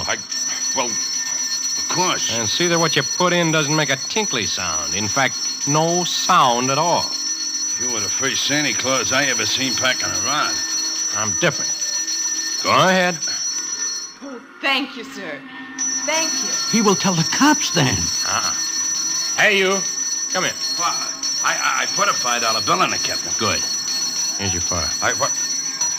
I don't understand. I want the little lady to think that it came from you. Now beat it. Oh, sure, Santa Claus. Thanks very much. Now let's proceed.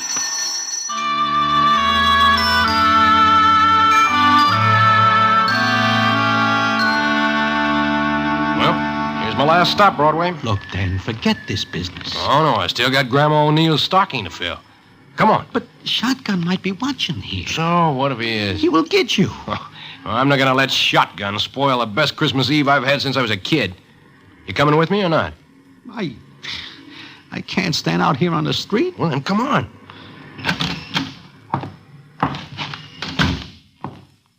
She lives on the second floor. Look, Broadway, you stay back of me. No use you getting it, too. That makes good sense.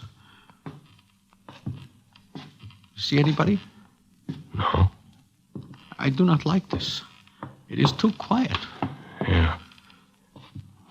Well, here we are. See if the door's locked. Open. Uh-huh. Let me go in first. Be careful, Dan. I'll go in first and light the light. Nobody here. Nobody but Grandma O'Neill. Sleeping. I do not like this, Dan. They will come looking for you here. Oh, let them. Look at her, Broadway. Sleeping in her chair. And that stocking hanging up. Every year she does that. And now we're going to make it worthwhile. Look at that. Yeah. Pretty stuff, ain't it? You know there's a $5,000 reward out for it? And you're putting it in a stocking? Well, why not? It's a nice Christmas present, ain't it? Here we go. It looks awful funny in that stocking. And it's going to take more than a little explanation how it gets there.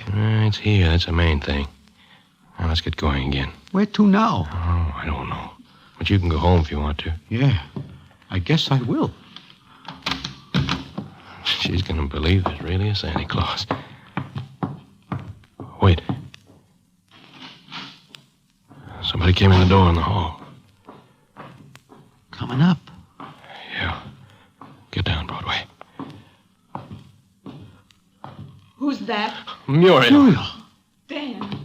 Oh, Dan. Oh, Dan, you crazy fool. Oh, now, honey, everything's all right. Muriel, did you see anybody? No. But why did you come here? I had something to do, honey. Please, Dan, you can't stay here. You can't stay in New York. What do you want me to do? Run away? What do you care if that's what it has to be? It's better than being killed. I don't think so. Miss O'Neill is right, Dan. Maybe. Maybe not.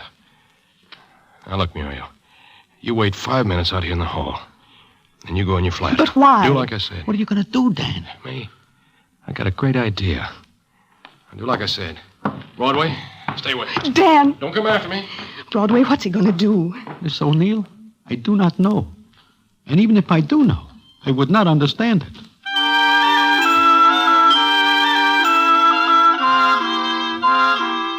Well, we do like Dan says. We wait 5 minutes, and then we go into Muriel's flat. When she sees the jewelry in the stocking, she makes me tell her what happens, and then she runs out in the street to look for Dan. But he is gone. And it's not until the next day that I hear what happens from Good Time Charlie. Sure. I am telling it straight, Broadway. Dan goes right to the police and tells them he pulled that jewelry job. And he leaves the jewelry so Muriel will get the reward? That is the way I figure it. But she will not accept it. But now he will get a couple of years at least. Sure he will. You know, maybe it is better this way. He goes to the clink, but he does not get rubbed out by Shotgun Sam. Yeah. Yeah, but there is something I do not understand. What? Why is it that Muriel does not take the reward money? Dolls are very funny people sometimes, Broadway. They are very funny people.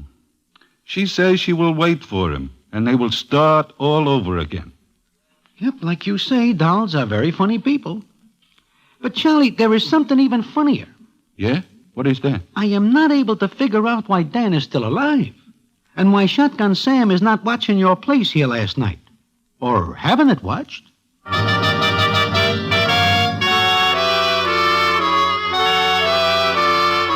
Like I say, it is hard to figure that out.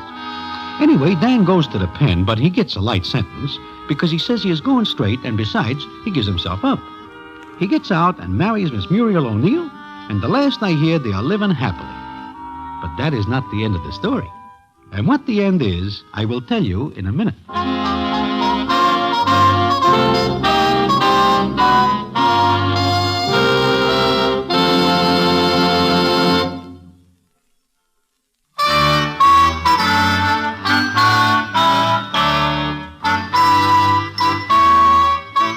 Well, it is a year later that I am once again sitting in Mindy's. It is again Christmas Eve.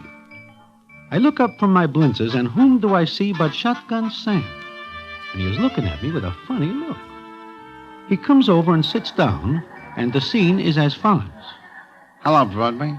Hello, Shotgun. It is just about a year since I saw you last, is it not? Almost exactly. Mm-hmm. Christmas Eve last year. Oh, no, you do not see me last Christmas Eve. I see you last Christmas Eve. You do not see me... You were going to say something? No. I see you come out of Good Time Charlie's. You do? Uh-huh. I'm looking for Dancing Dan. But I'm not looking for him anymore because Heine Schmitz no longer cares for Miss Muriel O'Neill. Huh. You say you see me last Christmas Eve coming out of Good Time Charlie's? Yeah.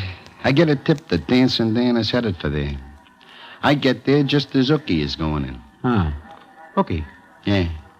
I wait, and then I see you come out with Ookie. I must get a bad steer because Dancing Dan never goes in or comes out. It must be a bad steer you get. Well, I guess I will go now. Mm-hmm. So long. So long. Oh, and, Merry Christmas, Shotgun.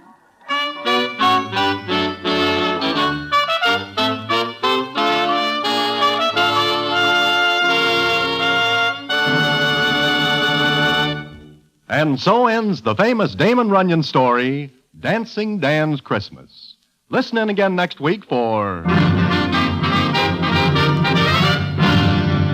the Damon Runyon Theater.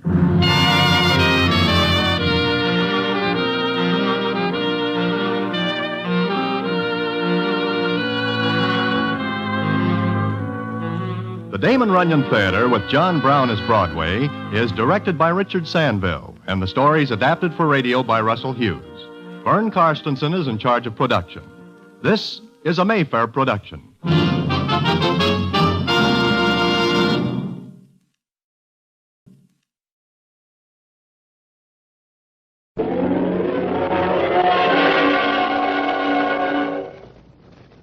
There he goes into that drugstore.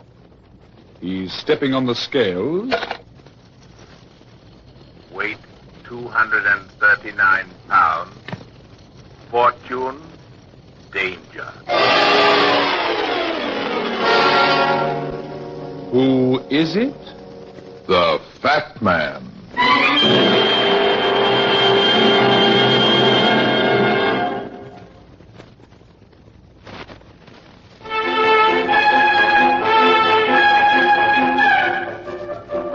In this business of solving crimes, the detective runs into two types of criminals. The old-time pro and the first offender. The old-timer with his record, fingerprints, and well-known pattern of procedure is always at a disadvantage. And by hard work and the help of a stool pigeon or so, he is usually caught. Your amateur, on the other hand, becomes the detective's $64 question. He has no record, no pattern, and is unknown in the underworld. That makes it real tough, because you've got to work in the dark. And believe me, that's not fun. Especially when you're dealing with a murderer. And now, here's the Fat Man in Murder Sends a Christmas Card. It must have been about 5:30 on a cold, snowy afternoon when I saw this girl come out of Kelly's pool hall on Carter Street. She wasn't exactly what you'd call beautiful, but she was nice-looking, slim, neatly dressed, and certainly not the type of girl who hangs out in pool halls. She stood on the sidewalk for a second, as if undecided where to go, and then started across the street. Maybe she didn't hear the car coming, or maybe she didn't care. The driver tried to stop, but the streets were slick. I took 4 running steps and I dived. Oh. It was a good tackle, and the snow eased our fall and helped us slide clear just as the car skidded by. Oh, I didn't hear it. Didn't your mother ever tell you to look up and down before you cross the street? You're a lucky lady. Yes, thank you. I must have been thinking of something else. I just didn't hear the car. Here, let me help you up. Are you all right? Oh, yes, I think so. Oh, my ankle. Is it sprained? No, I don't really think so. I must have turned it. I'll be all right. Thank you very much. Now, take it easy. You're not going to get very far on that ankle. No, please, I must get home. I left my little boy with a neighbor. I must get back. Okay, I'll take you home. Here, lean on my arm. No, please, I live a long way from here. Sam goes to that pool room because it's near where he works. But let me get a cab and take you home. No, Sam wouldn't like it. Who's Sam, your little boy? No, my husband. That's why I came out. I was looking for him. Is that why you went in the pool room? Yes, I thought he might be inside. Sometimes he does go there. Oh, I'm so worried. Why, is he out of work? No, he has a job, not a very good one, but he is working. Then why did you think he'd be in the pool room? Well, this is his day off, but... Oh, that isn't the reason that I... You're not making much sense. You didn't get that worried look just because your husband might be playing pool with the boys on his day off. Now, don't misunderstand, but I'm just trying to be helpful. I suppose I'm being silly, but I was worried. I was afraid... Afraid of what? No, it's nothing.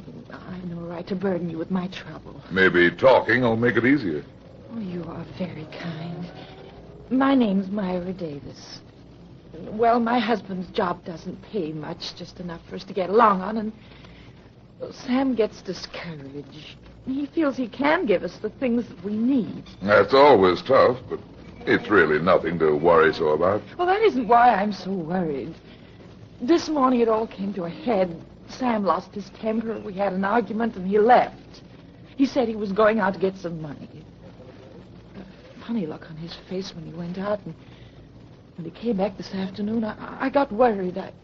I was afraid. That he might get in trouble? Yes, I thought he might do something wrong. Oh, don't you see? Sure, I see. But while we're talking, I'm going to take you home. And who knows, maybe I can help Sam get a better job. Hey, taxi!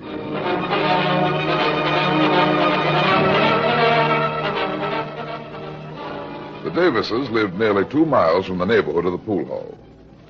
The apartment wasn't exactly what you'd call classy, but it was neat and clean. Just as we opened the door, the telephone rang. Hello? Hello? Hello? They hung up. Oh, well, maybe it was Sam. Maybe he found a better job. Maybe. I hope so. But why would he call? Why wouldn't he come home and tell me? Now, don't get upset again.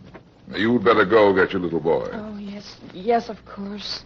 Are you sure your ankle's okay now? Yes, it's much better now. In that case, I'll be running along. Thank you so much, Mr. Runyon. I do hope you can help Sam. Well, I'll do all I can.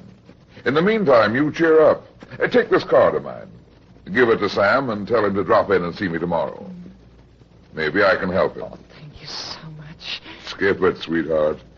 I'm an old Boy Scout. And this is my good deed for today.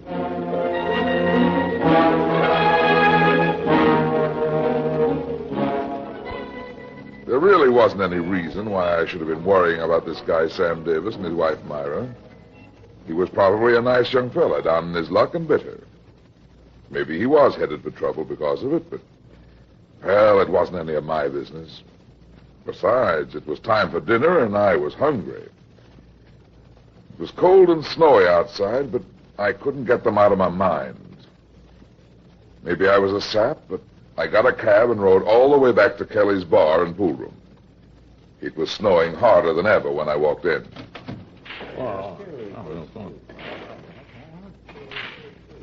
Yeah, what'll it be, mister? Give me a beer. By the way, do you know a fellow named Sam Davis?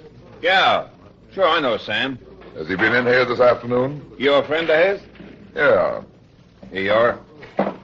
Yeah, Sam was in a little while ago. How long ago? Oh, well, let's see. It was after his wife was here looking for him. She come in about an hour and a half ago, but Sam wasn't here then. He come in soon after she left. I remember because I gave him the message that she was looking for him. Oh, then he went home. No. He went to the phone booth over there to call her. Said he'd got himself a job tonight, so he'd be late getting home. I thought he had a job. He has, but he's going to pick up a little Christmas money by driving a truck or something for the guys he was with. He said it'd pay good. But them guys didn't look exactly like trucking magnates to me, though. How do you mean? Oh, nothing except, well, since you're a friend of Sam's, just between you and I, they didn't look like Sam's type. Know what I mean? Yeah, I was afraid of that. You didn't know the guys he was with? No, but I get the idea Sam owed one of them some money. They sat back there and talked for a while. I think they was arguing with Sam. Finally, they get up and all of them left. How long ago was that? Oh, not long. Maybe 5 minutes before you come in. Okay, thanks. See you again. Merry Christmas.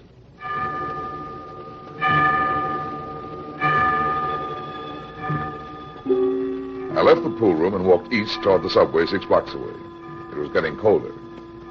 The street was one of those extra-wide warehouse-lined streets, dark, and deserted except for a small cigar store a few feet ahead of me. There was a telephone booth inside.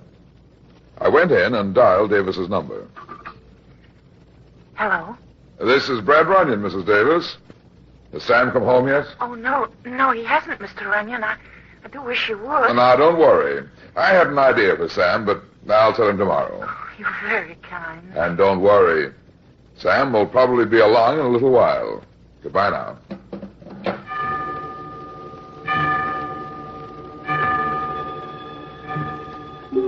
I went back out into the dark, snow-covered street and tried to forget about Sam Davis.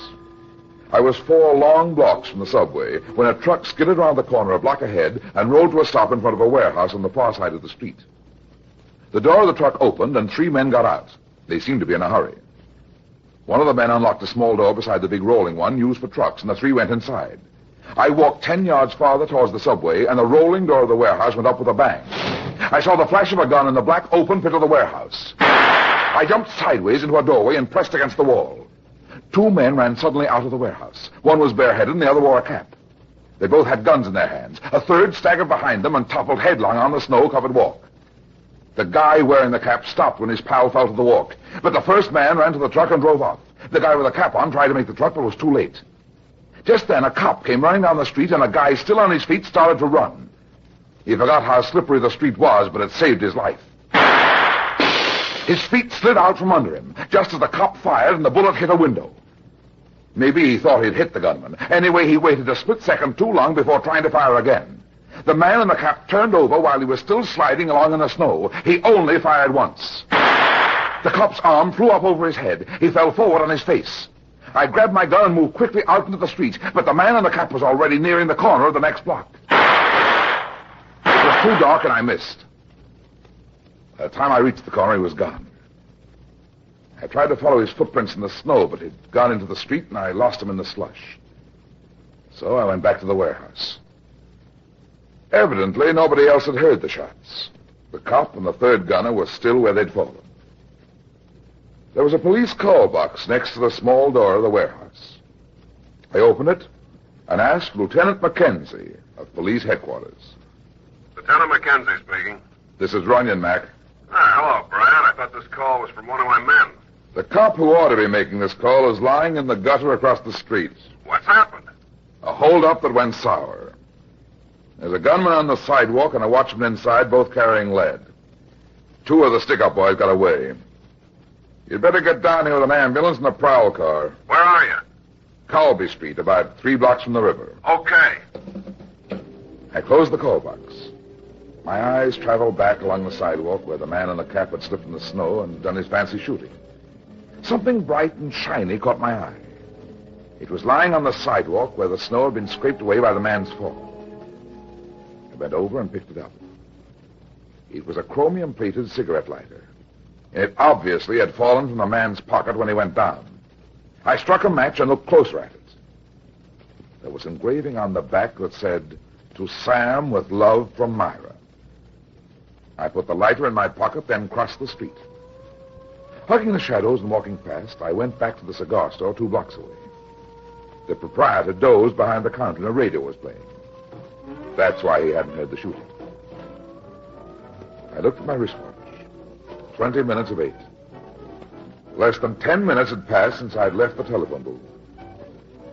I closed the booth door and dialed Sam Davis's number for the second time that night. Hello? This is Brad Runyon again, Mrs. Davis. Oh, it's all right now, Mr. Runyon. All right. Yes, Sam came home. There wasn't anything to worry about at all. He thought that he might have a job tonight, but he turned it down and came home. He turned it down? Yes. I talked to you less than 10 minutes ago, Mrs. Davis. Sam hadn't come in then. Oh, no, I know that. He came in right after I talked to you. Put him on the phone a minute. I want to talk with him. Oh, he's not here now. Where is he? You mean he came in 10 minutes ago and has left again? Yes. Why, what is it, Mr. Runyon? What's wrong? Did he say where he was going? No. He had a phone call that seemed to upset him. And when I told him about you, how you promised to get him a better job, he seemed to feel better. He put his cap on. Now, wait a minute. Did you say cap? Well, yes, Sam always wears a cap. He told me not to worry, that he had to settle something, that he'd be back again in a little while. Then he left there just a minute ago. Well, he just got out of the door when your call came. I see. What's wrong, Mr. Runyon? Tell me the truth, Mrs. Davis. It's important. Truth? But I am telling you the truth. Sam didn't come home, did he? You got a phone call from him 5 minutes ago. No, he didn't call. He was here. He's only just left. He called and he told you to say he'd been there. No, he was here. I swear he was. What do you think? What's happened? I'm sorry, Mrs. Davis, but there's been a murder. No. The man who did the shooting was wearing a cap and he dropped a cigarette lighter with the engraving, "To Sam with love from Myra" on it. Oh, no. You gave Sam that lighter, didn't you? Oh, yes. Yes, but he was here, I tell you. He couldn't have been there. Your apartment is 2 miles from here.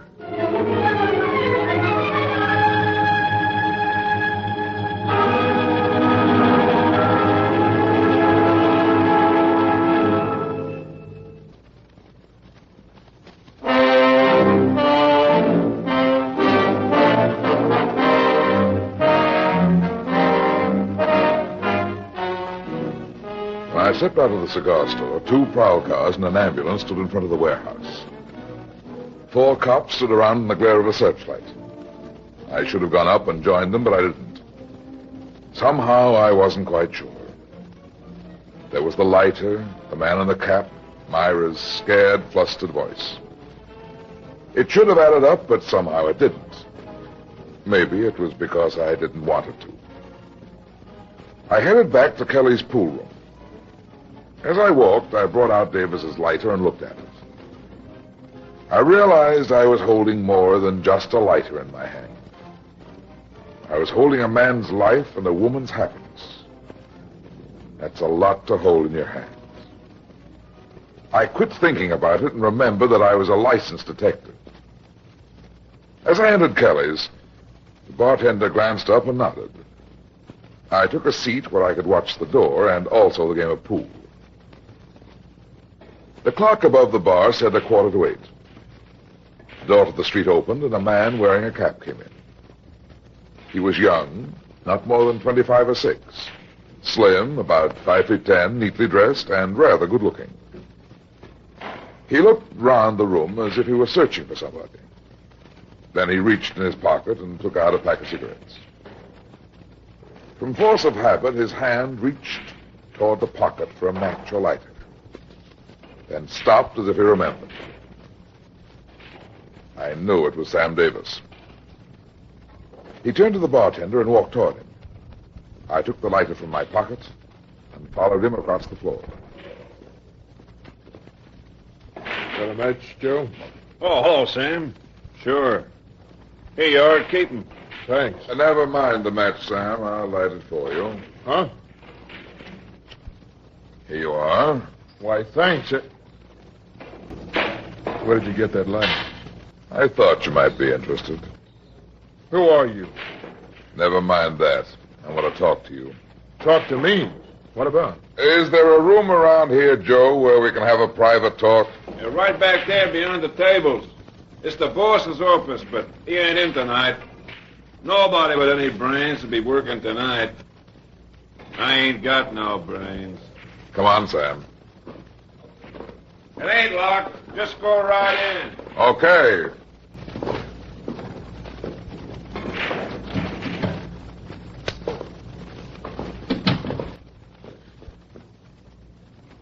Okay, mister. What's the pitch? Sit down.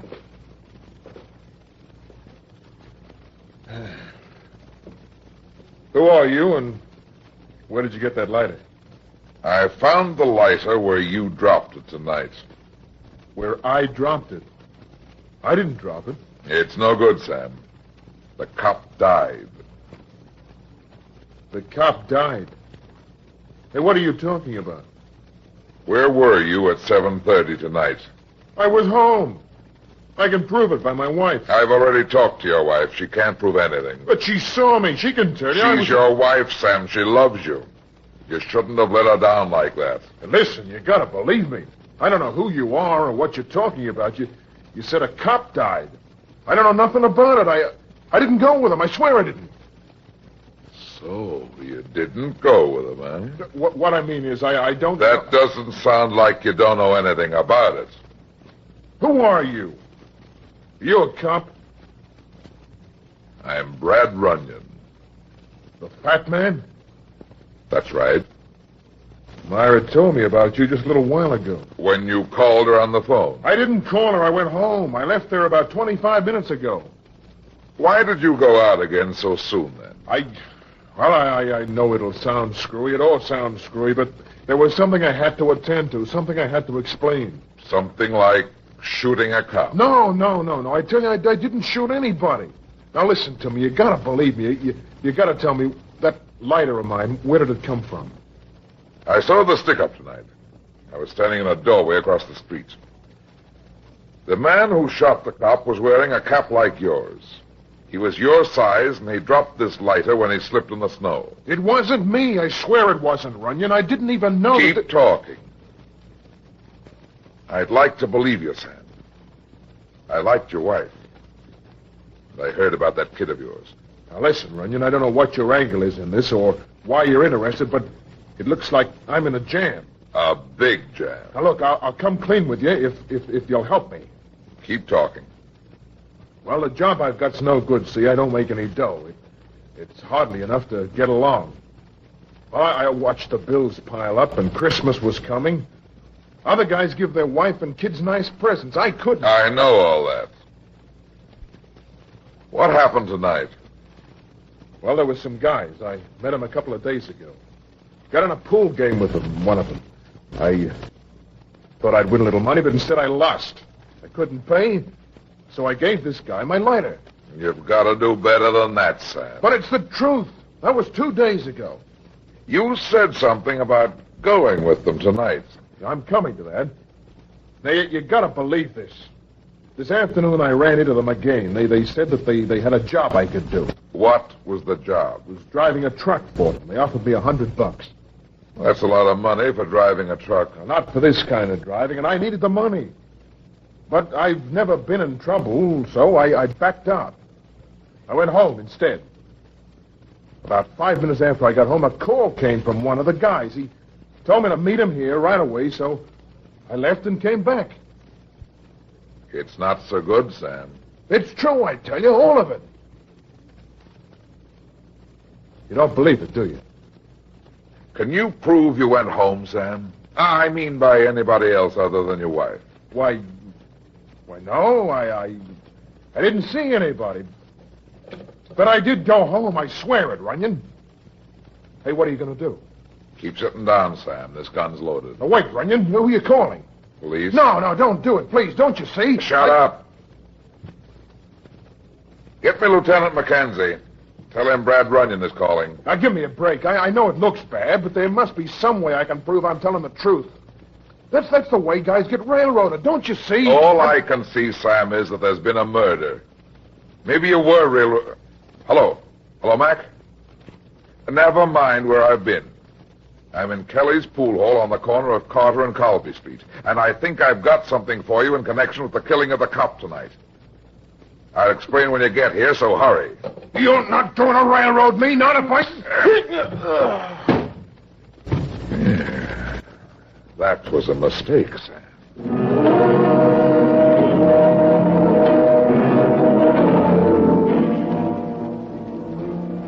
I picked Sam up and propped him in a chair. There was a slight cut on the side of his mouth where my fist had connected.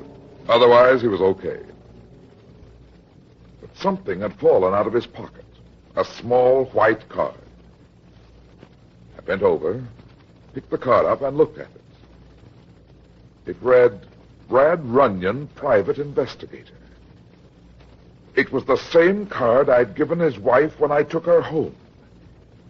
He had been home. I looked at my watch. Mackenzie wouldn't waste any time. Sam Davis was headed for the chair unless I acted fast. They'd never believe the story of the card. I slipped it in my pocket. There was a water cooler in the corner. I filled a paper cup and threw it in Sam's face. Come on, Sam. Come on, wake up. What happened? I hit you. Come on, get up. Oh, I told you the truth, Runyon. I swear it. Skip it. Now listen to me, Sam. We haven't got much time. Nobody's gonna railroad you. What do you mean? You just Let me talk. We've got to act fast. The cops will be here any minute. Yeah, but wait a second. I don't understand. I said, listen. If you love that wife and kid of yours, you'll do exactly what I tell you. Understand? Why did you... Never mind that. Now hit me. Hit you? That's what I said. Hit me as hard as you can right here on the jaw. Then open that window back there and wait for me to come to. And don't leave here. Whatever you do, stay. Now come on and hit me. But I don't get it. I'm not going... Listen, Sam, so help me. If you don't do what I tell you, I'll slug you again. Now hit me. Okay.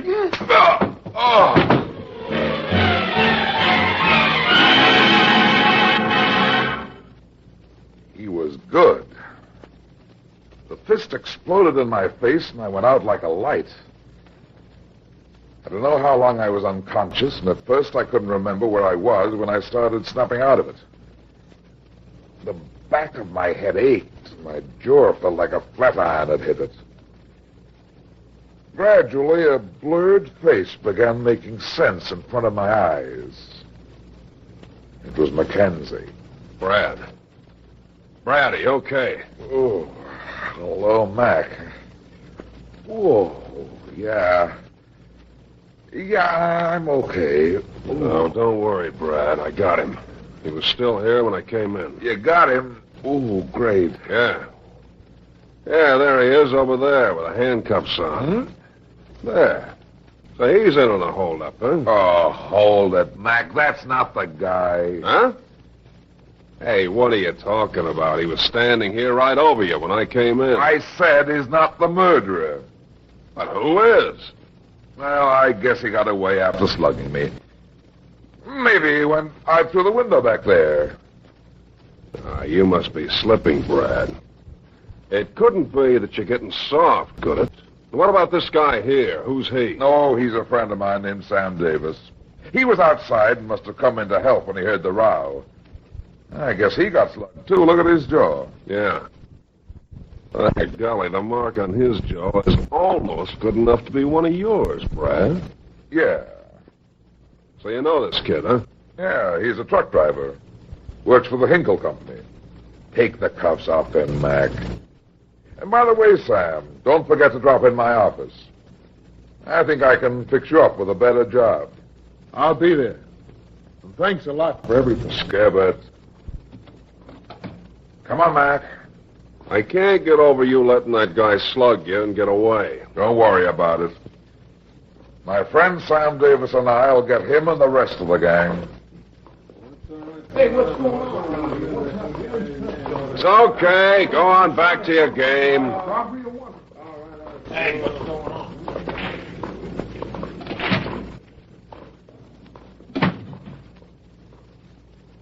Well, it turned out to be a nice night after all, Mac. Yeah, it's pretty cold, but it stopped snowing. Well, I gotta get back to headquarters. I'll walk along with you. Hey, Brad, I don't get it. This is the first time in all the years I've known you that you ever let anybody clip you and get away with it. Somebody's gonna pay for it. I'll give you those guys for Christmas presents. Well, that sounds good, but how? With a card, Mac. A card? What are you talking about? Listen. Hear that? Sure, Christmas bells. But what about this card? What kind of a card? Let's call it a Christmas card, Mac. My own. And the best one I ever gave in my life.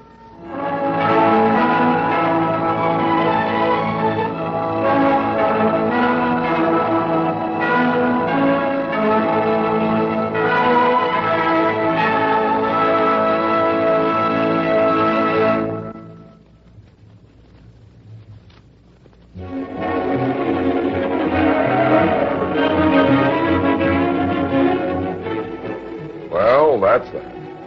It seems I spend my life getting into trouble and getting out of it. But at the same time, I generally manage to get some other people in and out of trouble, too.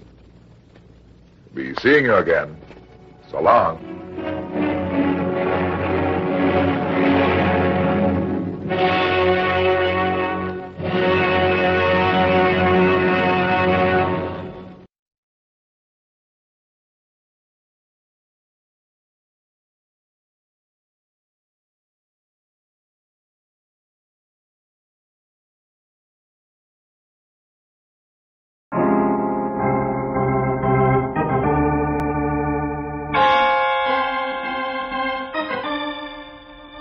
My name's Regan. I work for Anthony J. Lyon, International Detective Bureau. They call me the Lion's Eye.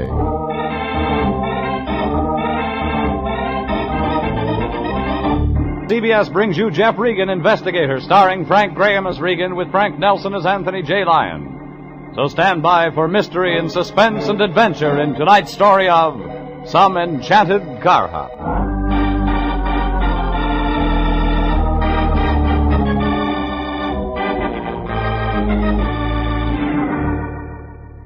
It was just an ordinary drive-in hamburger joint on Vermont off Sunset, but they called it Hamburger Heaven. And just to carry out the idea, they'd hired 6 angels to wait on cars. 3 blondes, a redhead, and 2 brunettes. I was lucky. I drew the redhead. Only she didn't serve up what I ordered. All she brought me was trouble. The whole thing started when there were only 8 more shopping days until Christmas. I fought my way through the necktie and socks set, and by the time I reached the office, I was ready to start celebrating New Year's. But my boss, the Lion, had other ideas. When I walked in, all 280 pounds of him was up on an office stool. He was tacking a dried-up sprig of mistletoe over the door. Jeffrey, my boy, come in. The festive season is at hand. How's that again? I said the festive season is at hand. I'm filled overflowing with the Yuletide spirit. Yeah? Well, you better take those nails out of your teeth before you spring a leak. Oh, yes. Yeah, I guess you're right, my boy. I got carried away. Yeah, sure. You and Tiny Tim. We're, expecting women clients? Women clients? Oh, you mean the mistletoe? Well, Jeffrey, you never can tell when a sweet young thing might accidentally happen in. Stop drooling, Fatso. You dropped out of a mistletoe set 50 pounds ago. Well, maybe so, but I still believe in Santa Claus. Now, where was I? You were up on the stool with berries in your hair. No, I mean about the new client. What have I told you so far? That the festive season is at hand? Huh? Oh, then I haven't told you about our new client. His name is Ward Hamilton, Jeffrey. He was in just a few minutes ago. Fine figure of a man. Well-dressed, distinguished, prosperous. That explains the Christmas spirit.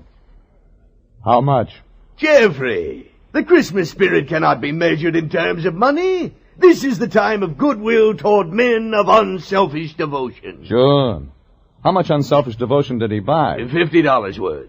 It's something about his niece or daughter or some friend or something. What about them? Well, it seems this girl's been receiving packages, flowers, candy, that sort of thing. Well, what's so mysterious about that? Doesn't she know it's Christmas? Well, for some reason or other, Ward Hamilton says she's worried about them. He'll tell you all about it when you see him. The address is on the desk. It's out on Iredell Road in North Hollywood. So I find the Santa Claus that's been sending the packages. Say, that's right. This case does fit right in with the season, doesn't it? Sure. And Merry Christmas to you, too, Fatso.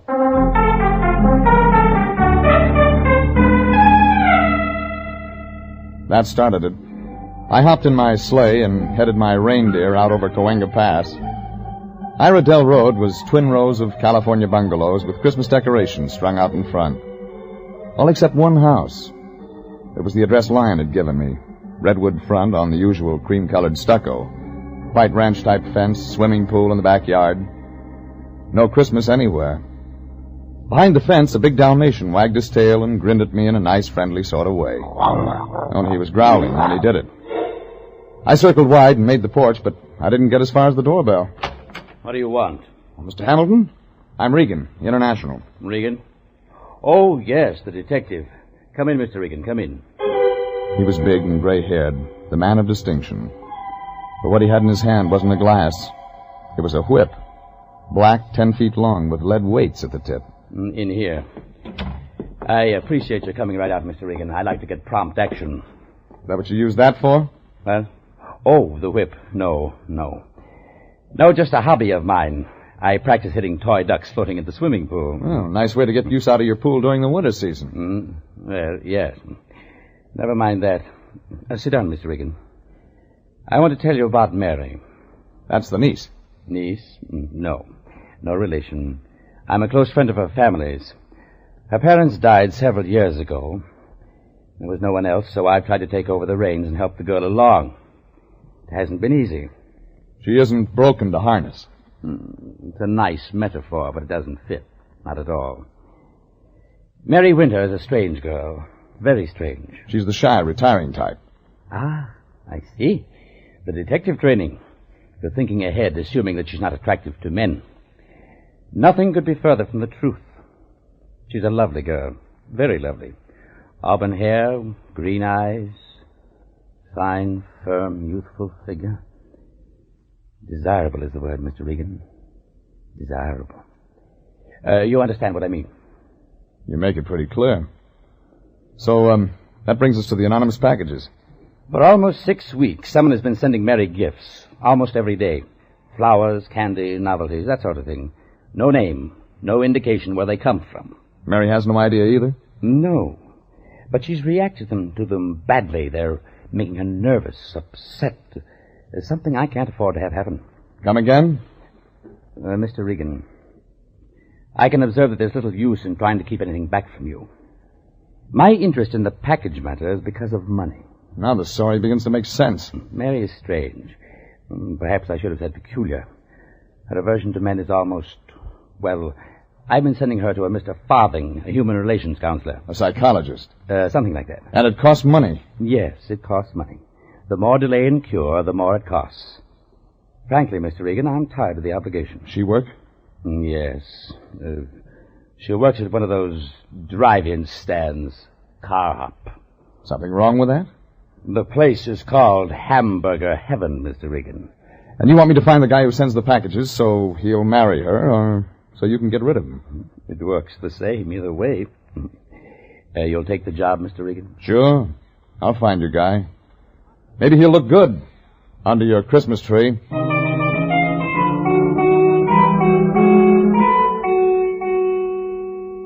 Ward Hamilton gave me the girl's address in Hollywood. It was a tired stucco 4-flat just off Kingsley, the home of Mary Winter, the girl who hated men. And then it was too easy. Standing out front near the curb was a little man in a trench coat. He carried an umbrella over his arm, and he paced up and down, watching the apartment. That was too good a bet to pass up. You going somewhere? I beg your pardon? Someone you know lives in there? Why, that's none of your business, sir. The name of the friend wouldn't be Mary Winter. Get out of my way. That's what I thought. Hold it. Let go of my arm. Let go, I say. Why are you watching Mary Winter's apartment? I warned you. Let go. Let Answer go. me. Very well. I'll answer you! The umbrella in his hand came down on my wrists, and he broke for the corner. By the time I turned, he was out of sight. On the ground, broken, was the little man's umbrella. I picked it up. Real break. Name engraved on the handle. In nice big gold letters, it said, Smith. I headed for Mary Winter's apartment.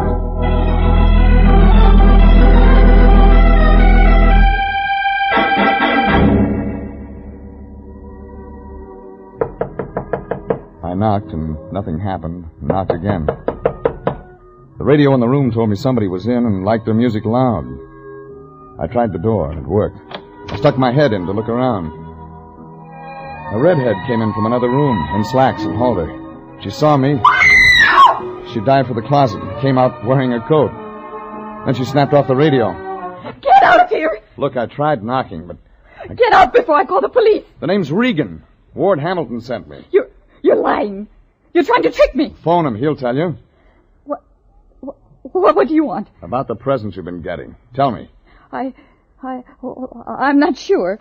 I can't trust you. Well, look, for the last time, I'm supposed to find out who's sending them. Either you help or you don't. Now, take your choice. All right. I'll listen. But don't you come a step closer.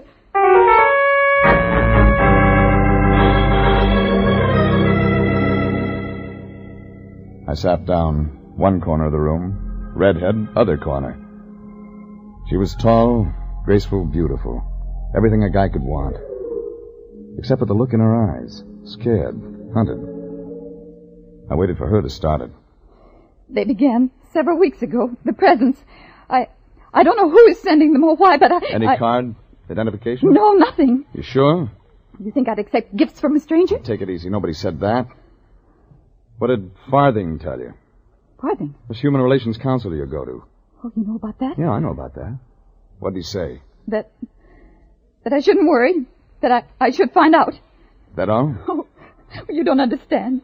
You're like all of them. Get out of here! One question. Do you know a little guy about 30 carries an umbrella, wears a trench coat, shy? No! Are you sure? Think. A little guy. No, I don't know him. I've never met him in my life. Get out! I left the redhead sobbing softly to herself. Maybe a lot of flowers and candy would be kind of nice to a lot of people during Christmas, but not to Mary Winter. She was mixed up, inside and out. I headed back to my car, and then I was mixed up. It had looked easy until I got to my car. That's when I got complications. A big complication. Fat, 40, with a gun. Get in, Shamus. Now what? Your choice, Shamus. Like what? The Winter Dame, Your property? Not my type. Belong to the boss? Question, Shamus, Beat it, will you? I'm not through with you. Okay, get through. Stay away from Mary Winter or you get trouble. Real bad trouble. Any questions now, Shamus? Yeah. Who pays you? You shouldn't have asked that question.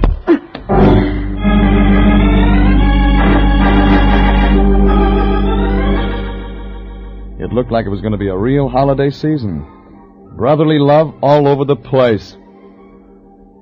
The next stop was a man named Mr. Farthing. Only the sign on the door said John J. Farthing, Human Relations Counselor. It was a plush layout.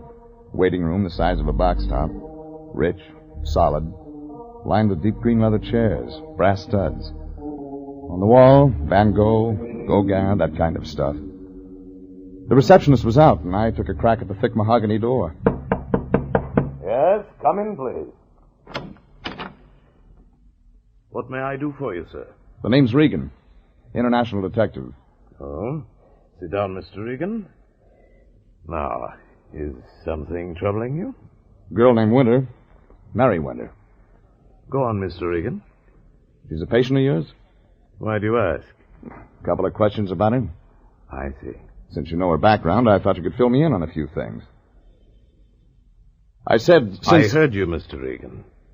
Well? Perhaps, sir, you're aware of the nature of my work. Since I assume you're an intelligent man, I don't believe it's necessary to be much more explicit than that. Try it for size. Very well. Cigarette, Mr. Regan? Thanks. There is in existence a code of ethics. Some practitioners call it the Hippocratic Oath. I'm not a doctor, as you know, yet I, too, Mr. Regan, have a moral code. I'm listening. Nothing in my code, either morally, ethically, or in any other way, allows me to discuss the affairs of my patients. Is that clear?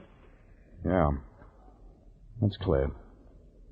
I'm sorry I can't assist you in whatever it is you're trying to do, Mr. Regan. I'd like to help, but as you see, my hands are tied. That makes two of us.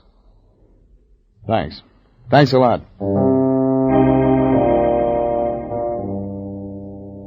Mr. Farthing, gray suit, ivory cigarette holder, and gold cufflinks, stood up and shook hands solemnly. I left. He'd given me nothing. And there was only one thing wrong with that. Mr. Farthing was right.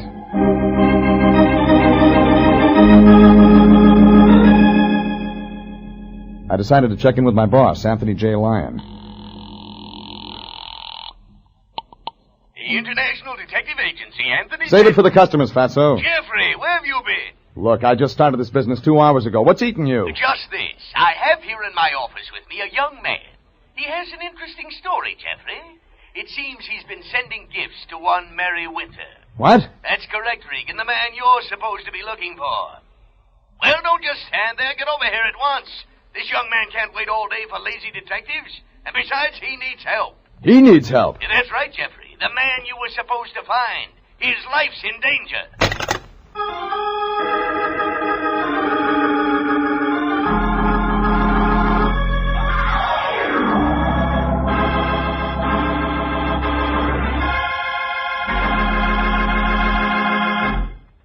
This is CBS, and you're listening to Jeff Regan, investigator, in tonight's adventure, Some Enchanted CARHOP.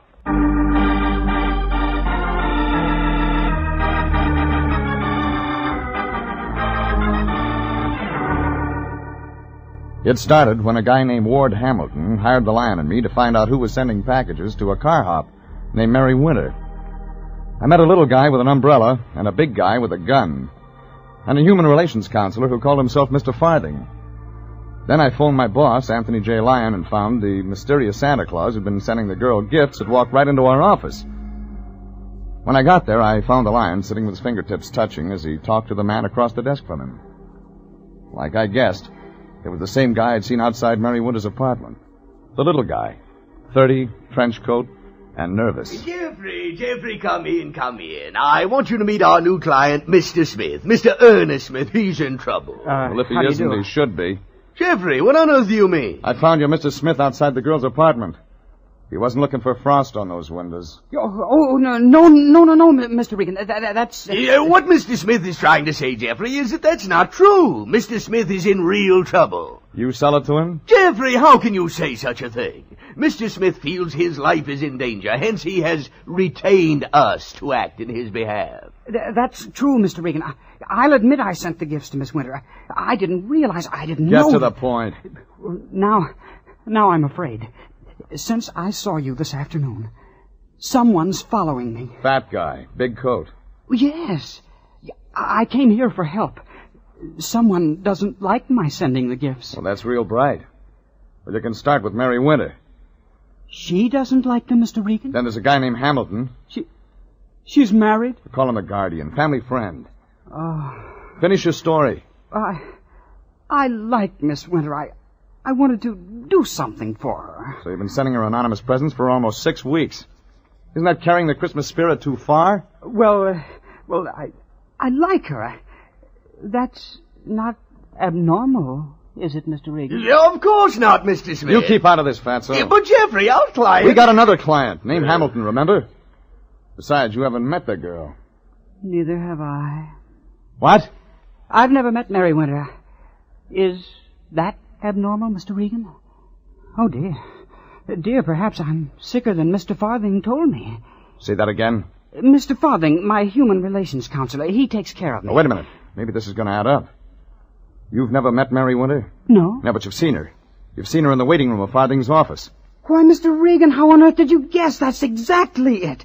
She was reading a copy of Reader's Digest, and I was reading an old National Geographic. It was a fall Never day. mind. Well, Lion, I think that wraps that up. Jeffrey, what do you mean? Mary Winter is afraid of unknown guy sending packages. Unknown guy turns out to be Smith. Take Smith to Mary, show her he's harmless. Collect our fee. Yeah, but Jeffrey, what about Mr. Smith? What about the man who's following him? Maybe you just imagined it. Come on, Smith. We're going to visit a redhead.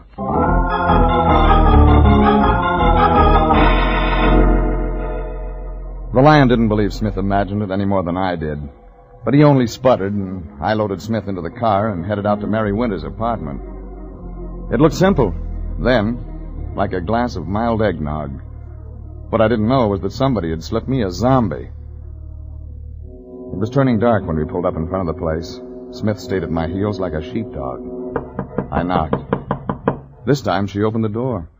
Oh, Mr. Regan, what are you doing here? Brought you a Christmas present. Only this one's harmless. Oh, no. Take no. it easy, sweetheart. Just a guy named Smith. You might even like him. No, please go away. Please go away.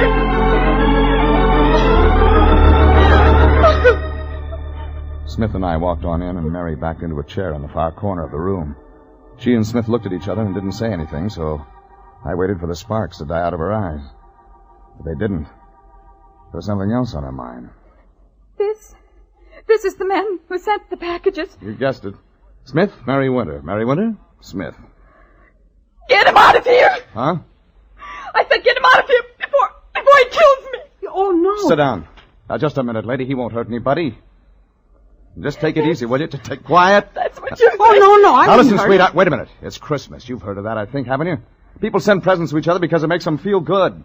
Now, Smith sent you presents for the same reason. He's going to kill me. You're like he is, trying to trap me. Oh, that does it. All right. Look at this. What, a card? It came in a box of flowers. It was delivered here to my apartment tonight. Each man kills the thing he loves. Well, Regan, try and explain that. Try and Shut prove up. Did you send this, Smith? No, Mr. Regan. I didn't send it. I sent flowers and candy and nice things. Mr. Regan, at the window! I left them with their mouths open and ran for the hall, and then outside. The girl may have had an overworked imagination, but her mind didn't knock over that garbage can. It was dark and peaceful and still outside. Me and a half moon and nobody else. And then I saw him, thick-set, crouched, moving away from the window. I dove after him. We went down together as his hand came out of his pocket. A heavy gray .45 got itself in my direction, and I grabbed at the wrist behind him. The gun fell into the rose bush, but he got to his feet. I warned you once, Shamus. Stay away from that girl. Who said so? Never mind that now. Get off the case now, before it's too late. It'll only mean... No! Were you going to say trouble?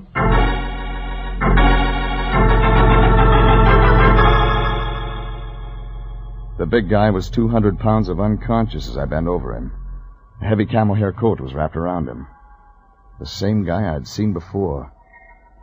I unbuttoned the coat, figuring some identification might help, only when it came open, I didn't need any more. He was wearing a tailored starched jacket. It wasn't the kind you see every day. It was white. That gave me the lead I needed, and I headed fast for my car. 10 minutes later, I stopped at a drugstore on my way out to the valley. I phoned the Lion and told him to check on Farthing. Then I headed the car out Cahuenga. The pass was crowded with home-from-work traffic. It took me 25 minutes to make Iredell Road and the home of Ward Hamilton. This time the Dalmatian was out for the night. But Ward Hamilton wasn't. He opened the door. Well, Mr. Regan, come in. You work late. Our time clock's out of order. Oh, perhaps you'd like one for Christmas. No, thanks. Wouldn't fit in my sock. Well, Mr. Regan, I take it by this visit that you have good news for me. Call it that. You know who's been sending the girl those gifts? A guy named Smith. How's that again? Smith, Ernest Smith. His birth certificate says. I'm afraid I've never heard of him, Mr. Regan. He saw Mary in the waiting room of Farthing's office. Never met her. Shy little guy. Well, now isn't that something? Well, I must say, Mr. Regan, you did a remarkably fast job. There's something else you ought to know, Hamilton. Chances are Farthing's a phony. Mr. Farthing? Looks like. Why, it seems absurd. Thought I'd let you know. Want me to go on with the case? What do you mean, Mr. Regan? I found your guy, Smith. That's what you hired me for. And when I get to Farthing, he'll sing like a prima donna. Sing? Talk. Well, then keep going. Okay, Hamilton. It's your money. It's your life, Mr. Regan. Be careful.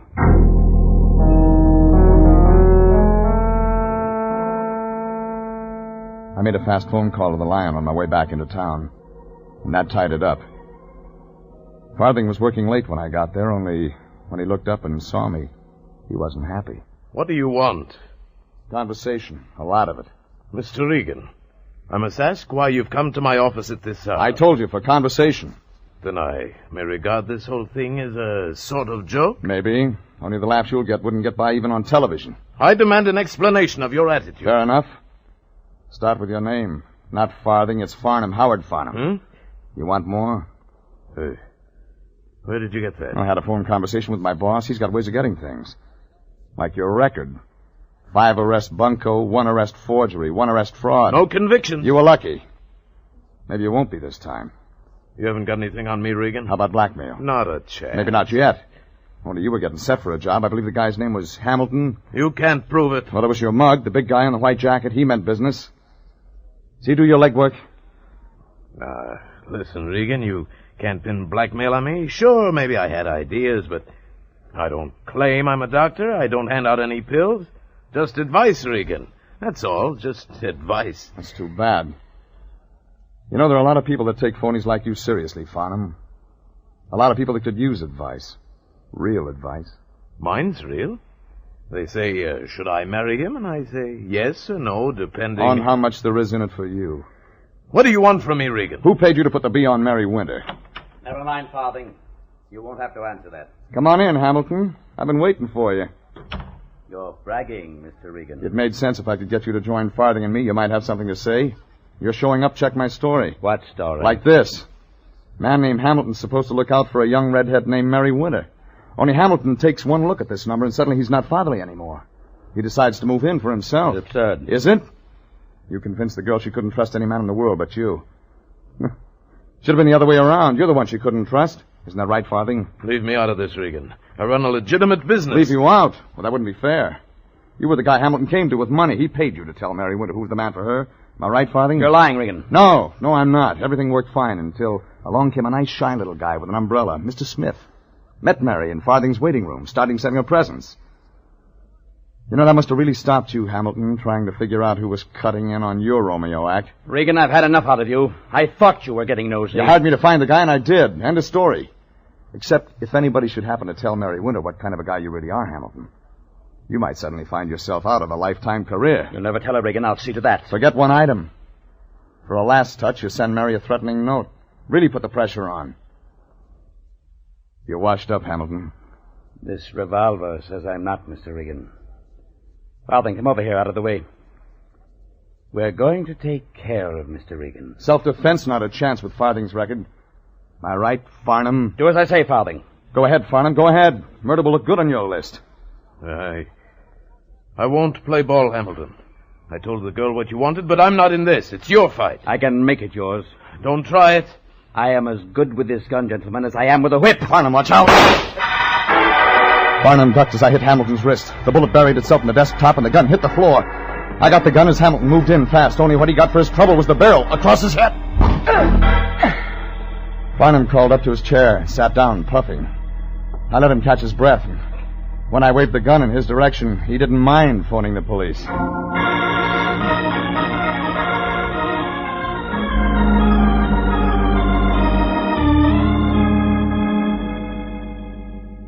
The heavy guy in the white jacket showed up bright and early for work the next morning, and the cop greeted him with a pair of handcuffs.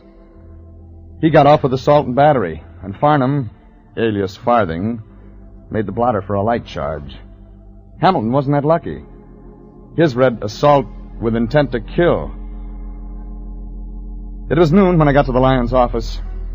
He was admiring the Christmas tree stuck in the corner. And from the sounds that came out of his mouth, it looked like his holiday fever was becoming serious. Nowhere.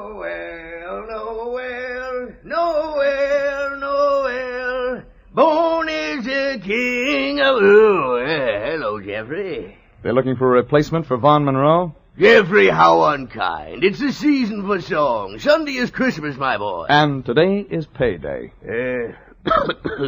So it is. Well, perhaps I could manage a small token, a sign of my gratitude. Thanks. Yeah, by the way, what about Mary Winter, the CARHOP? How is the girl, Jeffrey? Oh, I left her with Smith last night when I went after Farthing's mug. Jeffrey, you didn't. Alone together?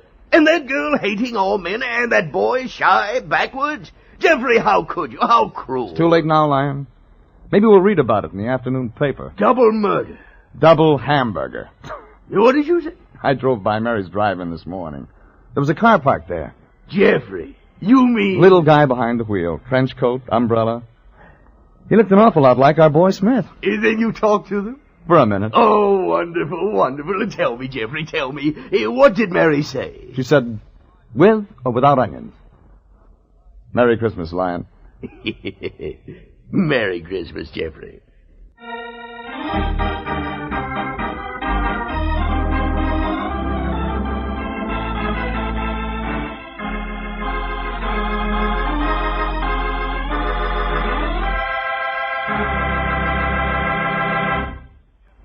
Jeff Regan, Investigator, is written by William Frug and William Fifield, produced by Sterling Tracy, directed by Gordon T. Hughes, and stars Frank Graham as Regan with Frank Nelson as Anthony J. Lyon. Original music is by Dick Arant. Jeff Regan, Investigator, is heard each week at the same time over CBS. Bob Stevenson speaking and inviting you to be with us again next week at this same time for Jeff Regan, Investigator. This is CBS, the Columbia Broadcasting System.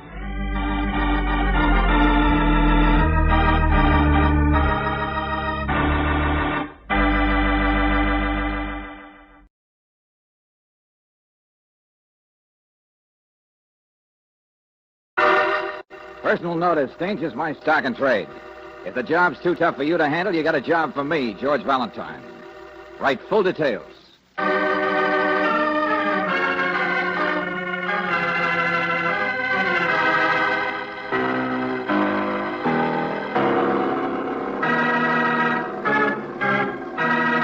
Let George do it.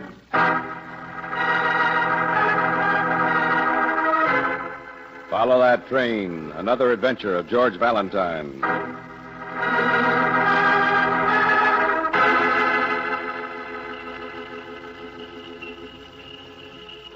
Dear Mr. Valentine, I need your help. There are some things that I want most desperately. Well, what I want is the following. A green electric train with a real whistle and a blue and yellow observation car, a jump-up turtle that snaps at you, an atomic rocket gun, M1 non-automatic, a yo-yo, and a pair of skates.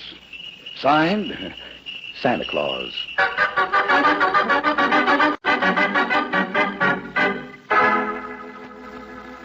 Santa Claus? Oh, now, wait a minute. What kind of a But gag? that's the way the letter is signed, George. I suppose it's postmarked North Pole. Uh-huh. What? Well, I mean, the letter is. Inside, it's engraved with a picture of the North Pole and... uh-oh. In small print, it says, Local Branch Office, Gumpert's Department Store.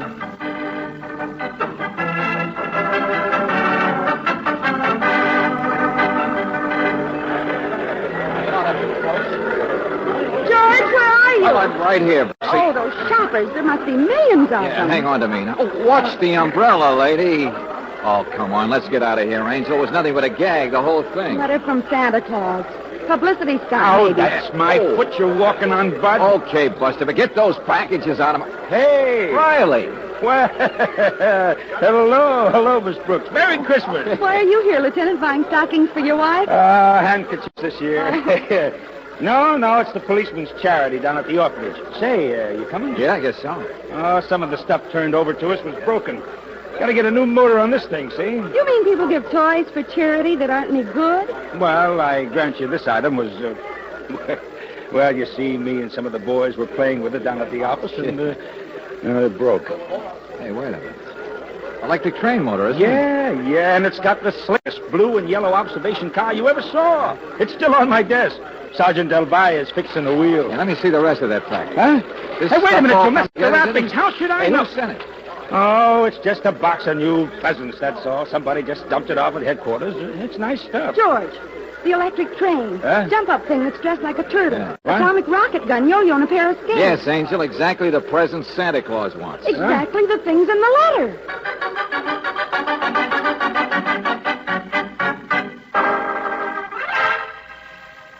No. You misunderstand. All those men you saw dressed in Santa Claus suits go outside. Yes, they work on the streets for blocks around collecting money for charity. You mean ringing a bell and saying, buy your gifts at Comforts? Well, people are used to commercials. But really, sometimes even I don't know how many there are. The agency always seems to send one more than we need. Yes, but look, inside. Is there only one Santa Claus inside? Well, but of course. His name is Joe Smith, the most reliable young man. A young Santa Claus? Well, he looks the part, all right. Oh, he's the real one. He's been with us several years now. The children all believe in him. Well, then he's the guy we want to see. Perhaps if you would tell me why we don't allow adults inside North Pole. There's a fence around it, naturally. Please, I'm a busy man. Here's my calling card. Yes, but... Oh, of course, Lieutenant. It's easier if you slip through the credit department here. This side door. Watch your step. That's supposed to be an ice floor. All right. I'll get the answer to this for you, Valentine. There's nothing to it.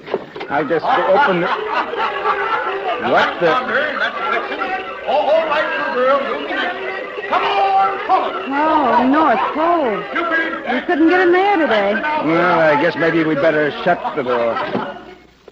Valentine, maybe we got to forget. Riley, let me have that package, will you? Huh? And you, what does this Joe Smith eat his lunch? Why, he eats at home, I believe. Uh-huh. And his address is 17 West Federal. That's near here. It's one of the side streets. Okay, thanks. Valentine, wait a minute. Those presents are for Riley, what would you do if you got a letter from Santa Claus? Well, I'll grant you I'm still curious myself, but... Okay, you can have your electric train after lunch. Huh? Now, maybe this is crazy, but I don't want anybody disappointed at Christmas time. Especially St. Nick.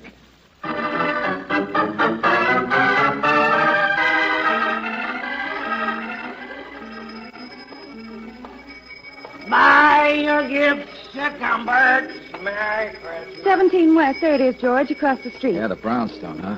Boarding house, maybe. Hey, look at the signs in the window. You want a job? I'll find it. Let Louis place you. One-armed employment agency. Seasonal employment is specialty. George, maybe it's the place that hires all the Santa Clauses. Yeah, maybe. Only the guy said that's where Joe Smith lives.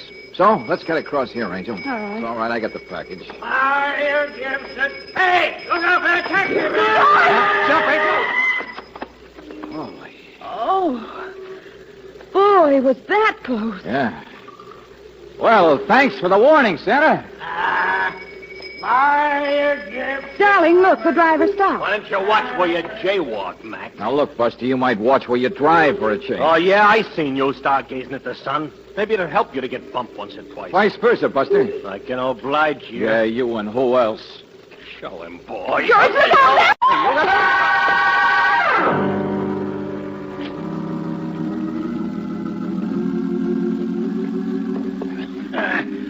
Bad enough a man should be a Samaritan. He shouldn't strain his heart doing it. No, Hilda. His feet on the couch, not under him. Yes, Mr. Louis. He might break his leg.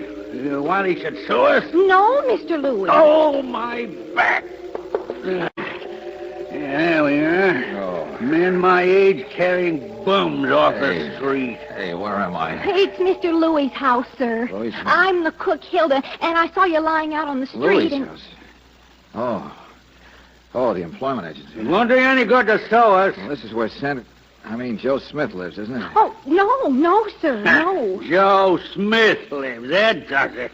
I break my back like a Samaritan for insult. Joe Smith is my boyfriend, that's all, sir.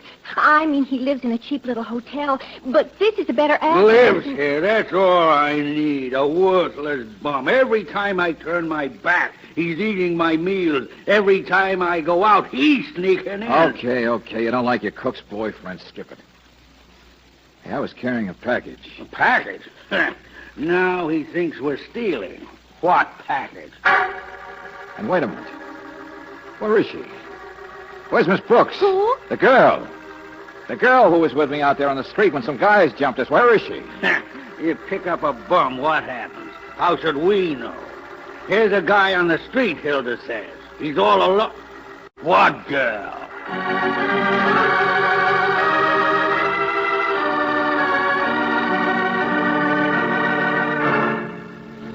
So she's disappeared, maybe even kidnapped. I'm just as worried as you are. Only will you please... Those guys jumped us. She's not maybe kidnapped, Riley. I've got every man on the force searching for her. What else can I do? And look, if you could only remember... I don't know what they look like. Just a taxi driver. Some guys that happened too fast. Wait, what about that Santa Claus you said saved you from getting run over? No, he was way across the street. Oh, yeah? Well, listen, I had a man check the people on the street, and he says there wasn't any Santa Claus there at all on the street. Okay, it's a riddle. I don't care. All I want is to find Brooksy. Valentine, will you please let us do the job we can do best? Will you please stay with that electric train and... Riley, you can take that electric train, and you know what you... Oh, get smart, will you? It was stolen from you. That's why you were attacked. Only listen. Were the wires made of platinum? Was there a crown jewel in the headlights smuggled dope on the yo-yo? No. Me and the boys took every one of those toys apart down here at the office. They were just toys, that's all. Toys worth no more than $50. Okay, well, you figure it. Okay, Riley. Gee, Mr. Valentine, I know how you feel. Me and Joe love each other so much, only we can't get married. He only works part-time, driving fruit trucks in the summer and being Santa in the winter. Mr. Louis won't pay me enough to support both of us. It's no fun being apart. Hilda, let's talk about something else. The only times I see him is when the boss is out. But gee, if a person thought you would never see the other person again. Hilda, will you please answer the door? That might be Joe. Coast clear, honey? Uh-huh. Oh, Hilda, baby, Merry Christmas. Joe, show your whiskers. All right. Break it up. I'm George Valentine. Oh, well, how are you, Mr. Valentine? Say, isn't this a swell day, though? Yeah, sure. Now, you're the one who wrote me that letter. Why? Huh? Why did you write it? Santa Claus wants presents. What's the gag? Why those special toys you listed? Oh, it's no gag. They were stolen. Stolen? From the North Pole, I mean, yesterday. Go on. Well, it all started yesterday, Mr. Valentine. A guy I used to know once bumped into me on my way to work. Mo Dickerson. He asked me could he take my place today as Santa Claus and wear my stuff. What, Joe? No, take it easy, honey. Of course, I said no. I thought it was just a rib. Until last night, I saw some of my toys were missing. And then I get a phone call saying unless I let Mo do what he asked, those toys wouldn't be returned. What's so important about that? Well, if they weren't returned, I'd be in trouble. I'm responsible. Nobody's allowed in the North Pole except me and the kids. Not even store help. No, I'd be in trouble. Uh-huh. It was Mo's way of pressuring you into doing what he wanted. Only I wonder why he wanted to play Santa. And Joe, if people can't get in there, how did he steal the toys? Gosh, I don't know. I don't know any of those things. I got the kids to think about, Mr. Valentine, and I wanted you to figure out... You don't know where Mo lives either, do you? No, I'm sorry. He's a skinny guy with a sort of a nosy voice, brown hair, and a mole on his ear. Wait a minute. Eyebrows go up, little scar on his cheek? Yeah, that's right. He drives a taxi sometimes. Say, do you know him? Sure, I met that guy, and I'd like to meet him again. When was this changeover of his supposed to take place? Today, after lunch. Okay, you're going to make that changeover, Joe. Only with me.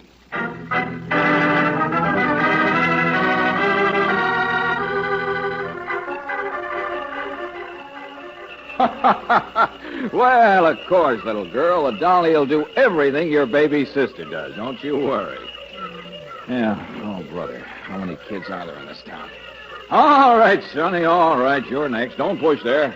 Well, now, there's a fine little fella. Up on my knee. That's it. Now, let's see. You wrote me a letter up at the real North Pole. I remember that. But you know how those elves can mix up a man's debts. I brought you one. Hey, what's that, Sonny? You'll have to speak louder so Santa can hear what you... Letter. I brought it. Here. Hey, let's see your face, kid. Oh, no, you don't. You got your mail. So long, sucker. Hey, wait a minute. Well, I'll be. A midget. Dear Santa Claus, you still got your chance to play ball, but open your mouth 1 inch wider and you'll find yourself stuffed up a chimney with a stocking around your neck.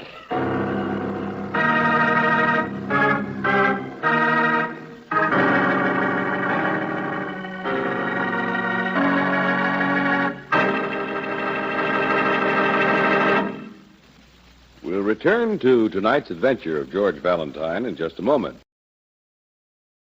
And now, back to tonight's adventure of George Valentine.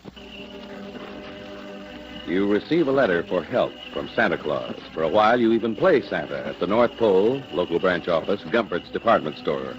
But in the meantime, your assistant, Claire Brooks, has disappeared. She was kidnapped, and so far the police haven't located either her or the man who was there at the time, Mo Dickerson. All this and a midget and a note threatening murder just because of a missing electric train, a few other inexpensive toys.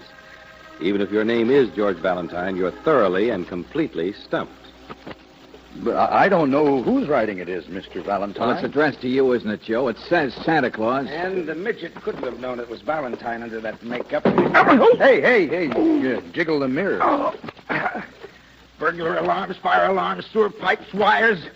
Is this the best Gumperts can give you for a dressing room? Well, the basement's better than a restroom. Oh. At least the other employees don't pull your beard all through a 10-minute break. Now, look, Joe, all I want to know Mr. Valentine, of course the note was meant for me. Oh, would you give me those boots and the bell over there? If there's any danger in being Santa Claus, I'll take it. Oh, thanks. I'm not afraid of those guys. But what guys? I tell you, I don't know. Now, listen, fat boy, somebody's in danger. Oh, Mr. Valentine, I'm sorry about her. I do wish I could help. I know how I'd feel if Hilda were. Oh, save the sympathy. Now, that note said, open your mouth 1 inch wider and you'll find yourself stuffed up the chimney. Okay, let's have that inch. No. I mean, I told you what I can about Mo Dickerson. I did. Joe, it's about you. That's what you're not telling. Look, I've been doing all right for years, you see. It's only happened once, and it was a mistake. I'm honest. I drive trucks, and it's hard to get jobs sometimes. I like kids, and I'm in love with a girl. I'm making a life for myself. Joe, what was it? That once. Jail. That's why Mo was so afraid of anything questionable happening again. Jail. What, Joe? Stealing. That's it. That's all there is to tell. Uh-huh. I hope the kids don't follow you like they did me. I don't mind. I like the... Hey, wait a minute. Where are you going? The Kent thief who could have stolen an electric train. A small thief, Riley. Shit.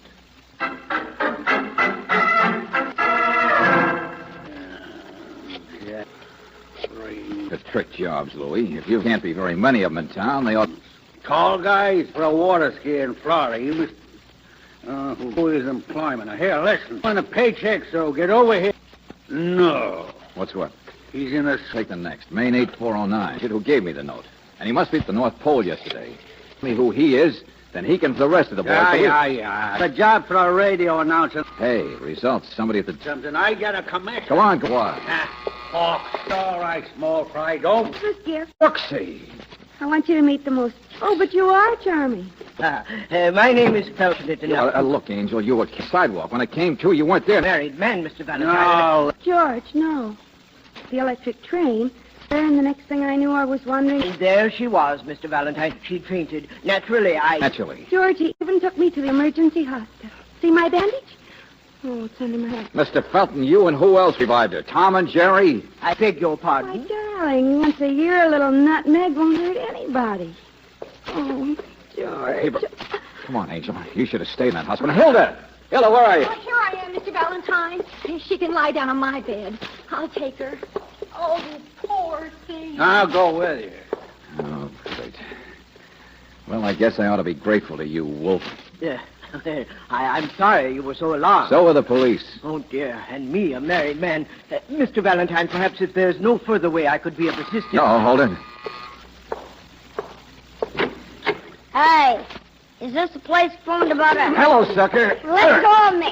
Put me down, you big boy. Lay it on. Mo! Oh, good heavens. Hey, What's Mo! going on? What's this? What's this all about? Mr. Felton, here's your chance to make up. Hold this half fight. Well, now, really, Put me now. What's the matter? Wait till I... Well, Mo, welcome to the party. Mr. Valentine, really? Oh, stop kicking me, will you? Yeah, things happen pretty fast, Mr. Felton. I guess you can put the little man down now. He's not going anyplace. What's the meaning of all this? What is it? Shoplifting, I figure. A big guy here used a little guy to try and pressure a Santa Claus. Wanted to borrow a red suit for the afternoon so he could get into Gumpert's unnoticed and fill his stomach full of mink coats or something, I suppose. Yes. Only what I don't... Yes, really, Mr. Valentine, that scarcely makes sense. Then I suppose neither will this. Hey, boy. Nice going, boss. Thank you, Wiggly. Thank you.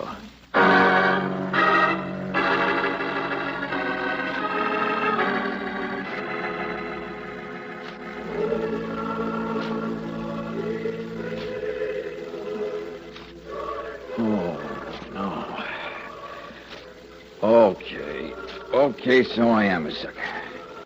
What are you going to do about it, Mr. Felton? Yes, and why do you need me? I should be cooking supper or be upstairs with Miss Brooks. Oh, stop sniveling, Hilda. They're not going to hurt us. Bombs, that's all. Of course, no one will be hurt. No, we don't hurt people. Ha Ha. Quite a convention you got on your hands, Felton. 7:53, boss. Plenty of time, Mo. Relax, Wiggly. Listen to the music. Yeah, you're a big wheel, Felton. That's where I went wrong, figuring it was just shoplifting, isn't it? Just shoplifting would scarcely make sense with all the effort you guys put out over that electric train. I assumed you'd come to your senses, Valentine. Naturally, I had to detain you. I could fix it so he loses those senses again, boss. Don't be so anxious, Mo. But you did want to play Santa Claus. And you keep watching the clock. Something's slated for tonight, isn't it? Sure, that's it. At closing time, the guy playing Santa Claus would go down to the basement to take off his makeup. He'd be there late. And the burglar alarm wires are down there. Boss, he talks too much. Buy your gifts at Gumpert's. That place must take in close to $100,000 a day this time of year and can't bank till next morning. Well, you've got a big organization, all right. The man inside the basement blocks the alarm system. The rest of the team goes to work. It's robbery. Big-time organized robbery. I know it. Bums, that's all they are. Oh, shut up, Louie. You're in it yourself. What's that? Yeah, you guys sit around acting like you don't know each other. Well, who hires people? Who knew about that basement dressing room? And why do you think I wanted you to phone midgets today? It was to see if the right midget would take orders from you, Louie, and he did. He came running. And the crackpot way you and Felton picked Miss Brooks and me up after Mo and the boys slugged us. Mr. Louie, no. Oh, no, Mr. Louie, Shall no. I kick him in the shins for you, boss? Turn that blasted radio off! Mo, you and Wiggly run down to Fred's garage. Pick up a car. Get back here fast. Sure, Louie. Yeah, Louie. Now, cool off, Louie. You've got a bad heart. There's no need. Louie, Smooey, shut up! All day you've been botching. I have not. Just a bit of bad luck. Picking that Dame Brooks off the sidewalk. But the boys had hit her too hard. They'd hurt her head. It only seemed decent to... well, she didn't know what happened, Louie, and you yourself brought in Valentine. Samaritans, bums, you and dumb Hilda. I didn't know, Mr. Louie. I just saw him lying there. I didn't know you were a criminal. You didn't know nothing. You never do, but you do now. Too much. Yeah, and so do I. Now, you listen, Buster. I finally figured out the electric train, why it's important. It starts out on the North Pole. It was stolen from there. So smart. Only instead of dumping it in an ash can, Felton, you go soft-headed and put it in a charity box, where a cop can get hold of it and play around with it in his office, can give it to me. Yeah, now I know why it's so important, why you had to have the boys slug me to get it back again. The world is full of bums. Fingerprints. Sure, fingerprints. There's nobody can resist playing with an electric train. Go ahead and make noises while you can. Now, wait a minute, Louie. Of course I'm going to kill him. So I work with bums. So a big-time robbery gets botched up. I get rid of him, I can still pull it. So I ain't got the burglar alarms fixed. I can still There's a blue and yellow observation car, Buster. What? You've got that electric train back, all right, but there's a blue and yellow observation car still on my friend Lieutenant Riley's desk. I've already told him to check it. Every big baby in your gang has probably had his mitts on it. Well, a complete fingerprint roundup is going to make your robbery a little risky, isn't it? It might even make killing me a little risky, too. He's right, Louie. They'd know who to look for afterwards. You see? It's not practical anymore for us. Shut up, you sissy! What? You botched it up, Samaritan. Playing with toys, turning soft. All of a sudden afraid to take a bum for a ride. Oh, I am not a sissy. But for gosh sakes, don't you realize... well, it's Christmas. Yeah, and that's Riley. You might as well face it, Louie. You'll have to buy your gifts at Gumpert's. Get away from that phone, Valentine. Hilda! Hilda, stop twisting that handkerchief and answer it. Yes, sir. My prints ain't on fire, Valentine, and they ain't on no toys either. Not me. Just say Louie ain't here, Hilda. Just that. Yes, sir. Hello? I'm sorry, but Mr. Louie isn't here. Christmas. Smissmas. All right, Scrooge. It looks like it's your party. Yeah, there's your boys out there. It's an awful black car. Stand still, Falcon. You too, Hilda. In case you got any Rose Bowl tickets you want to get rid of, Valentine. Oh, shut up. Let him in. Let's get going. All right, Mo, come on. Merry Christmas, baby. Merry... Joe! What are you talking? Get him, Joe!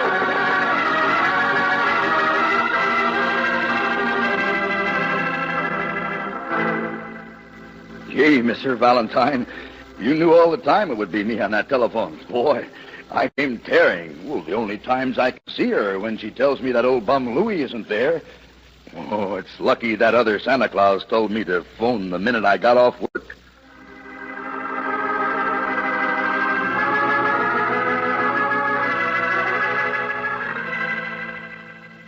George. George, at least you'll admit it was lucky that Joe should telephone the minute he got off work at 8 o'clock. Well, I hope that was Joe on the phone. That's why I tried to keep Louis mad. Keep him from looking out the window to see who was really coming. Oh. But what about that other time when the Santa Claus practically saved our lives? When that taxi almost ran us down. Yeah, the one who warned us. Lieutenant Riley said there wasn't a Santa Claus on that street. Uh-huh. And in the store, who suggested Joe telephone? There isn't any other Santa Claus inside the store. It's only outside. George, who was it? Well, what's the matter with you, Angel? Don't you believe in Santa Claus?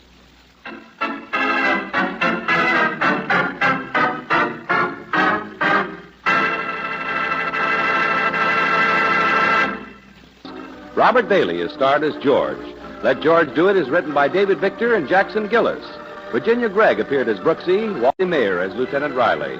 Larry Dobkin was heard as the executive, John Daner as Joe, Herb Butterfield as Louie, Virginia Eiler as Hilda, Junius Matthews as Felton, and Tony Morris as the Midget. The music was composed and presented by Eddie Dunstetter. Your announcer, John Heaston. Listen again next week, same time, same station, to Let George Do It. This is the Mutual Don Lee Broadcasting System.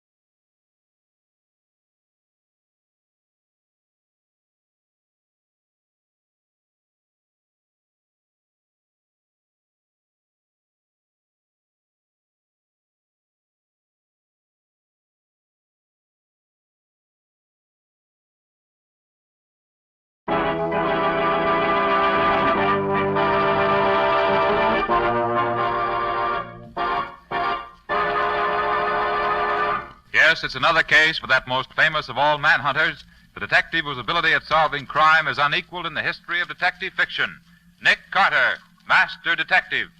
Tonight's curious adventure, a special Christmas story. Nick Carter's Christmas Adventure, or the mystery of the reluctant contributor.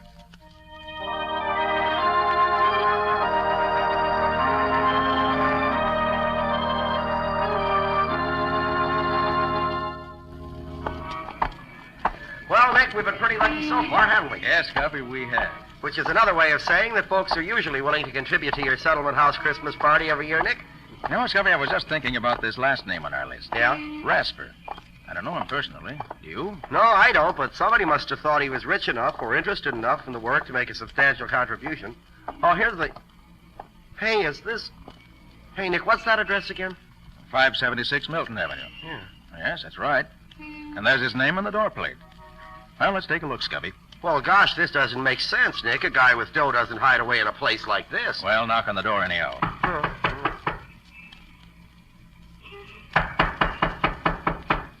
Doesn't seem to be anybody here, Nick. No, hold it, Scubby. I hear someone coming. Who is it? I'm Nicholas Carter. May I speak to Mr. Rasper, please? Nick Carter, eh? Yes, yes. And this is my assistant, Scubby Wilson. How do you do? You, Mr. Rasper? Yes. Well, come in. It's cold out there. You're letting all the heat out. Oh, beg your pardon. Come on, Scubby. Yep, I'm in, Nick. I'm in. Well, what was it you wanted? Well, Mr. Rasper, I've come to see if you would care to make a contribution to my Christmas party fund. I never make contributions. Oh, but you didn't let Nick finish, sir. The fund provides food and extra clothing for the needy and deserving The children. charity department's still working, isn't it? Well, of course, Mr. Rasper, but my object is to provide an inspiration for the young people who are underprivileged. People who haven't got any money are always trying to get it from those who have. Then you aren't interested in seeing that the children of the Lincoln Hall district are helped to a little happiness on Christmas Day? No, I'm not.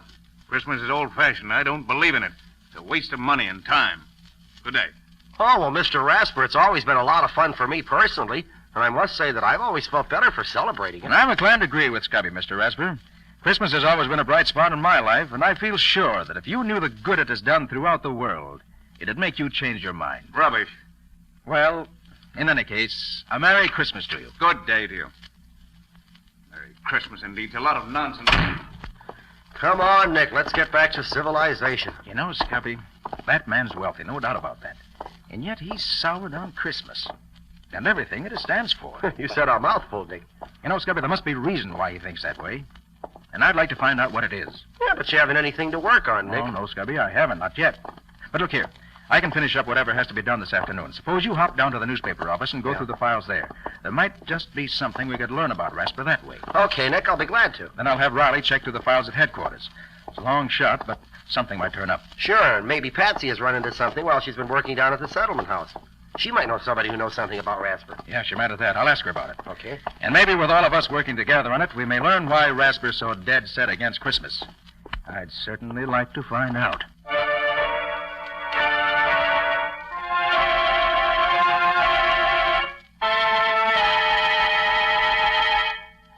Hello, is that you, Nick? Riley talking.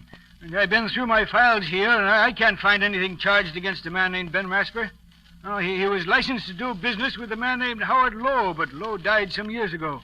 Otherwise, Rasper's just a successful businessman. Yeah, that's right. I'll tell you what, though, Nick. There's an old fella named Fred Anderson who used to be on the force who knows Rasper. Sure, you can find him at Lincoln Hall, where you're giving the party. He's the watchman there now. Okay, Nick, that's all right. See you tomorrow.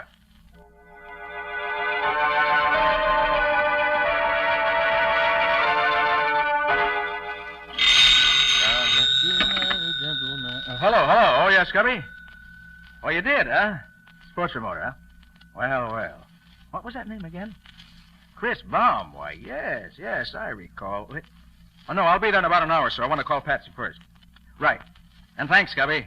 Bye.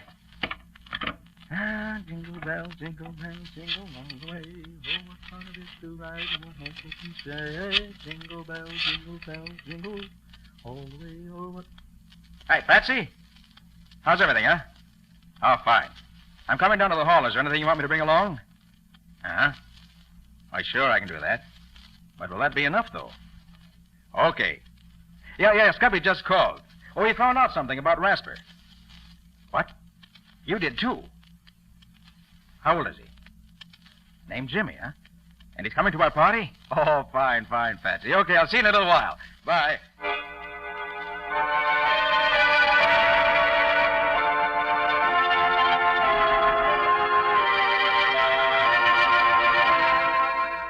Oh, that's fine. We've collected enough to do this year's party up right.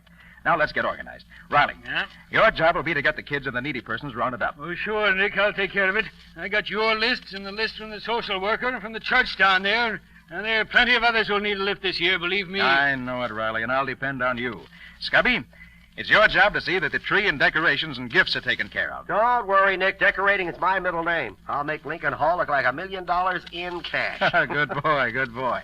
And Patsy, you'll see to it that there's plenty to eat and drink for the party, so I won't have to worry about that. I'll take care of the bills, and you have the letters of credit the stores gave us. You know how to do that. Sure thing, Nick. I've been through it with you often enough before. I ought to know what you want by this time. What are you going to be doing, Nick? Me? Well, Riley, I'm going to do a little detecting. I'm going to look into those tips you, Patsy, and Scubby gave me about those people who know Ben Rasper. And by the time I'm through, I hope to find out why it is that he hates Christmas the way he does. And then, well, then, maybe I'll be able to do something about it.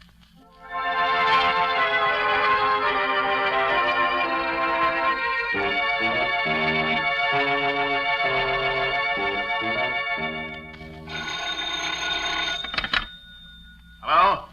Yes, this is Rasper talking. Yes? I sent you the bill, didn't I?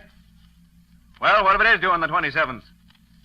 No, just because it's a holiday is no reason for bills to be unpaid. Goodbye. Darn fool nonsense, that's what it is. There's a lot of foolish... Still talking big, ain't you, Rasper? Who's that? What do you want? Don't you remember me, Rasper? No, I don't remember you. Who are you? They used to call me the Kid. Chris the Kid. Chris? Sometimes known as the Human Flash. Chris, you? Oh. Well? It's been a long time, Rasper, hasn't it? How'd you find me? Who sent you here? A fellow named Nick Carter told me I'd find you here in your office, even if it is Christmas Eve. Nick Carter? Oh, yes. Wanted me to give him some money for some fool party. Oh, for the party at Lincoln Hall, I guess. Hey, he's never asked me for anything. Just gave me what I needed, when I needed it. So he hired you to come here and take up my time to get... No, he didn't send me here. Just said I'd find you here, that's all. I came here on my own accord, just to wish you a Merry Christmas. Thought you'd say that. Well, I don't mind, because it's on account of Nick Carter that I can stand on my own feet again. Not on account of you. What's that? You mind if I sit down? It was on Christmas Eve that we won our first fight, wasn't it? Fight? Oh, yeah. A long time ago. Yeah, it was a long time ago. I can remember the noise of the crowd, the glare of the lights, and the smoke curling around and the brightness over the ring, and you leaning over me with that wet towel. You got him going, Chris. Another one like that last round, and you'll have him in the ropes for the count. How do you feel now, kid? I'm okay, Rasper. Just let me at him. I don't have to wait anymore. It's my meat right now. You take your orders from me, kid. I'm the brains here. When you get the signal from me, you give it to him. Okay, Rasper. You're the boss. Go ahead, kid. Keep that left up. Keep your shoulder high. Keep it up. That's right, kid. That's the ticket. Now you can take him. Get set. Take him, Chris. Now! There were a lot of those little affairs after that, Rasper. And I always did what I was told, huh? Yes. You're a good fighter, Chris. Good fighter. I made a lot of money for us in those fights, Rasper. Well, a lot of money. The old days, Chris. Lots of water's gone under lots of bridges since then. I know. And the percentage you paid me didn't last long either. It went just like that water. But I didn't care much about things like that. Till the day a friend of mine came and gave me a warning tip. That started me thinking. Hello, kid. How do you feel? Oh, hello, Rasper. Where you been? I wanted to talk to you. I've been around. What's up? I got a tip today that you're signing up Timmy O'Day. You're going to manage him. Who told you that? Never mind. Is it true? That depends. Depends on what? Look, kid, you're getting slow. O'Day's fresh. He'll be the next champ. If he wins this fight with you tonight, I'm taking him over. If I win tonight? I'm taking O'Day over anyhow. We've been together a long time, kid, and it don't pay to get in too much of a rut. So that's all it means to you, is it? Money. The payoff, huh? What about all the years we've known each other? What about the things we've been through? Why, you... No, don't get yourself all in a sweat, kid. It isn't good for you. You'll get your cut anyway. Don't worry. You'll get your cut. I'll see you later. Rasper, what'll I do? Tell me what to do. I can't see him. My eyes all puffed up. He's cutting me to ribbons. Tell me what to do, Rasper. Don't bother me, kid. Use your own judgment. You're on your own, as of now. But, Rasper, you always... You're on your own, kid.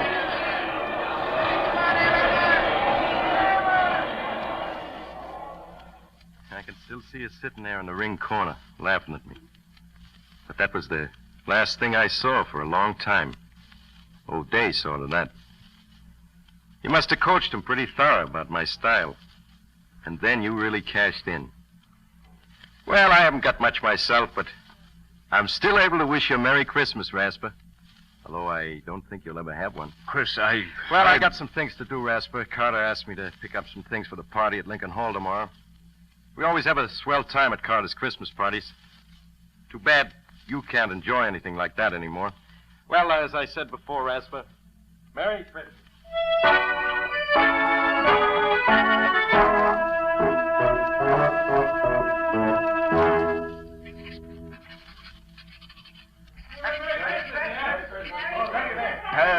How can a man work with his mind whirling like a merry-go-round? Christmas Eve. God, it's a fine excuse for people to go around yelling at each other in the streets. Disturbing a man when he wants to get some work done. Oh, I might as well close the office and get some rest. Would have been home by now if the kid, if Chris hadn't taken up so much time. What Chris does for a living now. Wonder if... it's none of my concern. Get home and get some sleep. That's what I need. Who's that?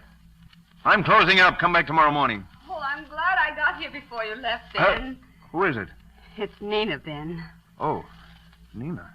I only stopped by to speak to you for a moment. It's getting quite late, and Well, sit down for a moment, Nina. Oh, thank you. Here, let me get your chair.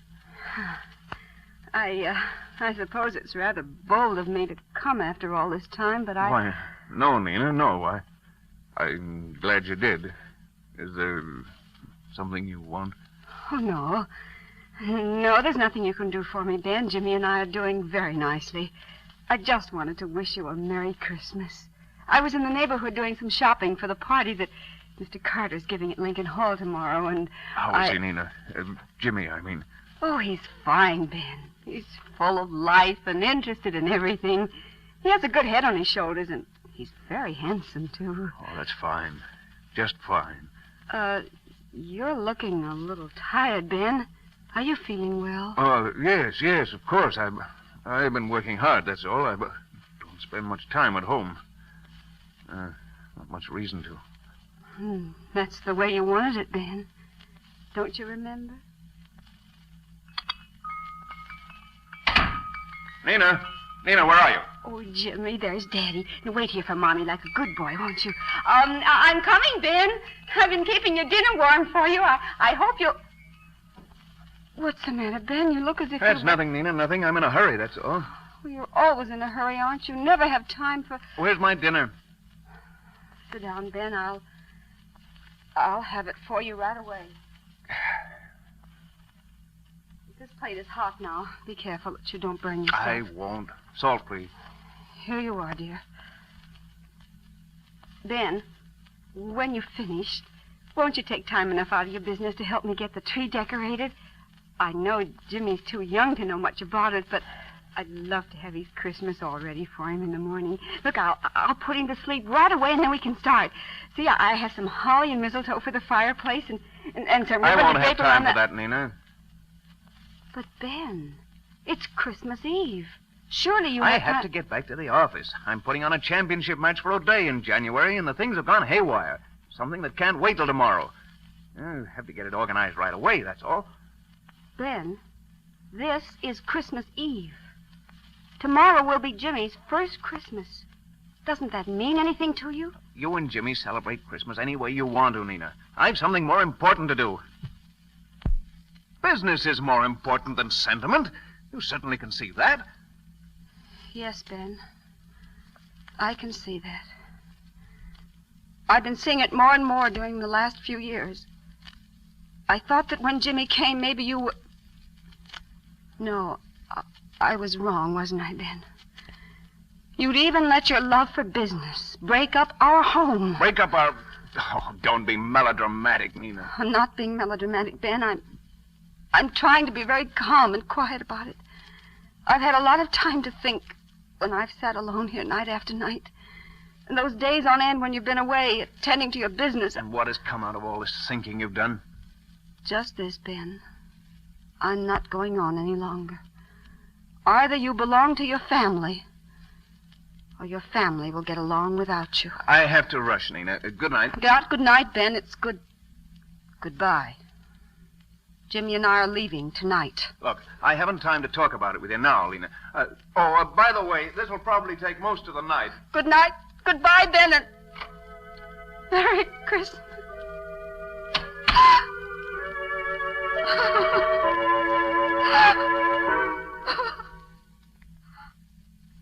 I never had much of a chance to make it up to you, Nina.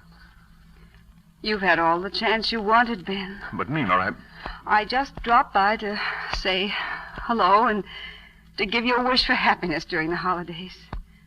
It's hard not to share with you the joy I have with Jimmy. I wish you could see his eyes dance at Mr. Carter's Christmas parties.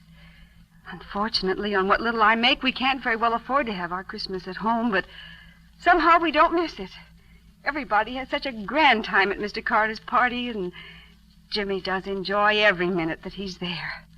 Goodness, I'll have to be on my way. Jimmy's waiting for me, and I have to make one more stop for Mr. Carter. Good night, Ben, and Merry Christmas.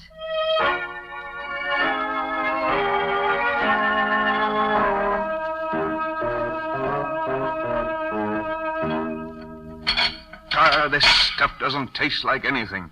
Nothing at all. I can't understand what's got into me. It's good food, fixed the same as it always is. It just doesn't taste right, that's all. What's that? Someone at the door this time of the night? I'm coming.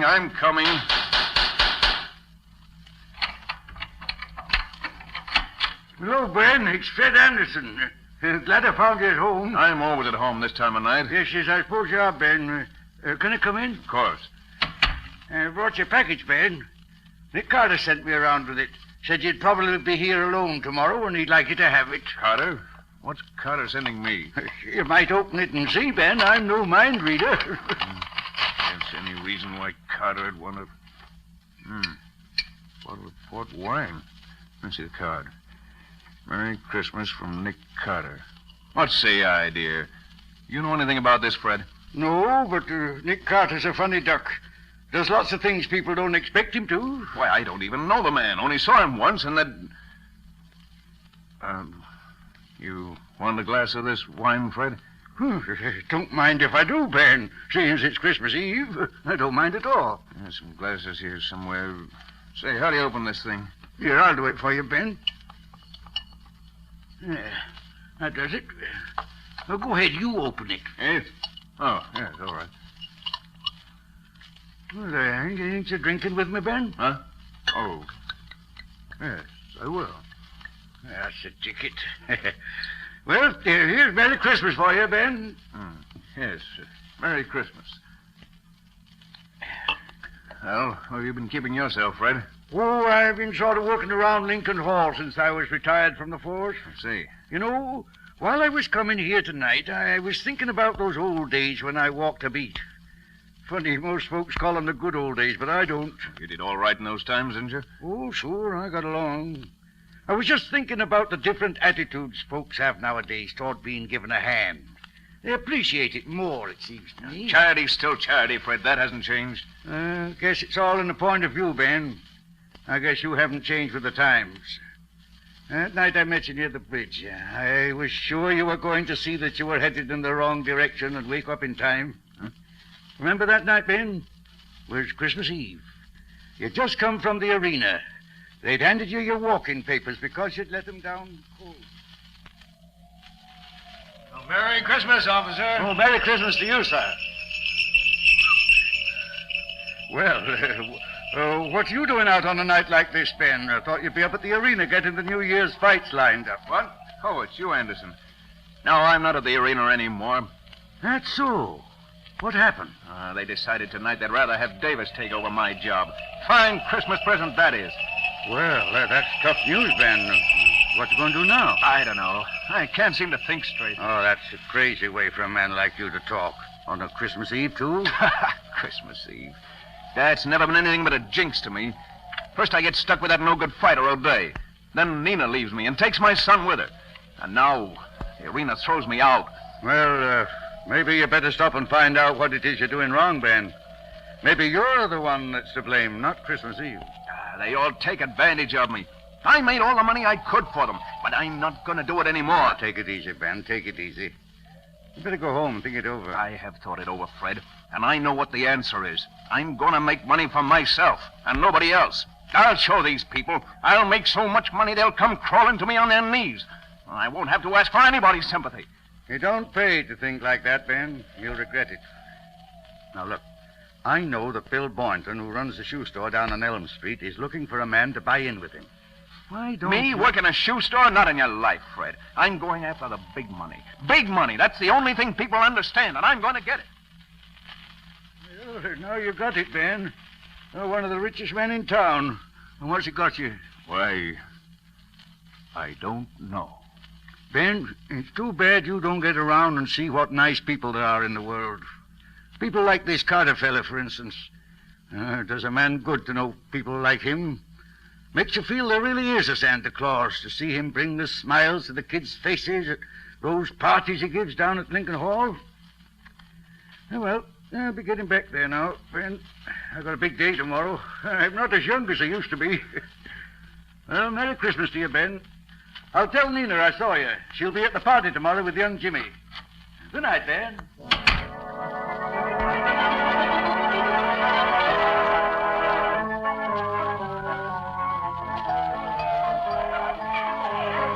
Okay, everybody, quiet now. Come on. That's right. That four game will be ours. Now, if you'll all line up along the wall over there and march around here by the tree, Lieutenant Riley will hand you your gifts. Then you can go around to the tables there and get your refreshment. Come on now, line up. That's it. That's the ticket. Now, march around here. Come on. Take your time now.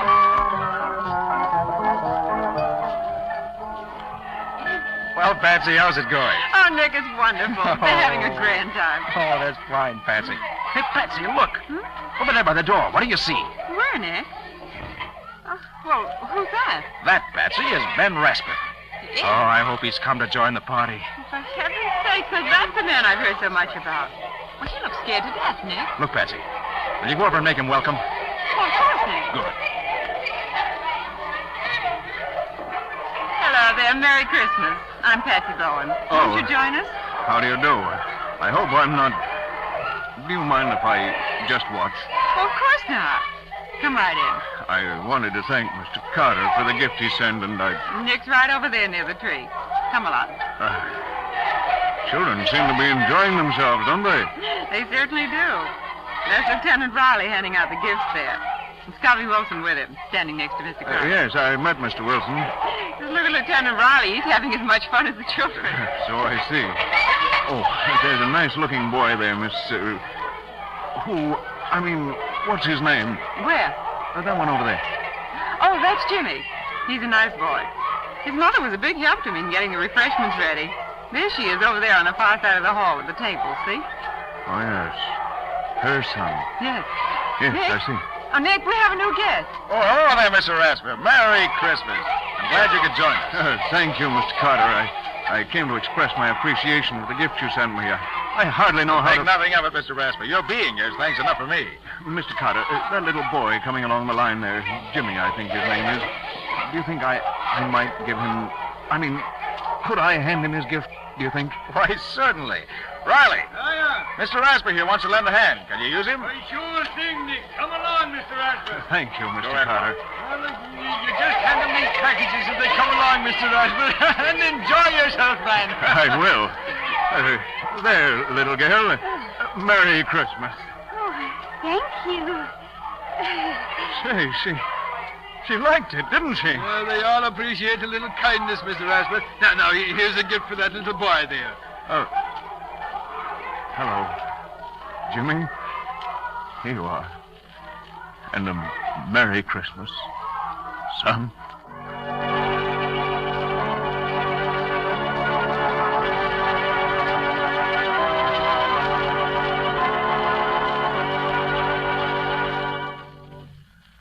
Oh, well, that was the day for you. Gosh, I haven't had so much fun since last year. You played those games harder than any two kids in the bunch, Scubby. Yeah, and lost practically every time. You're kidding. Well, you really have to be in condition to keep up with these kids. Boy, they're wonders. Hey, where do they get all that energy? That will be one of the world's great mysteries forever, Scubby. Nick, what are you thinking so hard about? Oh, I was just thinking of the way Mr. Rasper took to the party. Oh? Hey, don't you mean the way the party took to Mr. Rasper, Nick? Yeah, I never saw a man open up the way he did. Well, it was wonderful. The children just flocked around him. And that's one of the greatest jobs that Nick Carter ever did. What do you mean, Riley? Well, Patsy, you'll never believe it, but when Nick and I went to see Rasper to get a contribution to the party, he was the hardest case of unadulterated unpleasantness I ever saw. But somehow Nick managed to get under his skin and bring out, well, what you saw tonight. Well, for heaven's sake. How did you do it, Nick? Well, it wasn't difficult, Patsy. You see, I could see when we first spoke to Rasper that he was fighting something. But I didn't know what it was. But from what Riley, Scubby, and you told me, I found that 3 different times Christmas Eve had brought him bad luck. First, the fighter O'Day. Then Mrs. Rasper had left Rasper on a Christmas Eve, taking his son Jimmy with her. And third, he'd lost his promoter's connection at the arena, also on Christmas Eve. Well, the whole thing added up. Rasper associated Christmas Eve with a list of unfortunate incidents and fought anything that suggested the holidays to him. He made a lot of money, but it never brought him happiness. The big thing for me was to make him realize that people and Christmas meant good and not evil.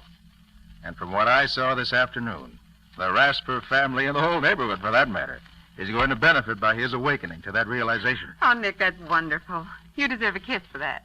Oh, thanks, Betsy. I'm glad you feel that way, too. You know, I'm happier this evening because of Mr. Rasper than I would be if I'd solved 20 murders. He's made this a really Merry Christmas for all of us.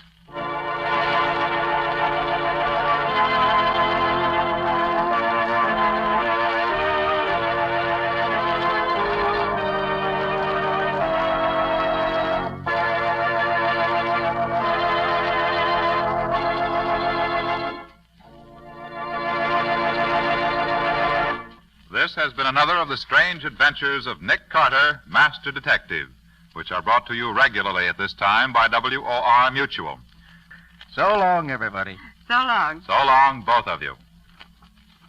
In the strange adventure you have just heard, Nick Carter was impersonated by Lon Clark, Patsy by Helen Choate, and Scubby by John Kane. The story was written for Nick Carter by Humphrey Davis. Original music was played by Lou White. The entire production was under the direction of Jock McGregor.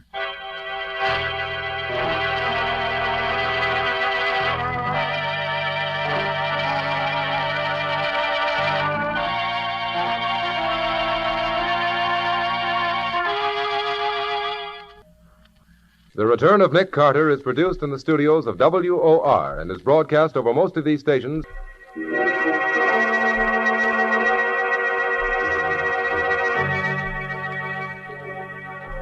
This is Mutual.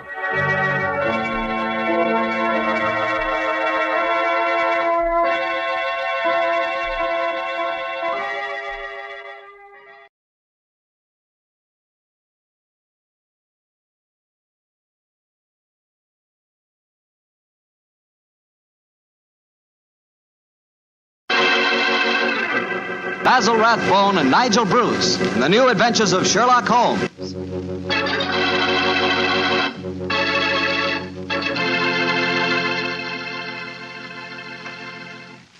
Invite you to listen to Dr. Watson tell us another exciting adventure he shared with his old friend, that master detective, Sherlock Holmes.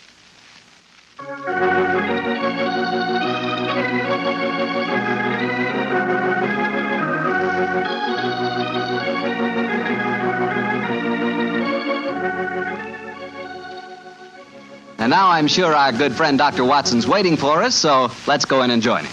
Come in, come in, come in. Ah, there you are, Mr. Bartell. Oh, say, Doctor, I can see you're going to have yourself quite a Christmas. Big tree in the corner with colored lights on it. Where'd you get those? Table covered with presents? You must be mighty popular. They aren't all for me, my boy. You see, I'm having a Christmas party tomorrow for my housekeeper's little nieces. Oh. I'm going to dress up as Santa Claus for them. Well, I'm sure you look very convincing in the part.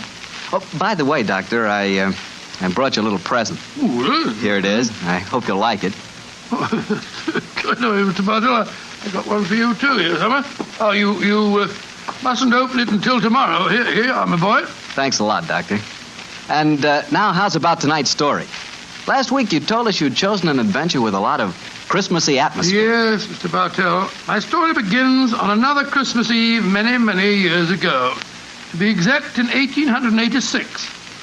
At the time the adventure occurred, I must confess I didn't quite understand what was going on myself. In fact, I never did quite make head or tails of it until Holmes took pity on me later and explain the whole thing. But I shan't try to confuse you, Mr. Bartell.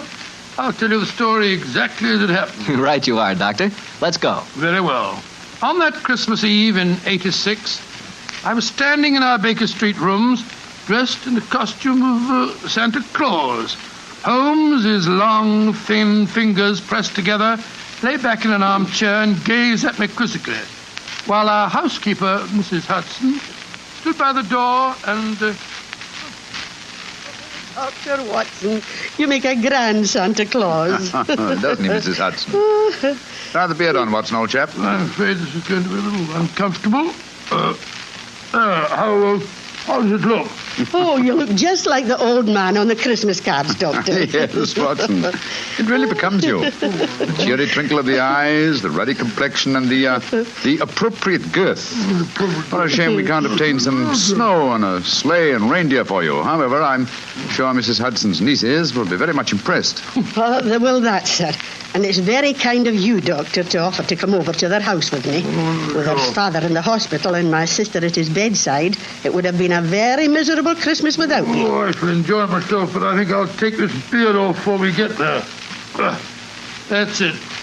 Are you ready to leave, Mrs. Hudson? I am, sir. Will I get a cab? How far do we have to go?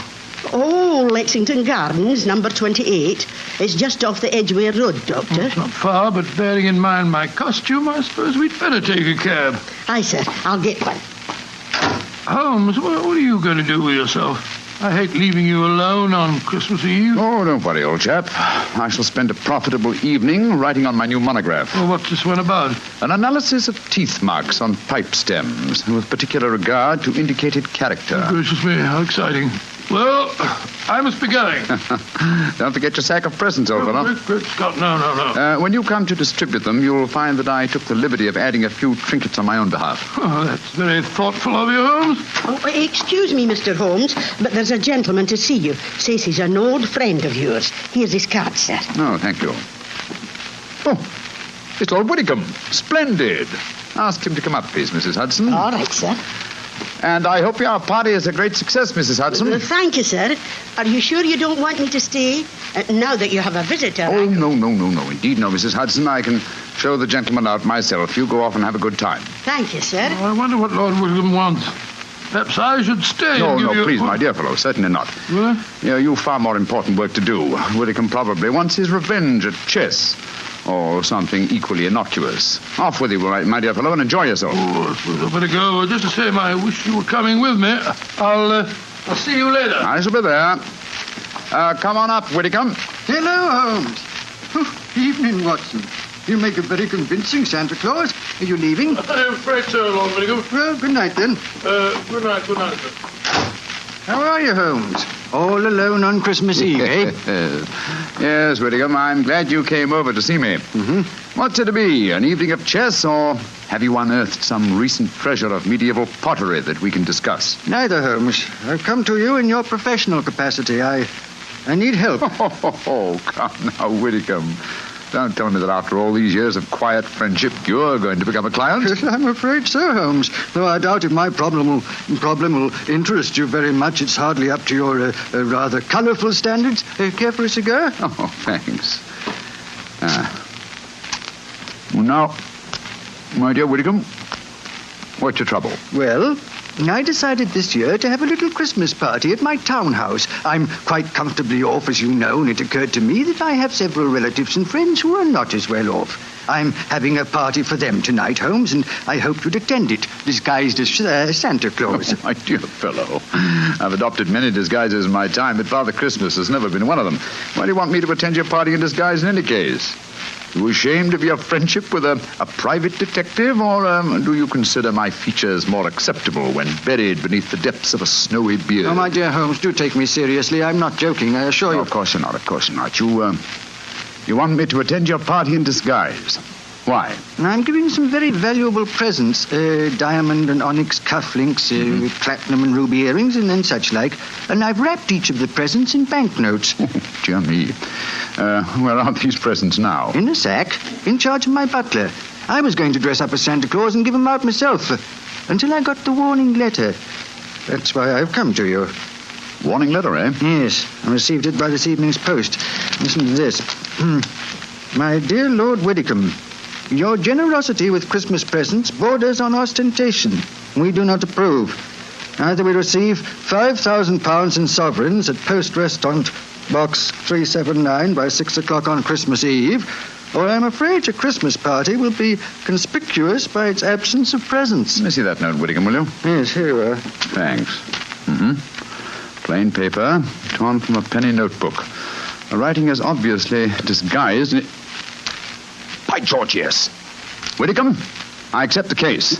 I'll come with you to your party at once, and furthermore, I shall follow your suggestion regarding a disguise.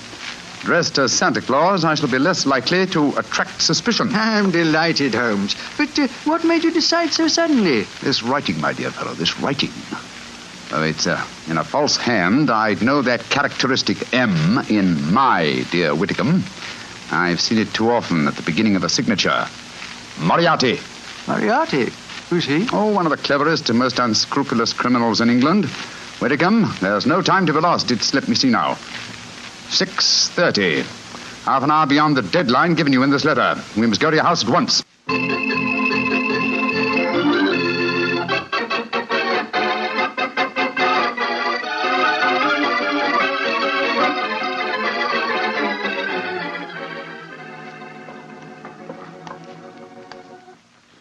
This is as far as the cab can take us, Doctor. Oh, here you are, cabby. Here's 5 shillings for you and a Merry Christmas. Oh, bless you, Jim, and a Merry Christmas to you, too. You said you wanted to get into the house through the back way so that you could surprise the children. Yes, I thought I'd pretend to come down the kitchen chimney. Oh, you can get to the back of the house by going up the alley here. I'll go in the front door. Splendid, Mrs. Hudson. Which is the house? Number 28. It's the third one down the alley, Doctor. I'll have the back window open in no time, and you can slip in without any of the bairns seeing. Very well. Gloomy little street, I must say. Hello. Where's the music coming from? Oh, it's from that temple across the street, Doctor. The disciples of the octagonal square, they call themselves. What on earth do you suppose that means? Oh, some newfangled cult. Heathens, most likely. Hello. I'm not the only Santa Claus abroad tonight. Look at that fellow across the street over there. Oh, dressed just like yourself, Doctor, and carrying a sack, too. Oh, he's running up the steps to the temple. Great Scott, he slipped on the ice. Oh, I wonder what his hurry was. Here, my man. Be careful now, Doctor. Dinna trip yourself. Here you are, sir. Now, give me a hand. Thank you, sir. Silly of me, wasn't it? Oh, we Santa Clauses have to help each other, you know. Up you come. That's it. Oh, gracious me. Doctor, I told you to be careful. Now you've fallen too. Oh, it's this confounded red coat of mine. It tripped me up. Did you hurt yourself, sir? No. I'm all right, I think. How about you, sir? Well, I'm all right, thanks. Silly of me to run, wasn't it? Here's your sack, sir. Thank you. Good night and Merry Christmas. Good night. Same to you, sir. Same to you. Oh, he went into the temple. Must be a disciple of the octagonal square. You're sure you're no hurt, Doctor? No, of course not, Mrs. Hudson. Give me my sack, please. Thank you. Your sister's house is the third one down this alleyway, you say? I'll hurry and open the back window. Yes, I'll be waiting for you, Mrs. Hudson. This is going to be rather fun.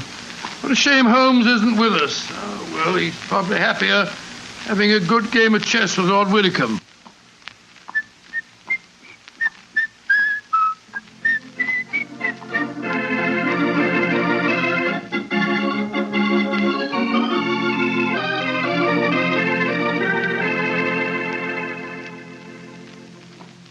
This is my house, Holmes. Number 39. 39 Branston Square, eh? And dear old Watson is just around the corner in Lexington Gardens and hasn't any idea that I've left Baker Street. Yes, here you are, Caddy. Thank you, sir. Merry Christmas, sir. Uh-huh. Listen to that. Carol singers. Yes, we'll probably have our fill of them before this evening's over.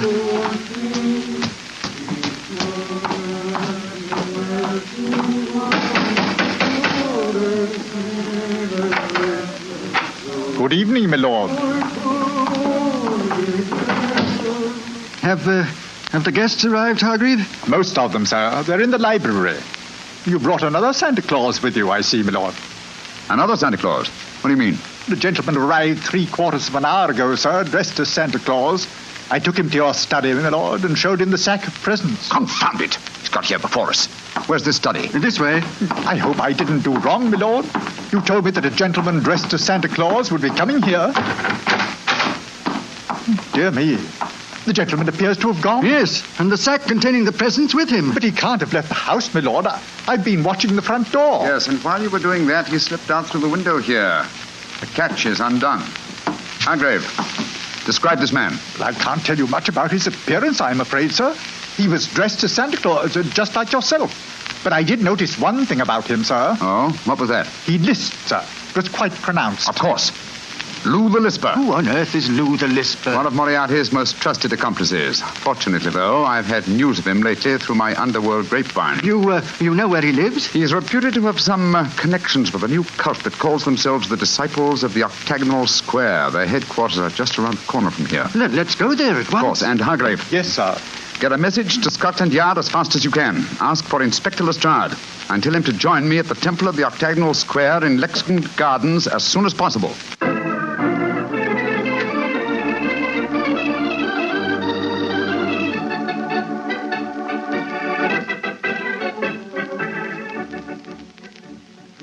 Oh, the children are awful excited, Doctor. I told them you just came down the chimney. I'll slip the beard on and then I'll go into them. There we are. Will I announce you, Doctor? Yes, please, Mrs. Hudson. All right, sir. Now, children, quiet. Santa Claus has come to see you, and he's brought you all presents. Hello, children. Hello, Santa Claus. My name's Elsie. Did you bring me a present? Oh, I did, Elsie. I'll look in my sack in a minute. And what's your name, young man? Herbert. They call me Bertie. Did you come down the chimney? Yes, Bertie. I bet you had a time doing it. You're so fat. Oh, don't be rude, Bertie, or Santa Claus won't give you your present. And what's your name, little man? Maya, though. I've got a cold. Yes, I see you have. Well, children, gather round me and I'll see what presents I got for you. Let me say first, the first present is for... Oh, it's got to be right. It says for Her Grace, the Dowager Duchess of Bewley. Oh, do you suppose Mr. Holmes has been playing a practical joke on you, Doctor? I suppose so, but I can't see the point myself. But he did say that he'd added a few trinkets of his own. I want my present. Then supposing you take this, Elsa. Pooh, thank you. And this one is marked for the Reverend Arthur Carter. I knew what Holmes was up to. Here you are, Bertie. Cool, thanks. And this is for you, Lionel, because you've been a good little boy. It isn't very big, is it? I wanted the dog. Oh, wanted the dog. Well, I'll bring you a dog next year, Lionel. Oh, Dr. Watson. Yes, Mrs. Hudson? Oh, look at the wrapping on these presents, Doctor. They're £20 notes. Great Scott. Oh, cool. Look what I got. Now, let me see. Why, cufflinks and diamond and onyx ones, unless I'm very much mistaken. I got pretty earrings. Look how they sparkle. Let me see, Elsie. Good gracious, I swear that these are platinum and rubies. What in thunder's going on? I want my earrings back. Give me back mine, too. Well, here you are, here you are. Dr. Watson, what do you suppose has happened? I don't know, Mrs. Hudson. Perhaps my toys are still at the bottom of the sack. I can't understand it. I wish Holmes were here instead of dozing in front of our fire in Baker Street.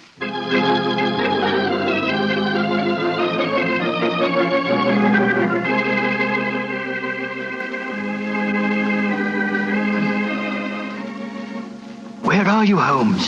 Here by the bed. This is the only room in the temple that gives any signs of having been lived in. I think our bird has been here, but I'm afraid he's flown. I'm sure Inspector Lestrade will get here. Strike a match, will you, Whitcomb? Right. Here's a candle on the table.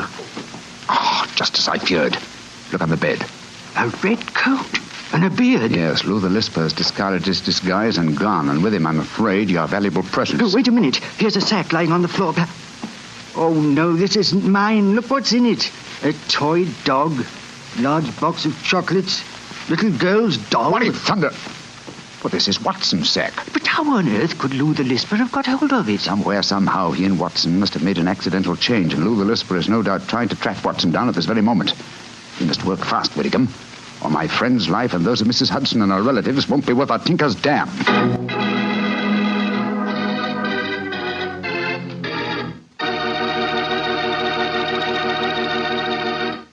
Oh, now, Doctor, you can't break off your story there. Oh, yes, I can, my boy. Before I go on, I thought we'd have a glass of port just to freshen us up. Oh, well, that's something different. Of course. Instead of talking about port, as I sometimes do, it'll be nice to drink some for a change. There you are, my boy, and a Merry Christmas to you. The same to you. And now, what happened next, Doctor? We left you at the children's Christmas party, and Sherlock Holmes and Lord Whitcomb around the corner at the Temple of the Octagonal Square. Yes, Mr. Bartell, although at the time, of course, I had no idea what was going on. There I was, cheerfully handing out gifts worth, well, if not a king's, at least a baronet's ransom. While outside the Temple of the Octagonal Square, Holmes and Lord Whitcomb were talking to Inspector Lestrade of Scotland Yard.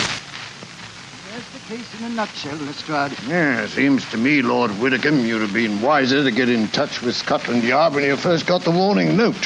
And we could have nabbed him when he came to your house and pinched the sack of presents. Lestrade, this is no time for post-mortems. We've got to reach Luther Lisper before he finds Dr. Watson. Do you suppose he can do that, Holmes? It wouldn't be difficult. Luther Lisper is nearly as clever as his master, Professor Moriarty. The chances are that you were followed when you came to Baker Street tonight, Whitcomb, and it's equally likely that Watson and Mrs. Hudson were followed as they left it. Moriarty seldom leaves anything to chance. Well, where did Dr. Watson go tonight? 28 Lexington Gardens. It's just around the corner from here. Well, then let's go there at once. Frighten our quarry away? No, Lestrade. We must use a little subtlety. Now, Luther Lisper wishes to recover that sack of presents from Watson. How would he invade the party with the least possible trouble? By dressing up as Santa Claus again? No, I think he's overplayed that role for one evening. Well, then how would he try to get in, Mr. Holmes? Oh, come now, Lestrade. What group of people can enter any house on Christmas Eve without invitation and without creating suspicion? The carol Exactly, singers. my dear fellow. I shouldn't be at all surprised if at this very moment Luther Lisper and some of his gang are singing carols outside 28 Lexington Gardens. Well, then what are we going to do? Form a rival choral society. How many of your men did you bring with you? 3. A sergeant and 2 constables. Wearing greatcoats? Yes, Mr. Holmes. But why? Good. They can hide their helmets and pretend to be singers. Come on. Let's go over there, and while we're walking, we'll rehearse our carols. We must appear reasonably convincing. Sound your A, Lestrade. Sound your A.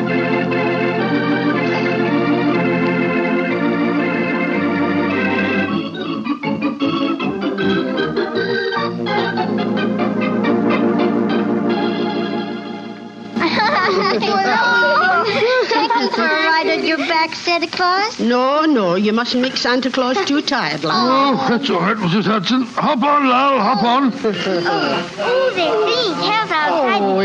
That Can't they come inside and sing for us, Santa Yes, Claus? of course they can. Ask them to come in, Mrs. Hudson, will you? All right, sir. Oh, come on, let me get on your back, too. Oh, now, take it easy. Oh, there we go. I want to see your reindeer, Santa. See my reindeer? Oh, they're up on the roof. I'll climb up and see them. No, you mustn't do that. They're asleep. Oh, here are the carol singers. Off you get, children. There we go. That's it now. Good evening, gentlemen. Good evening, and Merry Christmas. Would you like to sing some carols for the children? After that, I'm sure you'd like a drop of something to warm you up. Well, thank you, sir. We should like that. Haven't I met you before somewhere, my man? No, sir, I'm sure you haven't. Come on, man, let's sing Good King Wenceslas. Good King Wenceslas looked out on the feast of Stephen.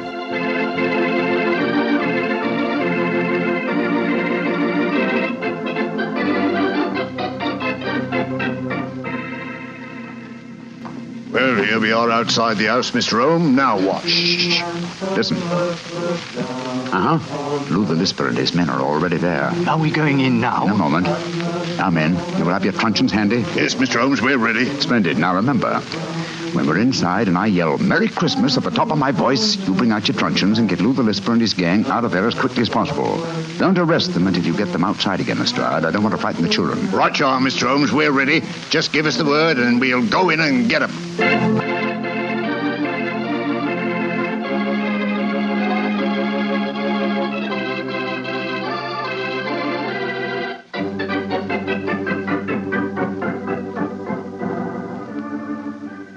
Oh, that was very nice singing. And now, how about something to warm you all up? That won't be necessary, Dr. Watson. See to the door, Sammy. Now, all of you, stay right where you are. Who are you? What do you think you're up to? Please don't be difficult, Doctor. All I want is the jewels out of my sack that you stole from me tonight. If you try and stop me, I shall have to hurt you. Why do you talk so funny? You got a cold like me? Shut up. Now, Doctor, where are the jewels? Oh, curse it. There are some more carol fingers outside. I'll tell them to go away, Lou. No, better let them come in. If we don't, they might get suspicious. All right, Lou. I shall know what you're up to. Now, no tricks, Doctor. If you try and give an alarm, I shall have to get rough with you. I don't mind about that, but just remember that there are children present. Oh, yeah, matey. You're all here before you, eh? What you say, we all join a little carol for the nippers, eh? All right. What do you want to sing? Up the little angels sing, eh? All right. Come on, men. Let's sing. Up the angels sing, glory to the newborn King. Merry Christmas!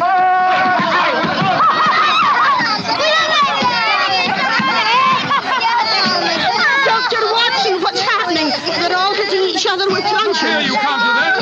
They're all going away. They're dragging each other out. Hey, come back here. Oh, terrible. Holmes, what in thunder's going on? I'll explain it to you later, old chap. Lestrade. Yes, Mr. Holmes. Take them to Scotland Yard and preferred charges. I'll be over in a little while and give evidence. Right you are, sir.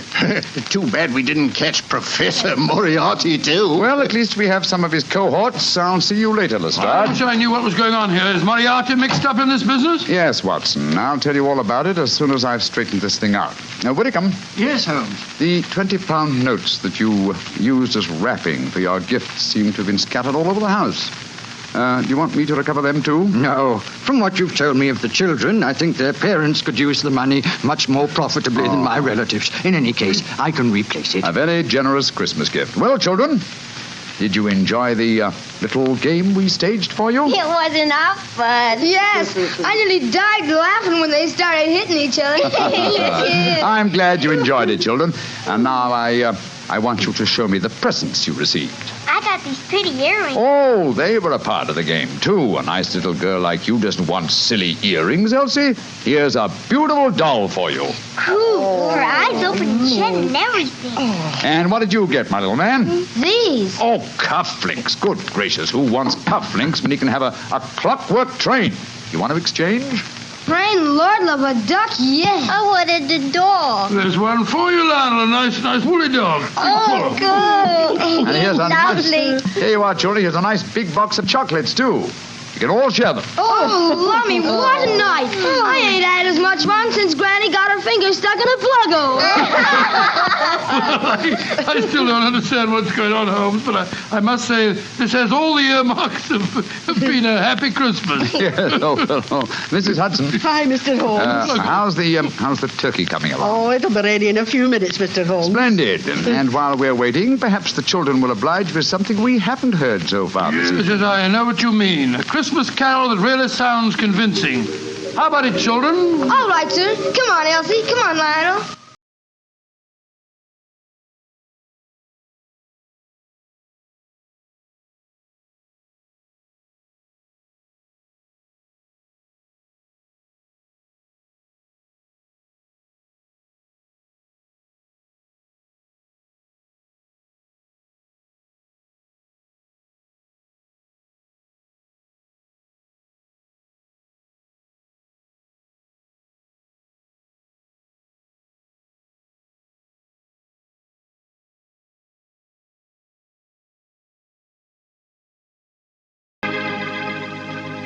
Well, Doctor, that was really a swell story.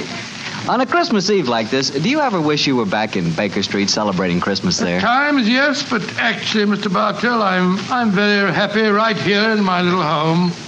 There on the table is a beautiful little Christmas tree. There's a fine fire in my fireplace. My two dogs, Monty and Winnie, are sleeping peacefully at my feet. And best of it all, I've got the love of every child in the neighborhood. Yes, I got a great deal this Christmas Eve. Lots to be thankful for. And what with the troubles of the world on their way to being settled, it looks as if this is the brightest Christmas that I've ever had. Well, that's how I feel about it, too, Doctor. I hope that all our friends listening in are just as happy this Christmas Eve as we are. And speaking not only for myself, but I know for all of us and for the Petrie family, too, we wish every one of you a happy Christmas from the bottom of our hearts. God rest ye merry, gentlemen. Well, Dr. Watson, next Monday is New Year's Eve. What story do you plan to tell us? One that I think you will find extremely appropriate, Mr. Bartell. It takes place in a Scottish castle near Edinburgh on a New Year's Eve in 1900 and concerns a pair of lovers, an elderly baronet, and a strange iron box that proved to be more than worth its weight in gold.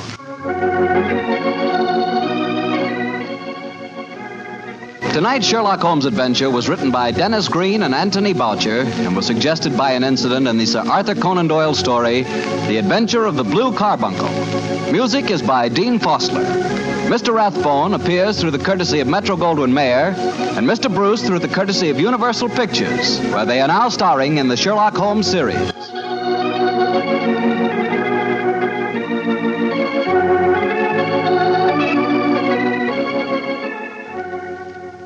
Tune in again next week, same time, same station.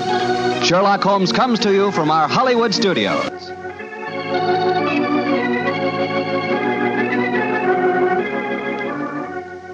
This is Harry Bartell saying good night. This is the Mutual Broadcasting System. This is the Mutual Broadcasting System.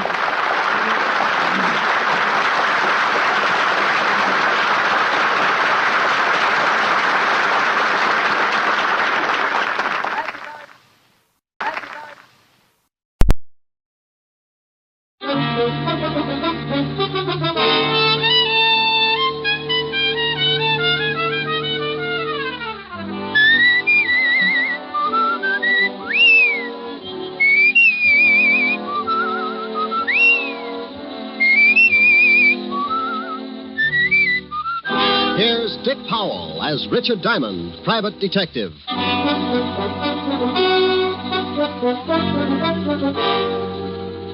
Hello there, this is Diamond. Well, it's Christmas Eve. And every year about this time, my business takes a big nosedive. People usually pack up their troubles and start unpacking colored lights and Christmas tree ornaments. So tonight, instead of telling you about one of my hair-raising exploits, we're going to tell you a Christmas story. So with apologies to Mr. Charles Dickens, we'd like to bring you an adaptation of one of his most famous stories, A Christmas Carol. Now, I'd better explain something first. This version isn't exactly the way you've heard it many times before. Because of the particular type of characters I usually get mixed up with, this story is written to fit their talents and characteristics. Different from the Dickens original, certainly, but we feel that this story could easily happen today, anywhere. Like maybe right here in New York on a little side street just off the Bowery. So now I'd like to introduce our characters. Mr. Ebenezer Scrooge will be played by my good friend and guiding hand of the 5th Precinct Homicide Division, Lieutenant Walter Levinson. Walter? Otis. The character of Jacob Marley will be played by one of my dearest friends and constant companions. Otis, that's you. Huh? Oh, Sergeant Otis Loveloon. Loveloon. Walsh. Oh, sorry, Helen. Tiny Tim will be played by our corner newsboy. Johnny Rollins. Tiny Tim's mother will be played by my red-headed gal friend. Helen Asher. The rest of the characters will be played by members of the 5th Precinct Police Station. Officer O'Reilly. Officer Lund. Officer Lefkowitz. Sergeant Miller. The music will be furnished by the 5th Precinct Police Band, directed by Patrolman Worth. And now, our version of the Christmas classic, Charles Dickens' A Christmas Carol.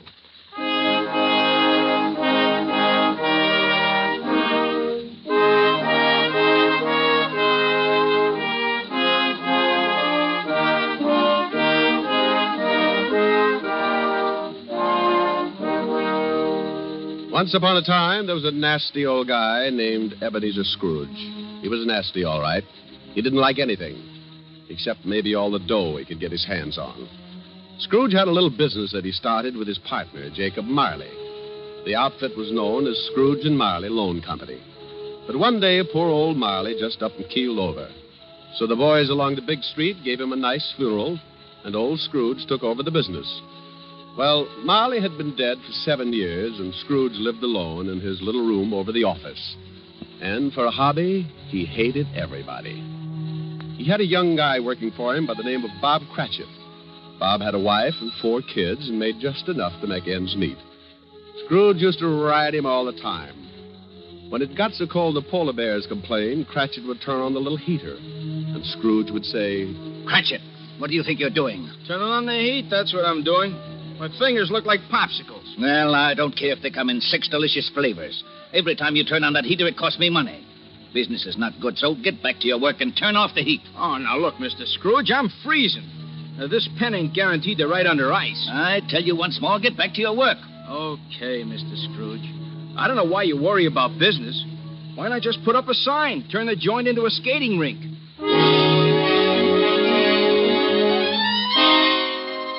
Well, this was no time for any decent guy to act like that. It was Christmas Eve. Along about 5 o'clock, into the office came Scrooge's nephew, Fred. Well, Merry Christmas, Bob. Oh, Merry Christmas, Fred. You get back to your work, Cratchit. Okay. Yeah. Well, Merry Christmas, Uncle. Oh, swell. Merry Christmas. Humbug. Humbug? Yeah, humbug. My old man didn't like Christmas, and that's what he used to say. Humbug. Okay, humbug. But it's still Christmas, and I don't see where you get off not liking it. This is supposed to be the time everybody gets with it.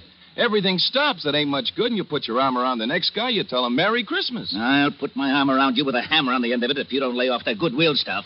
Look, what's with you? What have you got against Christmas? You show me a way to make $100 every Christmas, and I'll fall in love with it. Every time the holidays roll around, nobody pays their bills, and they all run around like they own the Chrysler Building. Look at you. $60 a week, and you're coming on like Rockefeller. Well, sure, I make a lousy $60, but it ain't easy. But once a year, something happens with everybody in this big world. Well, nearly everybody. Because this is a day that somebody else started to make things right for us, and he had a really tough time doing it. It's more than just remembering. It's feeling. It's all around you. Christmas has got to be merry. Don't you get it? You want me to be merry? Well, sure. Then go get some of these joyous clients of mine to pay off their loans.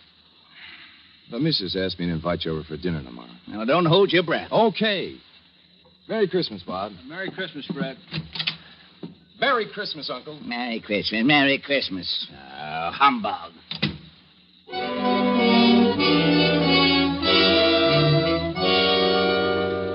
Late that evening, Scrooge went upstairs to his room, the room where Jacob Marley used to stay. It was dark in the little hall, and when Scrooge reached for the door, he looked up at the big brass knocker and saw... Holy cow. I could have sworn that was old Jake's face in the knocker. I must be working too hard. So in he went. A little shaky after seeing Jake Marley's face, but he just passed it off his nerves. He closed the door and locked it, then went over and sat down in front of the fireplace. He got a fire going and started to relax. But every tile around the fireplace started looking like Jake Marley's face. Oh, now, come on, Abe, old boy. You got to get hold of yourself. This is ridiculous, and I haven't touched a drop in weeks. He got up and walked around the room a few times, then went back and sat down again. He stretched, rested his head on the back of the chair. From somewhere a bell started chiming, and Scrooge sat straight up in his chair. He heard something else, too. Something from downstairs. What the... Oh, now, what is that? What's going on? Who's that? Come on, who's out there? Then all of a sudden it came right through the wall. Marley! Jake Marley. Oh, no. I got to stop eating lobster. Oh, it couldn't be. Hey, what's with you? Who are you? Jake Marley. Who else? You're dead. The deadest. But nevertheless, Jake Marley.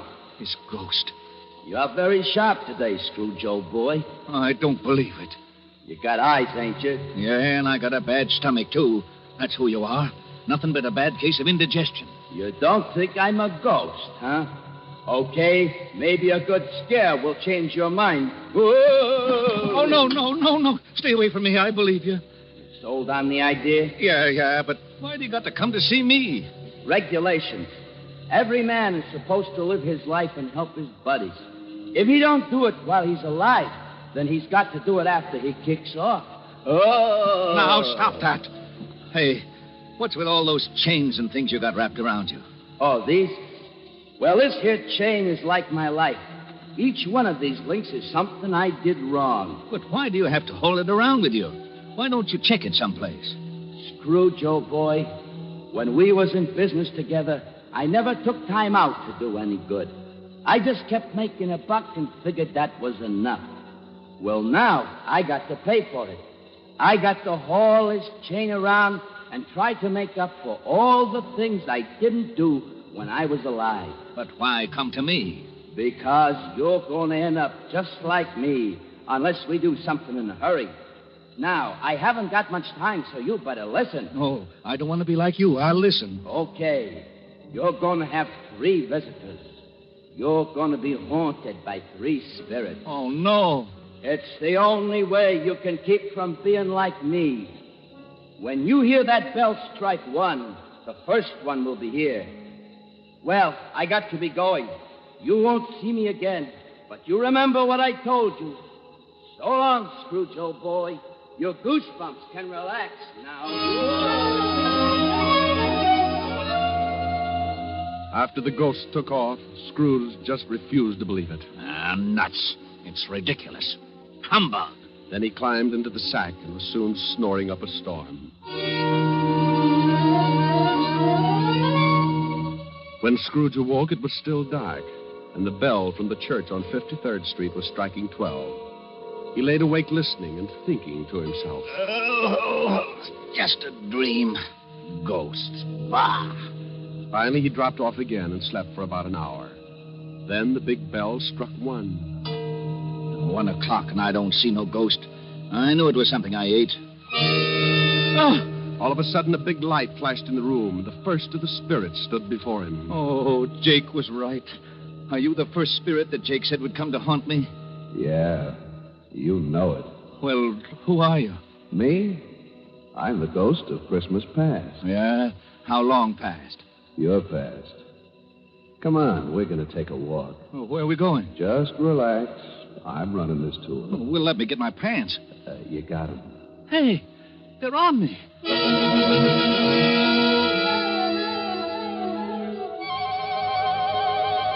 With that, the ghost of Christmas past grabbed Scrooge by the hand, and they both flew out of the window.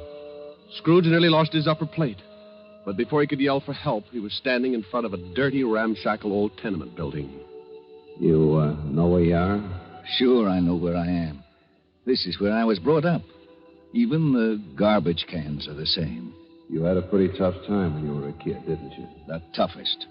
I wasn't very big, and the rest of the kids in the neighborhood were. I had more black eyes than a crow. You want to go in? What for? To see your folks. My folks died a long time ago. They're in there now. Come on. Well, the ghost took old Scrooge into the building and showed him a Christmas years past when he was a child with his family. Sure, it was tough living in 2 little rooms like that, but Scrooge remembered how wonderful it really was. What's the matter, Scrooge? Huh? Oh, got something in my eye. You were pretty lonely when your folks, when they... Yeah. You know, there was a young kid that came around earlier this evening and sang some carols. I wish... Yeah, what do you wish? Oh, nothing. Come on. I want to show you another Christmas. The spirit showed him another Christmas and still another. And you know, no matter how tough Scrooge remembered his childhood had been, it always seemed that Christmas was wonderful. Then the spirit took him to a building down by the river where Scrooge got his first job. They went inside, and seated behind a desk, Scrooge spotted... Fezziwig. Well, I'll be darned. It's old Fezziwig alive again. And there's Dick Wilkins. He was a good boy. We got along great. He liked me. Oh, Okay, everybody, it's Christmas Eve. You can knock off and have yourself a good time. You better lock up, Dick. Sure, right away, Mr. Fezziwig. Yeah, don't look so unhappy, Ebenezer. It's Christmas. Come on home with me and tear into a big turkey. All locked up, Dick? Yes, sir. Ready, Ebenezer? Yes, sir. Okay, let's go and have Merry Christmas, you two. Yeah. Merry Christmas, Merry Mr. Christmas, Fezziwig. Mr. Fezziwig. Merry Christmas.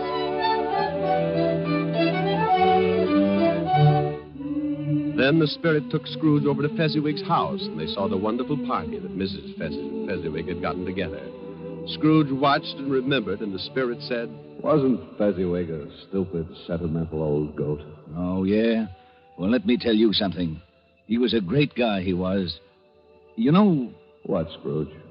I was just thinking about Bob Cratchit, who works for me. I think I'd like to do something for him. You know he's got a wife and 4 kids? Is that right? Yeah, 4 kids. Come on, I've seen enough. Okay, but you gotta see these things if you want to get squared away. And believe me, brother, you need squaring away. Let's go home, Scrooge. Before he knew it, Scrooge was back in his little room, and the spirit was gone. Scrooge was pretty beat, and he climbed into bed and dropped into a heavy sleep.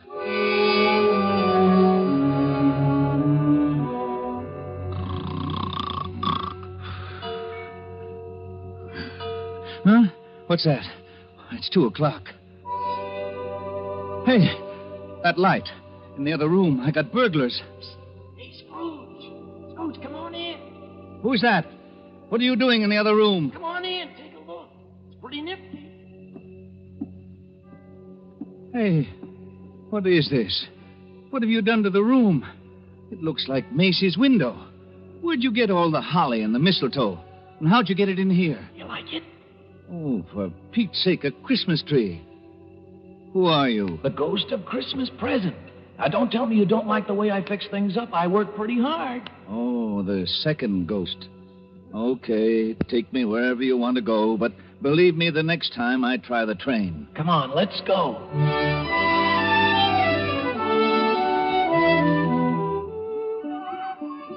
Now, what do you see? Oh, I see bright colored lights. People having a lot of fun. Kids on sleighs. See that building over there, the one with the big wreath on the front door? I got 2020. That's where Bob Cratchit lives. He works for me. Hey, look, there's Bob now. Yes, going into the house.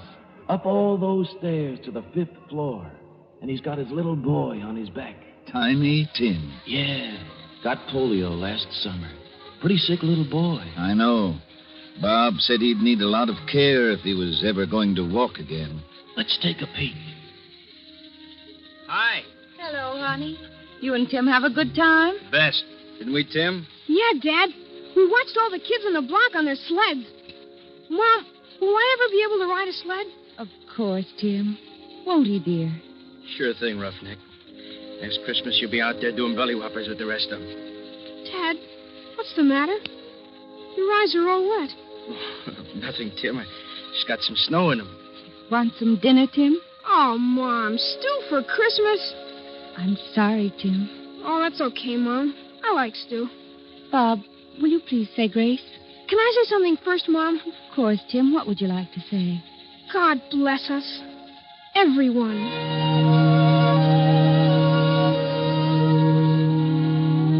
What's the matter, Scrooge, old boy? Got some snow in your eyes, too? Tell me something. Sure, if I can. What about Tiny Tim? Oh, can't say for sure. But if his old man makes enough money next year to get the right doctors, little Tim will get along just fine. But times are tough, aren't they, Scrooge? Yeah. Now the spirit of Christmas present took Scrooge to many places and showed him a lot of happiness and a lot of misery. And finally, back to his little room, and the spirit was gone. Oh, I don't know whether I can take much more of this.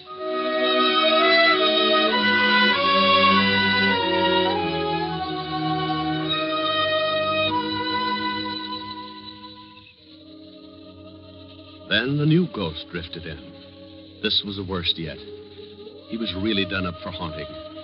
He was all dressed in black with one arm sticking out and pointing right at poor old Scrooge. This was the last one of the spirits.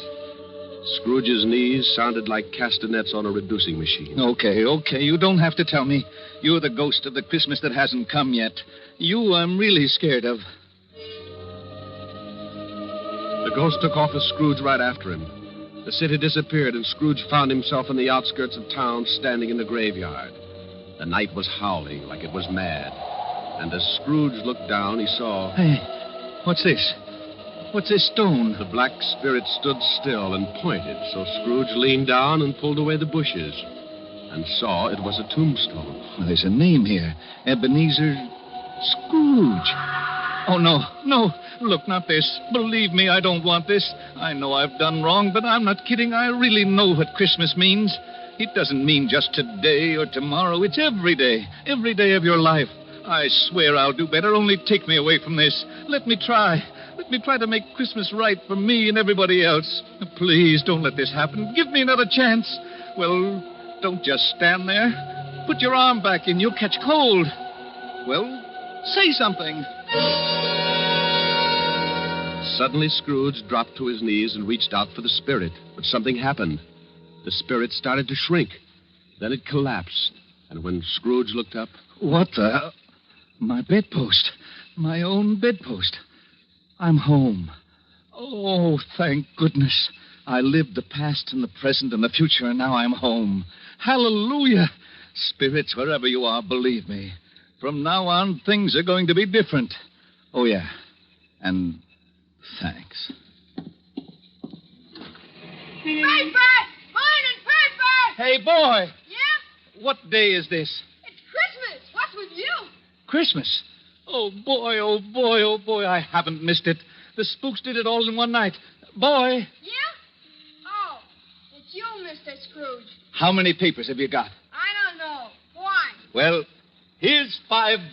Throw them away and go have yourself a Merry Christmas. Gee, thanks, Mr. Scrooge. And a Merry Christmas to you. Hey, boy, say that again. Thanks? No, the other. You mean Merry Christmas? Yeah, that's it. Merry Christmas.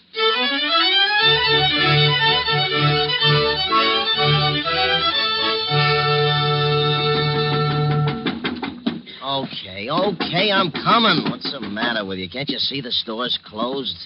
Look, mister, this is...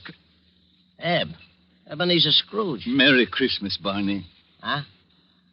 Hey, you been drinking? Not a drop. Well, what's the matter with you? Ain't you going to wish me a Merry Christmas? Wish? Sure. Come on in. Wife's upstairs with her mother, but I got a bottle in the back. I think maybe you better have something strong. Look, your grocery store's closed, but you could still sell me a turkey, couldn't you? Well, I don't know. Well, you got a couple. They'll just go to waste.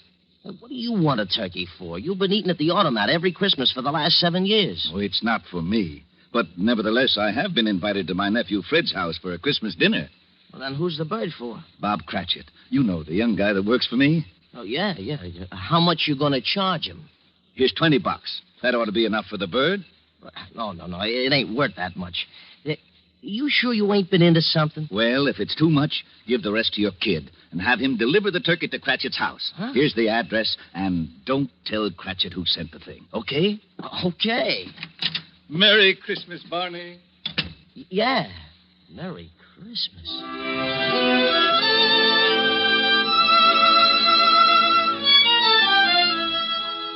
Well, old Scrooge went back to his rooms and took out an old blue suit out of the mothballs. He shook it out, put a few creases in it, and went out into the street. The old boy was really with it. Everybody he passed, he greeted them with, Merry Christmas. Merry Christmas. Merry Christmas. Eh? Oh, Merry Christmas. Merry Christmas. Merry Christmas. Scrooge went to church and gave a large donation, and Father McCarthy nearly forgot his sermon. And then Scrooge went out on the street again and down into the Bowery. Oh, God bless you, sir, and a Merry Christmas. Isn't it, though? He kept walking and having a great time. Later that afternoon, he arrived at his nephew's house. Well, what the... Merry Christmas, Fred. I've come to dinner. Oh, my gosh. Here, I brought you some presents. Oh, my gosh. Now, don't thank me. It's Christmas, remember? Oh, my gosh. Next morning, Scrooge was early at the office. If he could just catch Cratchit coming in late. And he did. Bob was a good 21 minutes late. Cratchit? Oh, no. You're 21 minutes late. Yeah. I'm sorry, Mr. Scrooge. I had a big evening last night. You did, huh? You know what I told you if I caught you fancy-footing it in here late again. Okay, so I'm canned. You think you got it coming? Oh, I'm too tired to argue, Mr. Scrooge. Jobs are tough enough, and I hate to lose this one, but I'm just too tired. A raise would help, huh? That's the silliest question of the year. Then you got it. It's in that envelope. What? Yeah, and maybe after we see how the funds are, we can do something about Tiny Tim. No, I don't get it. A raise? You want to do something about Tim? I don't get it. Sure you do, Bob. Haven't you heard? It's Christmas. Now, go on home, take the day off. Yeah. Take the week off. Oh. Come back when you feel like it. Merry Christmas. Mr. Scrooge? Yeah? Merry Christmas.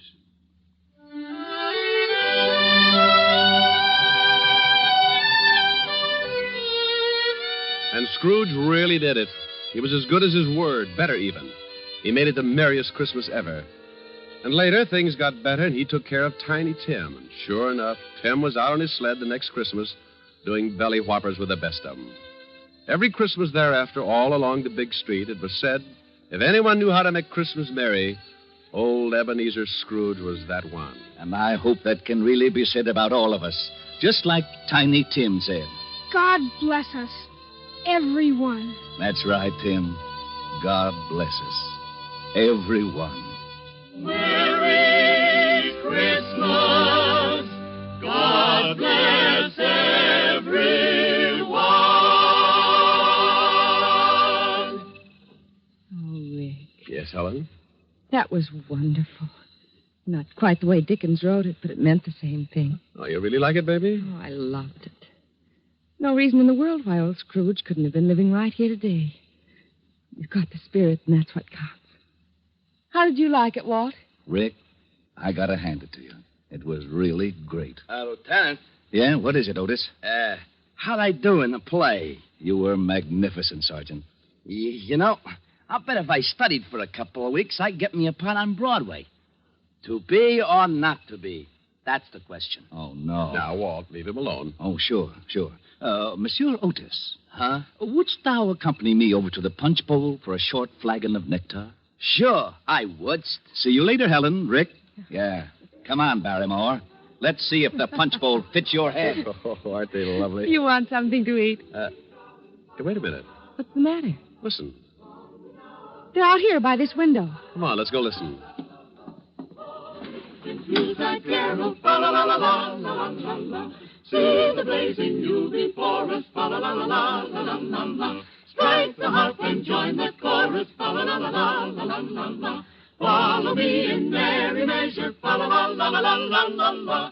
While I tell of Yuletide treasure, fa la la la la la la la. Oh, wasn't that wonderful, Rick? Oh, it sure was. Rick, sing something with them. Oh, no, honey, I don't want to louse up the act. Please, Rick, come on. All right. I tell you what I'll do. Everybody usually sings Christmas songs about snow. I'm going to sing one about sunshine. It's called Melikalikimaka. Melikalikimaka? Well, it means Merry Christmas in Hawaiian. In Hawaii? Sure. It's a brand new song. They love it over there, and we'll love it here.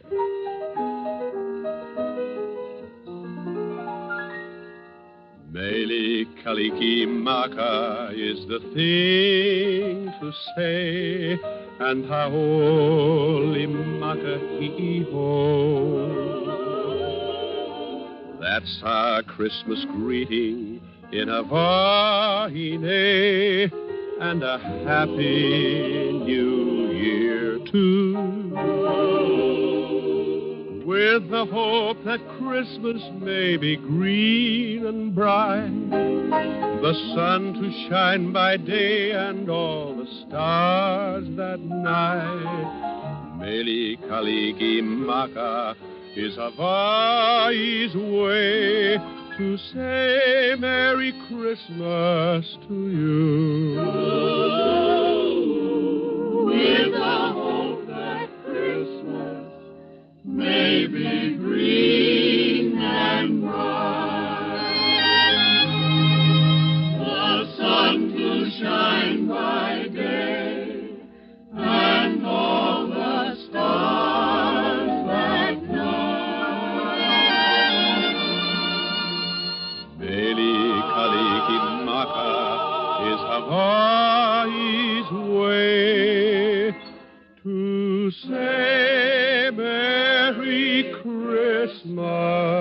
Christmas to you.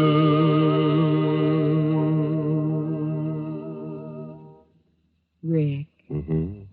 Merry Christmas. Yes. And a Merry Christmas to everybody.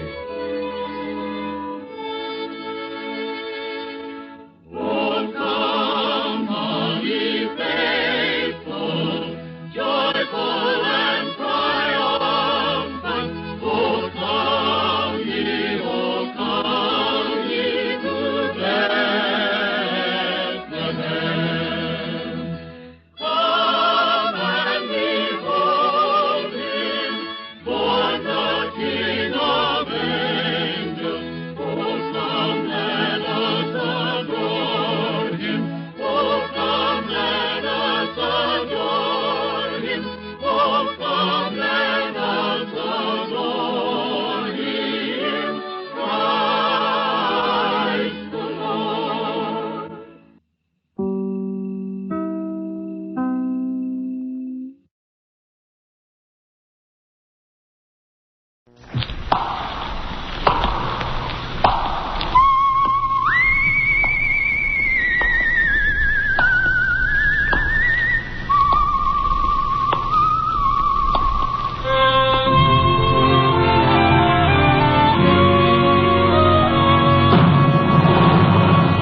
The Adventures of the Saint, starring Vincent Price.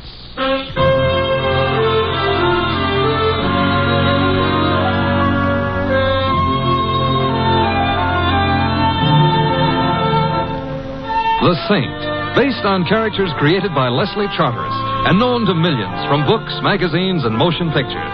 The Robin Hood of modern crime now comes transcribed to radio, starring Hollywood's brilliant and talented actor Vincent Price as the Saint.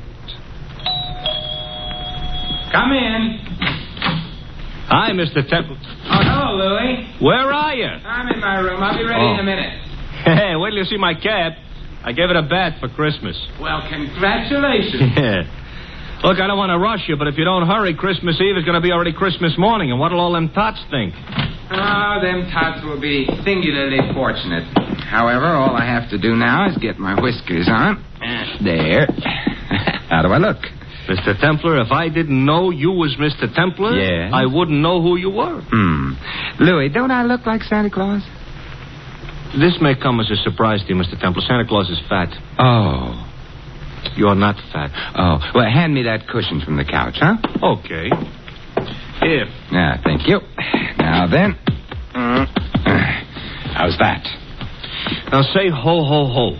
What for? Santa Clauses always say ho, ho, ho. Oh, I see. Ho, ho, ho.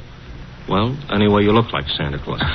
Hey, Mr. Templar, whose idea was this? Mrs. Winterbottom's. Oh, the dame who annoys tots on Christmas Eve. Mrs. Winterbottom is a very well-known philanthropist, and every Christmas Eve she collects hundreds of small children and feeds them. Yeah. Who feeds them the rest of the year? Don't be bitter, Louis. Sorry. At least I ought to give the little tots a laugh. Yeah. And I suppose there is something to be said for Mrs. Winterbottom. Don't say it now. Don't worry. There's something to be said for Santa Claus, too. He does go around filling stockings. Yeah, I know a blonde. Shouldn't say that either, huh? No. Someone at the door. Louis, would you mind? No. It's probably one of them tots. Correction. It's a tot 20 years later. Get in. I'm already in. Back up. I'm backing up. Thanks. Now reach, gents. Hey, you know, that gun in her hand looks loaded. Now that you mention Reach. For what? The chandelier. I can't. Why not? No chandelier. Oh, a wise guy, huh? If you're going to shoot me, I insist on knowing your name. Just call me Sally. Sally. And your last name? Never mind that. How would you like to get plugged in the... Bread basket? Where? Oh, let's pass lightly over that. I wouldn't like to get plugged anywhere. And shut up. All right. Where is it? Right down the hall. Are you trying to be smart? Not especially. So it's going to be like that, huh? Like what? Now you listen to me, Fats Boylan. Huh? You shut up, too. I didn't say anything. Well, shut up anyway. I'm shutting up. What was I saying? You just finished calling me Fats Boylan. That's right. That's wrong. I'm not Fats Boylan. Ha. Well, it helps keep the conversation Look, going. Fats, are you going to stop stalling and hand over the stuff, or will I have to shoot? Since I am not Fats Boylan, and since I have no stuff to hand over, I'm afraid you'll have to shoot. Mr. Templar, that could be fatal. You keep quiet, punk. Who's a punk? You're a punk. Mr. Templar, am I a punk? Well, Sally is just a little confused this evening, Louis. Confused or not, she shouldn't call me a... Shut up. Oh. You know, you don't have to start bawling. I am not bawling. I am... You were just about to shoot me. Well, I know, but then you'd bleed. Oh, I'm sorry. I can't stand the sight of blood. Why don't you strangle him? Louis, don't be unkind. It seems to be the doorbell again. No, wait. Oh, it's very impolite to keep people waiting. But I must have been followed here. Sally, look, stop illustrating a point with that gun. It might go off. I don't care. But then I'd bleed. But where can I go? I've got to hide. Well, try the kitchen. All right. Oh, come on in. It's open house tonight.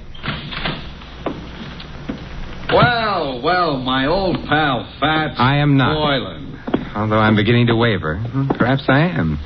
Simon, the split personality. Who are you? Well, Joe Hudson. You remember your old pal, Hudson? Hudson. Well, I must admit you look like a hornet, but your lines aren't as nice. Look, if I'm your old pal, why don't I know you? Oh, that's easy. We never met personally. Well, how else can you meet? Ignore that. But if we haven't met personally or otherwise, how can I be your pal? Oh, I was just being friendly. Besides, hey, you got something for me. I have? Great little kidder, ain't you, Fats? Ain't he, pal? Now I feel better. I'm a pal, too. Look, I wish I deserved your delighted choice. Look, just leave me have the stuff, and then I'll get... Stuff again. What stuff? Am I going to have trouble with you? The door behind you is open. Why don't you use it, huh? In that way, nobody will have any trouble. I'll use it after. After what? Such like that, huh? Ever see one of these before? I'm afraid I'm going to disappoint you, but the answer is yes, I have. Good. And you know how it works. It shoots bullets at guys. Guys who get bullet shot at them have a habit of dying. Really? Well, then perhaps you'd better not shoot that gun at me. I won't. So gimme. So I ain't got. Well, that is I. That is you ain't got. Thanks, Louis. Basic, I ain't a patient man. Hand the stuff over, or I don't have any stuff. Or you get shot. I'd bleed. Who cares? I do. I hoped you might. However... This could be a stall. This could be trouble, so you... You can't shoot him. Why not? It's against the law. I read it in the papers. It's against the law. Yeah, I believe you. Oh, well, so that's okay. Yeah, but I like doing things against the law. Oh, well, you could go to jail. I already been there. Well, for shooting somebody, they'll hang you or something. If somebody told them. Well, I would. You would, huh? I would. So maybe I'd better shoot you first. Well, I wouldn't want to deprive Mr. Templar of the privilege. Well, Fats, it's your last chance. Oh, not that phrase. Also, I still don't know... So it looks like I'm going to break a law. Hey, who did that? You did, you dope. I did not. This here's a plan. But you won't get away with it. Goodbye, Mr. Hudson. Mr. Templar, who made with the artillery? It must have been Sally. She's in the kitchen. She can stay there. She saved our lives, Louis. Yeah, but maybe by now she's found out she likes to shoot guns. Let's hope not. Hello. It was nice of you to frighten Mr. Hudson off. I did? You did. I didn't hit anybody? No. Oh, I'm so glad. Hey, I've got her. She's out cold. Come on, I'll put her on the couch. Come on.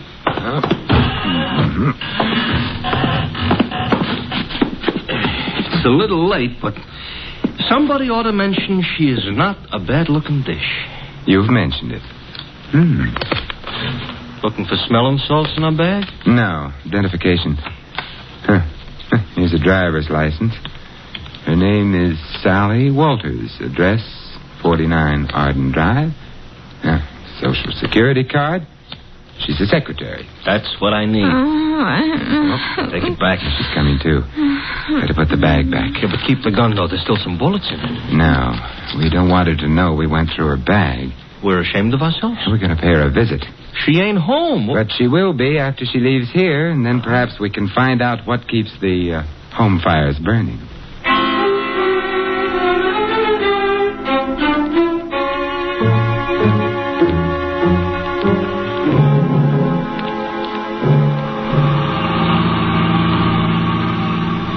Sally was in kind of a hurry leaving us. So she was. Mr. Templar, don't look right. Santa Claus chasing a blonde. I'm not chasing her. Technicalities will get you no place. Hey, this must be it. 49. What is she a secretary of? The Treasury? Oh, I suspect this is where she works, Louis. She works overtime, huh? Yeah, and probably sleeps in. Come on. Yeah. I hope that nobody is peeking because they'll think Santa Claus is off schedule. I think perhaps I can manage without the whiskers. Yeah. Ouch. Now you look like an imposter. Will you ring, Louis? Okay.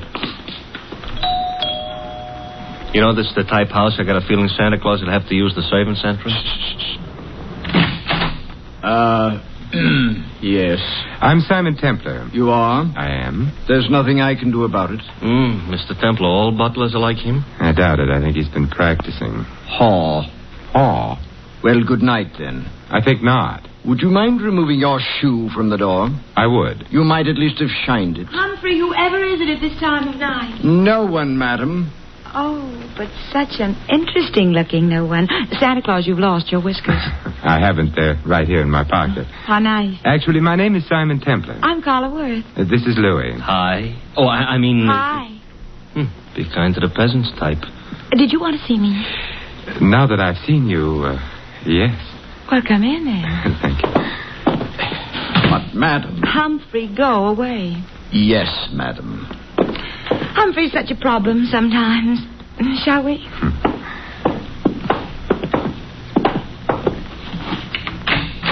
Nice? Yeah. Fire in the fireplace, books on the bookshelves, port in that decanter. Yes, would you like some? No, thank you. I just wanted to be sure the accessories were all correct.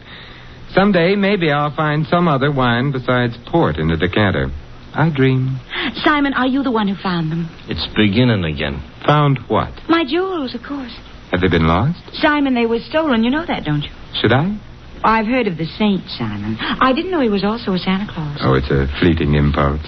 When were your jewels stolen? This afternoon. You see, Claude, my husband, that is, bought me them for Christmas. Santa Claus. Louis. Sorry. We decided to have the party this afternoon. We thought it'd be nice to have a quiet eve, so we did. The jewels were in quite a large box. There were quite a lot of them. And? Claude had hired a Santa Claus, but before the party was over, Santa Claus had disappeared. So had the jewels. Well, there must have been some precautions. Oh, there were several detectives. But the Santa Claus said he was going out to get some air while the party was on. He never came back. But he didn't have the jewels on him. The box was locked, and it was too large for the detectives not to have noticed. I see. The name of the man hired to play Santa Claus was, of course, Fats Boylan. And who may you be?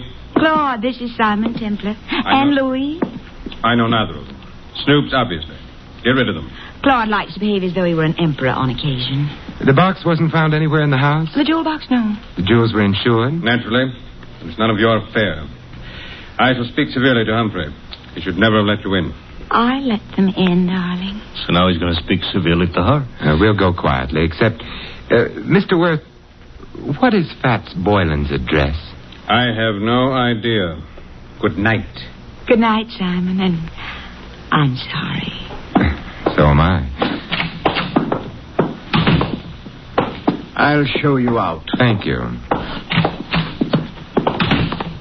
Wow, wow, wow, wow, wow. Pronounced Carla Worth. Yeah. What do we do now, Santa Claus?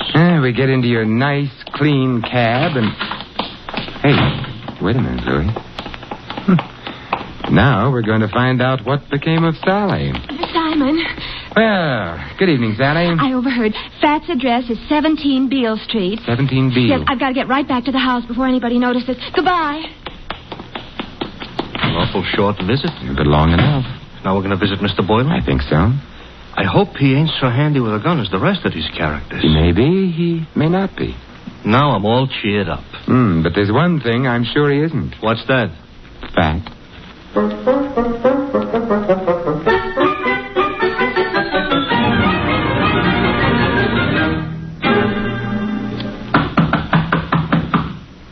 Quite a change from the Waits dump. Now this is a dump.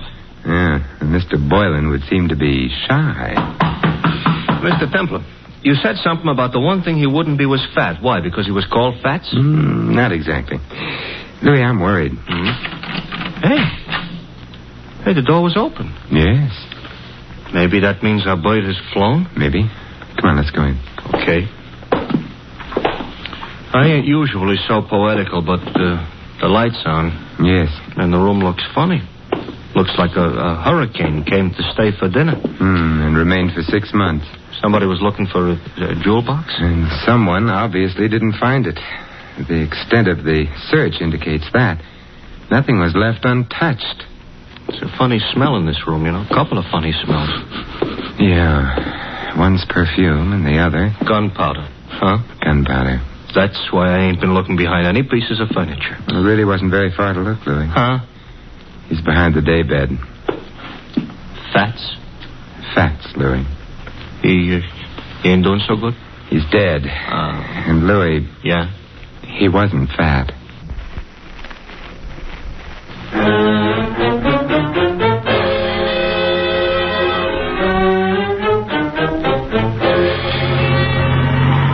Mr. Templar? Yes, Louis? We're being followed. Since we got out of Boylan's place. That's interesting. Louis, stop the cab. That'll make it easier for whoever's following us. Exactly what I want. Even on Christmas Eve, this shouldn't happen. Now what? We get out. Don't look behind you. Start walking. Here is a nice, lonely street. Everybody else is home hanging up stockings. I wouldn't mind hanging up stockings myself. Who do you think it is? I think it's our friend Hudson. Oh, I just lost 5 pounds.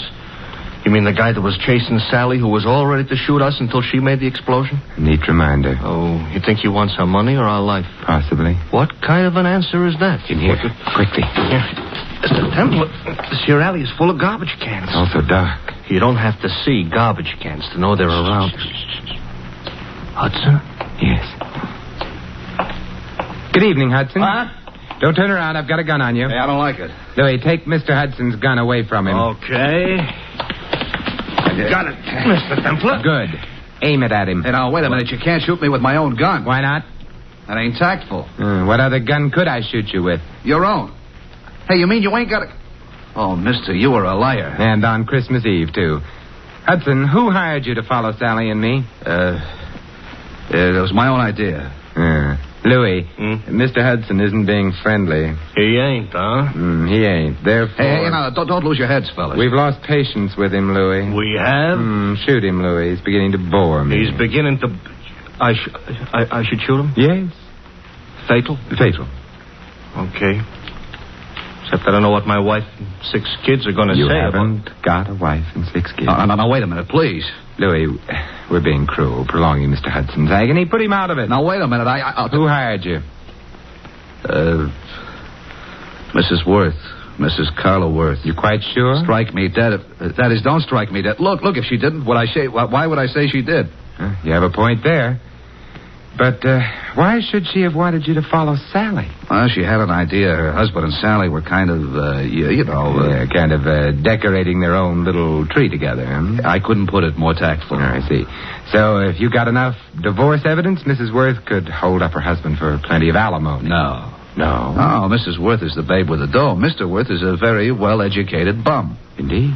It's interesting. Louis, let me have the gun. Yeah, here. Wait, I told you the truth. I'm sure you did. Mr. Templar, that's gratitude? It's necessity. Oh. We need him out of the way for a little while. He's out of the way. Now, Yeah? Now we're going to find out who else knew that Fats Boylan was thin.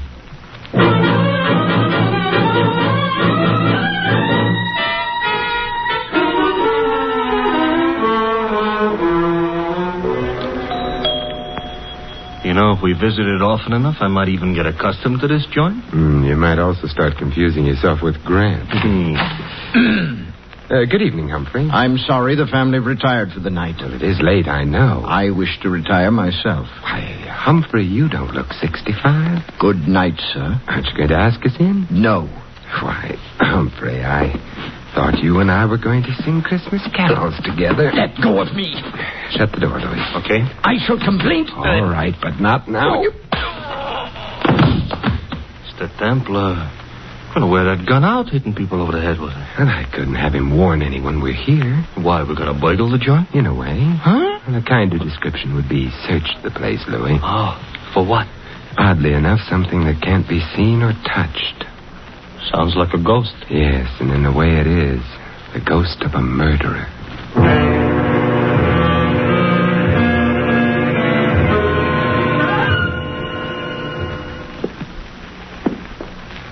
It's the night before Christmas, all right, but a creature is stirring. A couple of creatures, us. Yeah, we've covered all the rooms on the other landing.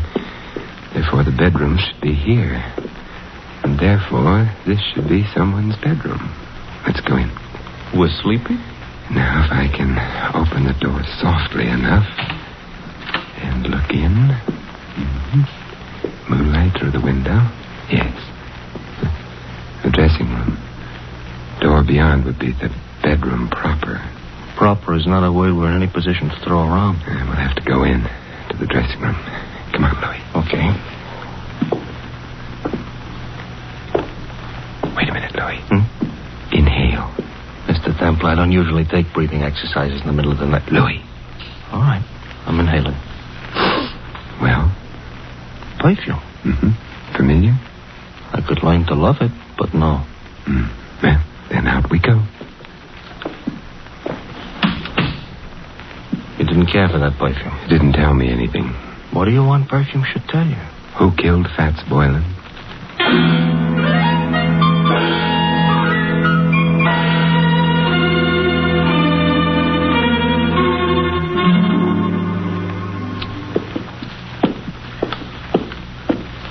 Another bedroom.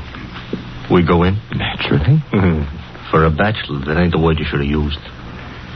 I'm beginning to get worried about this. Supposing somebody screamed. Hold yourself together, Louis. Okay. After all, like the poet says, strong heart never won fair maiden. You mean faint heart. All right, so for dinner I'll eat dog food. Now. Another dressing room. Well? Hey, Mr. Templar. Yes. The same perfume we noticed. Uh-oh. Don't be frightened. Why, Simon, what are you doing in here? Louis and I have been testing perfumes. It's the middle of the night. You awakened me. I'm sorry. I'm even sorrier about something else. What's that? The perfume you use is very distinctive, Sally. I supposed to say thanks? No. Because the last place Louis and I noticed it was in Fats Boylan's room. Minutes after he'd been killed. Oh. Not good, Sally. You're making all this up. No. This bottle of perfume will be evidence. But I didn't kill Boylan. You must be joking about that. I don't think a jury would find it funny. You knew about Boylan stealing the jewels. You must have helped him. I didn't. But then you found yourself being trailed by Hudson, who'd been hired by Mrs. Worth. You were afraid he'd discover the connection between you and Boylan. That's why you came to my apartment. No. Oh, yes. You hoped I'd throw Hudson off, perhaps frighten him.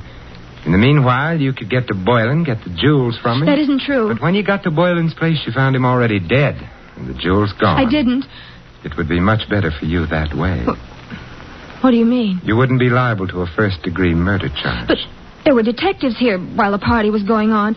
Boylan couldn't have stolen the jewels. They saw him leave. He didn't have them. He did have them. He was playing Santa Claus, and he was a thin man. Santa Clauses, as Louis pointed out to me earlier tonight, are fat.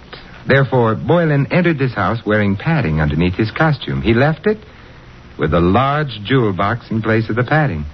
That's how he did it, Sally. You're smart. You found Boylan. You knew his address. Therefore, you'd hired him in the first place. And therefore, also, a jury would believe you'd killed him unless you tell us who did. Well, all right. I'll tell you. There's really no need, my dear Oh, Sally. Claude. Hey, Mr. Templar, tell him to point the gun someplace else. Mr. Worth, point that gun someplace else. I prefer this direction. You were saying, Mr. Templar, about the jewels. The jewels were insured. Therefore, you, Mr. Worth, arranged to have them stolen. Indeed. Indeed. In that way, you could retain the jewels, the insurance money as well, and not worry very much whether or not your wife divorced you. Clever. Boylan is dead. How true. You had to see to that, didn't you? Otherwise, he might have blackmailed you for the rest of your life, or for whatever money you got out of the entire crooked deal. I can see two other deaths. Yours, your friend. And Sally? You going to kill her, too? That depends, I should think, on Sally. Claude, I never knew you intended to kill anyone. There's no need to play the ingenue quite so strenuously, my dear. You were in on most of it. But not murder. I'm afraid Mr. Templar's pessimism is justified. I shall have to include you. But however did you get onto her, Templar? Her perfume. To be precise, this perfume. Well, you got him in the eye. Yeah, I hope this gets him someplace more effective. Mr. Templar, the trail of unconscious bodies you're leaving behind you tonight, if laid end to end, Yes, Louis? would look terrible.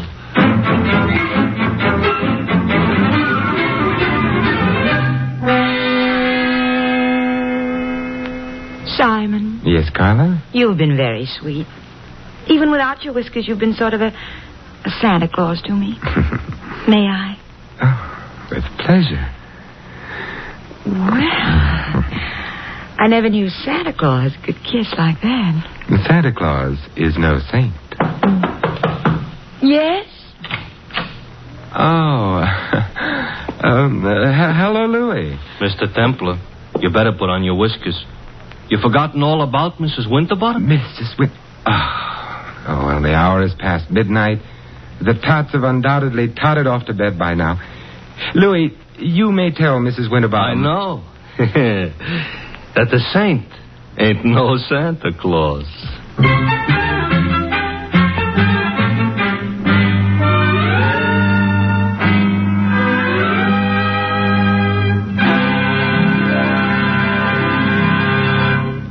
You have been listening to another transcribed adventure of The Saint, the Robin Hood of modern crime.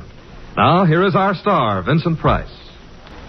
This is Vincent Price inviting you to join us again next week at this same time for another exciting adventure of the Saint. Good night.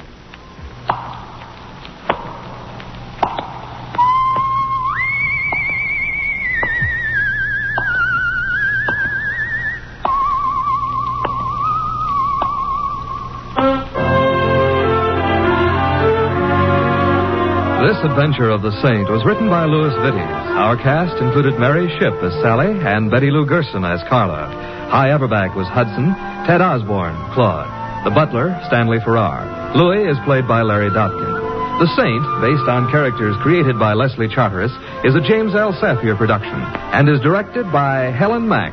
Your announcer, Don Stanley. 3 chimes mean good times on NBC.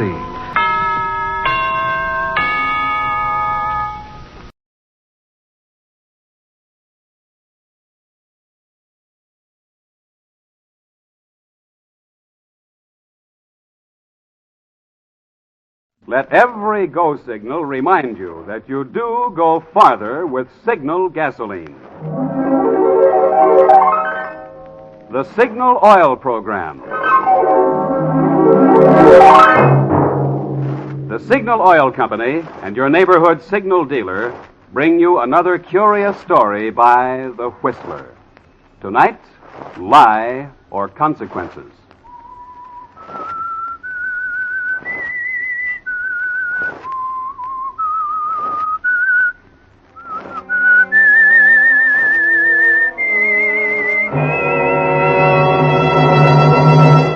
I am the Whistler, and I know many things, for I walk by night. I know many strange tales, many secrets hidden in the hearts of men and women who have stepped into the shadows. Presently I'll tell you of nameless terrors of which they dare not speak.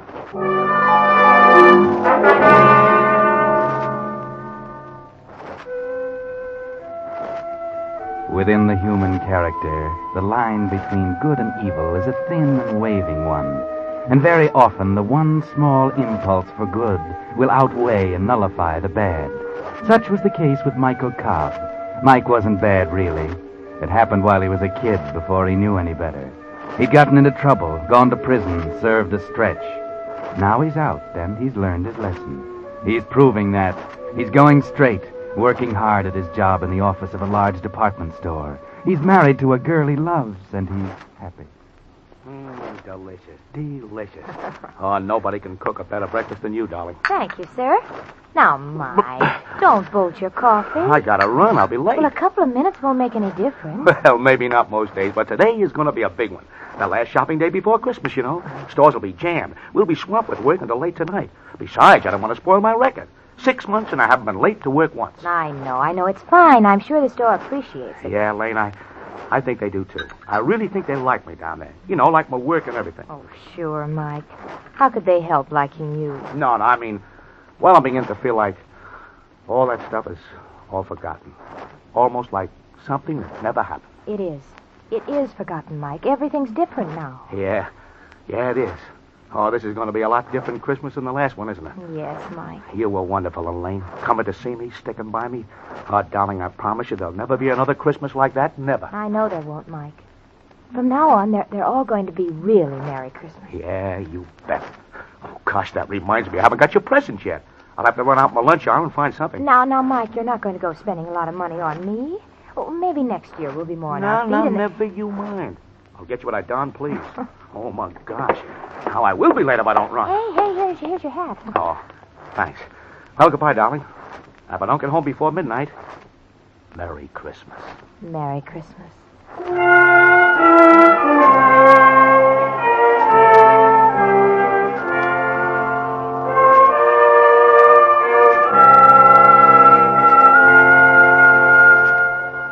Yes, it looks like a Merry Christmas for you at last, doesn't it, Mike? For the first time in your life, almost. A real Merry Christmas. You notice the smiles on people's faces as they walk down the street. You get sort of a kick out of the fancy red and green draped windows of the store. The holly smells good in the elevator. And you chuckle as you pass the toy department with a perspiring Santa Claus pulling on his red coat. Then into the office, everybody smiling. Yeah, you know what, Mike? Maybe you're getting that thing they call the Christmas spirit. Well, morning, George. Merry Christmas. Hi, Mike. Pretty cheerful this morning, aren't you? Oh, why not? It's almost Christmas, the day of good cheer.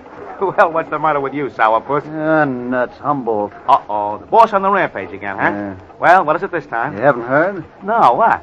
Somebody lifted another $1,000 out of the receipts last night. What, again? Yeah. It makes about 10 grand that's been missing in the last 6 months. Well, no wonder Mr. Humboldt's upset. The detectives are in there with him right now, and they've got old Gus, the night watchman, in for questioning. I suppose we'll all be on the carpet like the last time. Oh, gee, that's not so good. $10,000.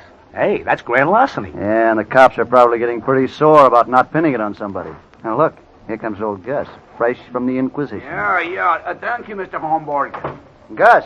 Hey, Gus. Yeah, Mr. Osborne? Are they playing questions and answers in there again, Gus? Yeah. Where was you this time? Where was you that time? The only time I got to sleep when they called me down here for this. What for would I want to steal money for? I got a wife. Fine wife. 4 kids.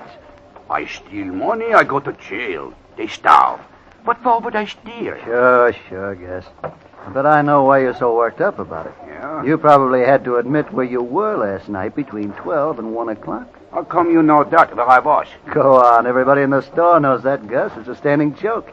Everybody knows you eat your lunch every morning between 12 and 1. They know you go up to the 13th floor and stretch out on one of those divans in the Louis the 15th room, the classiest in the joint. Okay, so what's wrong with that? I got to eat. Why not in style? Sure, only for that hour. Anybody could come in and move out the other 12 floors, and you'd never know it. All right, so what? Maybe that is when somebody stole money. I do not know. I only know I did not steal. And this is the only time I got to sleep, when they have to go asking me questions. What a character. Hey, is that true about his breakfast from 12 to 1? Sure. There's a night watchman for you. That probably explains why they're so sure the thief is somebody inside the store. Somebody who knows about Gus and what time he won't be on this floor. Yeah, could be. Uh-oh, that's Humboldt.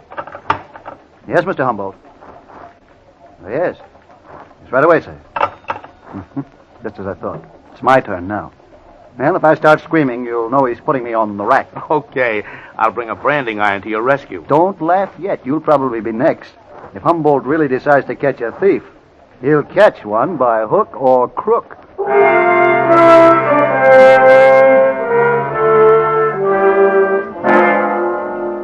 Merry Christmas, Mike. Oh, now, what's the matter? You don't seem as happy as you were. Something happened to dampen the Christmas spirit, maybe?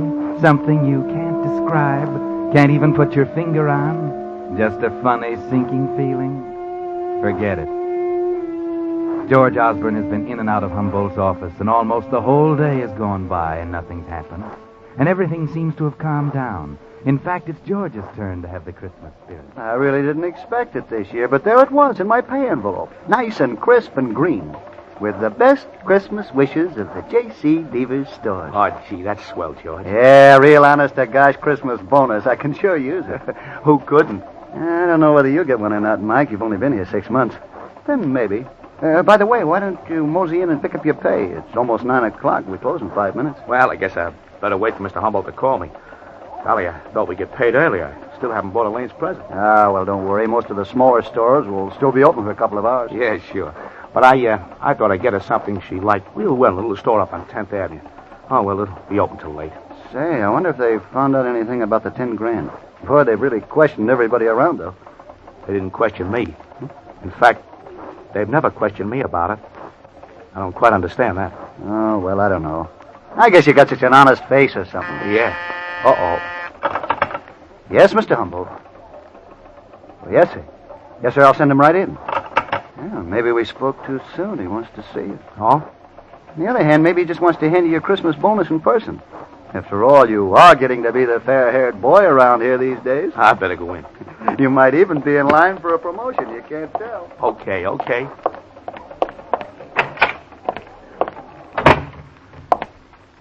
You wanted to see me, Mr. Humboldt? Yes, yes, Cobb. Sit down. Thank you, sir. Cobb, you've been with us 6 months now. Yes, sir. And I must admit that in that time you've demonstrated an admirable aptitude for the work. Thanks, Mr. Humboldt. Yes, in fact, there's been some discussion of raising your salary, promoting you. I even talked to Mr. Prentice, the manager, about it myself. Well, thanks, Mr. Humboldt. Yes, and that's why I regret very much to tell you this. I must inform you that we're forced to dispense with your services as of tonight. Dispense? You mean I'm fired? I'm afraid that's it. Yeah, your 2 weeks' pay is in this envelope. Wait a minute. If I'm been so good, why am I being fired? I'm not at liberty to offer any explanations. I have my orders just the It's same got something to do with this missing money, hasn't it? I told this you is that your way of telling me you think I took it, isn't it? Now, Cobb, That's it, isn't it, Mr. Humboldt? You've questioned everyone else in the department. With me, you figure questions are unnecessary, don't you? Well, since you put it that way, Cobb, naturally we must take into consideration your past. You knew about my prison record. I told you about it. But I've told you about it if I was going to steal again? I'm not accusing you of stealing again. I only say we can't afford to take chances. We simply find it advisable. All right. I understand. I understand a lot of things now, Mr. Humboldt. Thanks. Thanks, Mr. Humboldt, for the Christmas bonus. Hey, Mike, wait a minute. Well, did you get it? Did he give you a Christmas bonus? Yeah, I got a Christmas bonus, all right. Hey, what's up? What's the matter? Oh, nothing. I'll tell you about it later. I'm leaving now. Oh, yeah, you're in a hurry. But wait, I almost forgot. With my bonus, I can pay you that $30 I owe you. Huh? Here. 10, 20, 30. That ought to help with that present for your wife, huh? Yeah, thanks, George. Thanks.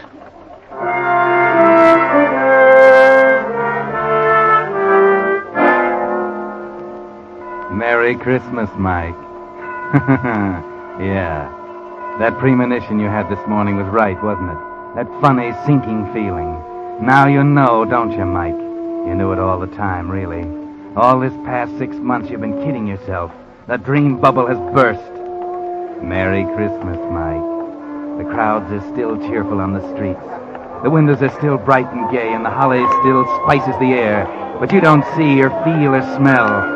No, there's only the sensation of a chill wind cutting you to the bone as you wander the dark streets, not knowing or caring where you are. Hello, Michael. Merry Christmas. Huh? Oh, hello, Reverend Hewitt. I didn't see you. So I noticed. I was just getting home from my last-minute shopping. Won't you come in for a moment? A cup of tea, perhaps? Why, no, Oh, come on. I haven't seen you for a long time. That is, for a chat. Besides, it's chilly out. A cup of hot tea will warm you up. You look as if you could stand warming up, Michael. Come in. No, I've got to get along. Oh, come now. That lovely wife of yours won't miss you for a few more minutes. I tell you, I've got to go. Very well, Michael.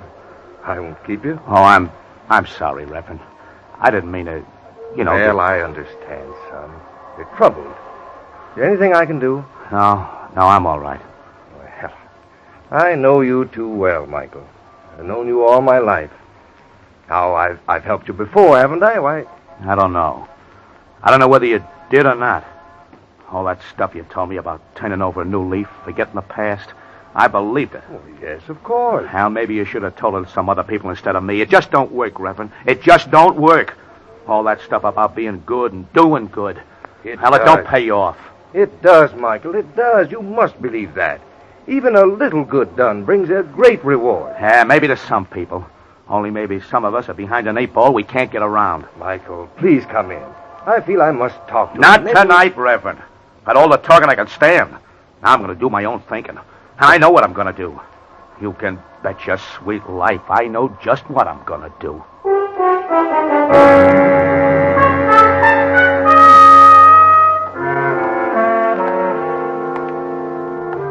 Yes, your mind is made up now, isn't it, Mike? Humboldt made it up for you, didn't he? You hate him, don't you, Mike? And all the smug people like him who've never done a stretch and stir. They're your enemies, aren't they, Mike? Whether you wanted them to be or not. And you're just one of the cell rats. Okay, if that's the way it is, that's the way you'll play it. What's that? Footsteps following you? Maybe if you stop by this lighted window. Yeah, you were right, Mike. They're following you, all right. 2 of them. You saw them duck into that doorway when you stopped and turned around. Tailing me. They got dicks tailing me. Why, sure, you dope. They wouldn't let you just walk out of there. They think you took the money. They're going to tail you, hound you, track you down. Okay, if they think I took the money, I'll give them reason to. This time I will take it.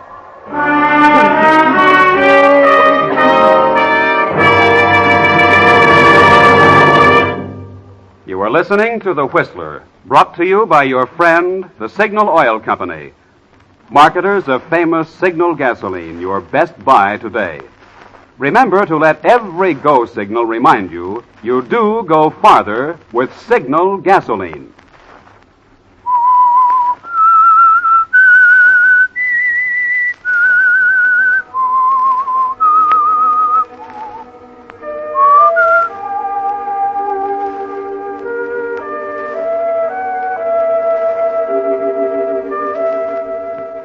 Merry Christmas, Mike. A very Merry Christmas, isn't it? 6 months of going straight and you've given it up. You're going back to the store and get your share of those days' receipts. Yes, it's all so simple, isn't it, Mike? It'll soon be 12 o'clock midnight, and old Gus will be up in the Louis 15th room on the 13th floor. The safe in Humboldt's office will be a cinch. You've seen it many times. And as for the 2 dicks tailing you now, it'll be duck soup to shake 'em. Duck soup. That's right. You're heading up 10th Avenue now. You can double back and... What's wrong, Mike? Why are you stopping? Could it be that tune, the brightly lighted window, the old man standing back there? Of course, now you remember. 10th Avenue. This is old Mr. Samuel's little store. This is it, where you're going to buy Elaine her Christmas present. And there it is. What you heard, the music box, sitting on the counter next to the open door, playing. Well, good evening, Michael, and Merry Christmas. Hiya, Mr. Samuel. You came in just in time. I was just about to close up. I guess down at your big store you've been closed for a long time. But here, well, we little fellows have to stay open to get all the business we can. What can I do for you? Is this the music box that Elaine likes so well? Ah, yes, that is the one. She was very taken with it. Ah, how her eyes sparkled when she looked at it. Yeah, there's a powder puff of something inside, isn't there? That is right. And when you open it, it plays the little tune. So.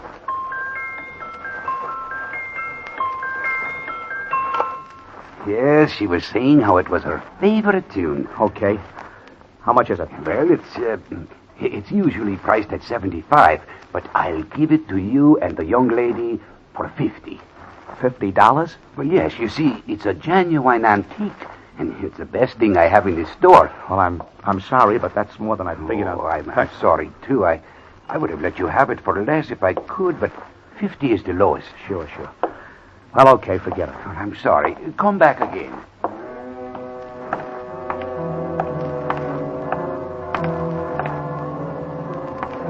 Now what's the matter, Mike?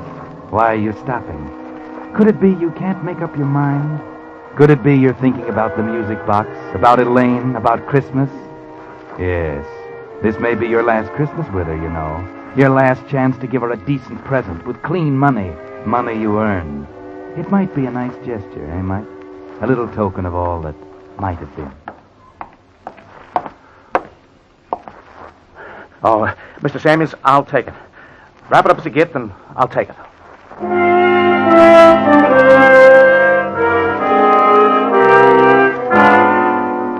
Merry Christmas, Mike. That's what's written across the package. It was going to be a symbol for a wonderful new life, wasn't it? And now it's an ironic farewell. Your last attempt at doing good, as Reverend Hewitt called it. Too bad it won't bring you that great reward he promised.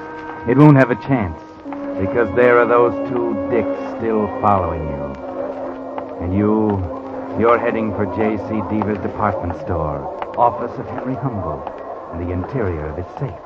It's almost 12 midnight, and you'll have to duck those guys quick. 30 girls, 30. The greatest little show in town, starring Tootsie Laverne and her 30 raving beauties. A new show just started. Only 40 cents. Ticket, mister? Huh? Oh, yeah. 40 cents. Thank you, sir. A new show just started. Hurry, ladies and gentlemen. It's the greatest little show in town.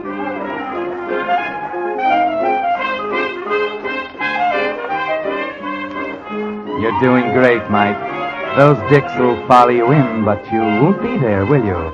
No. You're heading for that exit sign down at the side. Through the curtains, push out through the door, and there you are. In the alley. Free.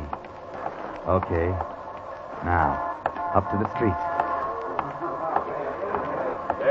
Lose yourself in the crowd. Turn down Fifth toward the store. You're okay now. No need to look back. Or is there? They're there. You didn't shake them after all. They were wise to that trick, and they were waiting for you outside the theater.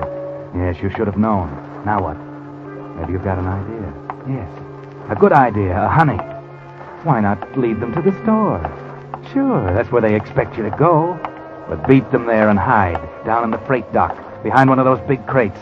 They'll never find you in that mess. Then when they get tired looking, you'll be able to slip in and do the job. How's that? Brilliant. Yes, brilliant.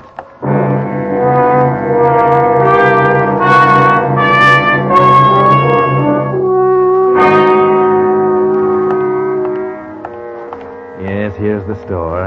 And there they are, a quarter of a block behind. When you hit the alley, you'll run for it. Make a dash back to the back. And you'll be so far ahead then, they won't know whether you got in or not. And you'll fool them entirely. You'll have them searching the whole store. Okay, here it is. Okay, you made it. You left them way behind. Here's the freight dock. Okay, come on, coppers. Just try and find me in here. Found it. Now we've lost him. I told you knew we were following him. Sure. But let's not waste time. We had plenty of time to get in, probably with his employee's key. Okay. Get out your skeleton and let's go in after him.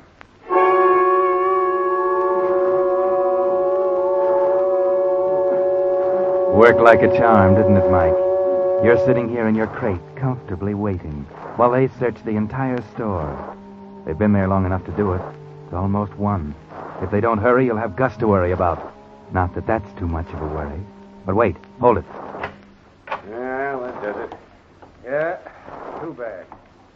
Hey, flash your lighter out. You could have ducked into one of these crates here. Yeah, but we never find him in that mess. He could play hide and seek with us there for days. Yeah, you're right. I guess we might as well call it a day. It's a fine way to spend Christmas Eve anyway. Come on, let's go home. Okay, I'm right beside you.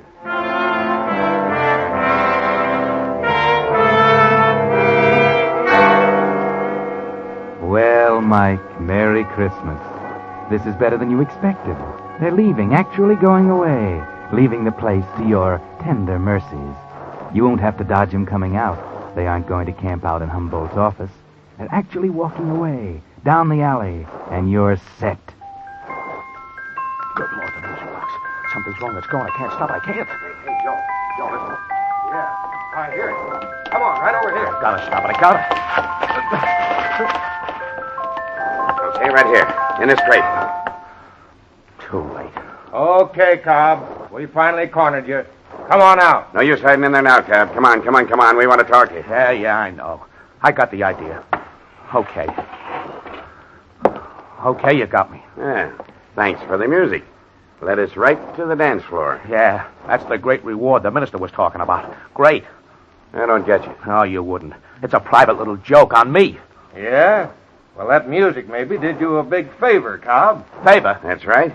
Maybe you'll see what I mean if you'll answer a few questions for us. I don't see why I should. You got nothing to be afraid of, kid, if you'll just answer a couple of questions straight. I'll answer one. I didn't do it. I had nothing to do with it. Okay. You had nothing to do with it. We didn't ask you that question. But answer this. You bought that music box at a store on 10th Avenue a while ago, didn't you? You know I did. You saw me buy it. And you paid for it with 2 20s and a 10, yeah. Right? Well, part of that money was marked. It was money that had been stolen from Deaver's department store. I tell you, it wasn't stolen. That was the dough. I got in my pay envelope. All of it? Didn't somebody else give you part of it? No, I just earned the whole thing. Didn't George Osborne give you part of it? Osborne? Oh, yeah. Yeah, he did. Oh. He paid me $30 he owed me. Okay. Now, this is very important. How'd Osborne pay you? In what denomination of bills? Well, Yeah, I remember. He gave me 3 10s. 10s? You're sure? Sure, I'm sure. And the 20s came to you in your pay envelope, huh?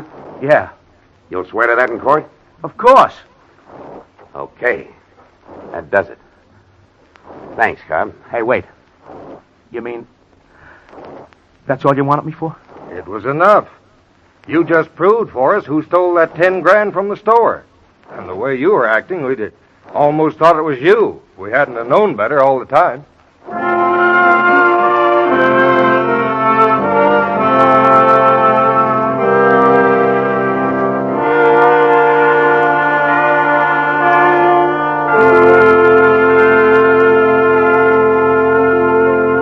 But that's not the end of the story. The Whistler will bring it to you in just a moment.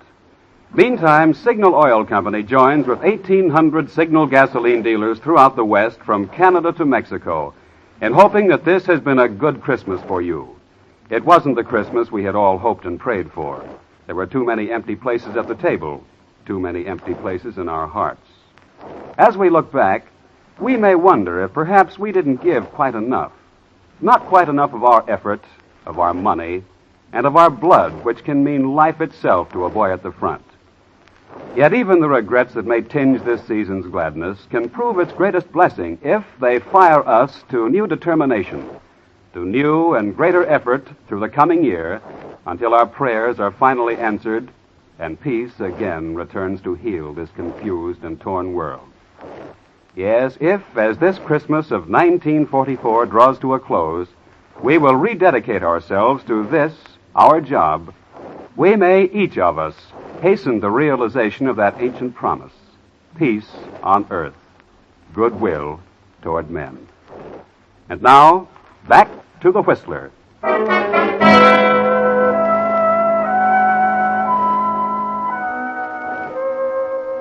Well, quite surprising, isn't it? The police didn't suspect Mike at all. You see, it was this way. Because of his record, the cops began to tail Mike in the very beginning, when the money first began to be missed. Twice they had him under observation at the very time the money was stolen, though they knew he didn't do it. But they kept watching him in the hope he would lead them to the real thief, and he did. Yes, because when things got hot, the thief finally tried to frame Mike by giving him some of the stolen money. Marked money this time. George Osborne? Oh, no. In fact, Osborne almost gummed things up by paying his debts. The detectives hadn't counted on that. That's why they had to be sure which bills Osborne gave Mike. The 10s weren't marked, the 20s were. The 20s Mike got in his pay envelope from Humboldt. Yes, Henry Humboldt, the office manager. You see, things were getting too hot for him. The trail was getting too close. He knew the money was marked, and he knew the detectives were watching Mike. So he gave him some of the marked bills in his severance pay, trying to frame him. It couldn't have worked, of course, but Humboldt didn't know that, and neither did Mike. And Mike almost did something he'd have regretted all his life. He almost went back to a life of crime. Yes, if the music box hadn't have jammed and started playing just when it did, and the detectives had gone off, Mike's life would have gone down the skids. Because it did play when it did. Well, next week he'll be back at the store, in a better job. Yes, and he got a Christmas bonus, too. They saw to that after Humboldt was arrested.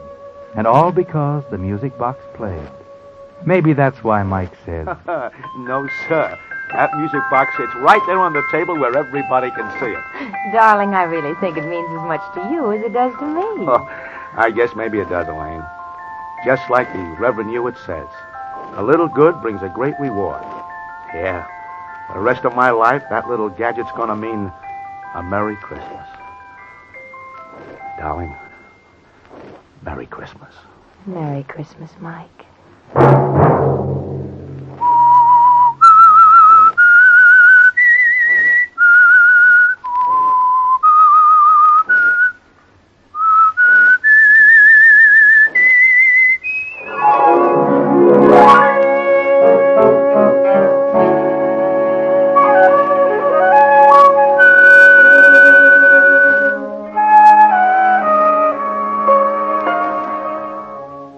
Next Monday at 9 o'clock, the Signal Oil program will bring you another strange tale by the Whistler. The Signal Oil program is broadcast for your entertainment by the Signal Oil Company, marketers of Signal's famous Go Farther gasoline and motor oil, and by your neighborhood Signal Oil dealer, who is at your service daily to keep your car running for the duration. The Signal Oil program, produced by George W. Allen, with music by Wilbur Hatch, is transmitted to our troops overseas by the Armed Forces Radio Service. Bob Anderson speaking for your friend, the Signal Oil Company, and suggesting once again that you let every go signal remind you that you do go farther with Signal gasoline. This is CBS, the Columbia Broadcasting System.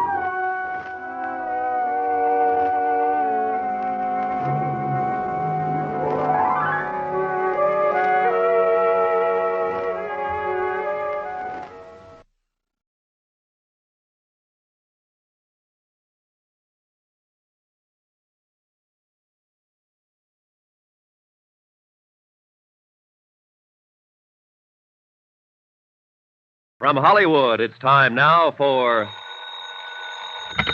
Johnny Dollar. Don Wilkins, Johnny. Tri-Mutual Limited. Oh, hi, Don. Thanks for the Christmas present. Well, just don't take out the cork near an open flame. Yeah. Say, you know anything about a guy named Mel Pryker? Nothing good about him. Why? Got himself killed last night. Murdered. Pryker was born to be murdered. Maybe so, but not at our expense. We're holding a $100,000 policy on him. Wow. Who's the beneficiary? His partner, Nick SHURN. Nick SHURN. You picked a fine pair of rats. Yeah, I know that now. The New York police are holding SHURN, but they've got no evidence. Go down there and check it out for us, Johnny. If Nick did the killing, we're off the hook. Any witnesses? One, apparently, the hat check girl in that nightclub of theirs. What's her story? I wish I knew. She's disappeared.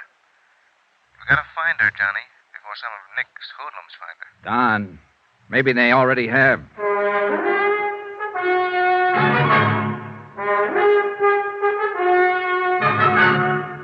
Tonight and every weekday night, Bob Bailey in the transcribed adventures of the man with the action-packed expense account, America's fabulous freelance insurance investigator. Yours truly, Johnny Dollar.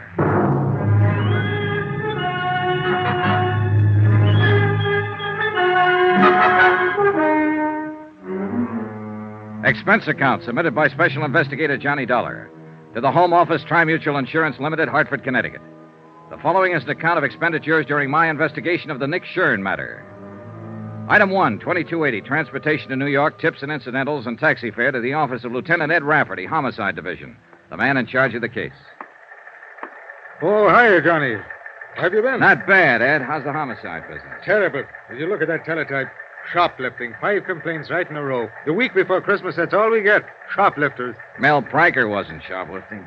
Oh, you working on it, Johnny? Yeah, the insurance angle. Nick SHURN's the beneficiary. $100,000 policy. Well, you got a tough one, boy. SHURN killed him all right, but I don't think we're going to be able to stick him. Come on in the office. Hey, you know what that kid of mine wants for Christmas? Marilyn Monroe? Oh, next year, Johnny. He's only 10, you know. Go ahead. Okay, thanks. No, he wants a motorbike. Can you tie that? 10 years old, and he says he needs a motorbike. Have a chair. Okay. Well, look, I know a factory representative here who'll make you a good deal on one, eh? Oh, now, forget it, Johnny. No, I was 14 before I even had a pair of roller skates. And then I had to buy them myself. Yeah, kids are spoiled today. That's the half of what's wrong with them. There's the file on the case. What little we've got. Okay. Uh-huh. Yeah, how'd it happen, Ed? You mean, how do I think it happened? That's good enough for me. Mel Pryker and Nick SHURN were both in the rackets for years, as you probably know. Yeah, I've heard rumors. Well, a while back, they teamed up and opened a string of supper clubs. That's where Pryker got it, in their main club, the Ches Colette. Strictly legitimate, huh? Well, more or less, I guess. They could afford to be. The dough they were making and arguing over, according to the word around. That's the reason for the killing, the way you see it. Sure. Nick figured if half was good, all the take would be twice as good. And the insurance on top of it. You're a fast one, Johnny. Anyhow, several people heard the shots about 2:30 in the morning, it was, right after the club closed, but none of them bothered to report it. The clean-up crew came in at 3 and found Pryker's body. He was lying in his office, shot twice, gun on the floor beside him, no prints. It was his own gun, and it was kept there in his desk. Where was Nick SHURN? Well, we picked him up an hour later at another one of their clubs. The manager was with him, and, Benny Stark. Now, he was... Benny, yeah, I know. Trigger man for Nick's mob in the old days. 15 years overdue for hanging. That's our Benny. Anyhow, they both swear that Nick was there from 1:30 on. Uh-huh. What about a paraffin test, Ed? Positive, clear to the elbow, and you can throw it out the window. What do you mean? Earlier that evening, Nick spent 2 hours at a shooting gallery uptown, firing a pistol. Ooh, smart, huh? He really planned for it. He really did. But without a witness, we haven't got a chance. I understand there was a witness. Some girl who was mixed up in it. Easy, Johnny. You're talking to a Rafferty. So the girl's Irish. Miss Kathleen O'Dare. Old country, back 3 generations. County Kildare. Then naturally she's as innocent as a newborn babe. Naturally. Then how does she figure? Well, a taxi driver who knows her said that he saw her leave the club 5 minutes after the shots. She denied it, said that she left at closing time. Well, now, in my book, she was lying. Scared to talk, huh? Paralyzed. And with plenty of reason. You know SHURN's reputation. Well, what about the cab driver? Now, I changed his story. He said it might have been some other girl he saw. Oh, no, don't tell me, Ed. Let me guess. That's right. His name's O'Toole. Yeah. And I forgot to mention that Kathleen's pretty. Naturally. Anyhow, I let her go. I had to. And when I went around to talk to her this morning, she'd flown the coop. Any chance some of Nick's boys grabbed her? I don't think so.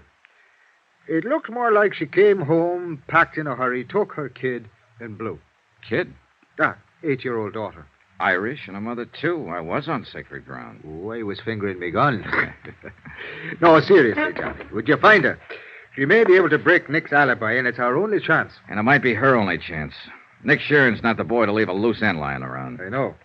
I've got 30 men checking bus depots, airlines. And no luck, huh? In this mess at this time of year, I'm a hard-boiled cop, Johnny. I've got no Christmas spirit. I'm glad it only comes once per annum. Well, there's not very much to go on, that's for sure. I'll see what I can turn up, Ed. Check with you later. All right, that's fine. Oh, by the way, Johnny. Yeah? About that friend of yours. What friend? The guy with the motorbikes. How would I be getting in touch with him? Oh, yeah. His name's Ralph Sterner. He's in the phone book office in the Mackley building. Hard-boiled cop. Well, they're kids only young ones. Yeah, sure. Now, you find that O'Dare girl. Find her, keep her alive, and get her to talk. How long have I got to find her? What do you mean? Nick SHURN. How much longer can you hold him? Johnny, he was turned loose an hour ago. So that was it. A lot of maybes, a lot of questions, and a lot of pressure. A job to be done and done fast. Find one Kathleen O'Dare, former hat check girl at the Chez Colette. Keep Nick SHURN's hoodlums away from her, and persuade her to talk. And 3 to 1, Nick was looking for her, too. He was free now, on the loose, and he might be anywhere. Only the way it turned out, he wasn't just anywhere. He was in one particular place. Johnny, Parked right smack in front of the precinct station. over here, Johnny. He was sitting in the back seat of a sedan, and his trigger man, Benny Stark, was at the wheel. Been a long time, hasn't it, Johnny? About 5 years, as I remember it, Nick. It was that warehouse robbery over in Queens when you got away with $40,000 worth of furs. You've forgotten. I was acquitted on that one. Oh, yeah, I know. After they pulled the only witness out of the East River, his feet in a bucket of cement. Just coincidence. I never seen him before. You've seen Miss O'Dare before. Sure I have. She works for me. She's a good kid, Johnny. So I hear. I wouldn't harm a hair on that girl's head. She'll be relieved when I tell her that. Get in. I want to talk to you. No. Sorry, Nick. I like it fine just the way it is. In the car, I'd be outnumbered. You got me all wrong, Johnny. I don't play that way anymore. What about Benny? Has he reformed, too? Well, if that's what... Benny, go take a walk. Yeah, boss, but... I said go take a walk. Okay.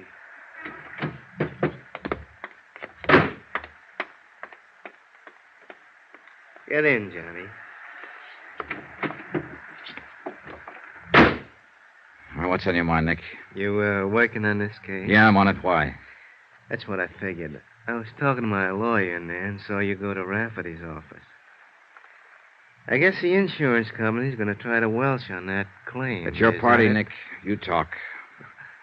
I got a better idea. What's that? You know, it's real nice out in Las Vegas this time of year, Johnny. A man could have a lot of fun out there for the next month with maybe $10,000 to play with. What man are you talking about? You. I don't have $10,000. You will. 30 minutes from now, if you say the word. Oh, Nick, you're lucky we're not standing out there on the sidewalk. In a car seat, I haven't got room to swing. Still a fool, huh? I don't know. Why don't you write me about it? You'll have plenty of time. Up there in the death cell. Suppose I didn't make any claim on that policy. Then you wouldn't have any reason to stay on the case. No sale, Nick. $100,000 is a lot of money. I'd want to find out why you didn't make a claim. You know why. You're out to pin this on me, and so are the cops. A man with a record hasn't got a chance. You should have thought of that before you killed Mel Pranker. Want to know something, Johnny?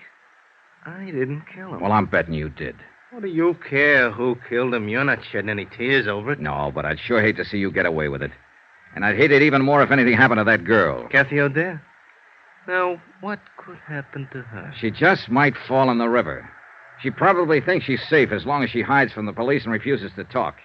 She doesn't know you very well. You had me all wrong, Johnny. You know, you hear a lot about peace on earth, goodwill toward men around this time of year. Well, I don't have much goodwill toward the kind of rat you are. And I figured there'd be more peace on earth if you weren't on it. Push me, and maybe that's what'll happen. Well, at least that's fair warning. Yeah, it's fair warning. I'm going to tag you for this, Nick. You can count on it.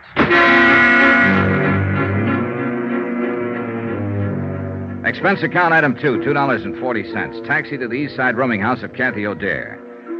I didn't have much hope of turning up anything. Ed Rafferty and his men had already been through the place inch by inch. But it was the only starting point I had. The landlady was out, and a uniformed policeman led me into Kathy's flat. I spent an hour and a half and got nowhere. I went through her mail, bills, advertisements, casual notes from men she'd met at the club. But nothing personal, not even a postcard. There were no pictures, photographs of Kathy or her daughter anywhere in the flat. She'd made a clean sweep, then left in a hurry. And obviously, she didn't mean to be found. But I had to find her, and fast. It was dusk when I left. The street lamps were on, and the colored Christmas lights in the windows along the block. Snow was falling in big, soft, gentle flakes, and there was a holiday feeling in the air.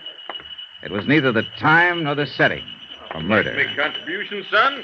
Give a little something to help poor. Oh, sure. How's it going this year, Santa? Oh, it's better than usual, but it just seems there's never enough to go around, no matter how... Well, bless you, son. Thank you kindly. Don't mention it. Good luck, Pop. Thank you, son.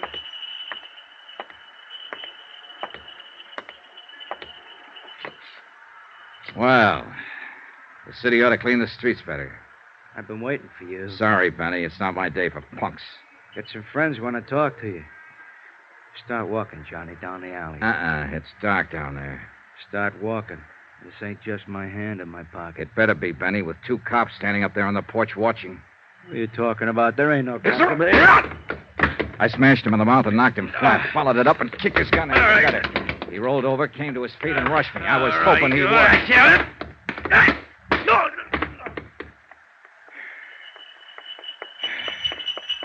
He have that coming, son? He had it coming.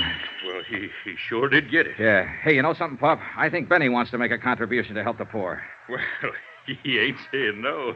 Oh, he's a good boy, at the moment at least. Here you go. That ought to help some. 3, 4, $500. Put it where it'll do the most good. Well, Merry Christmas, son. Happy New Year. Yeah, same to you, Pop, and many more of them. Hey, taxi!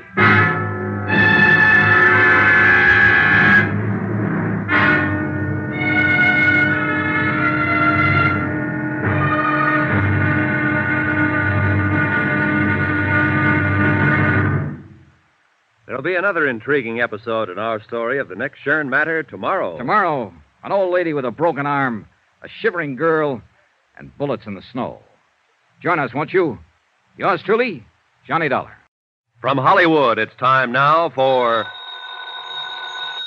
Johnny Dollar. This is Mrs. Gottler speaking. Gottler? I'm Kathleen O'Dare's landlady. Oh, You yeah. left word you wanted to talk to me. That's right. I'm trying to find Miss O'Dare. Do you know where she is? You a friend of hers? I think I will be once I meet her. I'm an insurance investigator. I want to help her. That's what the other one said. What do you mean? What other one? Fella that come up here a while ago, short, mean-faced, shifty-eyed. Benny Stark? Was that his name? He didn't say, Mr. Dollar. I guess he was too busy. Busy? Doing what? Breaking my good right arm. I'll be right over.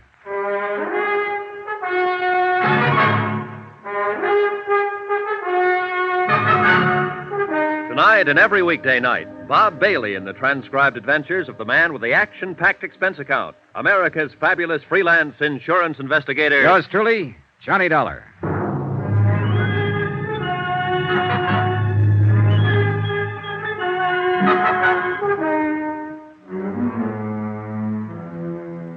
From Special Investigator Johnny Dollar, New York City, to the Home Office, Tri-Mutual Insurance Limited, Hartford, Connecticut. Assignment, the Nick Shern matter. Expense account continued. Item 5, $2.30. Taxi to Mrs. Gottler's rooming house, the place Kathy O'Dare had called home until she disappeared.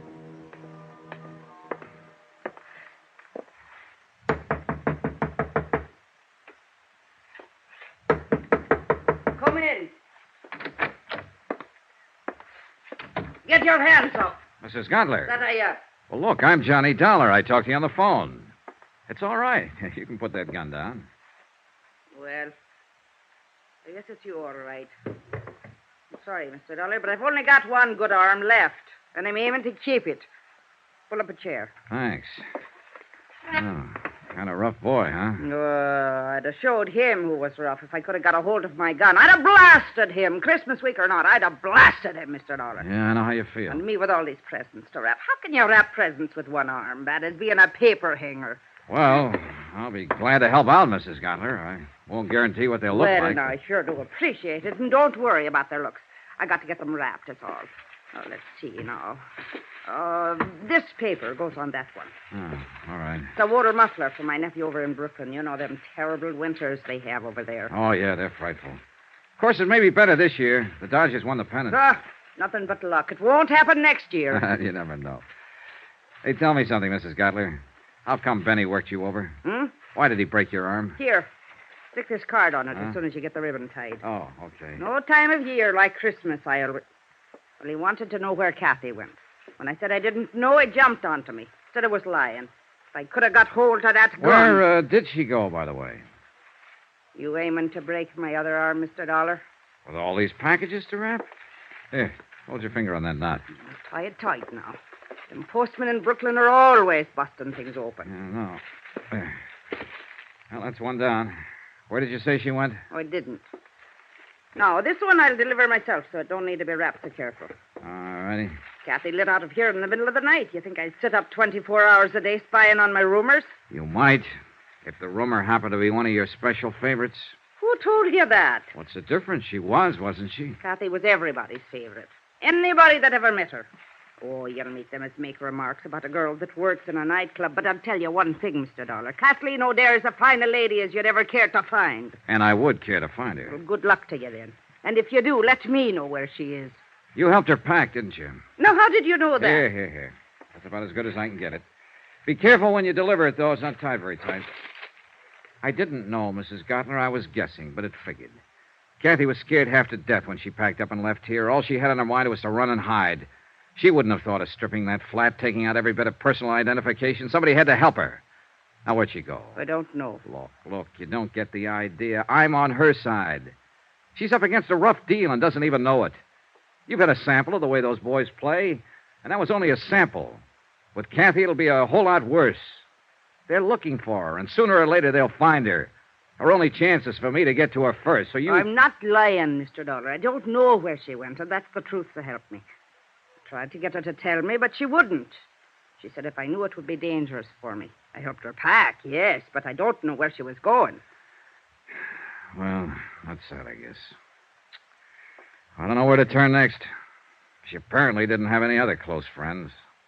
I don't even know what she looks like. I've never even seen a picture of her. I was hoping you Well, could... if that'll do you any good, I've got one right here in my sewing basket. One what? A picture. What did you think? She gave it to me about a year ago. But she'd never had many taken, but here it is. Thanks. Real pretty girl, don't you think so? Yeah, she's lovely. Well, at least I'll be able to When was this taken, Mrs. Gottler? Now, how should I know?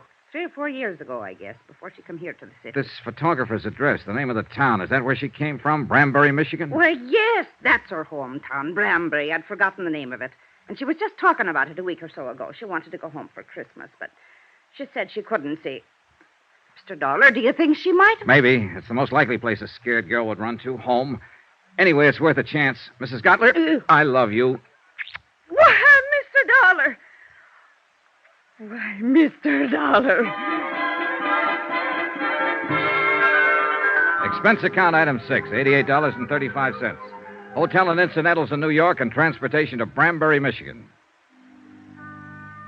Branbury turned out to be a lumber village, half hidden among the pine-covered hills. It was a little bigger than a wide spot in the road, but not much bigger.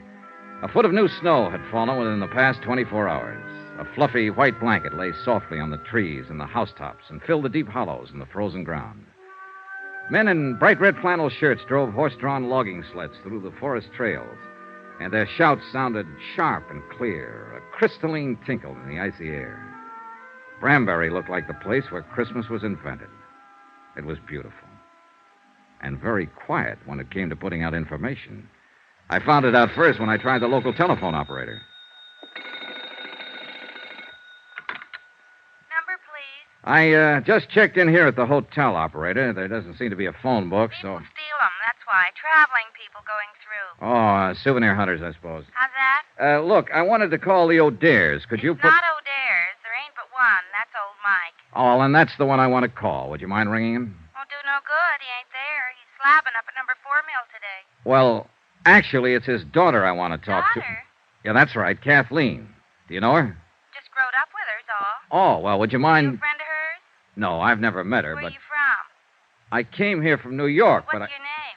Johnny Dollar. Now, will you please ring She Kathleen don't live here. She lives in New York City. I know where she lives. And what give you the idea she'd be up here? I'm psychic. You're what? Look, where can I get in touch with her? I wouldn't know anything about it, Mr. Dollar, and I can't give out that kind of information. You better go on back to New York and write her a letter. Let me talk to your supervisor. Supervisor? Well, I'm all there is, so I guess that's me. Start talking. Forget it. You're welcome. I got the same kind of runaround from the hotel proprietor. As soon as I mentioned Kathy, he suddenly forgot his own name, age, and the time of day. One thing sure, this town took care of its own. I wondered if the law in Branbury would take the same attitude. I decided I'd better go find out. As it happened, I didn't have far to go. On the sidewalk in front of the hotel, the law came to me. Just a second there, mister. Hmm? I'd like to have a little talk with you, if you don't mind. All right. It's quite a change to find somebody here who wants to talk. I understand you just got in from New York. Here on business? Look, you know why I'm here, but now everybody in town knows. Got any identification on you? Yeah. Have you? My name's Martin, Dan Martin. I'm the deputy sheriff in charge of this part of the county. Oh, then you're just the man I was looking for. Is that so? I'm Johnny Dollar, insurance investigator. I'm looking for a girl named Kathleen O'Dare. Do you know where she is? What do you want with her? I'm working on a murder case. She's a witness. Is there any kind of a charge against her? No, I just want to talk to her. What makes you think she's here? Are you a friend of hers, Mr. Martin? I've been in love with Kathy since we went to grade school. I'd be willing to die for her. Does that answer your question? All right, let me put it this way. You think you're helping her by hiding her out. All of you think so. But you're wrong. You're helping her right into her grave. Kathy doesn't figure it that way. She's scared. She doesn't know what she thinks. I know these boys who are after her. They don't play kid games. And sooner or later, they're going to find her. So if you love her and if you know where she is, you better take me to her before it's too late. I don't know. I don't know what it is Kathy's mixed up in. I didn't want to ask her. But I know it isn't the police she's afraid of. And I don't think it's you. No, at the time she ran out, I wasn't even in the picture. I'm on her side, too, Mr. Martin, and I've got to see her. Go talk to her father, old Mike. See what he thinks. He's not at home right now. Yeah, I know. He's out at number 4 Mill. How do I get there? The county pickup truck is parked down the block.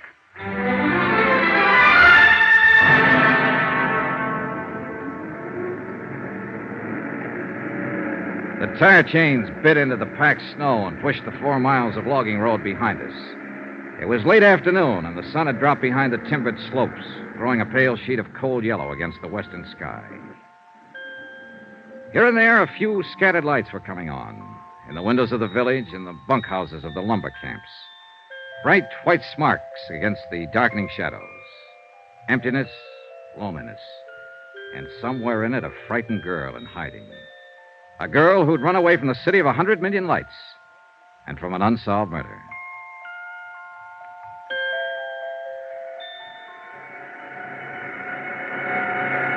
Mike O'Dare was winding up a job working at the big slabbing saw, and I stood by and waited for him to finish. Be right with you, Mr. Dollar. This is the last one. Okay.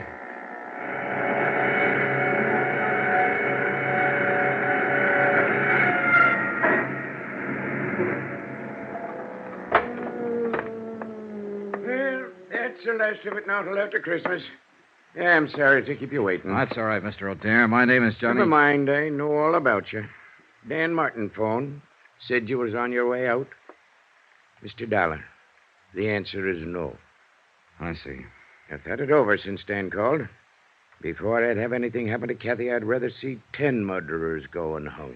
Now, look, hiding out won't help. As long as Nick SHURN is free, Kathy's in danger. He can't hurt her if he can't find her. I found her, Mr. O'Dare. Just by luck.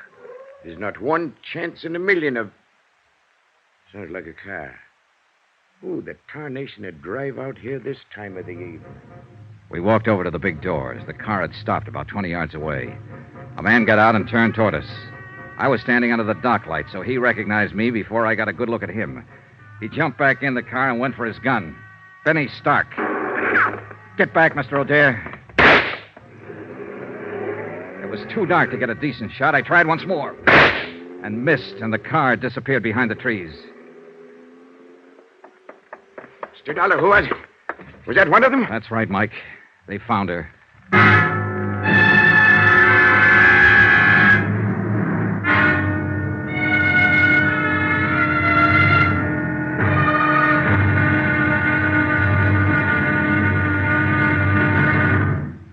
There'll be another intriguing episode in our story of the Nick SHURN matter tomorrow. Tomorrow, a lonely vigil in the snow. A killer prowls the night. And a lovely lady vanishes. Join us, won't you? Yours truly, Johnny Dollar. From Hollywood, it's time now for... Johnny Dollar. Dan Martin here. I was up the street when you Listen, called. Sheriff, they've traced Kathy O'Dare here to your nice little town of Branbury. Who has? Nick SHURN's boys. One of them, a trigger man named Benny Stark, came out to the sawmill hill a few minutes ago. I traded a couple of shots with him, but he got away in a car. Did he head north or back toward town? Toward town, I think. You can't see the turnoff from here. All right, Dollar. You're packing a gun. Will you take the pickup truck and block that turnoff? Hold it until I can get somebody out there to relieve you? Right. How many deputies you got? Deputies? Uh-oh. What about volunteers? Is this Benny Stark the man Kathy's afraid of? He's one of them. Then I'll have volunteers. 20 men within a half hour, armed with deer rifles. And every one of them a dead shot.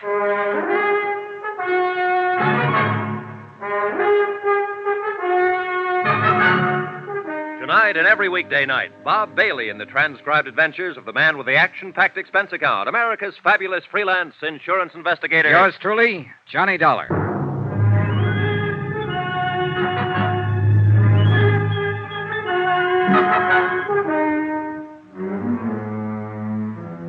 From Special Investigator Johnny Dollar, location Branbury, Michigan, to the Home Office, Tri-Mutual Insurance Limited, Hartford, Connecticut. Assignment, the Nick Shurn matter. Expense account continued.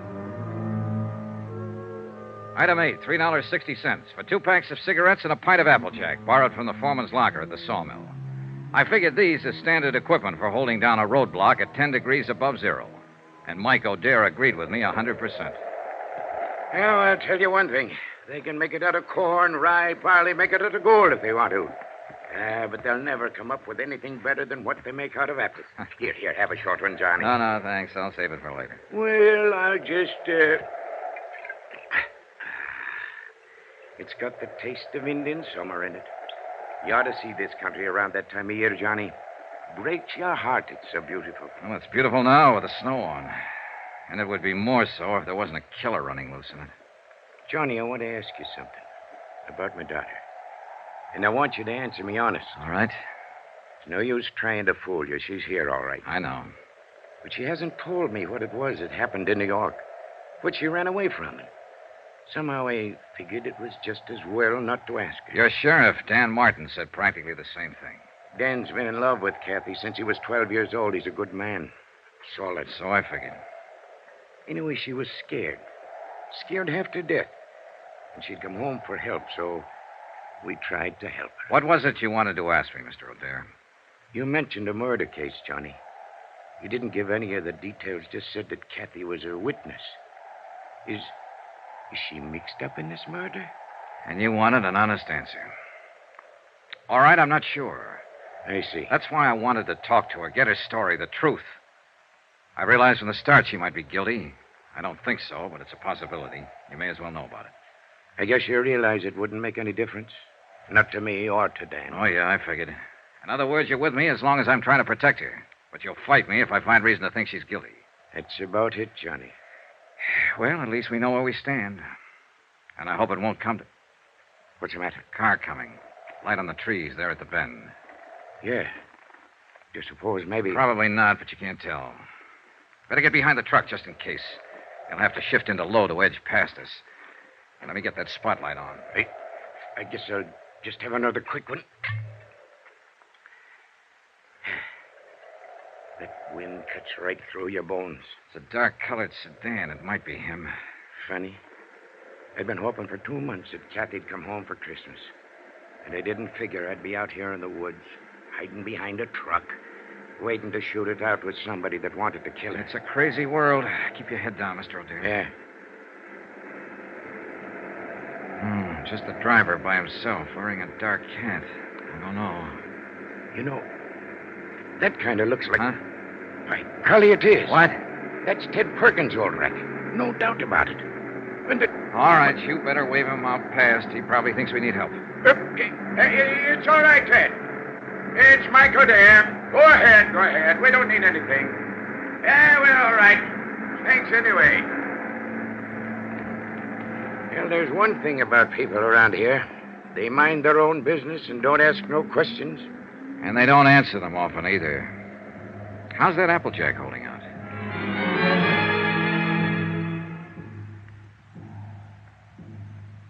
Two long hours went past. Only 3 cars came out from the village. And each time a long moment of tension while we waited to identify the occupants. But all of them were townspeople. Benny didn't show. One truck came down the logging road from the back hills loaded with dwarf spruce and fir. Peace on earth, goodwill toward men. We were waiting for an assassin, but the truck only carried Christmas trees. The night was crystal clear with bright stars hanging low in the blackness, but it kept turning colder and colder. And to leave on the Applejack didn't help much. And the wind, too, changed gradually and blew fitful and gusty and strange. It's going to storm. Come a blizzard, maybe. Not tonight. Tomorrow sometime or tomorrow night. I know this country. Know the signs. There's an odd feeling in the air, all right. There's an even odder one in my leg. Log rolled over on it pretty near 6 years ago. Bothers me some in the winter. Till that worse, though, right before a storm. Well, that's kind of a handy thing to have. Well, that's one way of looking at it, I guess. Like one time when Kathy was little. When her ma was still alive. God rest her soul. We had a big measles epidemic here in Branbury, and every night Kathy used to add a line to her prayers. She'd say, "And please let me catch the measles so I can stay out of school like the other kids." Now she's wanted as a witness in a murder case. And somebody's prowling out there in the dark trying to find her and kill her. Little Kathy, who never harmed anybody in her whole life. Some things just don't make sense, Johnny. Some things never have. There was another time once when men like Benny were prowling in the dark, trying to find a little child and kill him. And he hadn't harmed anybody either. That was nearly 2,000 years ago. Yeah, so it was. I like you, Johnny. Kathy'll like you, too, and little Jill.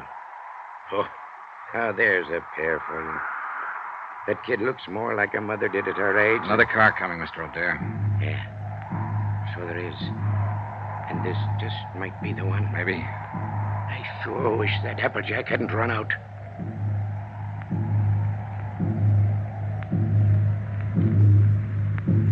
But it was only a couple of men Deputy Martin had sent out from town to relieve us and take over. Big men, calm and quiet, wearing plaid mackinaws and heavy-laced boots and carrying Winchester 94s over their arms. They told us Benny Stark had been seen.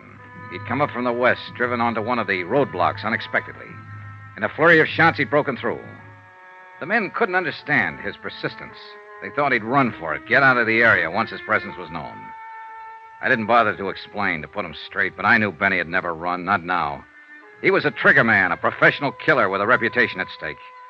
And he had his orders to silence Kathy O'Dare. A half hour later, we were back in town, turning into the main street around the village square. Strings of colored lights on a tall pine in the center of the square blinked and sparkled as they swayed in the wind. Around 100 cars and trucks were parked in the street and in the lot behind the town hall. And the sound of singing drifted out from inside.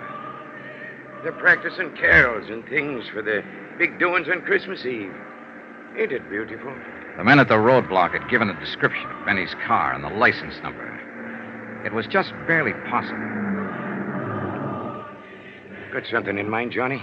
Yeah, let's take a look through those parked cars. I don't know. If it was me, I sure wouldn't be hanging around here. I'd stick to the tall timber. Yeah, but you're not a city boy, Mike. Tall timber is foreign soil to Benny. He's only comfortable when he's close to a crowd. He the fellow that's supposed to have done that murder? No, it was the man he works for, a cafe owner, ex-gangster, a man named Nick SHURN. Let's check that lot around at the side. I don't think he'd show here in front. He'd be taking a big chance showing anywhere. In a town this size, people know each other. It's his job to take chances. And he probably doesn't realize... Wait a minute. That sedan against the building with the side window broken. 7, 8, 2, 1. That's his car, Johnny. Yeah, wait here. I eased my gun out of the holster and started toward the car. There were no lights in the lot, only the soft glow reflected from the packed snow underfoot. And the car itself stood in the dark shadows next to the building. I couldn't see whether anyone was in it or not. The singing seemed to swell louder as I approached. I moved slowly, watching for any sudden movement. The car was empty.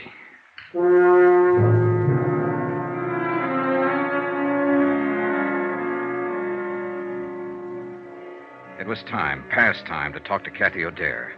And with the pressure tightening, the danger close to home now, her father was ready to take me to her. We drove over to Dan Martin's house, where it turned out Kathy and her daughter were staying. Dan's mother had been looking after her. Dan was there when we arrived, busy on the phone. Yeah, I know the car all right. The one Jed bought last spring down in Bay City. 7392. Where was it parked? All right, keep an eye out, Charlie. So long. Benny Stark has stole himself another car. Huh? Took Jed Wharton's station wagon. Well, what for? That was a better one he had. Charlie says the steering gear was sprung. I guess it happened when he crashed that roadblock. Well, how's Kathy and the young'un? Oh, fine. They're asleep upstairs. Mom's next door helping Mrs. Barton stuff a turkey.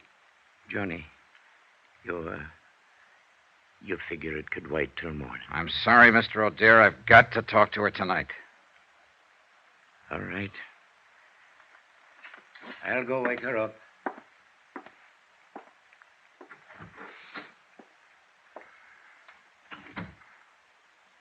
Mr. Dollar, no matter what she's done, don't hurt her any more than you have to. As far as I know at the moment, Dan, all she's guilty of is withholding information. And most people would have done the same thing. Nick Shurn's a rough boy to tangle with. She was scared, that's all. Lost her head. She never did belong in a city. She belongs right here in Branbury. This is her kind of life. Why did she leave? Well, we argued one day, and she said she'd show me. So she ran off and married that fella. He treated her bad. Finally left her. But she was too proud to come back. She wouldn't have come back now if she hadn't have been so scared. Well, maybe it'll work out now. She ought to stay. Her kid ought to grow up here. Learn the outdoors and the woods like Kathy used to know it. Why, she roamed through those hills like a young Indian. Knew every trail in that forest. Every timber camp and trapper's cabin from here to the ridge. I remember one time the two of us were up toward... Dan! What's the matter? What is it, Mr. O'Dare? You said Jill and Kathy were asleep upstairs. Ain't that what you said, Dan? Of course that's what I... Mike. What's happened? They're not up there. They're not up there or anywhere else in the house. They're gone.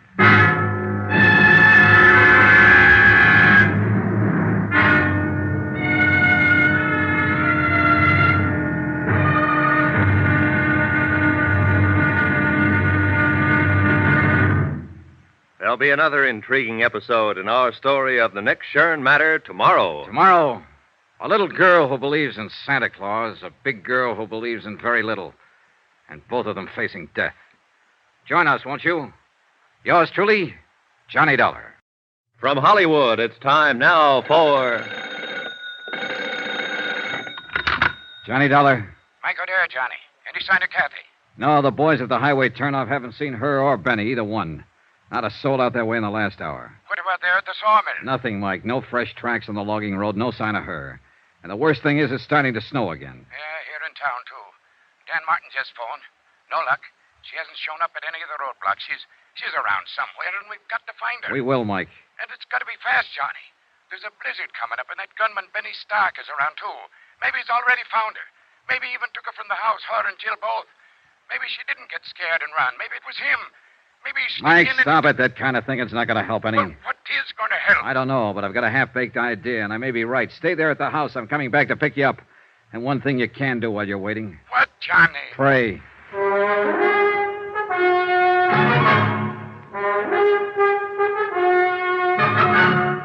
Tonight and every weekday night, Bob Bailey in the transcribed adventures of the man with the action-packed expense account, America's fabulous freelance insurance investigator. Yours truly, Johnny Dollar.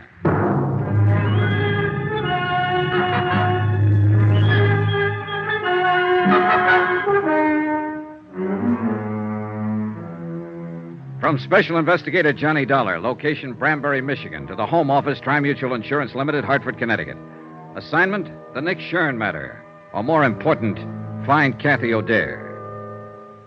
Item 12 on expense account, $4.90. A tank full of gas for the county pickup I'd borrowed from Deputy Sheriff Dan Martin. The falling snow was thickening now, and the wind was rising and steadying in the northwest. The night had all the makings of a blizzard. And wherever Kathy and her daughter had gone, we had to find them before it hit.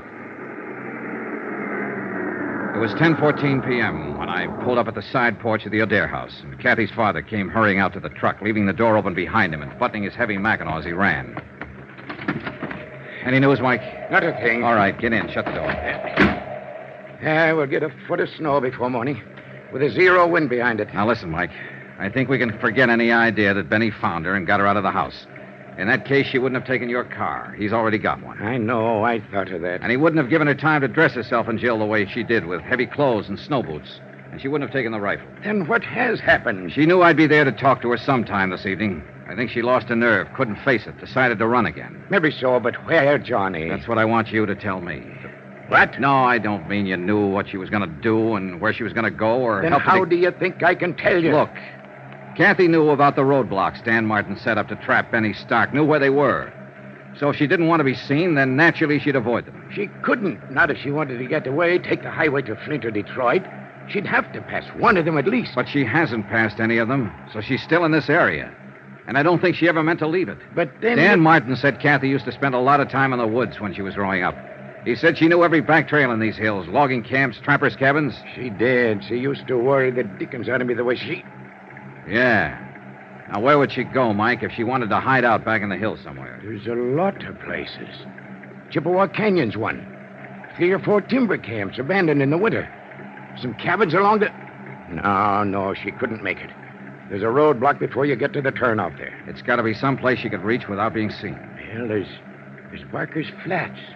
But that's 12 miles of a foot trail. She wouldn't try it in this weather, not with Jill along anyway. Then there's Lake Pine. No, it's over the other way. Pine Lake Road. Where's that? Runs northwest of town. Not much better than a wagon road. Dan didn't put a block on it because it dead ends at the lake about 5 miles out. What's out there? Nothing at the lake, but you can go on up Pine Creek about 4 miles on foot, and there's some cabins. Maybe a waste of time, Johnny. Let's get going.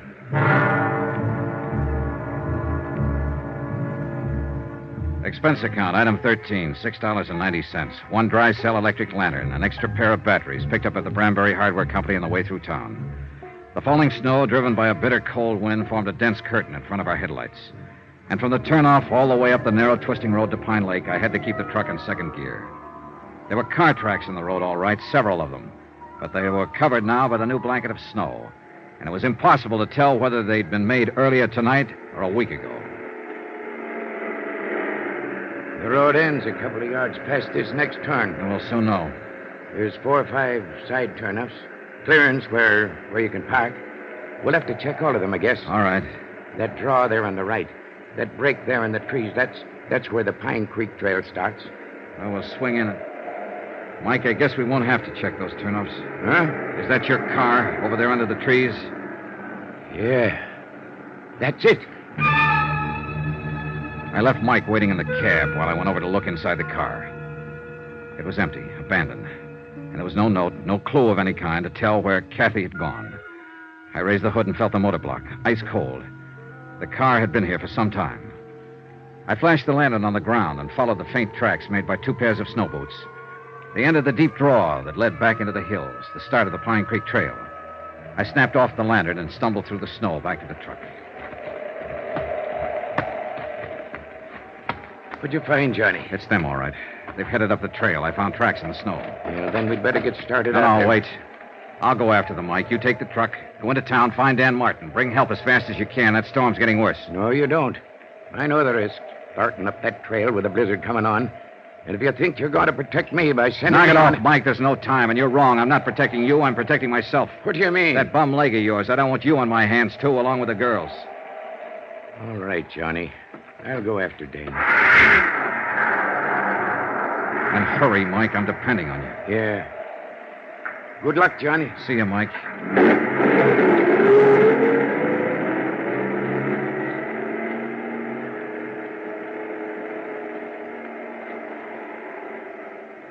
I stood there in the snow watching the headlights of the truck move away. Finally, they swung around the bend and disappeared. And I suddenly felt more alone than I ever had in my life. I'd gotten rid of Mike deliberately, sent him away on purpose, because I hadn't told him everything. I could see no point in tearing his heart out. There was another car parked on beyond Kathy's, nearly hidden by the trees. Jed Wharton's station wagon. The car that had been stolen by a killer named Benny Stark.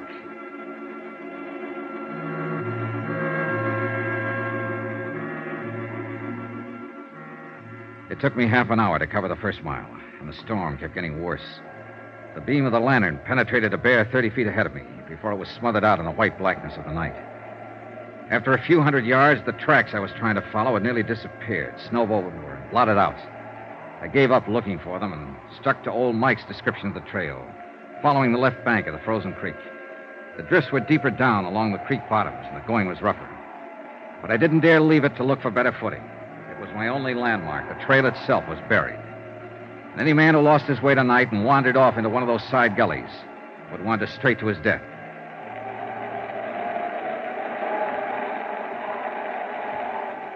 An hour passed. Then an hour and a half, or 2 hours maybe. I lost all track of time and distance. The wind cut through my clothes, and the numbing cold crept into me deeper and deeper. Gradually, the walking, stumbling, breathing, even thinking became automatic and without feeling. The world itself seemed to narrow down to a tiny circle close around me.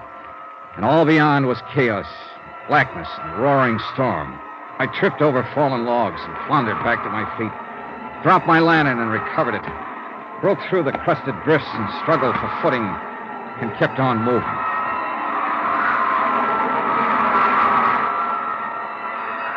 In the weird nightmare of the blizzard, I could hardly recognize reality when I came face to face with it. When the beam from my lantern touched him, crouching by a tree a few yards away. I could barely accept him as being real. He'd been watching my light as I approached, waiting for me. It was Benny Stark with his gun leveled and aimed. Don't be a fool, Benny. Drop that gun!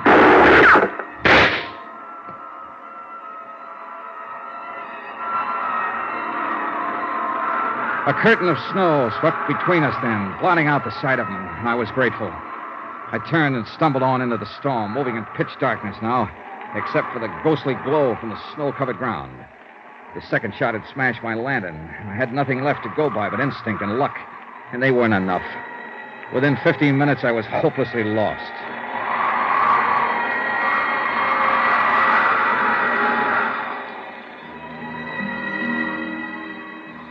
That's when I started hearing the music. Miles from no place where there couldn't be any music, except inside my head. The cold and fatigue were finally doing their work. I knew the signs. The next step was to start wandering in circles, smaller and smaller ones, and the last step, to drop exhausted and go peacefully to sleep. Peacefully and permanently.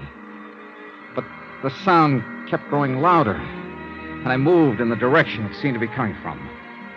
It couldn't be just illusions. It had to be real. Hello! Hello there! Then suddenly, only a few yards away, a brilliant blaze of light exploded from the darkness. And it seemed that a golden-haired girl was standing in the middle of it. And for a moment, my sanity tottered. Who's out there? My golden vision was wearing blue jeans and a flannel shirt and was holding a rifle. She looked exactly like the photograph I'd seen of Kathy O'Dare. And the blaze of light came from an open cabin door. Who is it? Speak up or I'll shoot. Oh, thank heaven. Hold it, Miss Dare. It's Johnny Dollar.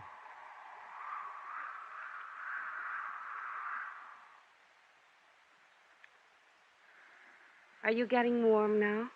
I don't think I'll ever get warm again. You will if you don't move away from the stove a little. The back of your shirt is starting to smoke. Yeah, I thought I was beginning to feel something. How's the firewood? There's plenty. And plenty of food. And a radio.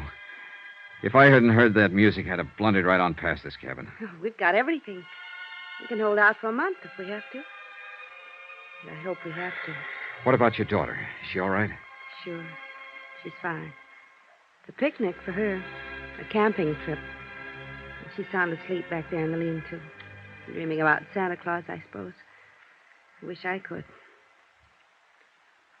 How did you find me, Mr. Dollar? A hunch. Guesswork. I was born under a lucky star. I wasn't. Oh, I don't know. I think you've been pretty lucky, considering everything. More so than your landlady back in New York. Mrs. Grotler? What do you mean? Betty Stark went to see her. Tried to find out where you were. When she wouldn't tell him, he broke her arm. Oh, no. Oh, the poor woman. Oh, it's a rough game, Miss O'Dare, trying to play it cozy with a mobster like Nick SHURN. You know, of course, that he sent Benny here to find you. You'll have a hard time finding me in this place. He did find you. What? Maybe he followed you from the house or saw you drive through town. Anyway, I ran into him back down the trailer ways. I thought I heard shooting a while ago. You did. He tried to ambush me. He thought he had the drop, and he wouldn't give up. I had to kill him.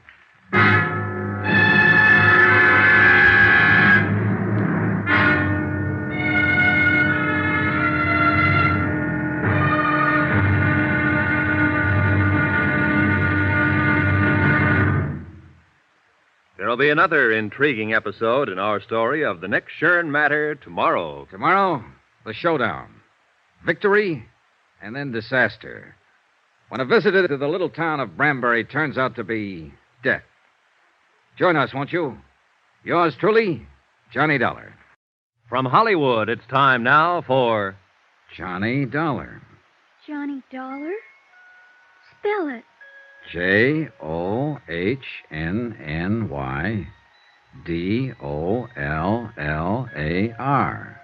That's not right. You forgot to capitalize. Hey, you're right, honey.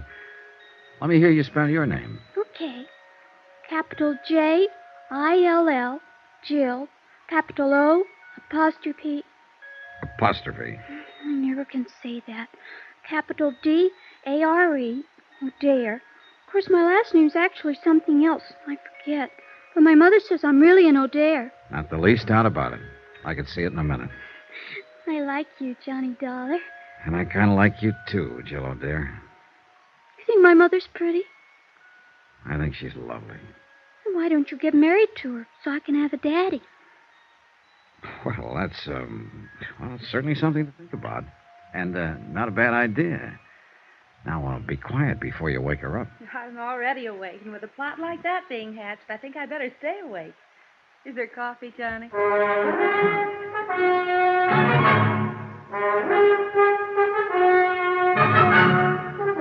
Tonight and every weekday night, Bob Bailey in the transcribed adventures of the man with the action-packed expense account, America's fabulous freelance insurance investigator. Yours truly, Johnny Dollar.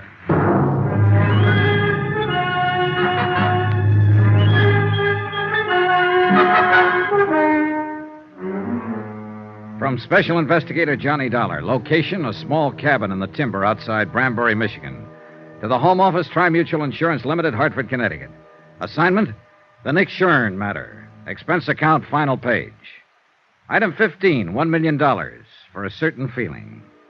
I realize, of course, that the amount of this item is somewhat unusual and may be cause for mild criticism by your accounting department, unless the accompanying report includes an adequate and detailed explanation.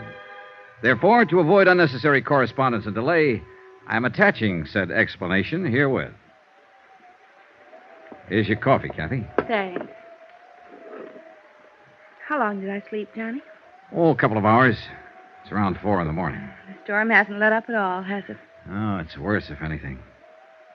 Jill, honey, it's 4 o'clock in the morning, and your eyes are just about to fall out. Now, you go back there and go to sleep. Do I have to, Mommy? You have to. Run along now. Mr. Johnny Dollar and me were having a lot of fun till you woke up. Well, that's life, sweetie. Night now. Good night, Jill. Night. Proud of her? I'm crazy about her. That's what you mean. She's a great little girl. She's the only thing I ever did in my whole life that turned out right. That bad, huh? Johnny, it's no good. I know why you're here. I know what you expect from me, and the answer's no. You're jumping the gun. I haven't asked you anything. You will. You haven't done all this for nothing. You're going to ask me to come back to New York and testify against Nick Shurn. I might ask you to tell the truth. Is that just another way of wording it? I didn't see anything, hear anything. I don't know anything about it, and I have nothing to say. So Nick Shurn gets away with another murder. I wouldn't know anything about that. And sooner or later, of course, he'll kill you, too. He sent Benny Stark out to do it, and Benny missed. But he's got other boys, or he might even handle the job himself. Why? By now he ought to know that I'm not going to tell. But there's always that chance you might change your mind. And Nick's a gambler, but he likes the odds on his side. He doesn't take chances. Whenever he can, he stacks the deck. I wish I could help you, Johnny. But I don't know anything about it. I left before it happened. How long have you worked for Nick Shurn? Known him? 2 years. I'm not wide-eyed about him, Johnny. I've heard what he's been, what he may even still be, a gangster, hoodlum, racketeer, but that's none of my business. The club was legitimate, and my job there was on the level, and he never got out of line once. And no doubt he's always been kind to his mother and loves dogs and children. I wouldn't know, except children. He's crazy about them. He was always buying something for Jill, asking about her. And he also shot and killed Mel Pryker. I couldn't say. I see. Well, you're letting a lot of people down. People here in Branbury that you grew up with, people that love you. Your father, Dan Martin. What have they got to do with it? You know, it's a great country up here. I'd like to spend more time in it. And it's big country, big and beautiful and dangerous. Like that blizzard outside there. It's not the kind of country that turns out cowards. Cowards? Your father said something yesterday. That some people belong in cities and some don't. And that you're one of the second kind. He was right. The city's made a coward of you. You don't understand. And they know it. Old Mike, Dan, all of them. Of course, they'll never mention it. But you're letting them down, and they know it. And you know it, Kathy. They don't have a daughter to think of. It's not her fear we're talking about. It's yours. All right, I'm scared. I've got reason to be. It's easy for you to talk. You don't know what fear is, what it can do to you. I don't. It can push you and drive you and make you do things you hate yourself for. And it can destroy you. How would you know? How would any of them know? Who haven't felt it, who haven't been there. Kathy, you're not alone. We've all been there. It's not the fear that's important. It's the courage you bring up to fight it. I've tried. I've nearly gone crazy trying to think it out. But it always comes back to one thing. Jill. She's what counts. Nothing else matters. And if you love her, teach her to grow up without fear. Sacrifice anything if you have to, even your life, but teach her courage. There's nothing greater you could do for her. It's all right, Kathy. It's all right. It's all right. I knew what was right, Johnny. I knew all the time. Sure. Of course you did. All you needed was a little push. Want to tell me about it now? I was there at the club that night. When it happened, I stayed after closing. I had some presents for Jill, and I wanted to wrap them before I took them home. Nick and Mel Pryker were upstairs in the office. Nick was there? Yes. I could hear them arguing. They didn't know I'd stayed, and then... Go on. I heard Mel yell out. He said, "No, Nick, no." And then I heard the shots. Yes? I didn't even think. I ran up to the office. Mel was lying on the floor, and Nick was standing there with a gun. He told me to get out and to keep quiet if I wanted to keep on living. That's it, huh? Yes. Would you make a statement to the police, testify at the trial? Yes. Oh, good. Will you help me, Johnny? Will you stand by me? You know I will. You've got to, because I'm scared. I'll be scared all the way, but I'll do it if you'll help me. I'll help you, Kathy, all the way. Why don't you curl up here and get some sleep? Come on. Maybe now I can sleep. It's going to be all right. Thanks, Johnny, for giving me the push. Oh, sure, honey. You know something, Johnny? I'm with Jill. I like you, too. She went to sleep with her face against my chest. And after a while, little Jill came tiptoeing in and curled up on the other side. And I sat there holding them both, thinking and waiting for the dawn. So that's what I mean about a $1 million feeling. True, it wasn't my little girl, or my big girl either. But for the moment at least, well, that item still goes.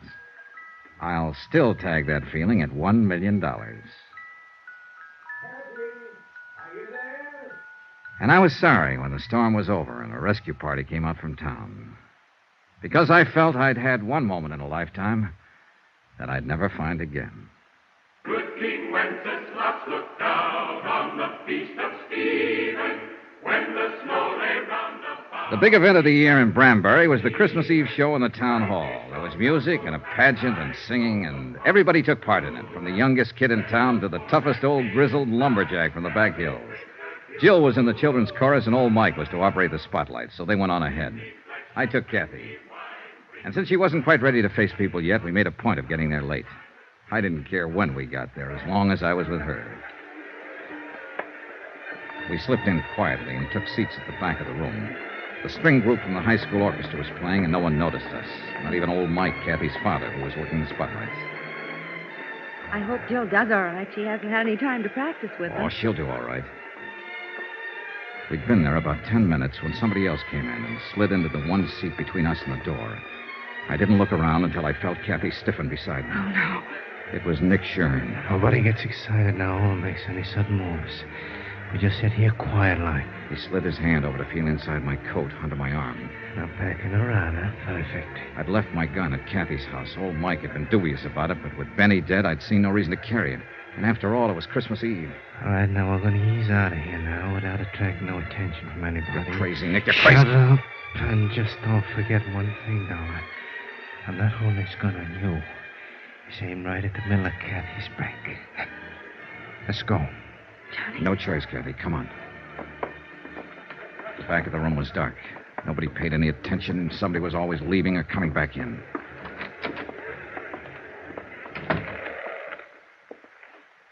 Come on. I got a car over at the side here. Johnny? Watch it, Dollar. We'll be right back, Mike. Just gonna get some air. All right, Johnny. But don't go running out before I give you your present. Huh? Here. And don't uncork that until you're ready for some serious business. All right, Thanks, Mike. Thanks a lot. Don't mention it. Good luck, Johnny. Yeah, come on, let's get away from here. Johnny, he's going Take to... it easy, Kathy. Me! Now what? Oh, no. Jill, go back. I want to see Uncle Nick. Just tell me you were coming here to hear me sing, Uncle Nick. Well, listen. Pick me up. Please, Uncle Nick. Take your hands out of your pocket and pick me up. Look, Jill, you run along now. Who's that? Dan Martin. He's a deputy sheriff, and he's a dead shot. Better do like she says, Nick. Take your hand out of your pocket and pick her up. Uncle Nick? All right, reach in my pocket, Johnny, and take my gun.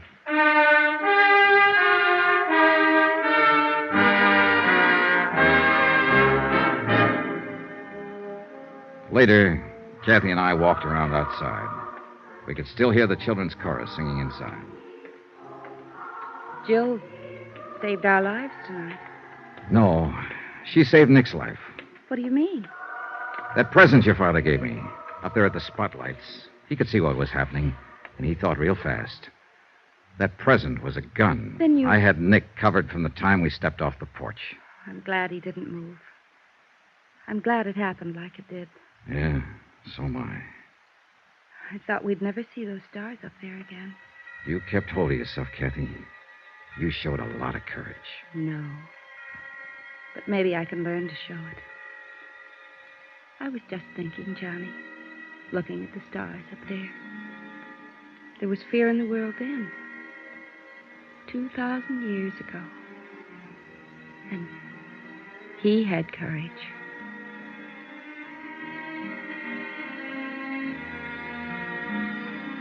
Expense account, item 16, $230.40, incidentals in Branbury, and transportation for 2 adults and 1 child, Branbury to New York. Expense account total, $486.20. End of account, end of report. Remarks? Merry Christmas. Merry Christmas to all of you, from all of us here on the program. And God bless you. Yours truly, Johnny Dollar. Yours truly, Johnny Dollar, starring Bob Bailey, is transcribed in Hollywood. Written by Les Crutchfield, it is produced and directed by Jack Johnstone. Heard in this week's cast were Virginia Gregg, Peggy Weber, Don Diamond, Ben Wright, Jack Crucian, Barney Phillips, Sam Edwards, and Ken Christie. Musical supervision by Amerigo Marino.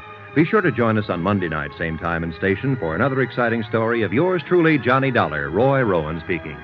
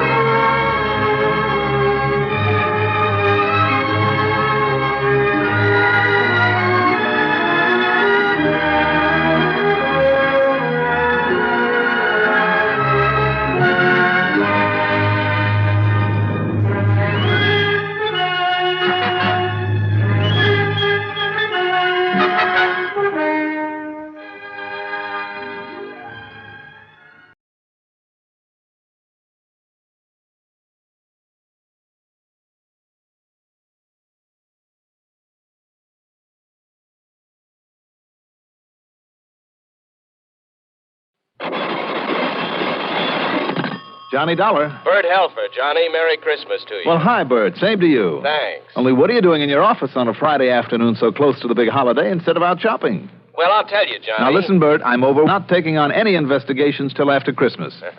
Okay, by me. Hey, Bert, you sound terrible. What's the matter? You got a cold? Oh, horrible one. I've had it for a week. Well, why are you still there in your office at this hour instead of home in bed? Well, I'm just cleaning up before I take a couple of weeks off. Johnny, can you come on over? Now? Now. No. Any new assignment's going to have to wait till after the holidays. Well, sure. I mean, I would kind of like to have a few days free myself, so wait till after Christmas, will you? Well, sure, I'll be glad to, but who said anything about an assignment? Well, isn't that why you called? Not a bit of it, so come on over. You're not kidding me now, are you, Bert? I just thought you'd like to pick up the dough for that San Francisco job you did for us a couple of weeks ago.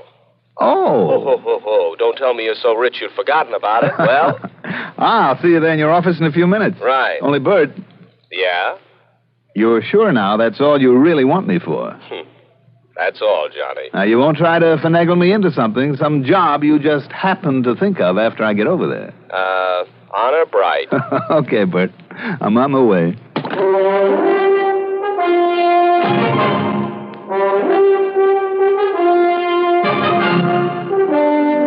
The CBS Radio Network brings you Mandel Kramer, in the exciting adventures of the man with the action-packed expense account, America's fabulous freelance insurance investigator. Yours truly, Johnny Dollar.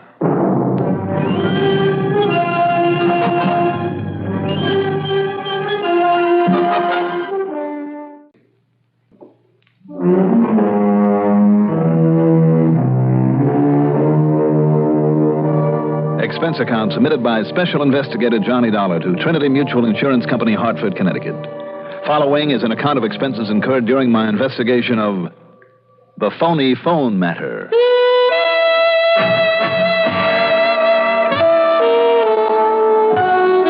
Expense account item 1. After checking out with my call service, $1.20 for a cab over to Bert Helfer's office high in the tower of the Manley Building overlooking most of the city. Lo and behold, there wasn't a soul in the place except Bert himself. Most of the lights were off. The rows and rows of typewriters and calculating machines were covered and quiet. The filing cabinets neatly cleared and closed. Even the telephone switchboard off in one corner was untended, although I noticed one patch cord plugged in, the tiny light above it burning. It was Bert's line in use. Yeah. I'll take care of it just as soon as I get back here in the office again. Yeah, that'll be on Tuesday, January 2nd. Good. Thank you, and a Merry Christmas to you, too. Hi, Johnny, sit down. Well, I'll say this for you, Bert. You are certainly the loyal company servant. Well, I just want to be absolutely sure everything's taken care of so they won't be calling me down there in Miami Beach to lay down my water skis and come back here before my vacation's over. Oh, I can't say I blame you. And here you are, baby. Here is the money for that San Francisco job. You want to count it? How come in cash? Don't you still have some Christmas shopping to do? Don't we all? And the banks will be closed by the time you get out of here, so... Well, I just tore up the check and pulled this out of petty cash. Well, good for you. And hooray for petty cash. I must say, though, there's nothing petty about the way you can run up an expense account. Oh, Bert. Only trouble is, with all this dough in hand, I'll probably go out and spend a lot more than I ought to. Oh, sure, on all that flock of gals you keep on the string. Jealous, Mr. Married Man? Sure I am. Only I'm not really. Don't you kid yourself, baby. One of these days you'll put on the halter, too. Fat chance. Now, here, if you'll just sign this receipt. There you are. Good. Oh, and here. I almost forgot. While you were on your way over, your telephone answering service called with this message. Oh? Yeah. Call Exmont 35770 immediately, urgent. Who is Exmont 35770? You don't know? No. Well, I'm afraid I do. Who? It's the home of a character by the name of Harvey L. Hallett. Harvey L. Oh, wait a minute. Any relation to the people who took over that little plant that I passed on the way over here? Hallett Industries? He is Hallett Industries. Oh? Yeah. Look. You can see the place out of this window. You see it over there? So? You know, I hate to admit it. One of the boys in the office sold him a lot of insurance when he took over that place about 6 months ago. Well, what's the matter with that? Oh, we've had a big headache with that account on the inventory insurance. How do you mean? Well, apparently they make a lot of electronic stuff over there, and a lot of it's kind of secret, I guess, kept under lock and key. Mm-hmm. And a lot of it's been reported stolen. 6 burglaries in the last 6 months, according to Mr. Harvey L. Hallett. And we've had to pay off through the nose. Why do you say according to Mr. Hallett that way? Because I wouldn't trust that character as far as you can throw this building. In other words, if I could, I'd just cancel out his policy, I think a lot of those losses he reported were phonies. If I'd had any sense, I would have called you in on him. Well, so long, Bertie. As a matter of fact, I wish you would look into it for us after I get back. After? Okay, but not now. All right, that's all right by me. I wonder why he's called me. Well, I'm afraid it was my fault. Why? How do you mean? Well, I'd kind of let your name slip out somewhere along the line, and yesterday Hallett called me, said he'd been thinking it over, asked me for your number, and, well, I gave it to him. Mm-hmm. I'm sorry, Johnny, I shouldn't have, especially since I want you to investigate him. So as for calling him back, if you don't want to, don't. If what you say about him is true, though, maybe I will. After the holidays. No. Right now. Why? Bert, it's an old trick and a corny one, but a lot of people still think it's pretty clever. Trick? The cover-up. A man kills somebody or he blows his safe or he tries an embezzlement, whatever. He's the one who calls in the cops or even tells them that he thinks it might happen. So that nobody will suspect him. Of course. I never thought of that. So if what you say is true, if he is the kind of guy you seem to think he is, if he's back of his own burglaries on which he has collected a lot of nice insurance money... Oh, I'd bet on it. And if he's planning another such caper... Sure he is. Johnny, I think you've got something there. On the other hand, though, Bert, if he's clean, if he really does want to help... Oh, that I doubt. Let me have the phone. Look, why don't you wait till after the holidays? Nope. Okay, it's on your own head then. This is home telephone number, did you say? Yeah, the factory is a Weatherby number. Weatherby something.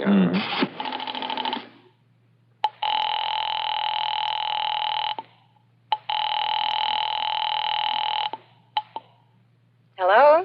Mr. Hallett, please. This is Mary Hallett, Mrs. Hallett. Is Mr. Hallett there? Well, he's terribly busy at the moment. May I ask who's calling, please? This is Johnny Dollar. Oh, Mr. Dollar, yes. He said he was very anxious to speak with you, but he's just about to leave for New York. Oh, just a minute. Here he is. Harvey, it's for you. Darling, I know, but it's Mr. Johnny Dollar. You said you want... Yes. Here, dear. Dollar, this is Harvey Hallett. Yes, Mr. Hallett. Merry Christmas and all that. And listen, I'm very anxious to see you and to talk to you. Well, whenever you find... I've had some problems over at my electronics plant, but I have to leave now immediately. Well, if it's... Can I call you on Tuesday? Oh, sure. On Tuesday morning, it's about... Yes, I know, dear, I know. Dollar, I'm sorry, but I have to hang up. I'll call you on Tuesday. Well, look, Mr... Hello? Hello? Well, that's what I call a man in a hurry. Yeah, I could hear him. Something about going to New York, he said. Or, his wife did, anyway. Where does he live, Bert? Anywhere near that little plant of his? Are you kidding? With an Exmont number? No, he lives a mile, maybe a mile. Holy smoke. What's that? Or some kind of explosion, it sounded like. Johnny, look. Look out the window, right over there. Whew. Holy smoke is right. I see. That's going to be one big fire. Yeah. Don't you recognize that building, Johnny? Oh, you're right, Bert. Hallett Industries.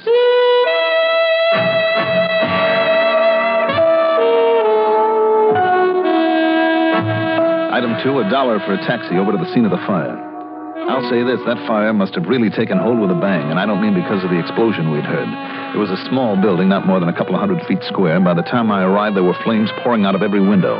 And smoke, thick black smoke. The fire department was already hard at work, and by the time I'd singled out Police Lieutenant Billy Harmon to get his opinion of it, things were fairly well under control. Hey, Lieutenant, what brings you here? Only one thing, Mr. Harvey L. Hallett. What do you mean by that, Lieutenant? I'm the patsy got assigned to those burglaries that he had. You know something? No, tell me. I got just exactly nowhere on him. And you know something else? Yeah? Now, I can't prove this. Can't prove a thing for that matter. Simply because, well, I can't, that's all. But I also can't get over the feeling the reason I couldn't get anywhere was because our friend Mr. Hallett didn't want me to. Didn't want you to? You mean no cooperation? Just the opposite. Too much cooperation. Oh? So much, I couldn't make a move without finding him underfoot, making like he was doing everything he could to help. I see. But actually, all he was doing was getting in the way. He'd suggest so many possibilities and demand I follow him up. I didn't have time or opportunity to follow up those I'd thought of. Not properly, that is. Mm-hmm. Smoke. The old misdirection bit, if you know what I mean, Johnny. Johnny, I don't trust that guy. Seems to me I've heard somebody else give out with that same opinion. When I got the word this place was going up, well, you know what I think, Johnny? Arson? I'd bet on it. And if it is, you can be sure the boys in the torch squad will spot it. They're in there working on it already. You know, Hanley and Jimmy Beckett. Yeah. You ask me, they're the two best arson men a police department ever had. They're a pretty good pair. And if it is arson, you can be sure my number one suspect will be none other than... Wait a minute. Oil off! Conroy! Keep those people back of the line before... Come on, keep them back there. Hey, you, mister. What do you think you're doing in such... Oh, you. Lieutenant Harvin, how did this happen? I heard the explosion all the way over at my home. Now, you claim you were at home, Mr. Hallett? Yes, of course I was at home. Can you prove that? I beg your pardon? Yes, I'm afraid he can, Lieutenant. Oh, you're Mr. Dollar? That's right. You call off your trip to New York? Well, I was just leaving. I heard the explosion and saw the smoke, so I drove on over here. No, you just drove on over, huh? Yes, I did. What happened? Dollar, what started this? Well, I'd say that you know just as much as we do. Or a lot more. What's that? Excuse me a minute. Yeah, what is it, Beckett? Look at it, Dollar. The whole plant, the whole business, all gone up in smoke. Yeah. It's pretty well insured, though, isn't it? Huh? You think that money can make up for all the time and work and worry that went into it? All gone up in smoke. Mr. Dollar. Yeah. The color of that smoke. That was the first thing I noticed, Mr. Hallett. And the smell. The odor. Yes, I know. The storeroom, full of solvents, of highly volatile solvents. You think that caused the explosion? It must have. But how? The storage arrangement was approved by this very fire department. It was like a vault. There was no way that any heat could get into it. Well, you think then that maybe somebody did, But how? It was always locked. Wasn't there supposed to be a watchman on duty? Of course, old Ben Matthews. Dollar, if he was anywhere near that explosion when it occurred... Oh, no. In other words, if it was arson by somebody the watchman may have seen... Arson? I said if. And if that watchman did see anybody around... Arson, all right, Dolly. Boys are sure of it. They are, Lieutenant? I can't believe it. As for Ben Matthews, the watchman... Well, I don't think there's much question but that he did see who did it. And that he knew him. No? Then you mean Ben is still alive? That door had a dead latch on it. Took a key to open it inside as well as outside. I know. And old Ben had orders not to admit wait anyone... and listen, Mr. Hallett. I'm sorry. Go ahead, Lieutenant. Ben's key is still in the inside of that lock. So he let somebody in. Now, that means somebody that he must have recognized. Why do you say that? I knew old Ben. I know he had orders not to let anybody in. Not anybody. Isn't that true, Mr. Hallett? Yes, of course it is. So I know he wouldn't. But of course, if his boss told him to open up... Now, just a minute, Lieutenant. If you're implying what I think you are... Yeah? Well, if the shoe fits... Don't worry, Mr. Hallett. He'll never be able to testify. Thanks to that bullet in his head. Good Lord. Breaks your heart, doesn't it? Yes, it does. You know something? Now, just a minute. Just 1 minute. Stop acting like a couple of angry kids. Lieutenant. Yeah, well? You say it was arson. With a murder on top of it. And Mr. All right. Now, what kind of a device was used? Device? What do you mean, What kind of a timer to set it off? Nothing. No device. Only a paraffin wick. Into a bottle or tank of some kind of that solvent in there. How long a wick? Only a couple of feet. And that means that somebody was in there only seconds before it went off. And that's somebody, Mr. Hallett. I tell you, I was at home on the other side of town. That's And right, I tell he was, you, Mr. Lieutenant. Hallett. What did you say, Dollar? He was at home, Lieutenant. I know, because I called him on the telephone only seconds before this thing started.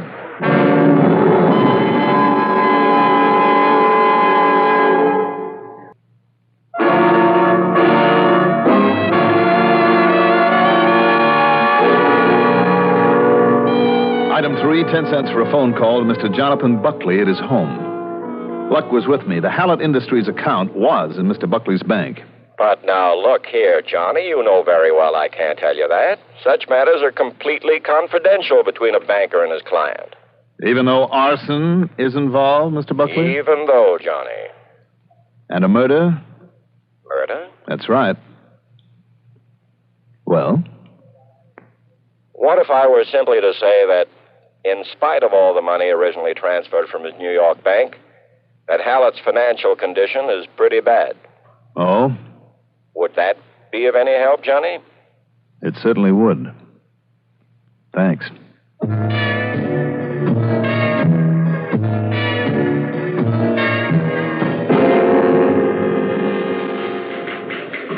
Another thing, Dollar. Yes, Lieutenant. After those so-called burglaries, I checked over every one of Hallett's 8 employees myself. There isn't a cleaner bunch of people anywhere in town. Well, even so. I'm sure of it. What's more, I've known every one of them personally for years. Even went to school with a couple of them. So you see what I'm getting at? Hallett. Hallett is the only one we don't really know about. Where'd he come from, Lieutenant? Who knows? Do you think he'd tell us? The truth, that is? Oh, wait a minute. Mr. Buckley, the banker. What's he got to do with it? Funds transferred, he said, from... Hey, you want to take me to a call to New York?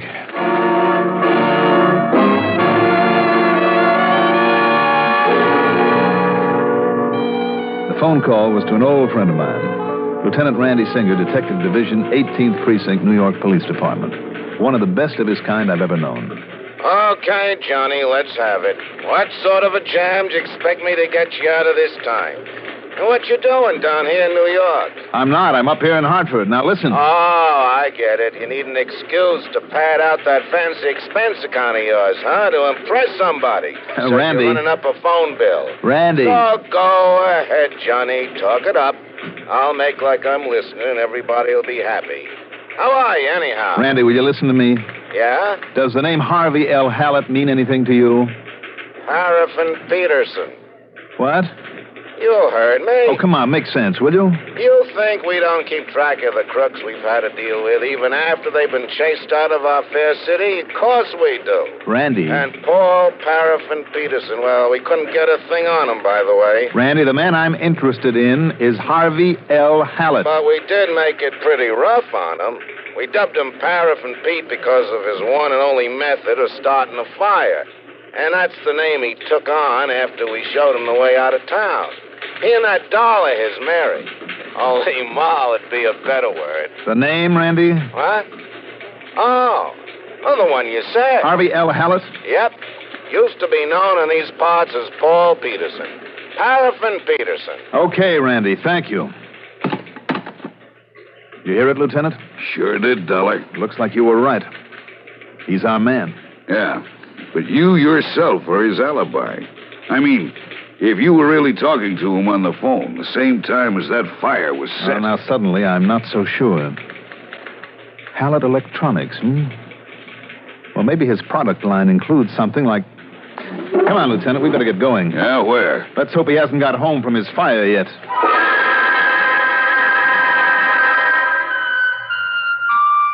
When we got there, Hallett was just walking into his front door, which means he didn't have time to put away the device that his wife, Mary, had been careless enough to leave sitting on a table not more than 2 feet away from the telephone. Now, just a minute, Mr. Dollar. What... Yes, Hallett? You mind telling me why you two have bulled your way in here this way? Lieutenant, will you Please stop fooling around with our tape recorder until I find out what this is all about. If it's some music you want, I'll put on the radio. There's nothing on that tape but a lot of noise from a party we had. Dollar, I asked you a question. Are you ready, Lieutenant? All set. All right, I'll turn it on. Oh, just a minute. Hold it, Hallett. You pull that electric plug, and I just might pull this trigger. This is ridiculous. Well, we'll see. There's nothing on that tape, I tell you. There's nothing on Miss it. Harvey Hallett. Merry Christmas and all that, and listen now. I'm very anxious to see you and talk to you about some problems over at my electronics plant. But I have to leave now immediately. Well, I must... Can I call you on Tuesday? On Tuesday morning, as I say, about, Yes, I know, dear, I know. Dollar, I'm sorry, but I have to hang up. I'll call you on Tuesday. So, Johnny? That's right, Lieutenant. Pre-recorded here before he left to set the fire. So when I called in answer to his urgent message, all his wife had to do was hold the phone over next to this tape machine. No wonder I couldn't get a word in edgewise. Then, as soon as I hung up, she called him at the plant to go ahead. Any comment, Mr. Hallett?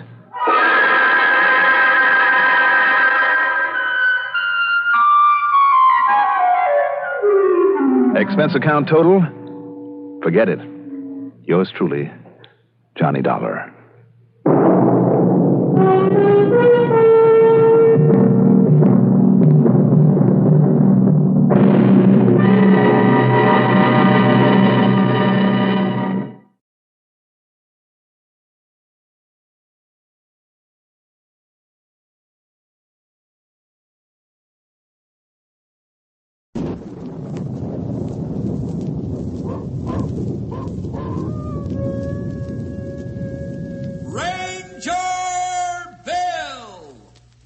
Of the woodland.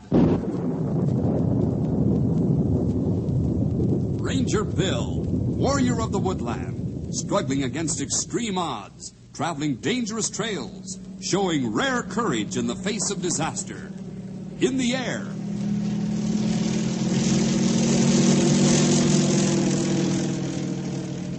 On horseback.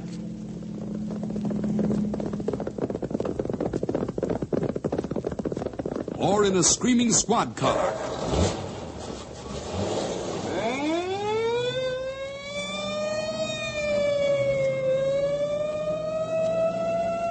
Ranger Bill, his mind alert, a ready smile, unswerving, loyal to his mission. And all this in exchange for the satisfaction and pride of a job well done.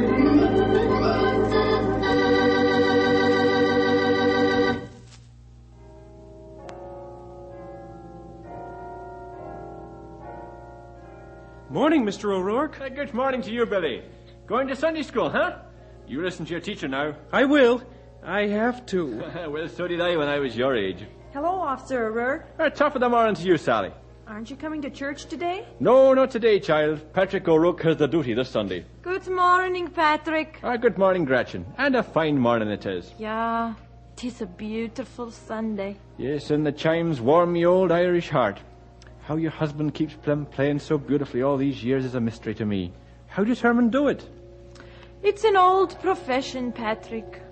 I'm glad you liked him so well. Like him? I love him. It's a beautiful gift. That's what it is.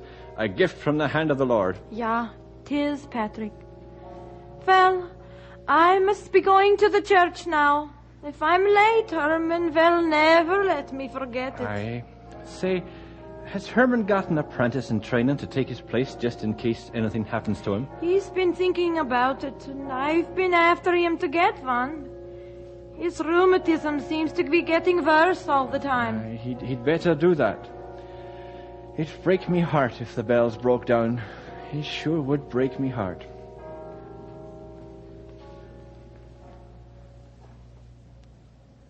Patrick O'Rourke and Herman Schmidt are about the two most popular men in Knotty Pine. But one thing we must all realize, there are many kinds of fame in this world, and I know that there isn't one of us who would want to be famous because of wrongdoing. There's a greater fame than this, fame brought on by acts of love and kindness. This is the kind of fame Officer O'Rourke and Herman have. You listen to our story and you'll find out what I mean. It started something like this. As usual, Paul Katzen was busy cleaning the Knotty Pine jail as slick as a whistle. Paul cleans every cell carefully several times a week. Takes him quite a while to do this because he's handicapped and can't move as fast as most people. Patrick O'Rourke got Paul the job, and he's doing real well. But to get back to our story, Paul was cleaning one day when Pat walked in. Top of the morning to you, Paul. Good morning, Patrick. You know something? By the gleam in your eye, I'd say you have a bit of good news for me. I started a savings account at the bank. Got $40 stashed away already. I am proud of you, my lad. Proud I am indeed. I can't thank you enough for getting me the janitor's job here at the jail. It's a good feeling, working every day, regularly. Oh, don't thank me, laddie. It's you that has got to do the work, and a good job you do at it. I'll see you later, Paul. Okay. You going to work on the toys now? Aye, that I am. Christmas isn't far away now, you know, and I've still got lots of toys to fix up yet. I know. And you make a lot of children happy.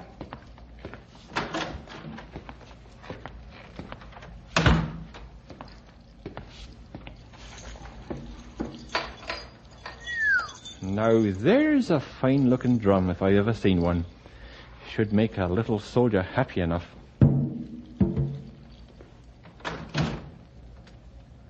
Daddy, aren't you coming home soon? Ah, Kitty girl, isn't this a fine-looking red wagon? Hey, that's a real beauty. Who are you giving it to? That's a secret.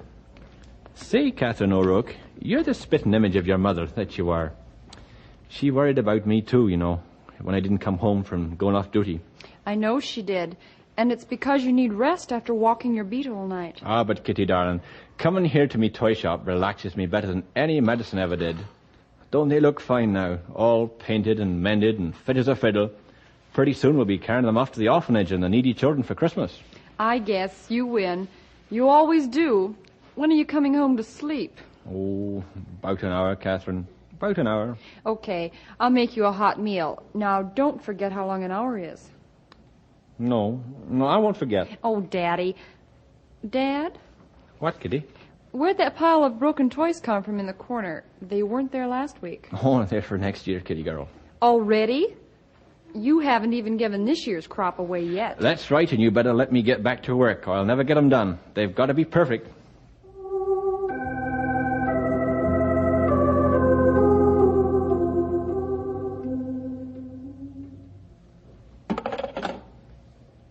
Let me see. I'd better write that down now so I will not forget. Every year your list of special music for the bells gets larger and larger, Herman. Oh, Gretchen, it does. But the music from the bells makes people happy. There is so much sadness in this world that we should try to bring a little joy. But I worry when you climb up the long, steeple stairs. It's not easy for you anymore. Yeah, I know, but I will manage all right. My arthritis seems to be much better lately. I thought it was because you move more freely than you did. But I worry about you when you climb to the bells. It must be very painful. Well, if it is, I never seem to feel it very much.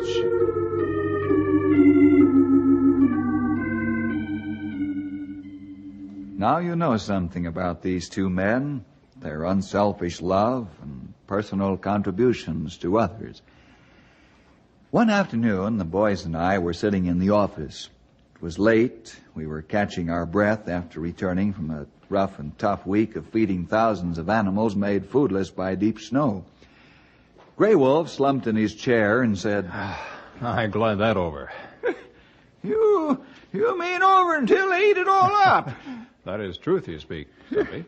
You know it, sonny, you know it. I've never been so cold for so long in all my born days. Even the marrow in my bones has got lumps of ice in it. It's marrow in your bones, old-timer, not right. marrow. You see, I'm cold so clean through, can't even talk straight. Oh, Stumpy. It looks like more snow, too. Hey, Bill, there's a crowd gathering down the street. What? Huh? Oh, well, wonder what's happened now. Well, they look like somebody lay on ground. Hey, that's a police officer on the ground. You're right. Come on, let's get down there on the double.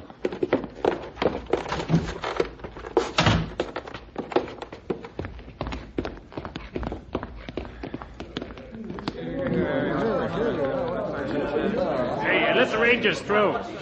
Step aside, please. Hey, it's Pat. He looks real bad. He sure does.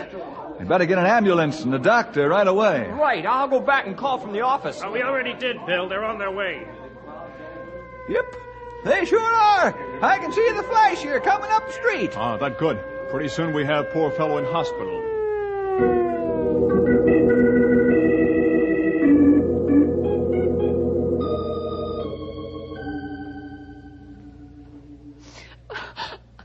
I knew this would happen. He overworks himself on those toys. Those miserable toys just to make a few children happy. Oh, they can rot in that workshop for all I care. You don't really mean that, do you, Kitty? Making the children and other people happy is Pat's hobby.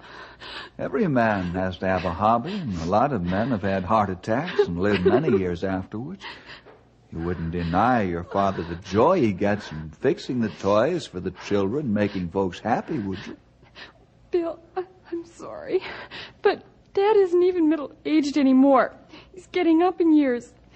I always wanted him to retire for at least 5 years. He's worked so hard all his life. Stopping Pat from working would kill him, Catherine. Who said he isn't going to live to retire? Now you dry your tears and look up to the Lord. He has answered all this. Well, thank you for those kind words, Stumpy. I needed them. Ain't nothing compared to what your father's done for folks all his life. Hi, Doc. Hello, Henry. How is my father, Dr. Jones? As good as can be expected. Come on, Doc. You can talk plainer than that. I know it sounds like routine statement, but it isn't. He's resting fairly well and seems to be relaxed. That's all I can tell you for now because, well, I honestly don't know what'll happen. I've personally taken charge, and we'll stay with him until his condition changes, one way or the other. Oh, you're afraid he isn't going to recover, aren't you? No, Catherine. Let's not jump to conclusions. We're all going to have to use a little patience. I'm just a doctor. I don't know any more about what's going to happen in the future than any other human being knows. I'm sorry, Doctor. I didn't mean to needle you. I know you didn't. Remember, a doctor always wants his patients to recover. It's just as hard for me to be patient as it is for you. Why don't we all take a walk down the block and have a bite to eat? We'll feel better, and it'll help pass the time. It's a fine idea. But you better use the back door of the hospital. Why the back door? Well, the lobby is jammed full of people who come to see Pat. Oh, my goodness. I don't want to talk to all those people.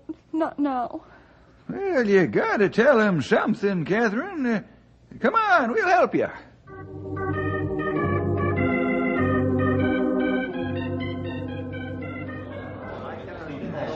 Yeah, I don't know.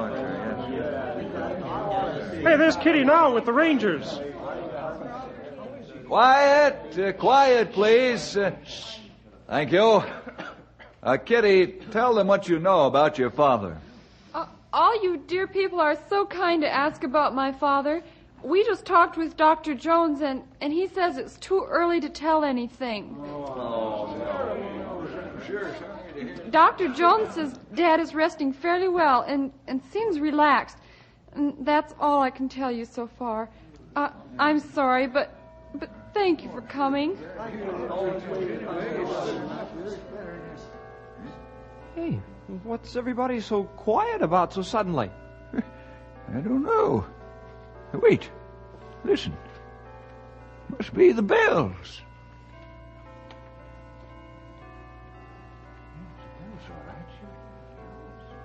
Now let's go outside and listen.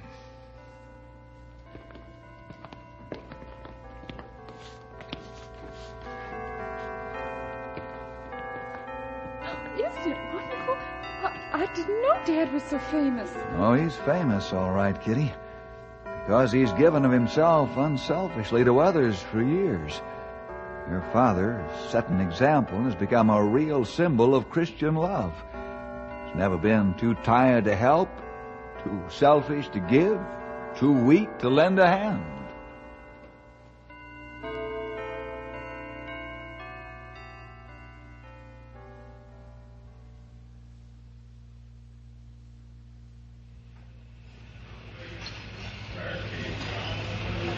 Kitty, you hardly eat at all. I can't, Grey Wolf. I haven't any appetite. All those people, it's so wonderful. I just wish Mother was alive to experience this, too. Your mother, fine woman. She would have been very proud, too. You're going to tell your brothers about their father? Yes, as soon as we leave here. I'll send telegrams from the hospital. The 5 little O'Rourkes, as he called the boys. Now all grown men. Bill, there's Mrs. Schmidt, and she looks frightened. Oh. Gretchen! Gretchen! Oh, thank goodness you're here. They told me at the hospital I'd find you here. Catherine, I'm so sorry about Pat. It's about Pat that I need help.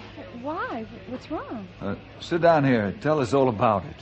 Herman is in one of his bad arthritis attacks again. Oh, how terrible. This one is the worst he's ever had. Who played the bells, Gretchen? Herman. He heard the terrible news about Pat and went right to the church to play the bells because he knows Pat loves them so. Oh, isn't he sweet and thoughtful? What about the bells? Why aren't they playing now? They're broken. Are you sure they're out of commission? Yeah, at least as far as I know. Herman was playing them when something went wrong. He tried to climb up to the belfry to fix them, but his arthritis pained him so he couldn't climb the ladder. Somehow he got home, and he's in bed now. Herman wants you to try and fix the bells. Henry, scoot over and get a squad car, will you? Yeah, sure, I'll be right back. Don't worry, Gretchen. Bill will get them working again. Oh, I hope so, Kitty. Herman's so sure they help your father recover. And now with Christmas so close on us, and Herman's promised so many folks he played the bells for them. Oh, don't you worry. We'll get things fixed up all right before you know it. I wish I could feel as you, Stumpy, but I can't somehow. Those bells are so complicated, and it's impossible for Herman to get to the tower. He can't even get out of bed without screaming. That's plenty bad. But we do all we can to help. Henry will be here with the car in 5 minutes. Stumpy, you and Henry go back to the hospital with Kitty and keep me informed of Pat's condition. You understand? Yep, we sure do. Gretchen, Grey Wolf and I'll go back to your home with you and see what we can do to get the bells working. Dr. Jones. Hello, Kitty, Gretchen, fellas. Well, how'd you sneak up on us, Doc? It wasn't hard the way you were so engrossed. Gretchen, I'll try to see Herman as soon as possible. Pat has taken a turn for the worse. Oh, no. Now, let's not go off the deep end, Catherine. I want you to come to the hospital right away. You know, Pat keeps asking for the bells to play. They seem to give him the will to fight to live.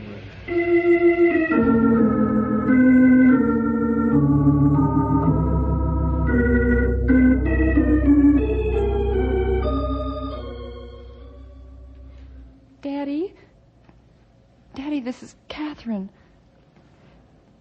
Dad, can you hear me? Dad? Catherine, darling. Oh. Don't cry, Kitty. Where are the boys? I sent them telegrams and told them to come quickly. Yes, a good girl. They're not going to make it in time. No, you've got to fight, Dad. I don't seem to have the strength to fight. I'm tired, Kitty. What happened to the bells? They were so nice. The bells are broken and Herman can't move. It's too bad. They were so beautiful. Kitty, I'm tired. Would you pull the window shade down? Henry, get to the church and tell Bill he's got to get the bells fixed. They seem to be real important to Pat. Right away, Stumpy. Dad, why are the bells so important? They remind me of your mother. The toys, Dad. What about the toys and the children? I love them all, and you. But I'm old and I'm tired, Kitty. Kitty, let him rest now. He's done quite a bit of talking, and it's draining what strength he's got left. All right, Doctor.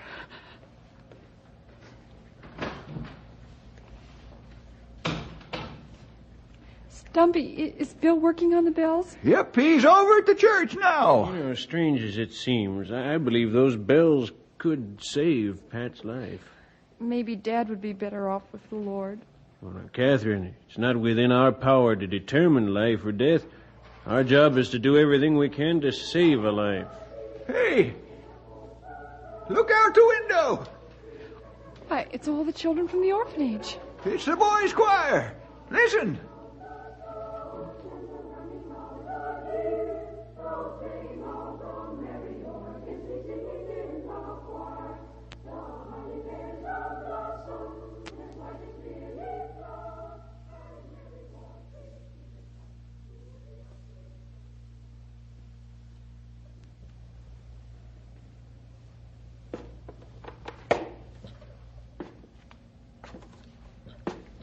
Gretchen?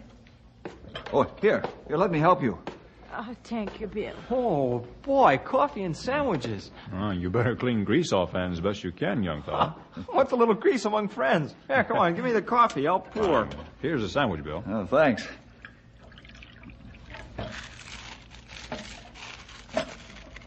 Are you making any progress, Bill? None at all, I'm sorry to say. Well, I have to go back to the house because Herman might try to get out of bed if the phone rings. All right. Thank you for the trouble you went through to fix these sandwiches and coffee. Yes, Mrs. Smith. It sure tastes good. Ah, it was no trouble. You the ones who have the trouble. I have to run now.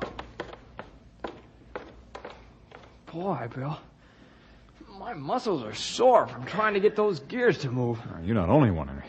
Oh, Bill, what do we do now? That, Mr. Grey Wolf, is a mighty tough question. Well, you speak plenty truth. Well, we know the power is all right, because there's juice flowing into the electric motors. Yeah, but beyond that, nothing.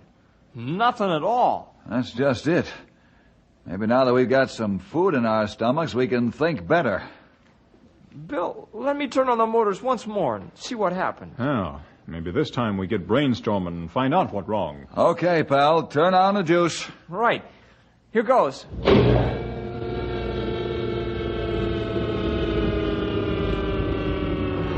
It's no use, fellas. Might as well admit it.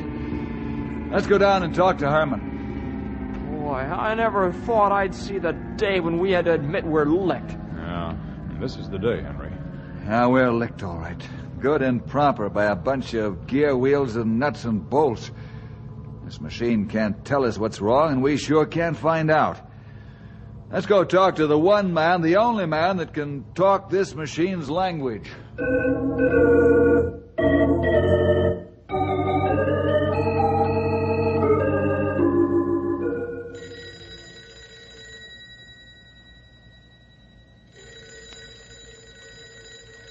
Yeah? Yeah, hello. Just a minute. Bill? It's Stumpy. Grey Wolf, will you take it while Henry and I try to help Herman with this drawing? Oh, I do. Oh, what a disgusting thing, this arthritis.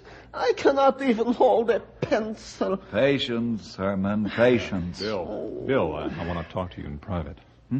Oh, sure, right away, Grey Wolf. If it is bad news, I want to hear it too. It is bad news, is it not, Grey Wolf? Yes. Pat is very low. Expect him to live only a few hours. Oh. Stumpy say Kitty wants you to come to hospital at once. All right. We'll leave right away. Let's go, fellas.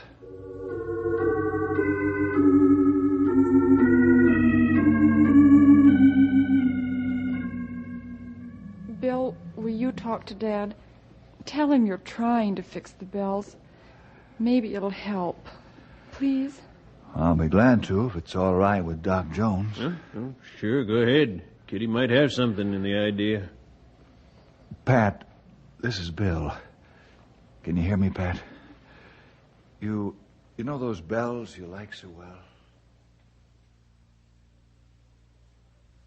Do not argue with me, Gretchen. I am going up into the tower, and that is all there is to it. Now, help me get my shoes on. Please, Herman, please don't try it. If you will not help me, I will do it myself. Oh, Gretchen. I know what you are trying to do, Herman, and I love you for it. But you've got to think of your... Think of what? Myself, and I might help Pat? Stop talking. What is the matter with you? Yeah, I will help you, Herman. Because you're doing what you think you should for an old friend. Wait, I get your hat and coat and help you with your shoes. Thank you, Gretchen. I'm sorry, Kitty. I guess there are no words left that can give him strength. Perhaps you're right. How long, Doctor? Not very long. He's slipping fast. Children singing didn't seem to revive him much. He noticed it, that's about all. Now we'll just have to wait and pray and then accept God's will as best for all of us. Bill, it's often hard to accept his will, isn't it? Yes, Kitty, it is.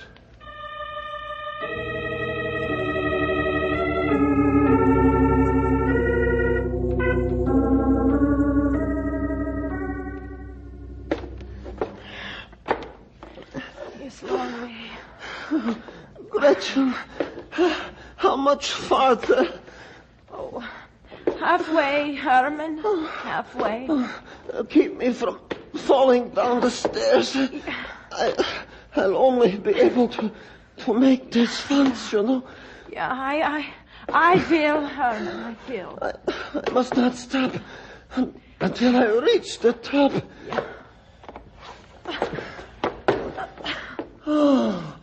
Oh, I made it, Gretchen. I made it. You must rest now. Rest for a few minutes. No. Not until I have finished the job. Let me see now. My tools. Gretchen, will you? Yeah, I will pick up the tools for you. Which one you need? That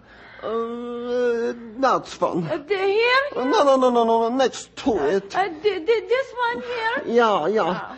Now, help me around the machine. Careful, just slow. I think I know where the trouble is.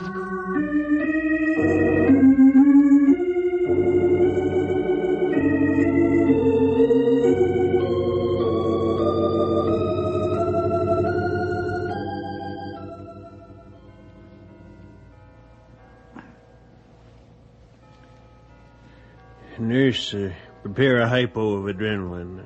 This may help him to rally for a while. Yeah, thank you, that's all. Listen, the bells. They're working again. I'll open the window.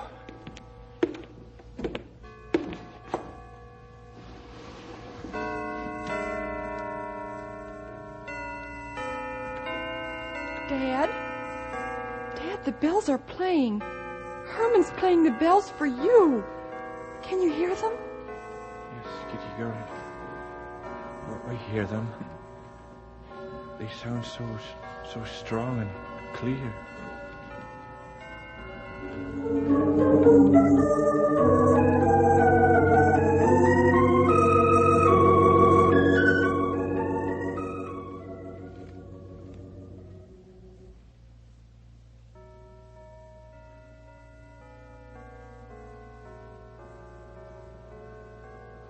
Well, here he is, Pat. We got him out of the tower and put him in a wheelchair and brought him over. Herman, you're a wonderful friend. I can't thank you enough for the agony you went through to fix the bells. Just seeing you smile is thanks enough. And here are the bells. Now I have an apprentice to help me when I don't feel so good. Huh? Oh, Herman, it's so wonderful to see you having help now. Daddy, we brought all the toys, Bill and the fellas and I, and there's a mob of people downstairs waiting to wish you a Merry Christmas. There is? Well, what are we waiting on? Let's go. You know, you're kind of a wonderful old flatfoot. And you know what, Catherine, darling? What, Dad? I'm not so old that I can't take you across my knee for calling me a flatfoot. Now, come on, help me on with me robe and slippers.